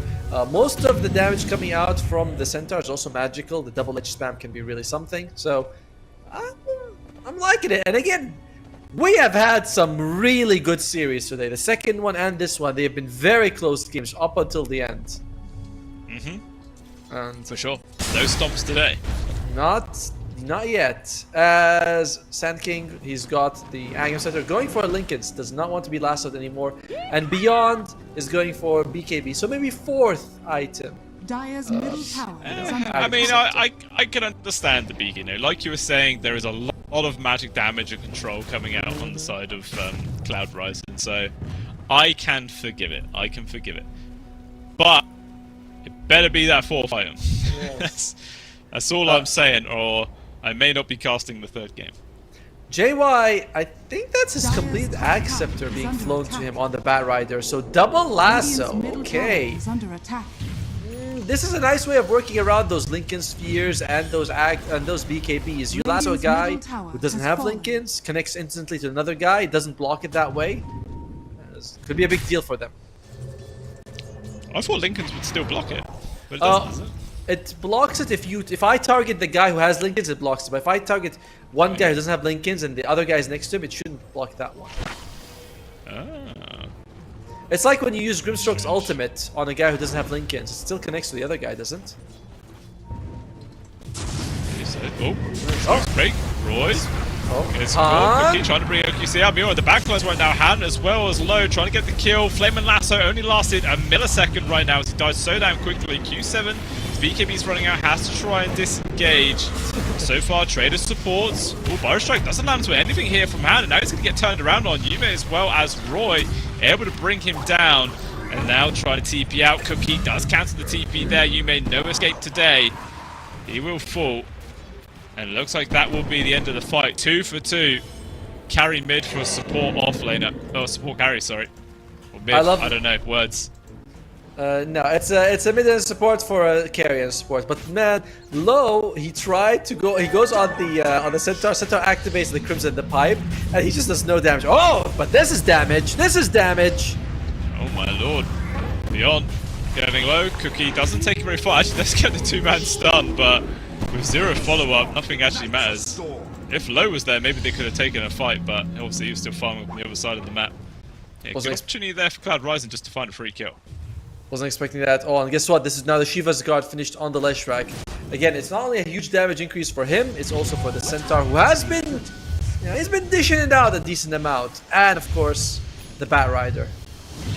Would you say Bat Rider is a high damage support? If the fight goes on long enough, yeah, for sure. Like, if he can get those napalm stacks rolling and everything like that, then yeah, he can seriously do the work, but yeah, it feels like it definitely needs an extended fight. Okay, I think that's fair as well, because it's kind of like a bit like the Phoenix, who definitely does damage, also needs a few seconds to get there. Not something like, say, an AA, who, you land the Ice Blast, that's 20% of everyone's health instantly gone, basically. Yeah, for sure. Well, in the meantime, win percentage, it is favoring the Dire. It's been favoring the Dire literally the entire game. At no point has the win percentage gone in favor of the Radiant. It has gone 50-50, but never in favor of the Radiant. as Daedalus gonna come out on this Ven. There's a decent amount of armor on the other side though, so he's not critting as hard as he'd like, for sure. Yeah, not yet. I believe there was an Axe as well picked up for the Centaur, so Roy with the old cart is a big upgrade. Tormentor goes down, so Han gets his own free shard, so you've got the little mini pulses to come on out. A pulse every 3 seconds. It's alright. My big worry, I must say, is Setuna on this disruptor. You know, you kind of look on your disruptor as one of those late game powerhouses with the Axe Scepter, but he is very poor. He's already got his tier 3 item that does not have a greedy. He's never gonna get like that bonus GPM. I don't know. It's the weak link of the team right now. In this particular game, not the team. I'll be very fair here. Yeah, just hasn't quite been gifted the JY! The right items, I guess. Quick jump. JY is dead. Doesn't really matter though. I feel like on the side of Cloud Rising, they still got the tower. All they lose for is their Bat Rider. They don't really mind that trade all too much. They just spread across the map and resume the farm, get a few more items online. The problem, Roshan though is up. That is the problem, right? With Roshan available, you don't have the Bat Rider. You know, great vision in the map, can catch 2 people. We'll see if they are able to delay it on the dire side or not. As there's Daedalus for this Ven. They might be forced to use it right now. Don't know if you can just give away a free Aegis. Roshan, they know this. There's no way they can. There's no one can plead ignorance. They got the creep there. They hear him roar. Ironically, you need to jump the moment he roars because that's when people take 25% extra damage or something like that. It's pretty insane. Rough. Okay, Roy just shows his face. That is enough to actually force Zhengzhou to disengage out of the pit. Bat Rider has respawned, so both teams are ready to fight here. Atomo. Who gets the jump? That's the question. So smoke has been used. Let's see when the wrap around the side. Zhengzhou also now using a smoke of their own. Positioning is key when it comes to this fight. They don't want to jump on Roy. He's got the Crimson and the Pipe, but he's also but you can't ignore him because he's also got the Axe Scepter. Roy shows himself. They know it. They see him. There's like he's right there. Will they go for this? Very risky jump.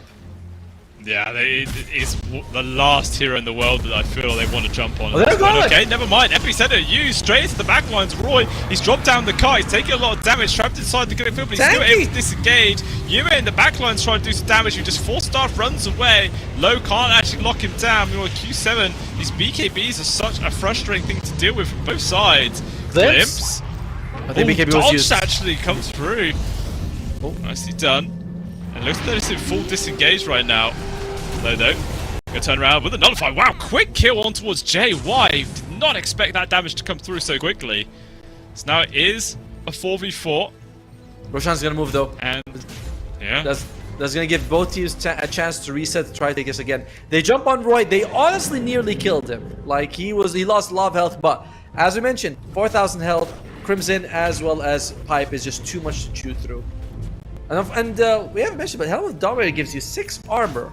That is not small. No, it's really not. It's a tanky boy.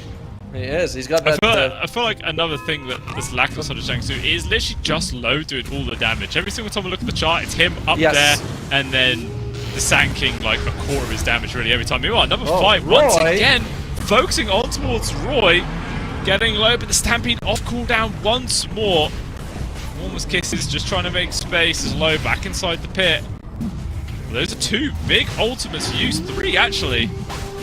Shapeshift, Warmest Kisses as well as Fiend. Oh no, Fiend's Grip actually wasn't used in the end, but it doesn't matter. Aegis picked up in hands of low. Okay, backlines. LQC, oh good 2-man comes on through. There's going to be Flavor Lasso, locks on towards 2 actual cores as well. Low's in an awkward spot, but the Aegis is there. Second life will be coming on up. Yume charging forwards, 3 hits on towards K-Glass. Auto getting low, changes focus on towards Han. My god, the DPS this guy can pop out is insane. But now low changes focus on towards Yume. The Sven just can't withstand that at this point. He will fall. Setuna dies elsewhere. Low trying to fail White. Cocktail. 7. A little bit too soon. Looks like they're all able to back away. It's a very costly fight from both sides. But I feel like Cloud Rising don't mind too badly because they did get rid of their Aegis at the very least. Yep, and they force a buyback. Remember, they trade 2 for 4 is the actual trade. Like if there's no Aegis on that lifesteal, he doesn't come back and fight again. An amazing lasso from JY brings 2 people, and again, Roy is putting on a masterclass in how to get people to jump on you. Yeah, he really is. I don't think they've killed him a single time that the entire squad's jumped on this Centaur, but they just keep doing it again and again. They're not really learning. Oh, look at that! Dizoon's Bloodrite on the Leshrac. That is interesting, because you do get the bigger AoE, but that's part of your innate anyway. And I don't know, it does cost you health to use stuff, and I don't know if you want to do that. Risky move to take Dizoon Bloodrite on Leshrac like this. Yeah. Well, I guess it's like, hey, it's only my Centaur being hit. I can afford it. There's definitely some logic there. What is the Centaur gonna get anyway? It's BKB queued. 3.9k. Ooh, he actually went for Magnifying Monocle. Yeah, that's weird. I'm surprised he decided to go for that. But yeah, BKB would be very useful for him.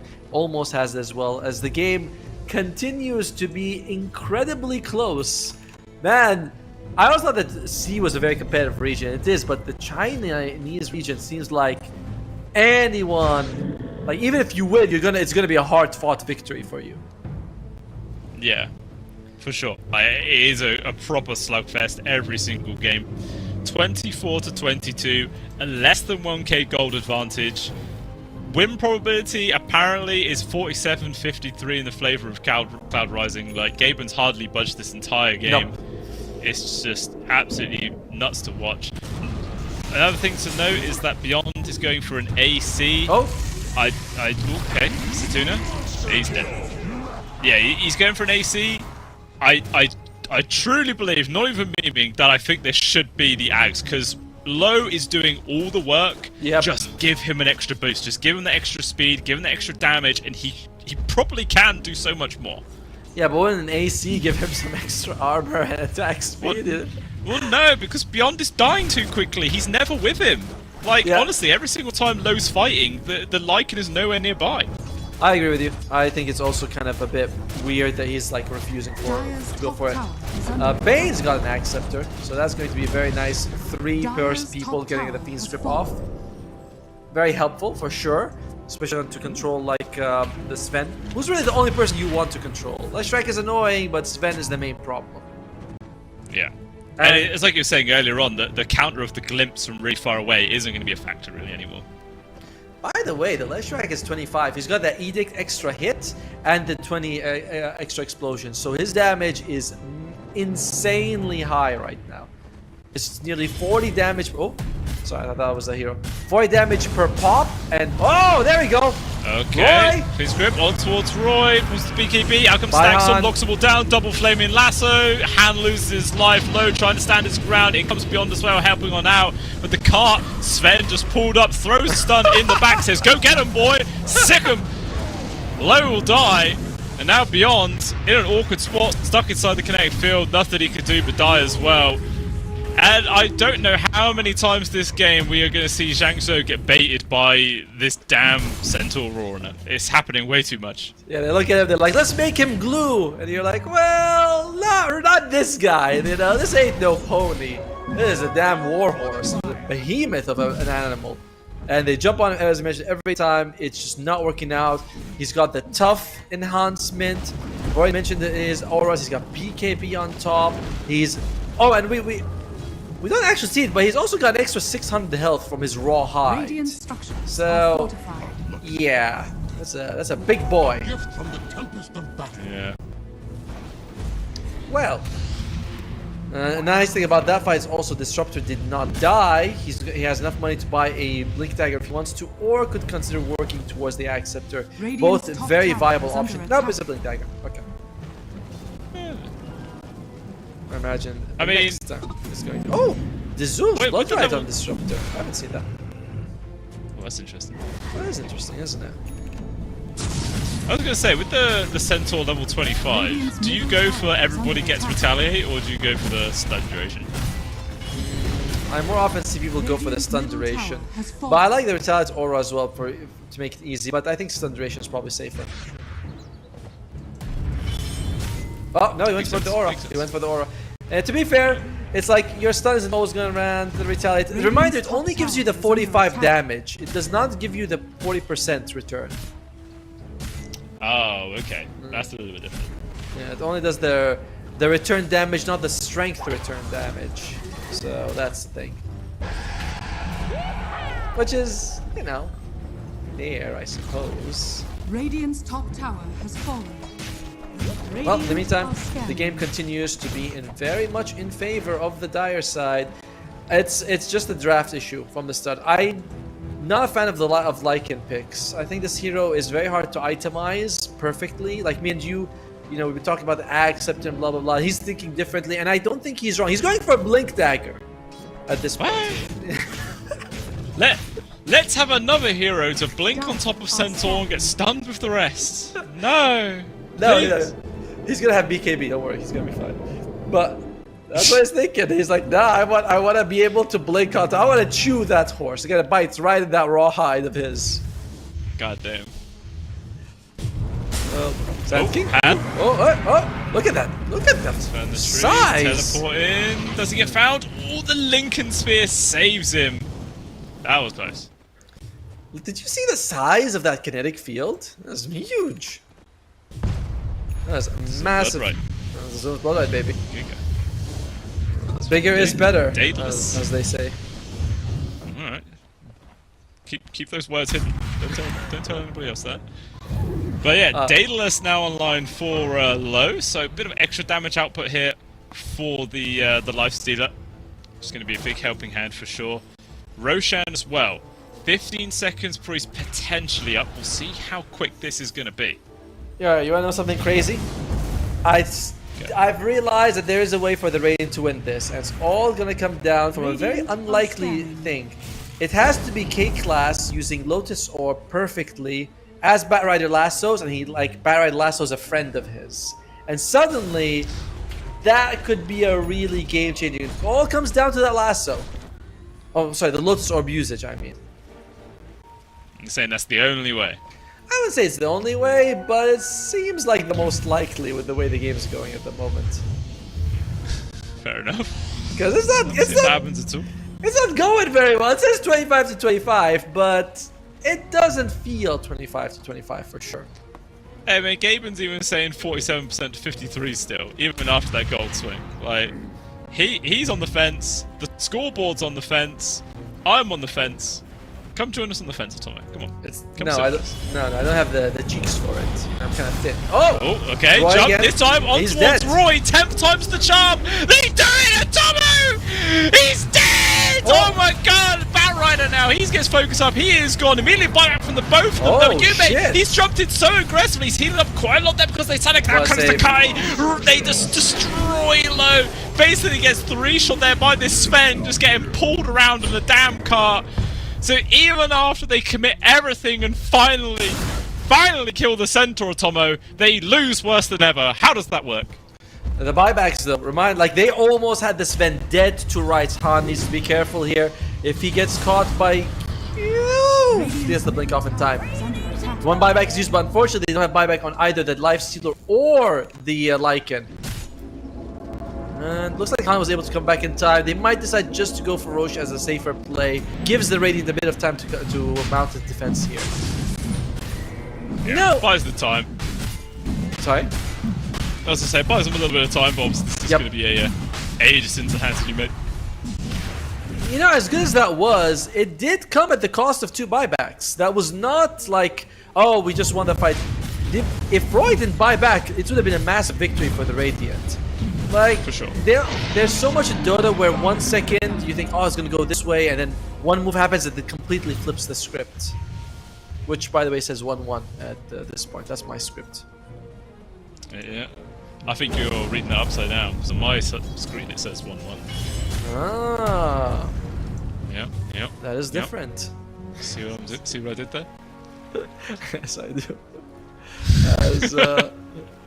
What are we looking at? Abyssal Blade has finished on the Lifestealer, by the way. He's got an extra 1 second rage. How much is that? 7 seconds with a BKB on top, by the way. So 13 seconds of magic immunity.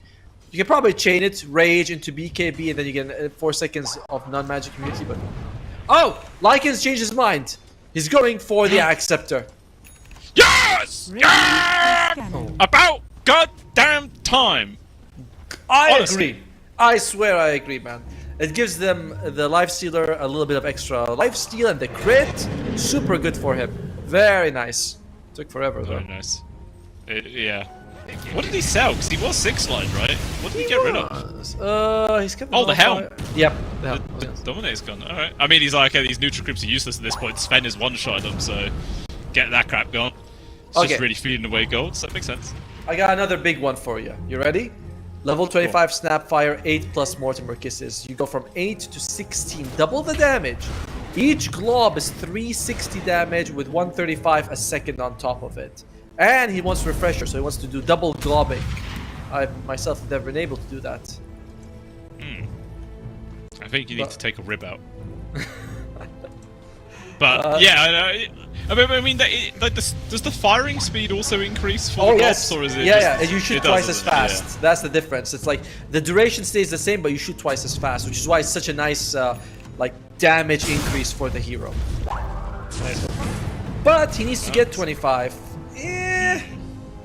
One more minute, and you can take a Wisdom Shrine, and I think you can farm another level off of it. So they should give it to the Snapfire 100%. Yeah, I mean, what's that? Next shrine in 40 seconds, right? Exactly. So if he can get there for it, it's going to be big. If Bane can shift beyond towards the side, so going to grab on towards the bat. He's dead. Yume jumps on towards Bane though, taking him out of the equation. 1 for 1. There is no lifestealer here though, Atomo. And beyond, he's in an awkward spot. He will now go for the TP, but the BKB's about to run out. He waited a little bit too long for that one, and he's dead as a result. 95 seconds he's dead for Atomo. Big misplay coming on out. The good news, if you can call it that, is that there's no way the Batteri is going to come back. So at worst, it's going to be a 4 versus 4 scenario for them. If the Bane buys back. Oh! Never mind! 4v3. Cursed. Well, this looks like some pretty free Raxes there. Are we going to glyph it, boys? Guys, why aren't we glyphing it? It refreshes! It refreshes when you take the melee. Am I crazy? Why wouldn't they not glyph? That was a very odd... spare the push of the button. They didn't care, too late. Well, you can... Yeah, I mean, yeah, you glyph it now, but you could have glyphed to kill the creeps earlier. That is... unusual. But alright, it happens. Oh, refresher on the Bat Rider. Double lasso. I hear stuff happening. Okay. He's hexed. Hex on towards low. Actually have to burrow forwards their hand, basically throwing his life in the toilet to save his carry there. But now it's down to a 2v5. No Lycan for 25 seconds. I feel like this is the last ditch play for them. They're going to probably get Mega Creep right now, and they're going to have to defend against it. But at least they will have a Wolf-bitten Lifestealer, Atomo. Better late than never, surely. Well, I mean, we've been hyping it up for literally 50 minutes. If he doesn't go and like one-shot 3 heroes, we're gonna be very disappointed.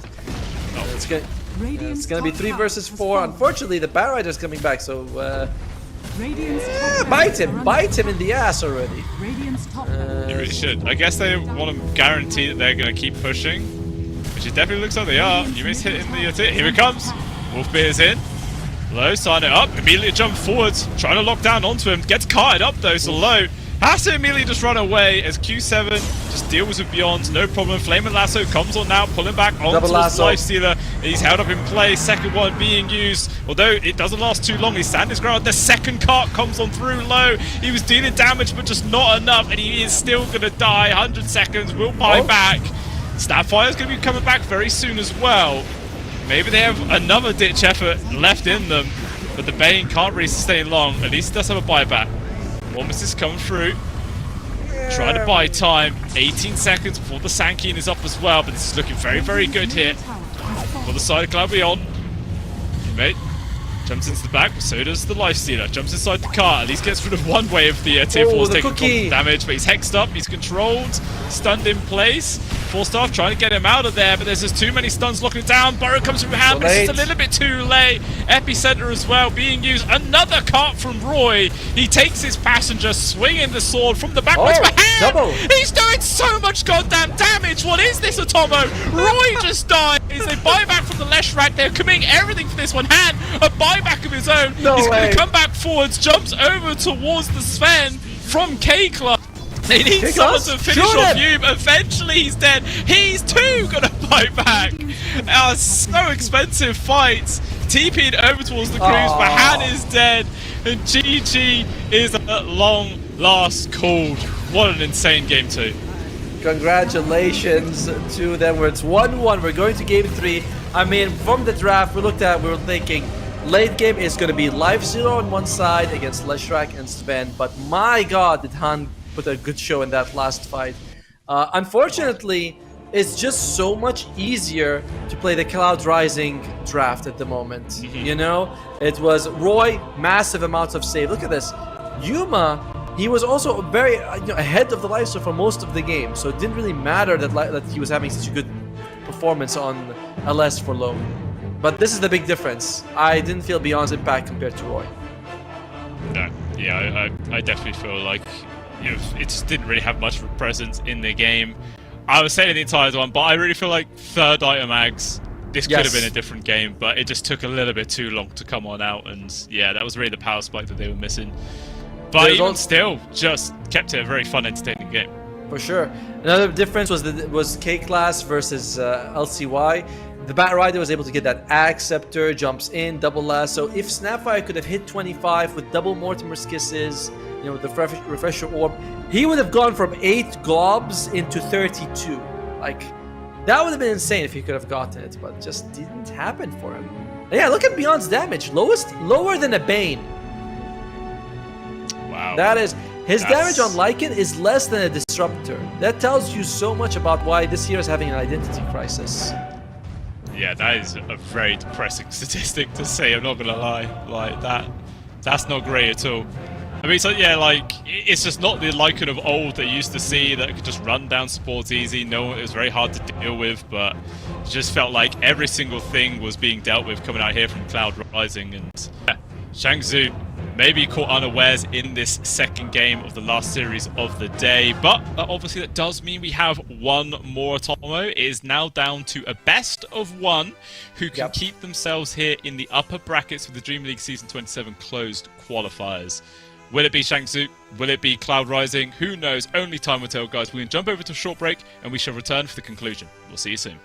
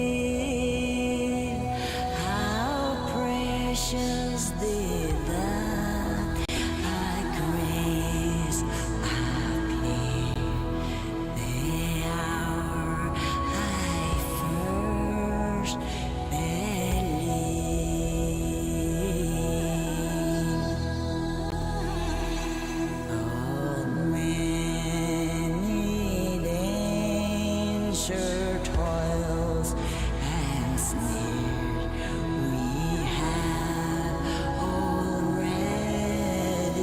come. Welcome back, ladies and gentlemen. The final game of the day is here. We are down to a best of one to see which team can keep themselves going here in the upper brackets of the Dream League Season 27 Close Qualifiers Chinese region. Will it be the expected Jiangsu guys, or will it be the Cloud Rising coming on through? They've looked really strong all day. They 2-0'd their series for this. They made game number 1 look really close, and they were able to come in clutch in the second game as well and get a very strong victory. So, who knows what's going to happen in this game, Otomo? It's just who absolutely knows. It's been pretty good. Like we in the it's going also kind of like we expect. We're game 1, we're like, oh yeah, we like this draft. It's 1. Game 2, you look at it draft wise, like everyone's playing at the level where you're like, if they're playing perfectly, so you can predict it almost from the draft coming out from them. We're gonna go to game 3. We're gonna see now. Some interesting things that happen is that Roy has gotten the Centaur 3 games in a row. I wonder if he's gonna get 4 games in a row. Actually, this will be the 5th game. We'll see if he gets the hand of Centaur. They've been getting rid of the puck because they don't want Q9 to have it. Yuma has been struggling early but carrying them late. Like, what is the storyline going to be in this game 3? We're going to go in the draft in just a second to see what's going to be happening there. As, well, so far... I mean, one interesting thing is that the Lycan has been... Well, actually, the draft is going, so we'll jump on into that in a second for you guys. Obviously, we can see what's going on. But yeah, the Lycan has actually been banned yet again, just like game number 1.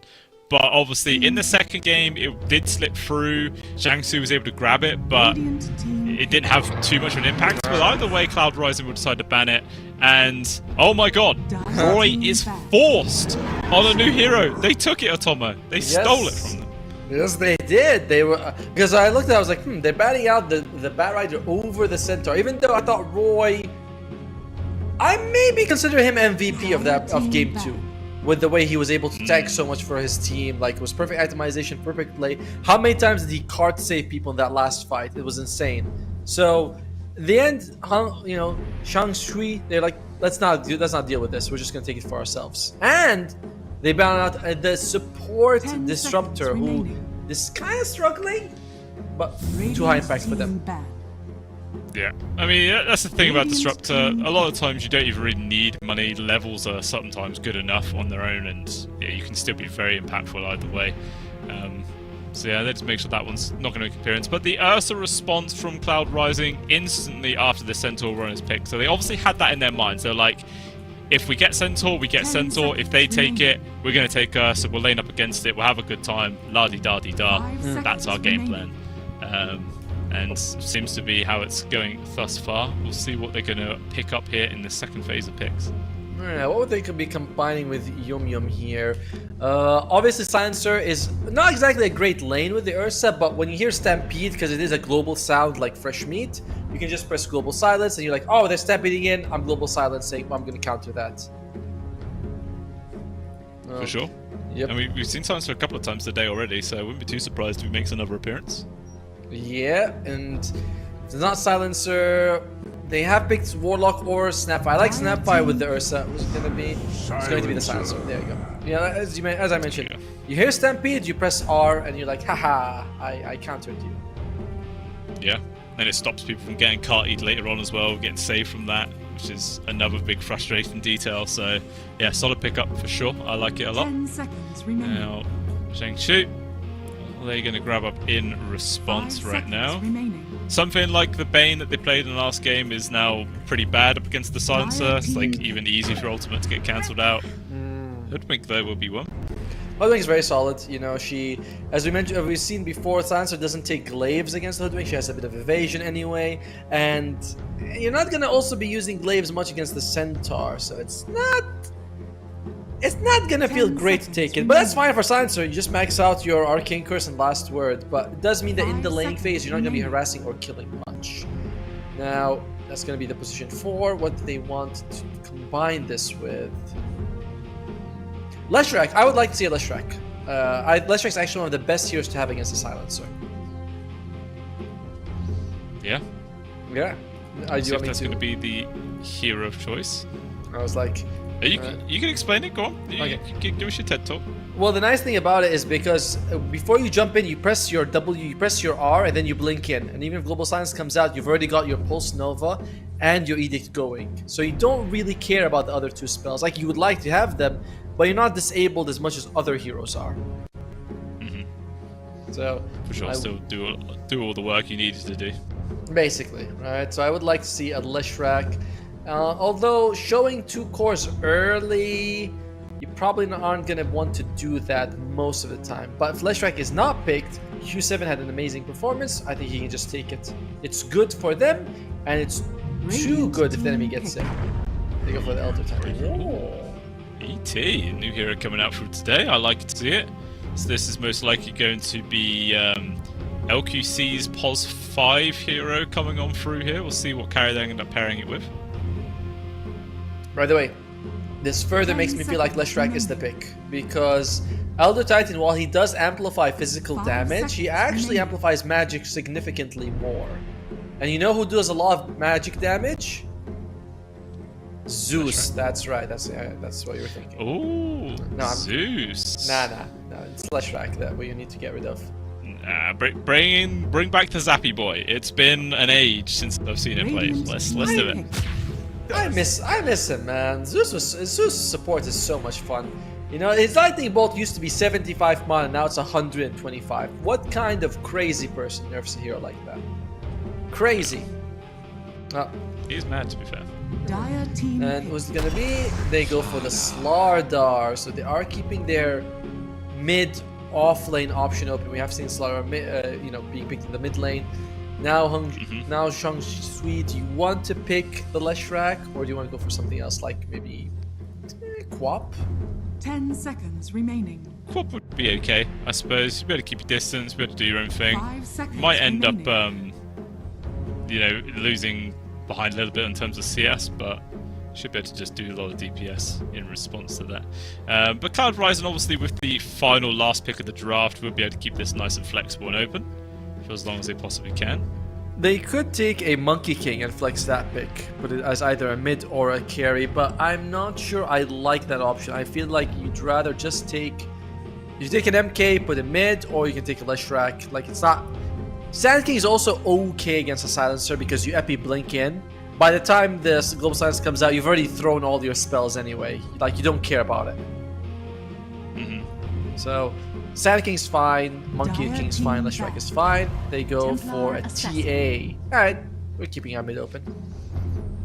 Yeah, I mean, it was the carry that Low used game number 1, which they're able to get the victory with, but generally that was from Beyond's Bristleback more than anything. But even still, they will send that one through. Works well with the ET, lots of minus armor, so people will die very quickly here. Storm gets removed, so obviously Cloud Rising needs a mid, but I would say that the same thing, mids are going to be in the pool here. And if you're Cloud Rising, you have way more options. First, you have final last pick, so you can see whatever you want. And secondly, for Zhangzhou, we already mentioned it's either Leshrac, Sand King, or Monkey King that are really viable mids. I mean, I suppose Dragon Knight's also kind of okay. Transform, jump in, hit people. I'm kind of glad that we see less DK than we used to. I was getting so bored of seeing that guy every game. He is a very unexciting hero. There's a lot of things you can like about Dota, but you can't tell me. It was like when I used to play Lich and use Sacrifice. You remember that ability? Oh yeah. Yeah. I won so many games, but I was always like, oh my god, here I go again, sacrificing another rage creep. 5 seconds remaining. Alright, so Sand King's gone. I'd like to see Leshrac gone as well. They're taking their time on it. I'm actually kind of surprised that the SK took this long to get banned, considering how quick Shang-Chi were to grab him in every other game. Yeah, they want to make sure that they're just banning out counters to the Silencer. But if you look at it also, Cloud Rising, they have to be worried. They're 5 strength heroes. They get a last mid Timbersaw could be very worrisome. Earthshaker, those aren't really good heroes against the Silencer. But if the Silencer, wastes a global, they become incredibly powerful. I don't know. This mid pick, there's so many options for the Dire to go for. Yeah. I mean, obviously they're going to see what they're playing into as well, so they've got just so much to really work with right now. It definitely feels like the pressure's on Zhengzhou.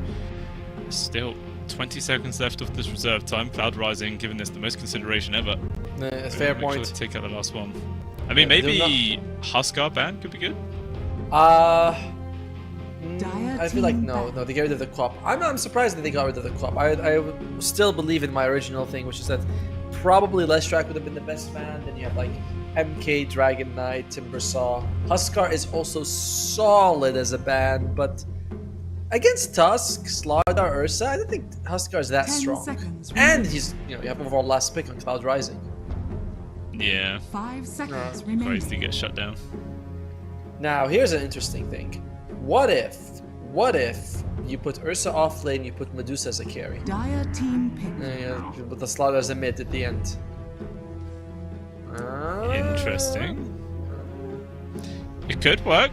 It would be very interesting little twist through, but there is the Lesh. So Cloud Rising, what do they want to pick up to go up against this in the mid lane then? Slardar is not great against Leshrac mid. Huskar is not either.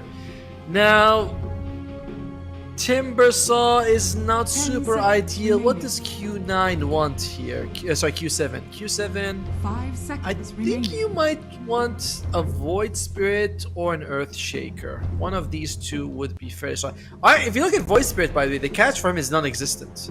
It's a free Void Spirit game. Yeah. They go for an Ember. Okay, close enough. Yeah, pretty much the same thing. I mean, to be honest, no matter what hero they gave Q7, this guy's gonna have a good time. He has excelled every single game today. In my opinion, he is the MVP for Cloud Rising for this entire tournament day. Like, he has done so much damn work. 100%. I would say Roy was MVP in game 2, but Q7 has been like the MVP of the first series, and he has never performed anything less than like an 8.5 out of 10. Every game he has been bringing work. But I don't like the Ember as much as I would have liked the Void Spirit on Earthshaker. I think Ember suffers a lot against the Leshrac in the laning phase, and he has no real way of getting that distance away until level 6. So I'm not liking that. However, past level 6, this Ember is insanely difficult to catch. And I have a problem though. Oh, go on. I like the Ursa versus TA matchup. I don't think Ursa can take on a Leshrac and a TA, but his sidekicks, Slaughter and Ember, late game they don't give you a whole lot of damage. I feel most of the time. So I don't know. I'm having a hard time with this one. You go ahead. You go ahead. Pick a side. I mean, I feel like the damage kind of shifts for an Ember Spirit, he's got a fair amount of like physical damage, and it sort of transitions to more magical later on, especially if he gets like axe and stuff, so that's when he'll really start being able to help out the Ursa. But yeah, like, I agree what you're saying, like, for the long while, he will just be the kind of main source of APS for the entire squad. We'll just really rely on his teammates to help him out eventually, but I feel like they will get there, for sure. It's just a matter of time, because like we're saying, Q6 is probably the hardest lane he's going to have to play all day. Like, so this is where it's make or break. This is the time to shine. Can they get the clutch victory, take the series 2-1, and keep themselves in the upper bracket? That would be quite the dream scenario for the first day here of the qualifiers. They'd be within a stone's throw away of winning this qualifier, but we'll see about it, as he actually takes Deconstruction on another Titan. I believe that there's this choice, and there's the one where you get attack speed based on movement speed or something like that. But I always like Deconstruction more for Elder Titan, which is another problem because you have Elder Titan combined with a Leshrac. Like, you amplify that damage so much.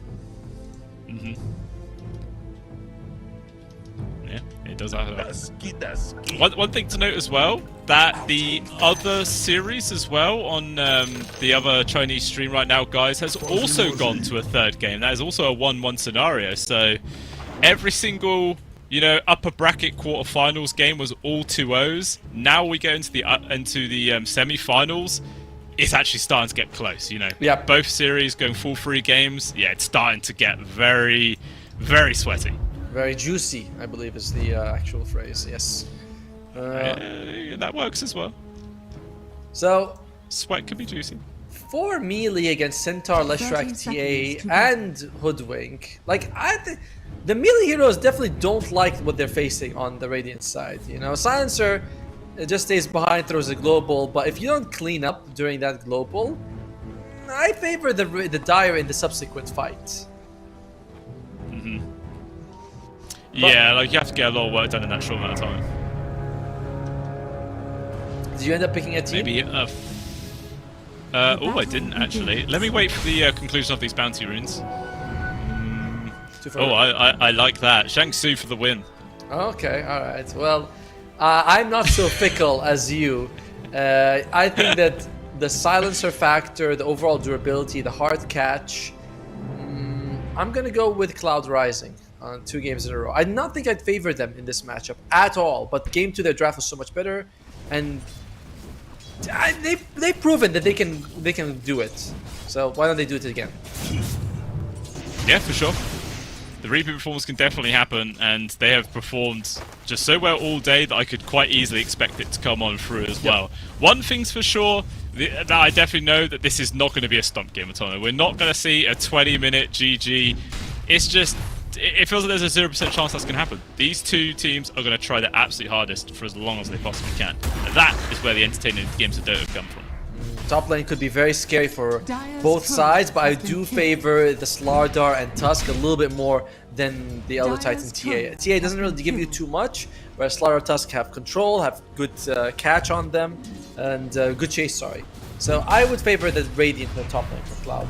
And I want to shout out ESL for moving us away from the MENA region, which was lovely, but it was very stoppy, you know, every time we cast, half the games get cancelled and the other half go for two 20-minute games. So nice to meet China.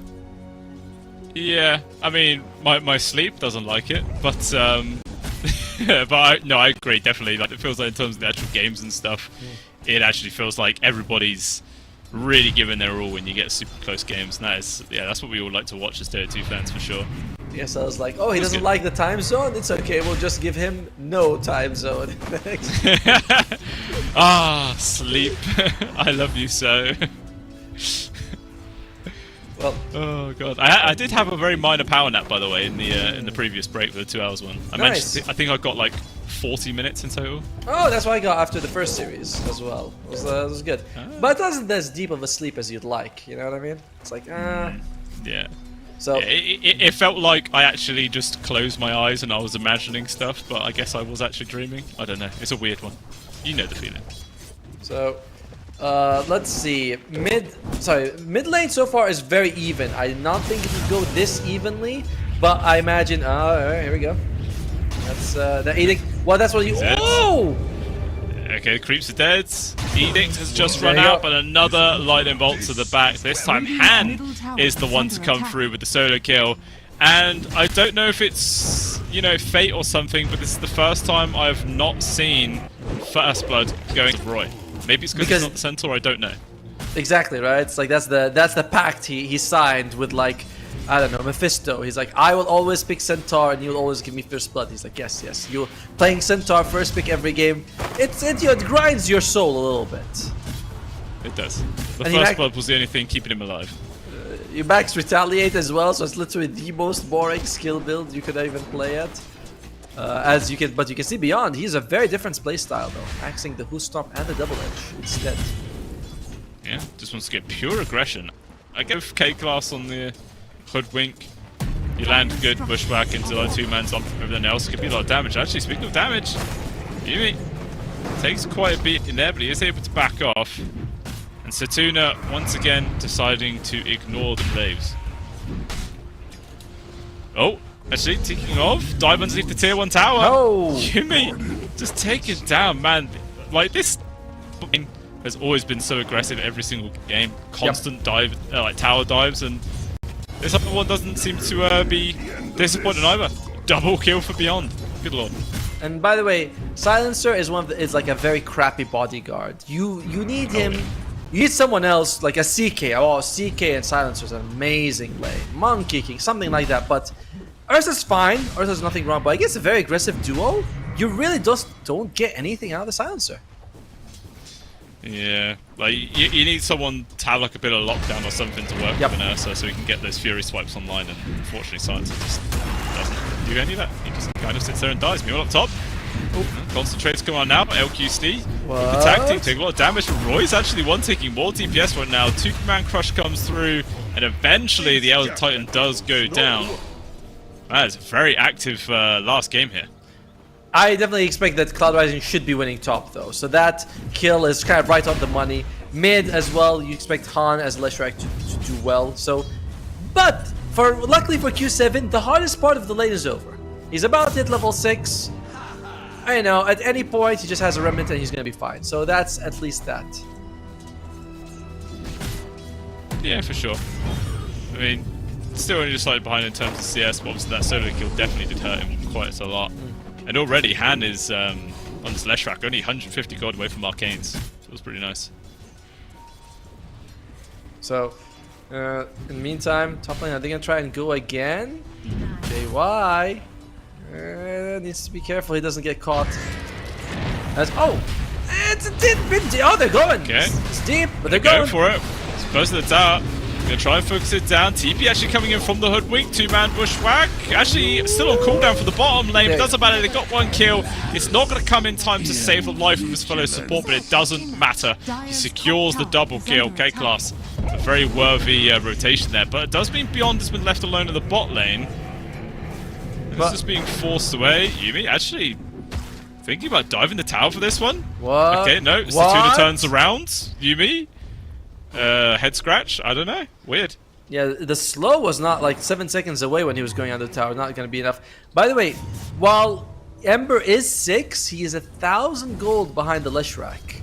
And we know we've been saying Q7 has been the MVP. He has been the guy who carries them the first 15 minutes. Like, him having a tough game is a situation that they're not used to on Cloud Rising. They're like, oh god, our mid laner is not... He's not going to be able to do much at the moment. How are we going to be able to play around this? Yeah, it's new territory and it's not fun whatsoever for them, but who knows, maybe we'll be able to thrive under pressure and still be able to make a lot of space for his team. Only time will tell. But Satuna, he's rotated up towards the top lane here. Maybe just wants to buy space for JY to grab the Wisdom Rune, which at the same time LQC does himself, so no little sneaky steals coming through. 2,000 gold ahead for the Dire side. This is probably the biggest advantage we've also seen in this series, right? And what? Hey, can we look at the probability? Can we just see that for a second? Now that seems crazy. What?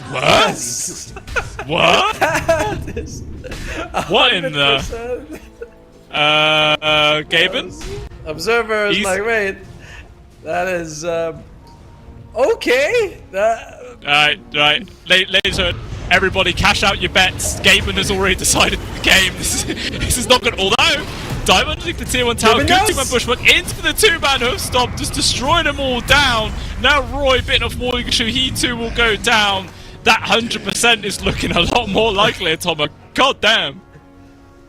And, oh man, it's Q7 having a tough time. That's really hurting them. And Satuna is also really far behind as a size. Now, that doesn't seem like it's a big deal. It's not, but you're at position 5. His global size is kind of the big thing that's going to stop the enemy from jumping at you. So, that's awkward. 100%. I like it was literally since minute 0, like, game hadn't even started. It was like, yep, go next. By the way, you know it's cool. It's like the Dire team, like whoever's betting on Dire, they'll be like, stop the count, stop the count. You know, the game's perfect as this. Satuna. Looks pretty dead to me. Couple of right clicks from low. Down he goes. Easy free kill. 4 people up here as well. Actually, with that 5, the entire squad from Jiangsu ganking the tier 1 tower. They want this thing dismantled and gone. Opening it up for their team's bottom lane. Han There is a level 6 on the Ursa though, so the moment he sees it, I think he just hit 6. He's like, yeah, I'm not gonna be killing that guy. So yeah, he just literally hit 6 in that second. Radiant's top tower has fallen. I mean, Ham felt pretty safe with the haste rune on him, so wasn't too threatened by the snowball or anything like that. Meanwhile, Q7 still working. I think he's got his, what's it called? Yeah, the phase boots. What is your favorite boots in Dota? Which one's your favorite? Got it. Brown. They're cheap. What? Which one did you say? I didn't actually hear you. It cut for a second. Just brown boots. Brown boots, yeah. No. Most of the time, the luxury of upgrading boots is just too much. To be fair, everyone buys brown boots, right? It's like the most bought boot of all, so why would it be your favorite? Oh, it gets caught actually. Not gonna be a follow-up. Just buys time for hand to secure the bottom arcane rune. It's a very, very good rune to grab there for a Leshrac indeed. Yep. Unfortunately, there's no stacks in this triangular area to just feed up though, so let's just go back to his lane. Roy has Helm of the Overlord, but that doesn't help you catch people very much because not like a Blink Dagger. It will help him farm, but he wants to go for a Power Tres into Soul Ring. So that's a lot of items before he's ready to jump on people and try and kill them. Okay. They're looking at that TA, but they're not 100% into it. Yeah, I mean, Lowe's actually level 8, he's top farm core as well, so it's quite a risky kill to try and go onto so close to tower. 26 charges as well with completed Dragon Lance. Yeah, he's not an easy kill. Snowball! Ooh, we tried to grab him before he went through the gate. I didn't actually make it in time. And it looks like another tower gank coming out from Zhangzhou, this time at the bot lane. They really are just taking down these buildings every opportunity they can get. One thing that could help them out a lot on the Radiant side is if they go for a bunch of blade mails. They are gonna buy one on the Ember, but wait, There's 4 people coming up. Grabs on towards one. Snowball, sharpshooter. Oh, a little bit too early. Wait, what? How did JY appear all the way back there? That was surprising. What was that? What? He the stun landed though, right? Jeez. Huh? Can we have a replay? Because that was weird as well. I thought that he would land like near the creeps. He landed next to the trees, right? Like near the small camp. Yeah. Huh. Like that was where he cast Snowball from, but we saw the Snowball travel and hit hand, stunning hand, but then he popped out the Snowball in the original location. This server's buggy as hell, man. What's going on? Production, we want some fixes here. Unfortunately, it's really just they're being run over completely on Cloud Rising, and Satuna still level 5. Until he is 6, there's nothing stopping the dive from saying, let's just dive. Let's go dive towers, dive. We don't care. Yeah, and it looks like they're going to do the same thing. Another smoke coming out here. Gonna try and wrap around from the side, see if they can catch someone lacking whilst trying to defend this tier 1 tower. Q7, just gonna cut the creeps, but beyond, he's just gonna tank up the tower, use that retaliate damage to help bring it down a little bit faster here. Han just blinks in towards the trees. Does get the spot on towards Q7 and everyone else, but to disengage. Buy space there for the rest of his team just to finish off this tower. And there's another objective secured. Easy peasy, lemon squeezy. Tower. Did I? Right. Oh, that's a good catch. Shackles, come on now. Snowball rolling through towards the 2 of them. Good control, good damage. Looks like Beyond will be able to get off the Stampede, which probably saves K-Class's life, but not his own. So it is actually trade 1 for 1, but with the tower, and I guess you force basically everyone to rotate, maybe Zhangzhou does actually mind that exchange. I think he survived because he sharpshootered over the ice blocks. I always like that mechanic. That's like why I liked playing Hoodwink so much. Yes. Is like you could just use that ultimate in so many different ways. It was good for fun. It's very cool. I love the fact that it pushes you backwards. But yeah, I think he used the sharpshooter, jumped over the ice shards, and that's why he was fine. But for once, a good trade for the Radiant.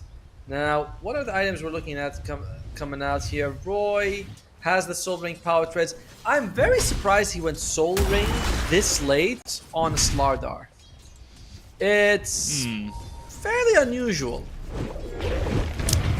Yeah, you wouldn't think you get the most value out of it being too late. Oh, Q7 though, he goes down. That's a huge kill to find there. I'll take that one gladly.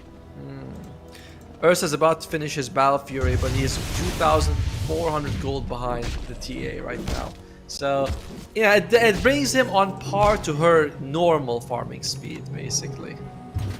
Yeah. I mean, that is now Desolator online for the TA as well. So, now for low, is it the time to go start getting involved, look for kills, or do you still sit back, get the Blink Dagger, and then go?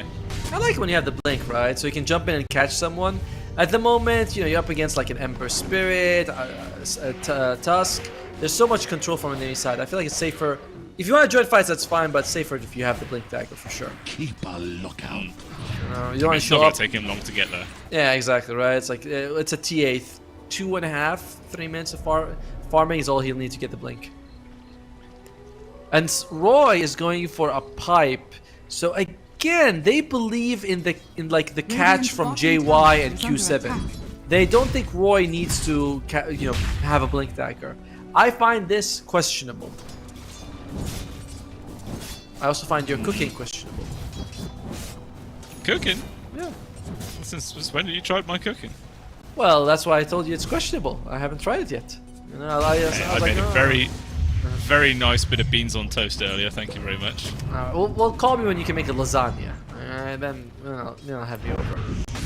A lasagne? That's Italian cuisine. That's not British. Is it your national meal originally an Indian dish? I mean, come on. Oh! Looks like, is it? LQC, oh my god. He found the entire enemy team right there. He was not expecting that. He does go down. I mean, I don't know what the official dish for Britain is, but I would assume it would be a roast dinner, right? Sunday roast. I thought it was the chicken tikka masala. I mean, I wouldn't be surprised because we are dumb, but you know. I love this country. That was a good kill, by the way, that they were able to get, taking the Elder Titan off the map. And you can see he melted, right? There's like 3 or 4 hits from the Ursa with the Corrosive Haze on him. Is it still called Corrosive Haze? Or yes. Oh my god, because it used to be called something else at one point. Yeah, it used to be Amplified Damage, but that was just lazy skill naming. And Jay White, he will get caught and brought down. 4 for 13 on the score, still a 5k gold advantage right now for Shang-Tzu. So holding a commanding lead, still 100% chance to win. And they're feeling comfortable. Very funny to see that. As Ember Spirit, now the Blade Mail is gonna be nice, but I think they need more than one Blade Mail. Ooh! Okay, Global Silence. Oh, comes out too late! They still lose Q7's life as well as their big save ultimates. That's gone for another 2 minutes on top of everything. This game continues to get worse here, and looks like Aegis going to be the next thing going into the hands of Shang-Tzu, unless, of course, they want to make some kind of very ambitious play here from Cloud Rising. It would be very, very ambitious, you know, like without Global and without Ember, who's probably your best at poking these objectives. Nah, the wise thing to do is let it go. Unfortunately, it's like, yes, we can't win this fight, but if we give this, the next fight becomes even harder. So, very screwed if we do, screwed if we don't sort of situation. Yeah. No, for sure. It's never a nice position to be in, but you gotta do what you gotta do, you know? There's nothing you can change about it. Don't think about it too much. Just carry on going. Think about your next move and hopefully find an opportunity to try and regain some kind of control in this game. Because at the moment, it's very much out of their hands. Unless, of course, they make some serious counterplays. No, what you do is you ping the worst KDA player on your team and you blame him for everything. Yeah, that works. I mean, it might not be very good for team morale. That's good for he's team really morale. cool. Under the tier 1 tower, good lord, he melts. Good 3-man stomp comes through into follow-up stun. Out comes the splitter. Fantastic damage, but still not enough for him to burst down the earth. But in from Low, he will secure the kill. The Slardai is actually able to TP out. So he does survive. Ends up being a 2-for-1, favoring Shang-Tzu, but obviously they do lose their Leshrac for that. I mean, look at the amount of golden XP they got. Almost even, despite the fact that they lost twice as many people in that fight. But, Leshrac is a big kill, and you know, 7,000 gold behind is not a little bit. If they had Global Silence, they would have survived that fight. Yeah, most likely. Unfortunately for him, Satuna, well, he used it earlier and for no reason. Well, not for no reason. It wasn't enough to save the Ember. Radiant's bottom tower is under attack. Okay. And now I think that's a Hurricane Pike also coming out in the current now for low. So, man, this guy's accelerating so quickly. It's almost worrisome. He's almost 4,000 gold ahead of the Ursa right now. And they have a pipe, so that's going to help against the Centaur, it's going to help against the Elder Titan, as well as the Leshrac, but it does nothing against probably the biggest problem, low.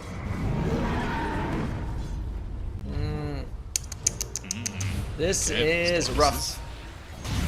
It is indeed. Looks like both teams as well. Posture 20-minute Tormentor. They have global. Use doesn't last long towards Roy. Doesn't obviously have a blink though, so we can't just jump immediately onto him. Instead, looks like the Ursa will do that Hurricane Pike flow. Gives the distance. In. Out comes the Global Silence. It does halt the aggression. There's used to good defensive, and now in comes the Stampede. They want to chase for something here, Changshu. Good 3-man shackle comes through, but the Stomp connects on towards 2 cores. They get the stun on towards Roy. Not much hope for the Ember Spirit either, as it's 2 people dead, no chance to survive, and that is very likely to be a free Torment to kill on top of everything else. Satuna, these globals, man. This was another one that I didn't like.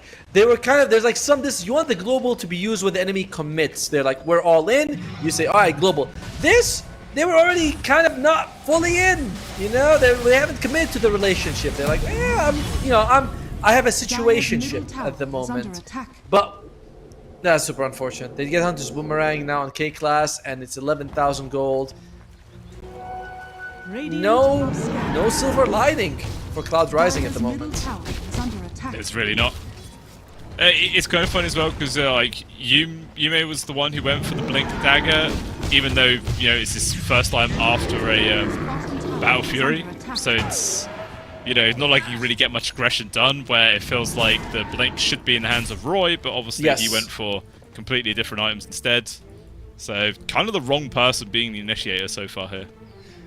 Well, the good thing is that they will have a blink on the Tusk, so that's going to allow him to jump save, but you need ways to kill people. Jumping and saving is nice, but I don't think it matters too much. What about the other side? Any big items? They have Lotus Orb on the Centaur, so that's going to help to... I guess it removes all the silences, that's about it. Yeah, it's not the biggest. I guess reflect snowball. Sometimes reflecting snowball is actually really weird. Yeah. Terrible. Yeah. Like, it can pull you out of position. And you can, and for some reason, when you reflect snowball, you can never do it where you shoot the snowball early. You have to be in the snowball for the whole 4 seconds because you don't have the ability to launch it. So it's definitely an awkward one. All right. Tusk has a Blink Dagger. I feel like that's probably not going to do too much. Oh, Satuna! No, Satuna! He did. Why are you so happy about it? Is it because he's my favorite hero? I was very passive about that then. I could be happy if you want. No, but I don't know if Chip could take it. I can hear you smiling when you died. I'm certainly smiling now. Well, but yeah, I mean the amplified damage that came through from the boomerang plus all of the Leshrac's things, my god, that damage is just like disgustingly fast. It's like 1,000 damage in the space of a second. The mid lane disaster, by the way, is a big part of why they lost. As you can see, Q7 has got the same net worth as K class. Now, obviously, a big part of it is the free shard, but irrelevant. He has the gold. How he got it doesn't matter. This Hoodwink is as farmed as this Ember Spirit. Yeah, I mean, we have to factor in the caster curse as well. Literally before this series started, we were bigging him up. We were saying how he's not had a bad game all day. He's been a part of Cloud Rising, and then he proceeds to have, unfortunately, the worst game possible. So yeah, I think that's our own fault. Meanwhile, another gang coming inside the jungle area. Roy dies. JY, he's able to get the blink, but doesn't really go very far, and he dies immediately after he comes out of it. That's awkward. And Cloud Rise, I'm not quite sure what they're going to be able to do in the stage of the game state of the game right now. they're sticking really well on the Dire side. They have long reach as well with the Stampede, with the Elder Titan, with the Blinks on 2 of their cores. It's hard to find the pick off. Tower is under attack. Ideally, if you have an Acceptor on Tusk, now that is a winning formula. For sure. I mean, expensive. He's not even got 1 cubed. He actually wants to get the shard before that. Oh, Stuna's dead. Looks like it. I mean, this probably is a solo kill. Okay, actually oh, it's only a level 1 Ignis shot. That's why. I feel like that would have been a easy kill much faster, but yeah, level 1 Ignis shot's bad. Ludwig, such an annoying hero. Oh, Ursa! Oh, big jump. Okay. Beyond. In the stun on towards 2. Out comes the Stampede as well. Right clicks from low, doing so much work. Global Silence does come out. And everyone's just forced to run away as quick as they can there from Cloud Rising. Cost them buyback. What is with people trying to spend everything on the Centaur today? I think in this case he actually jumped in on them. They had a ward on the cliff, and then Beyond saw it, so he's like, alright, let me jump in on 2, and then they forced the buyback from the Silencer. He used the Global Silencer. His economy is down the toilet! And he queued up a Refresher Orb. That's a cheap item, right? Blue Scale? Oh, the cheapest. I don't know. As long as you just buy the recipe, right? Yeah. Just do that. Pretend you have the full item. You just buy the recipe, you're fine. As K-Class gets him, but there is an interruption in a few seconds. Yum Yum's gonna be fine. I think. It's fine. It's no problem, no problem. Next Roshan as well. Just over a minute's water. Okay. Grab on towards LQC. That's a pretty free target, although it comes Beyond as well as low, splitting their focus, but even still, eventually JY will be going down. Not going to step too far away. They get the finishing grab, they get the pushback on towards Q7 as well, and now Satuna, he's trying to run, but his little legs just not long enough. 3 gills just like that. LQC very happy to give his life away for that situation. And this is probably going to be the last tier 2 going down as well. I really feel like this whole game just came down to the fact that Ember Spirit suffered so much in the laning phase. I mean, obviously, that's easy to say. It's not worth the flex that, but it was tough. Like, Han gets that first blood, or sorry, a solo kill on him, and from then it just snowballs and gets worse for him. He couldn't do anything around the map. That's true. Like we said before, he's been the pinnacle part about why Cloud Rising have been able to have very solid early game, mid games, but as soon as he has a bad game, the whole team definitely suffers. It crumbles. It's kind of like, you know, teams we always talk about like the draft, but your position 4 might be like, oh, I'm a saving 4. You always pick him saving 4. When he doesn't play saving 4, it changes the way the game is played. So when Q7 has an atrocious laning phase, the whole team's like, yeah, we're not sure what we're doing right now. Because Roy clearly builds like a shield, you know? Lots of Crimsons and Pipes and Lotus and Auras to keep the team alive. He doesn't go for this fast blink and initiates as Roy. Oh, you say that, blinks and initiates, but immediately just run away there from the rest of the squad. They didn't really seem to care. Roshan's outside the pit, he's pretty low. So both teams cannot abandon this area and give away a free Aegis. It would be very detrimental. Okay, Shaq's not going to land on anything. Oh my god, Roy's on! So is QZ. Oh, Q7, sorry. I don't know how they died that damn quickly, but they're gone. And banner into the hands of Zhang Zhu. And I feel high grounds are coming here, Tomo. Yeah, unfortunately, when he used the Corrosive Haze, it was on Lotus Orb target. Beyond just reflected, so they both had it. And yeah, Low really liked that. He just jumped in. How much damage did Low do in that fight? Let me see. What's the fight summary say? Yeah, Low jumped in with 1 hit and did 1,400 damage. So, you know, that's a lot. It's a fair bit, I'd say. You know, I could punch harder than that. All right, Saitama, calm down. But also, Han revealed his Hex. He jumped in, hexed Q7, and Q7 just died again. Ember's generally not a tank hero, regardless. Yeah, unless you have a really good save catalyst behind, he's just going to die every time in that situation. Unfortunately, the Tusk just wasn't in the right place at the right time to get that save. But another melee barracks going down. Quick jump forward, followed by an immediate hex. Roy regretting life as he's dead for 47 seconds. Yumi in the backlines right now with the BKB pop, seeing what he can do as JY's also going to die. Finally does pop the rage. Is it going to last long enough to actually get him out alive? There's a buyback from the Tusk. No, he will die. Triple kill comes through. They get the grab on towards the Emissary as well. He is dead, and they are done. Otomo, they just can't bring anything else out, and it is going to be 2-1 going the way of Jiangsu. Their hearts were really not in it in that last fight, you know what I mean? Like, if the game ends, they're just going to be like...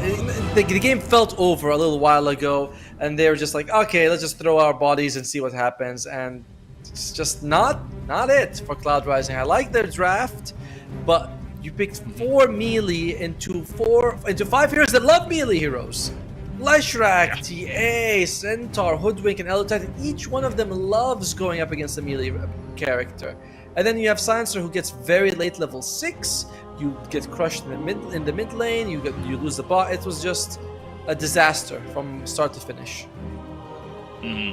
Yeah, I mean, it didn't really feel like it was the same team that we saw in the other, throughout the entire day, just performing really well, being absolute menaces. And I mean, it does happen. You can't always have an A-class performance. True. I feel like Q7 has, he was performing out of his mind all day. Eventually, he did slip up, and to be fair, it was a very, very hard matchup in Emissary into Leshrac anyway, so you can't even really fault him that badly for getting put into this situation. But you can, like we said it during the game, you can really feel how pinnacle he is for the team. As soon as he suffers, everybody suffers. Pivotal, not pinnacle. Both work. Do they? I thought pinnacle means like the top. Well, I don't know. Maybe you're right. As one thing I thought was that they did see this in the draft though. They had Silencer. We kept talking about bans, and I mentioned the Leshrac like 7 times. I was like, banning Leshrac is really good against a Silencer because Silencer doesn't like playing against Leshrac. Leshrac comes up, then they pick Ember Spirit into the Leshrac. So while we can say like, yeah, a lot of unfortunate happens, it's not like all of this was like, what? Who could have seen it coming? You know. Yeah, it was rough from start to finish for sure. Hey, even Gaben before the game started, it was 100% in the hands of Jiangsu, right? So he just knew. Somehow he just knew.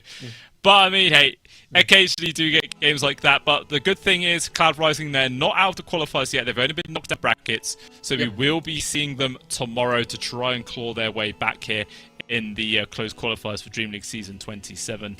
And that will be when we're next going, because that is the end for day number 1 in the qualifiers, guys. We will be back tomorrow at the same time, 5 a.m.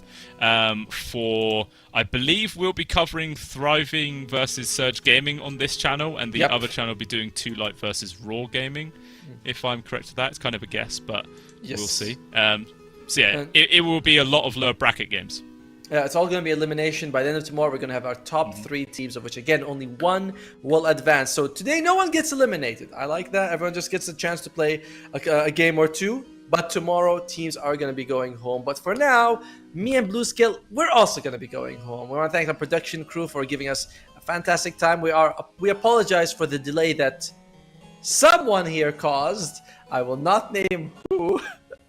But we won't name anything. I'm not going to say anyone. But thank you everyone for tuning in. We'll be back in about approximately 13 hours. We'll see you guys then. See you guys.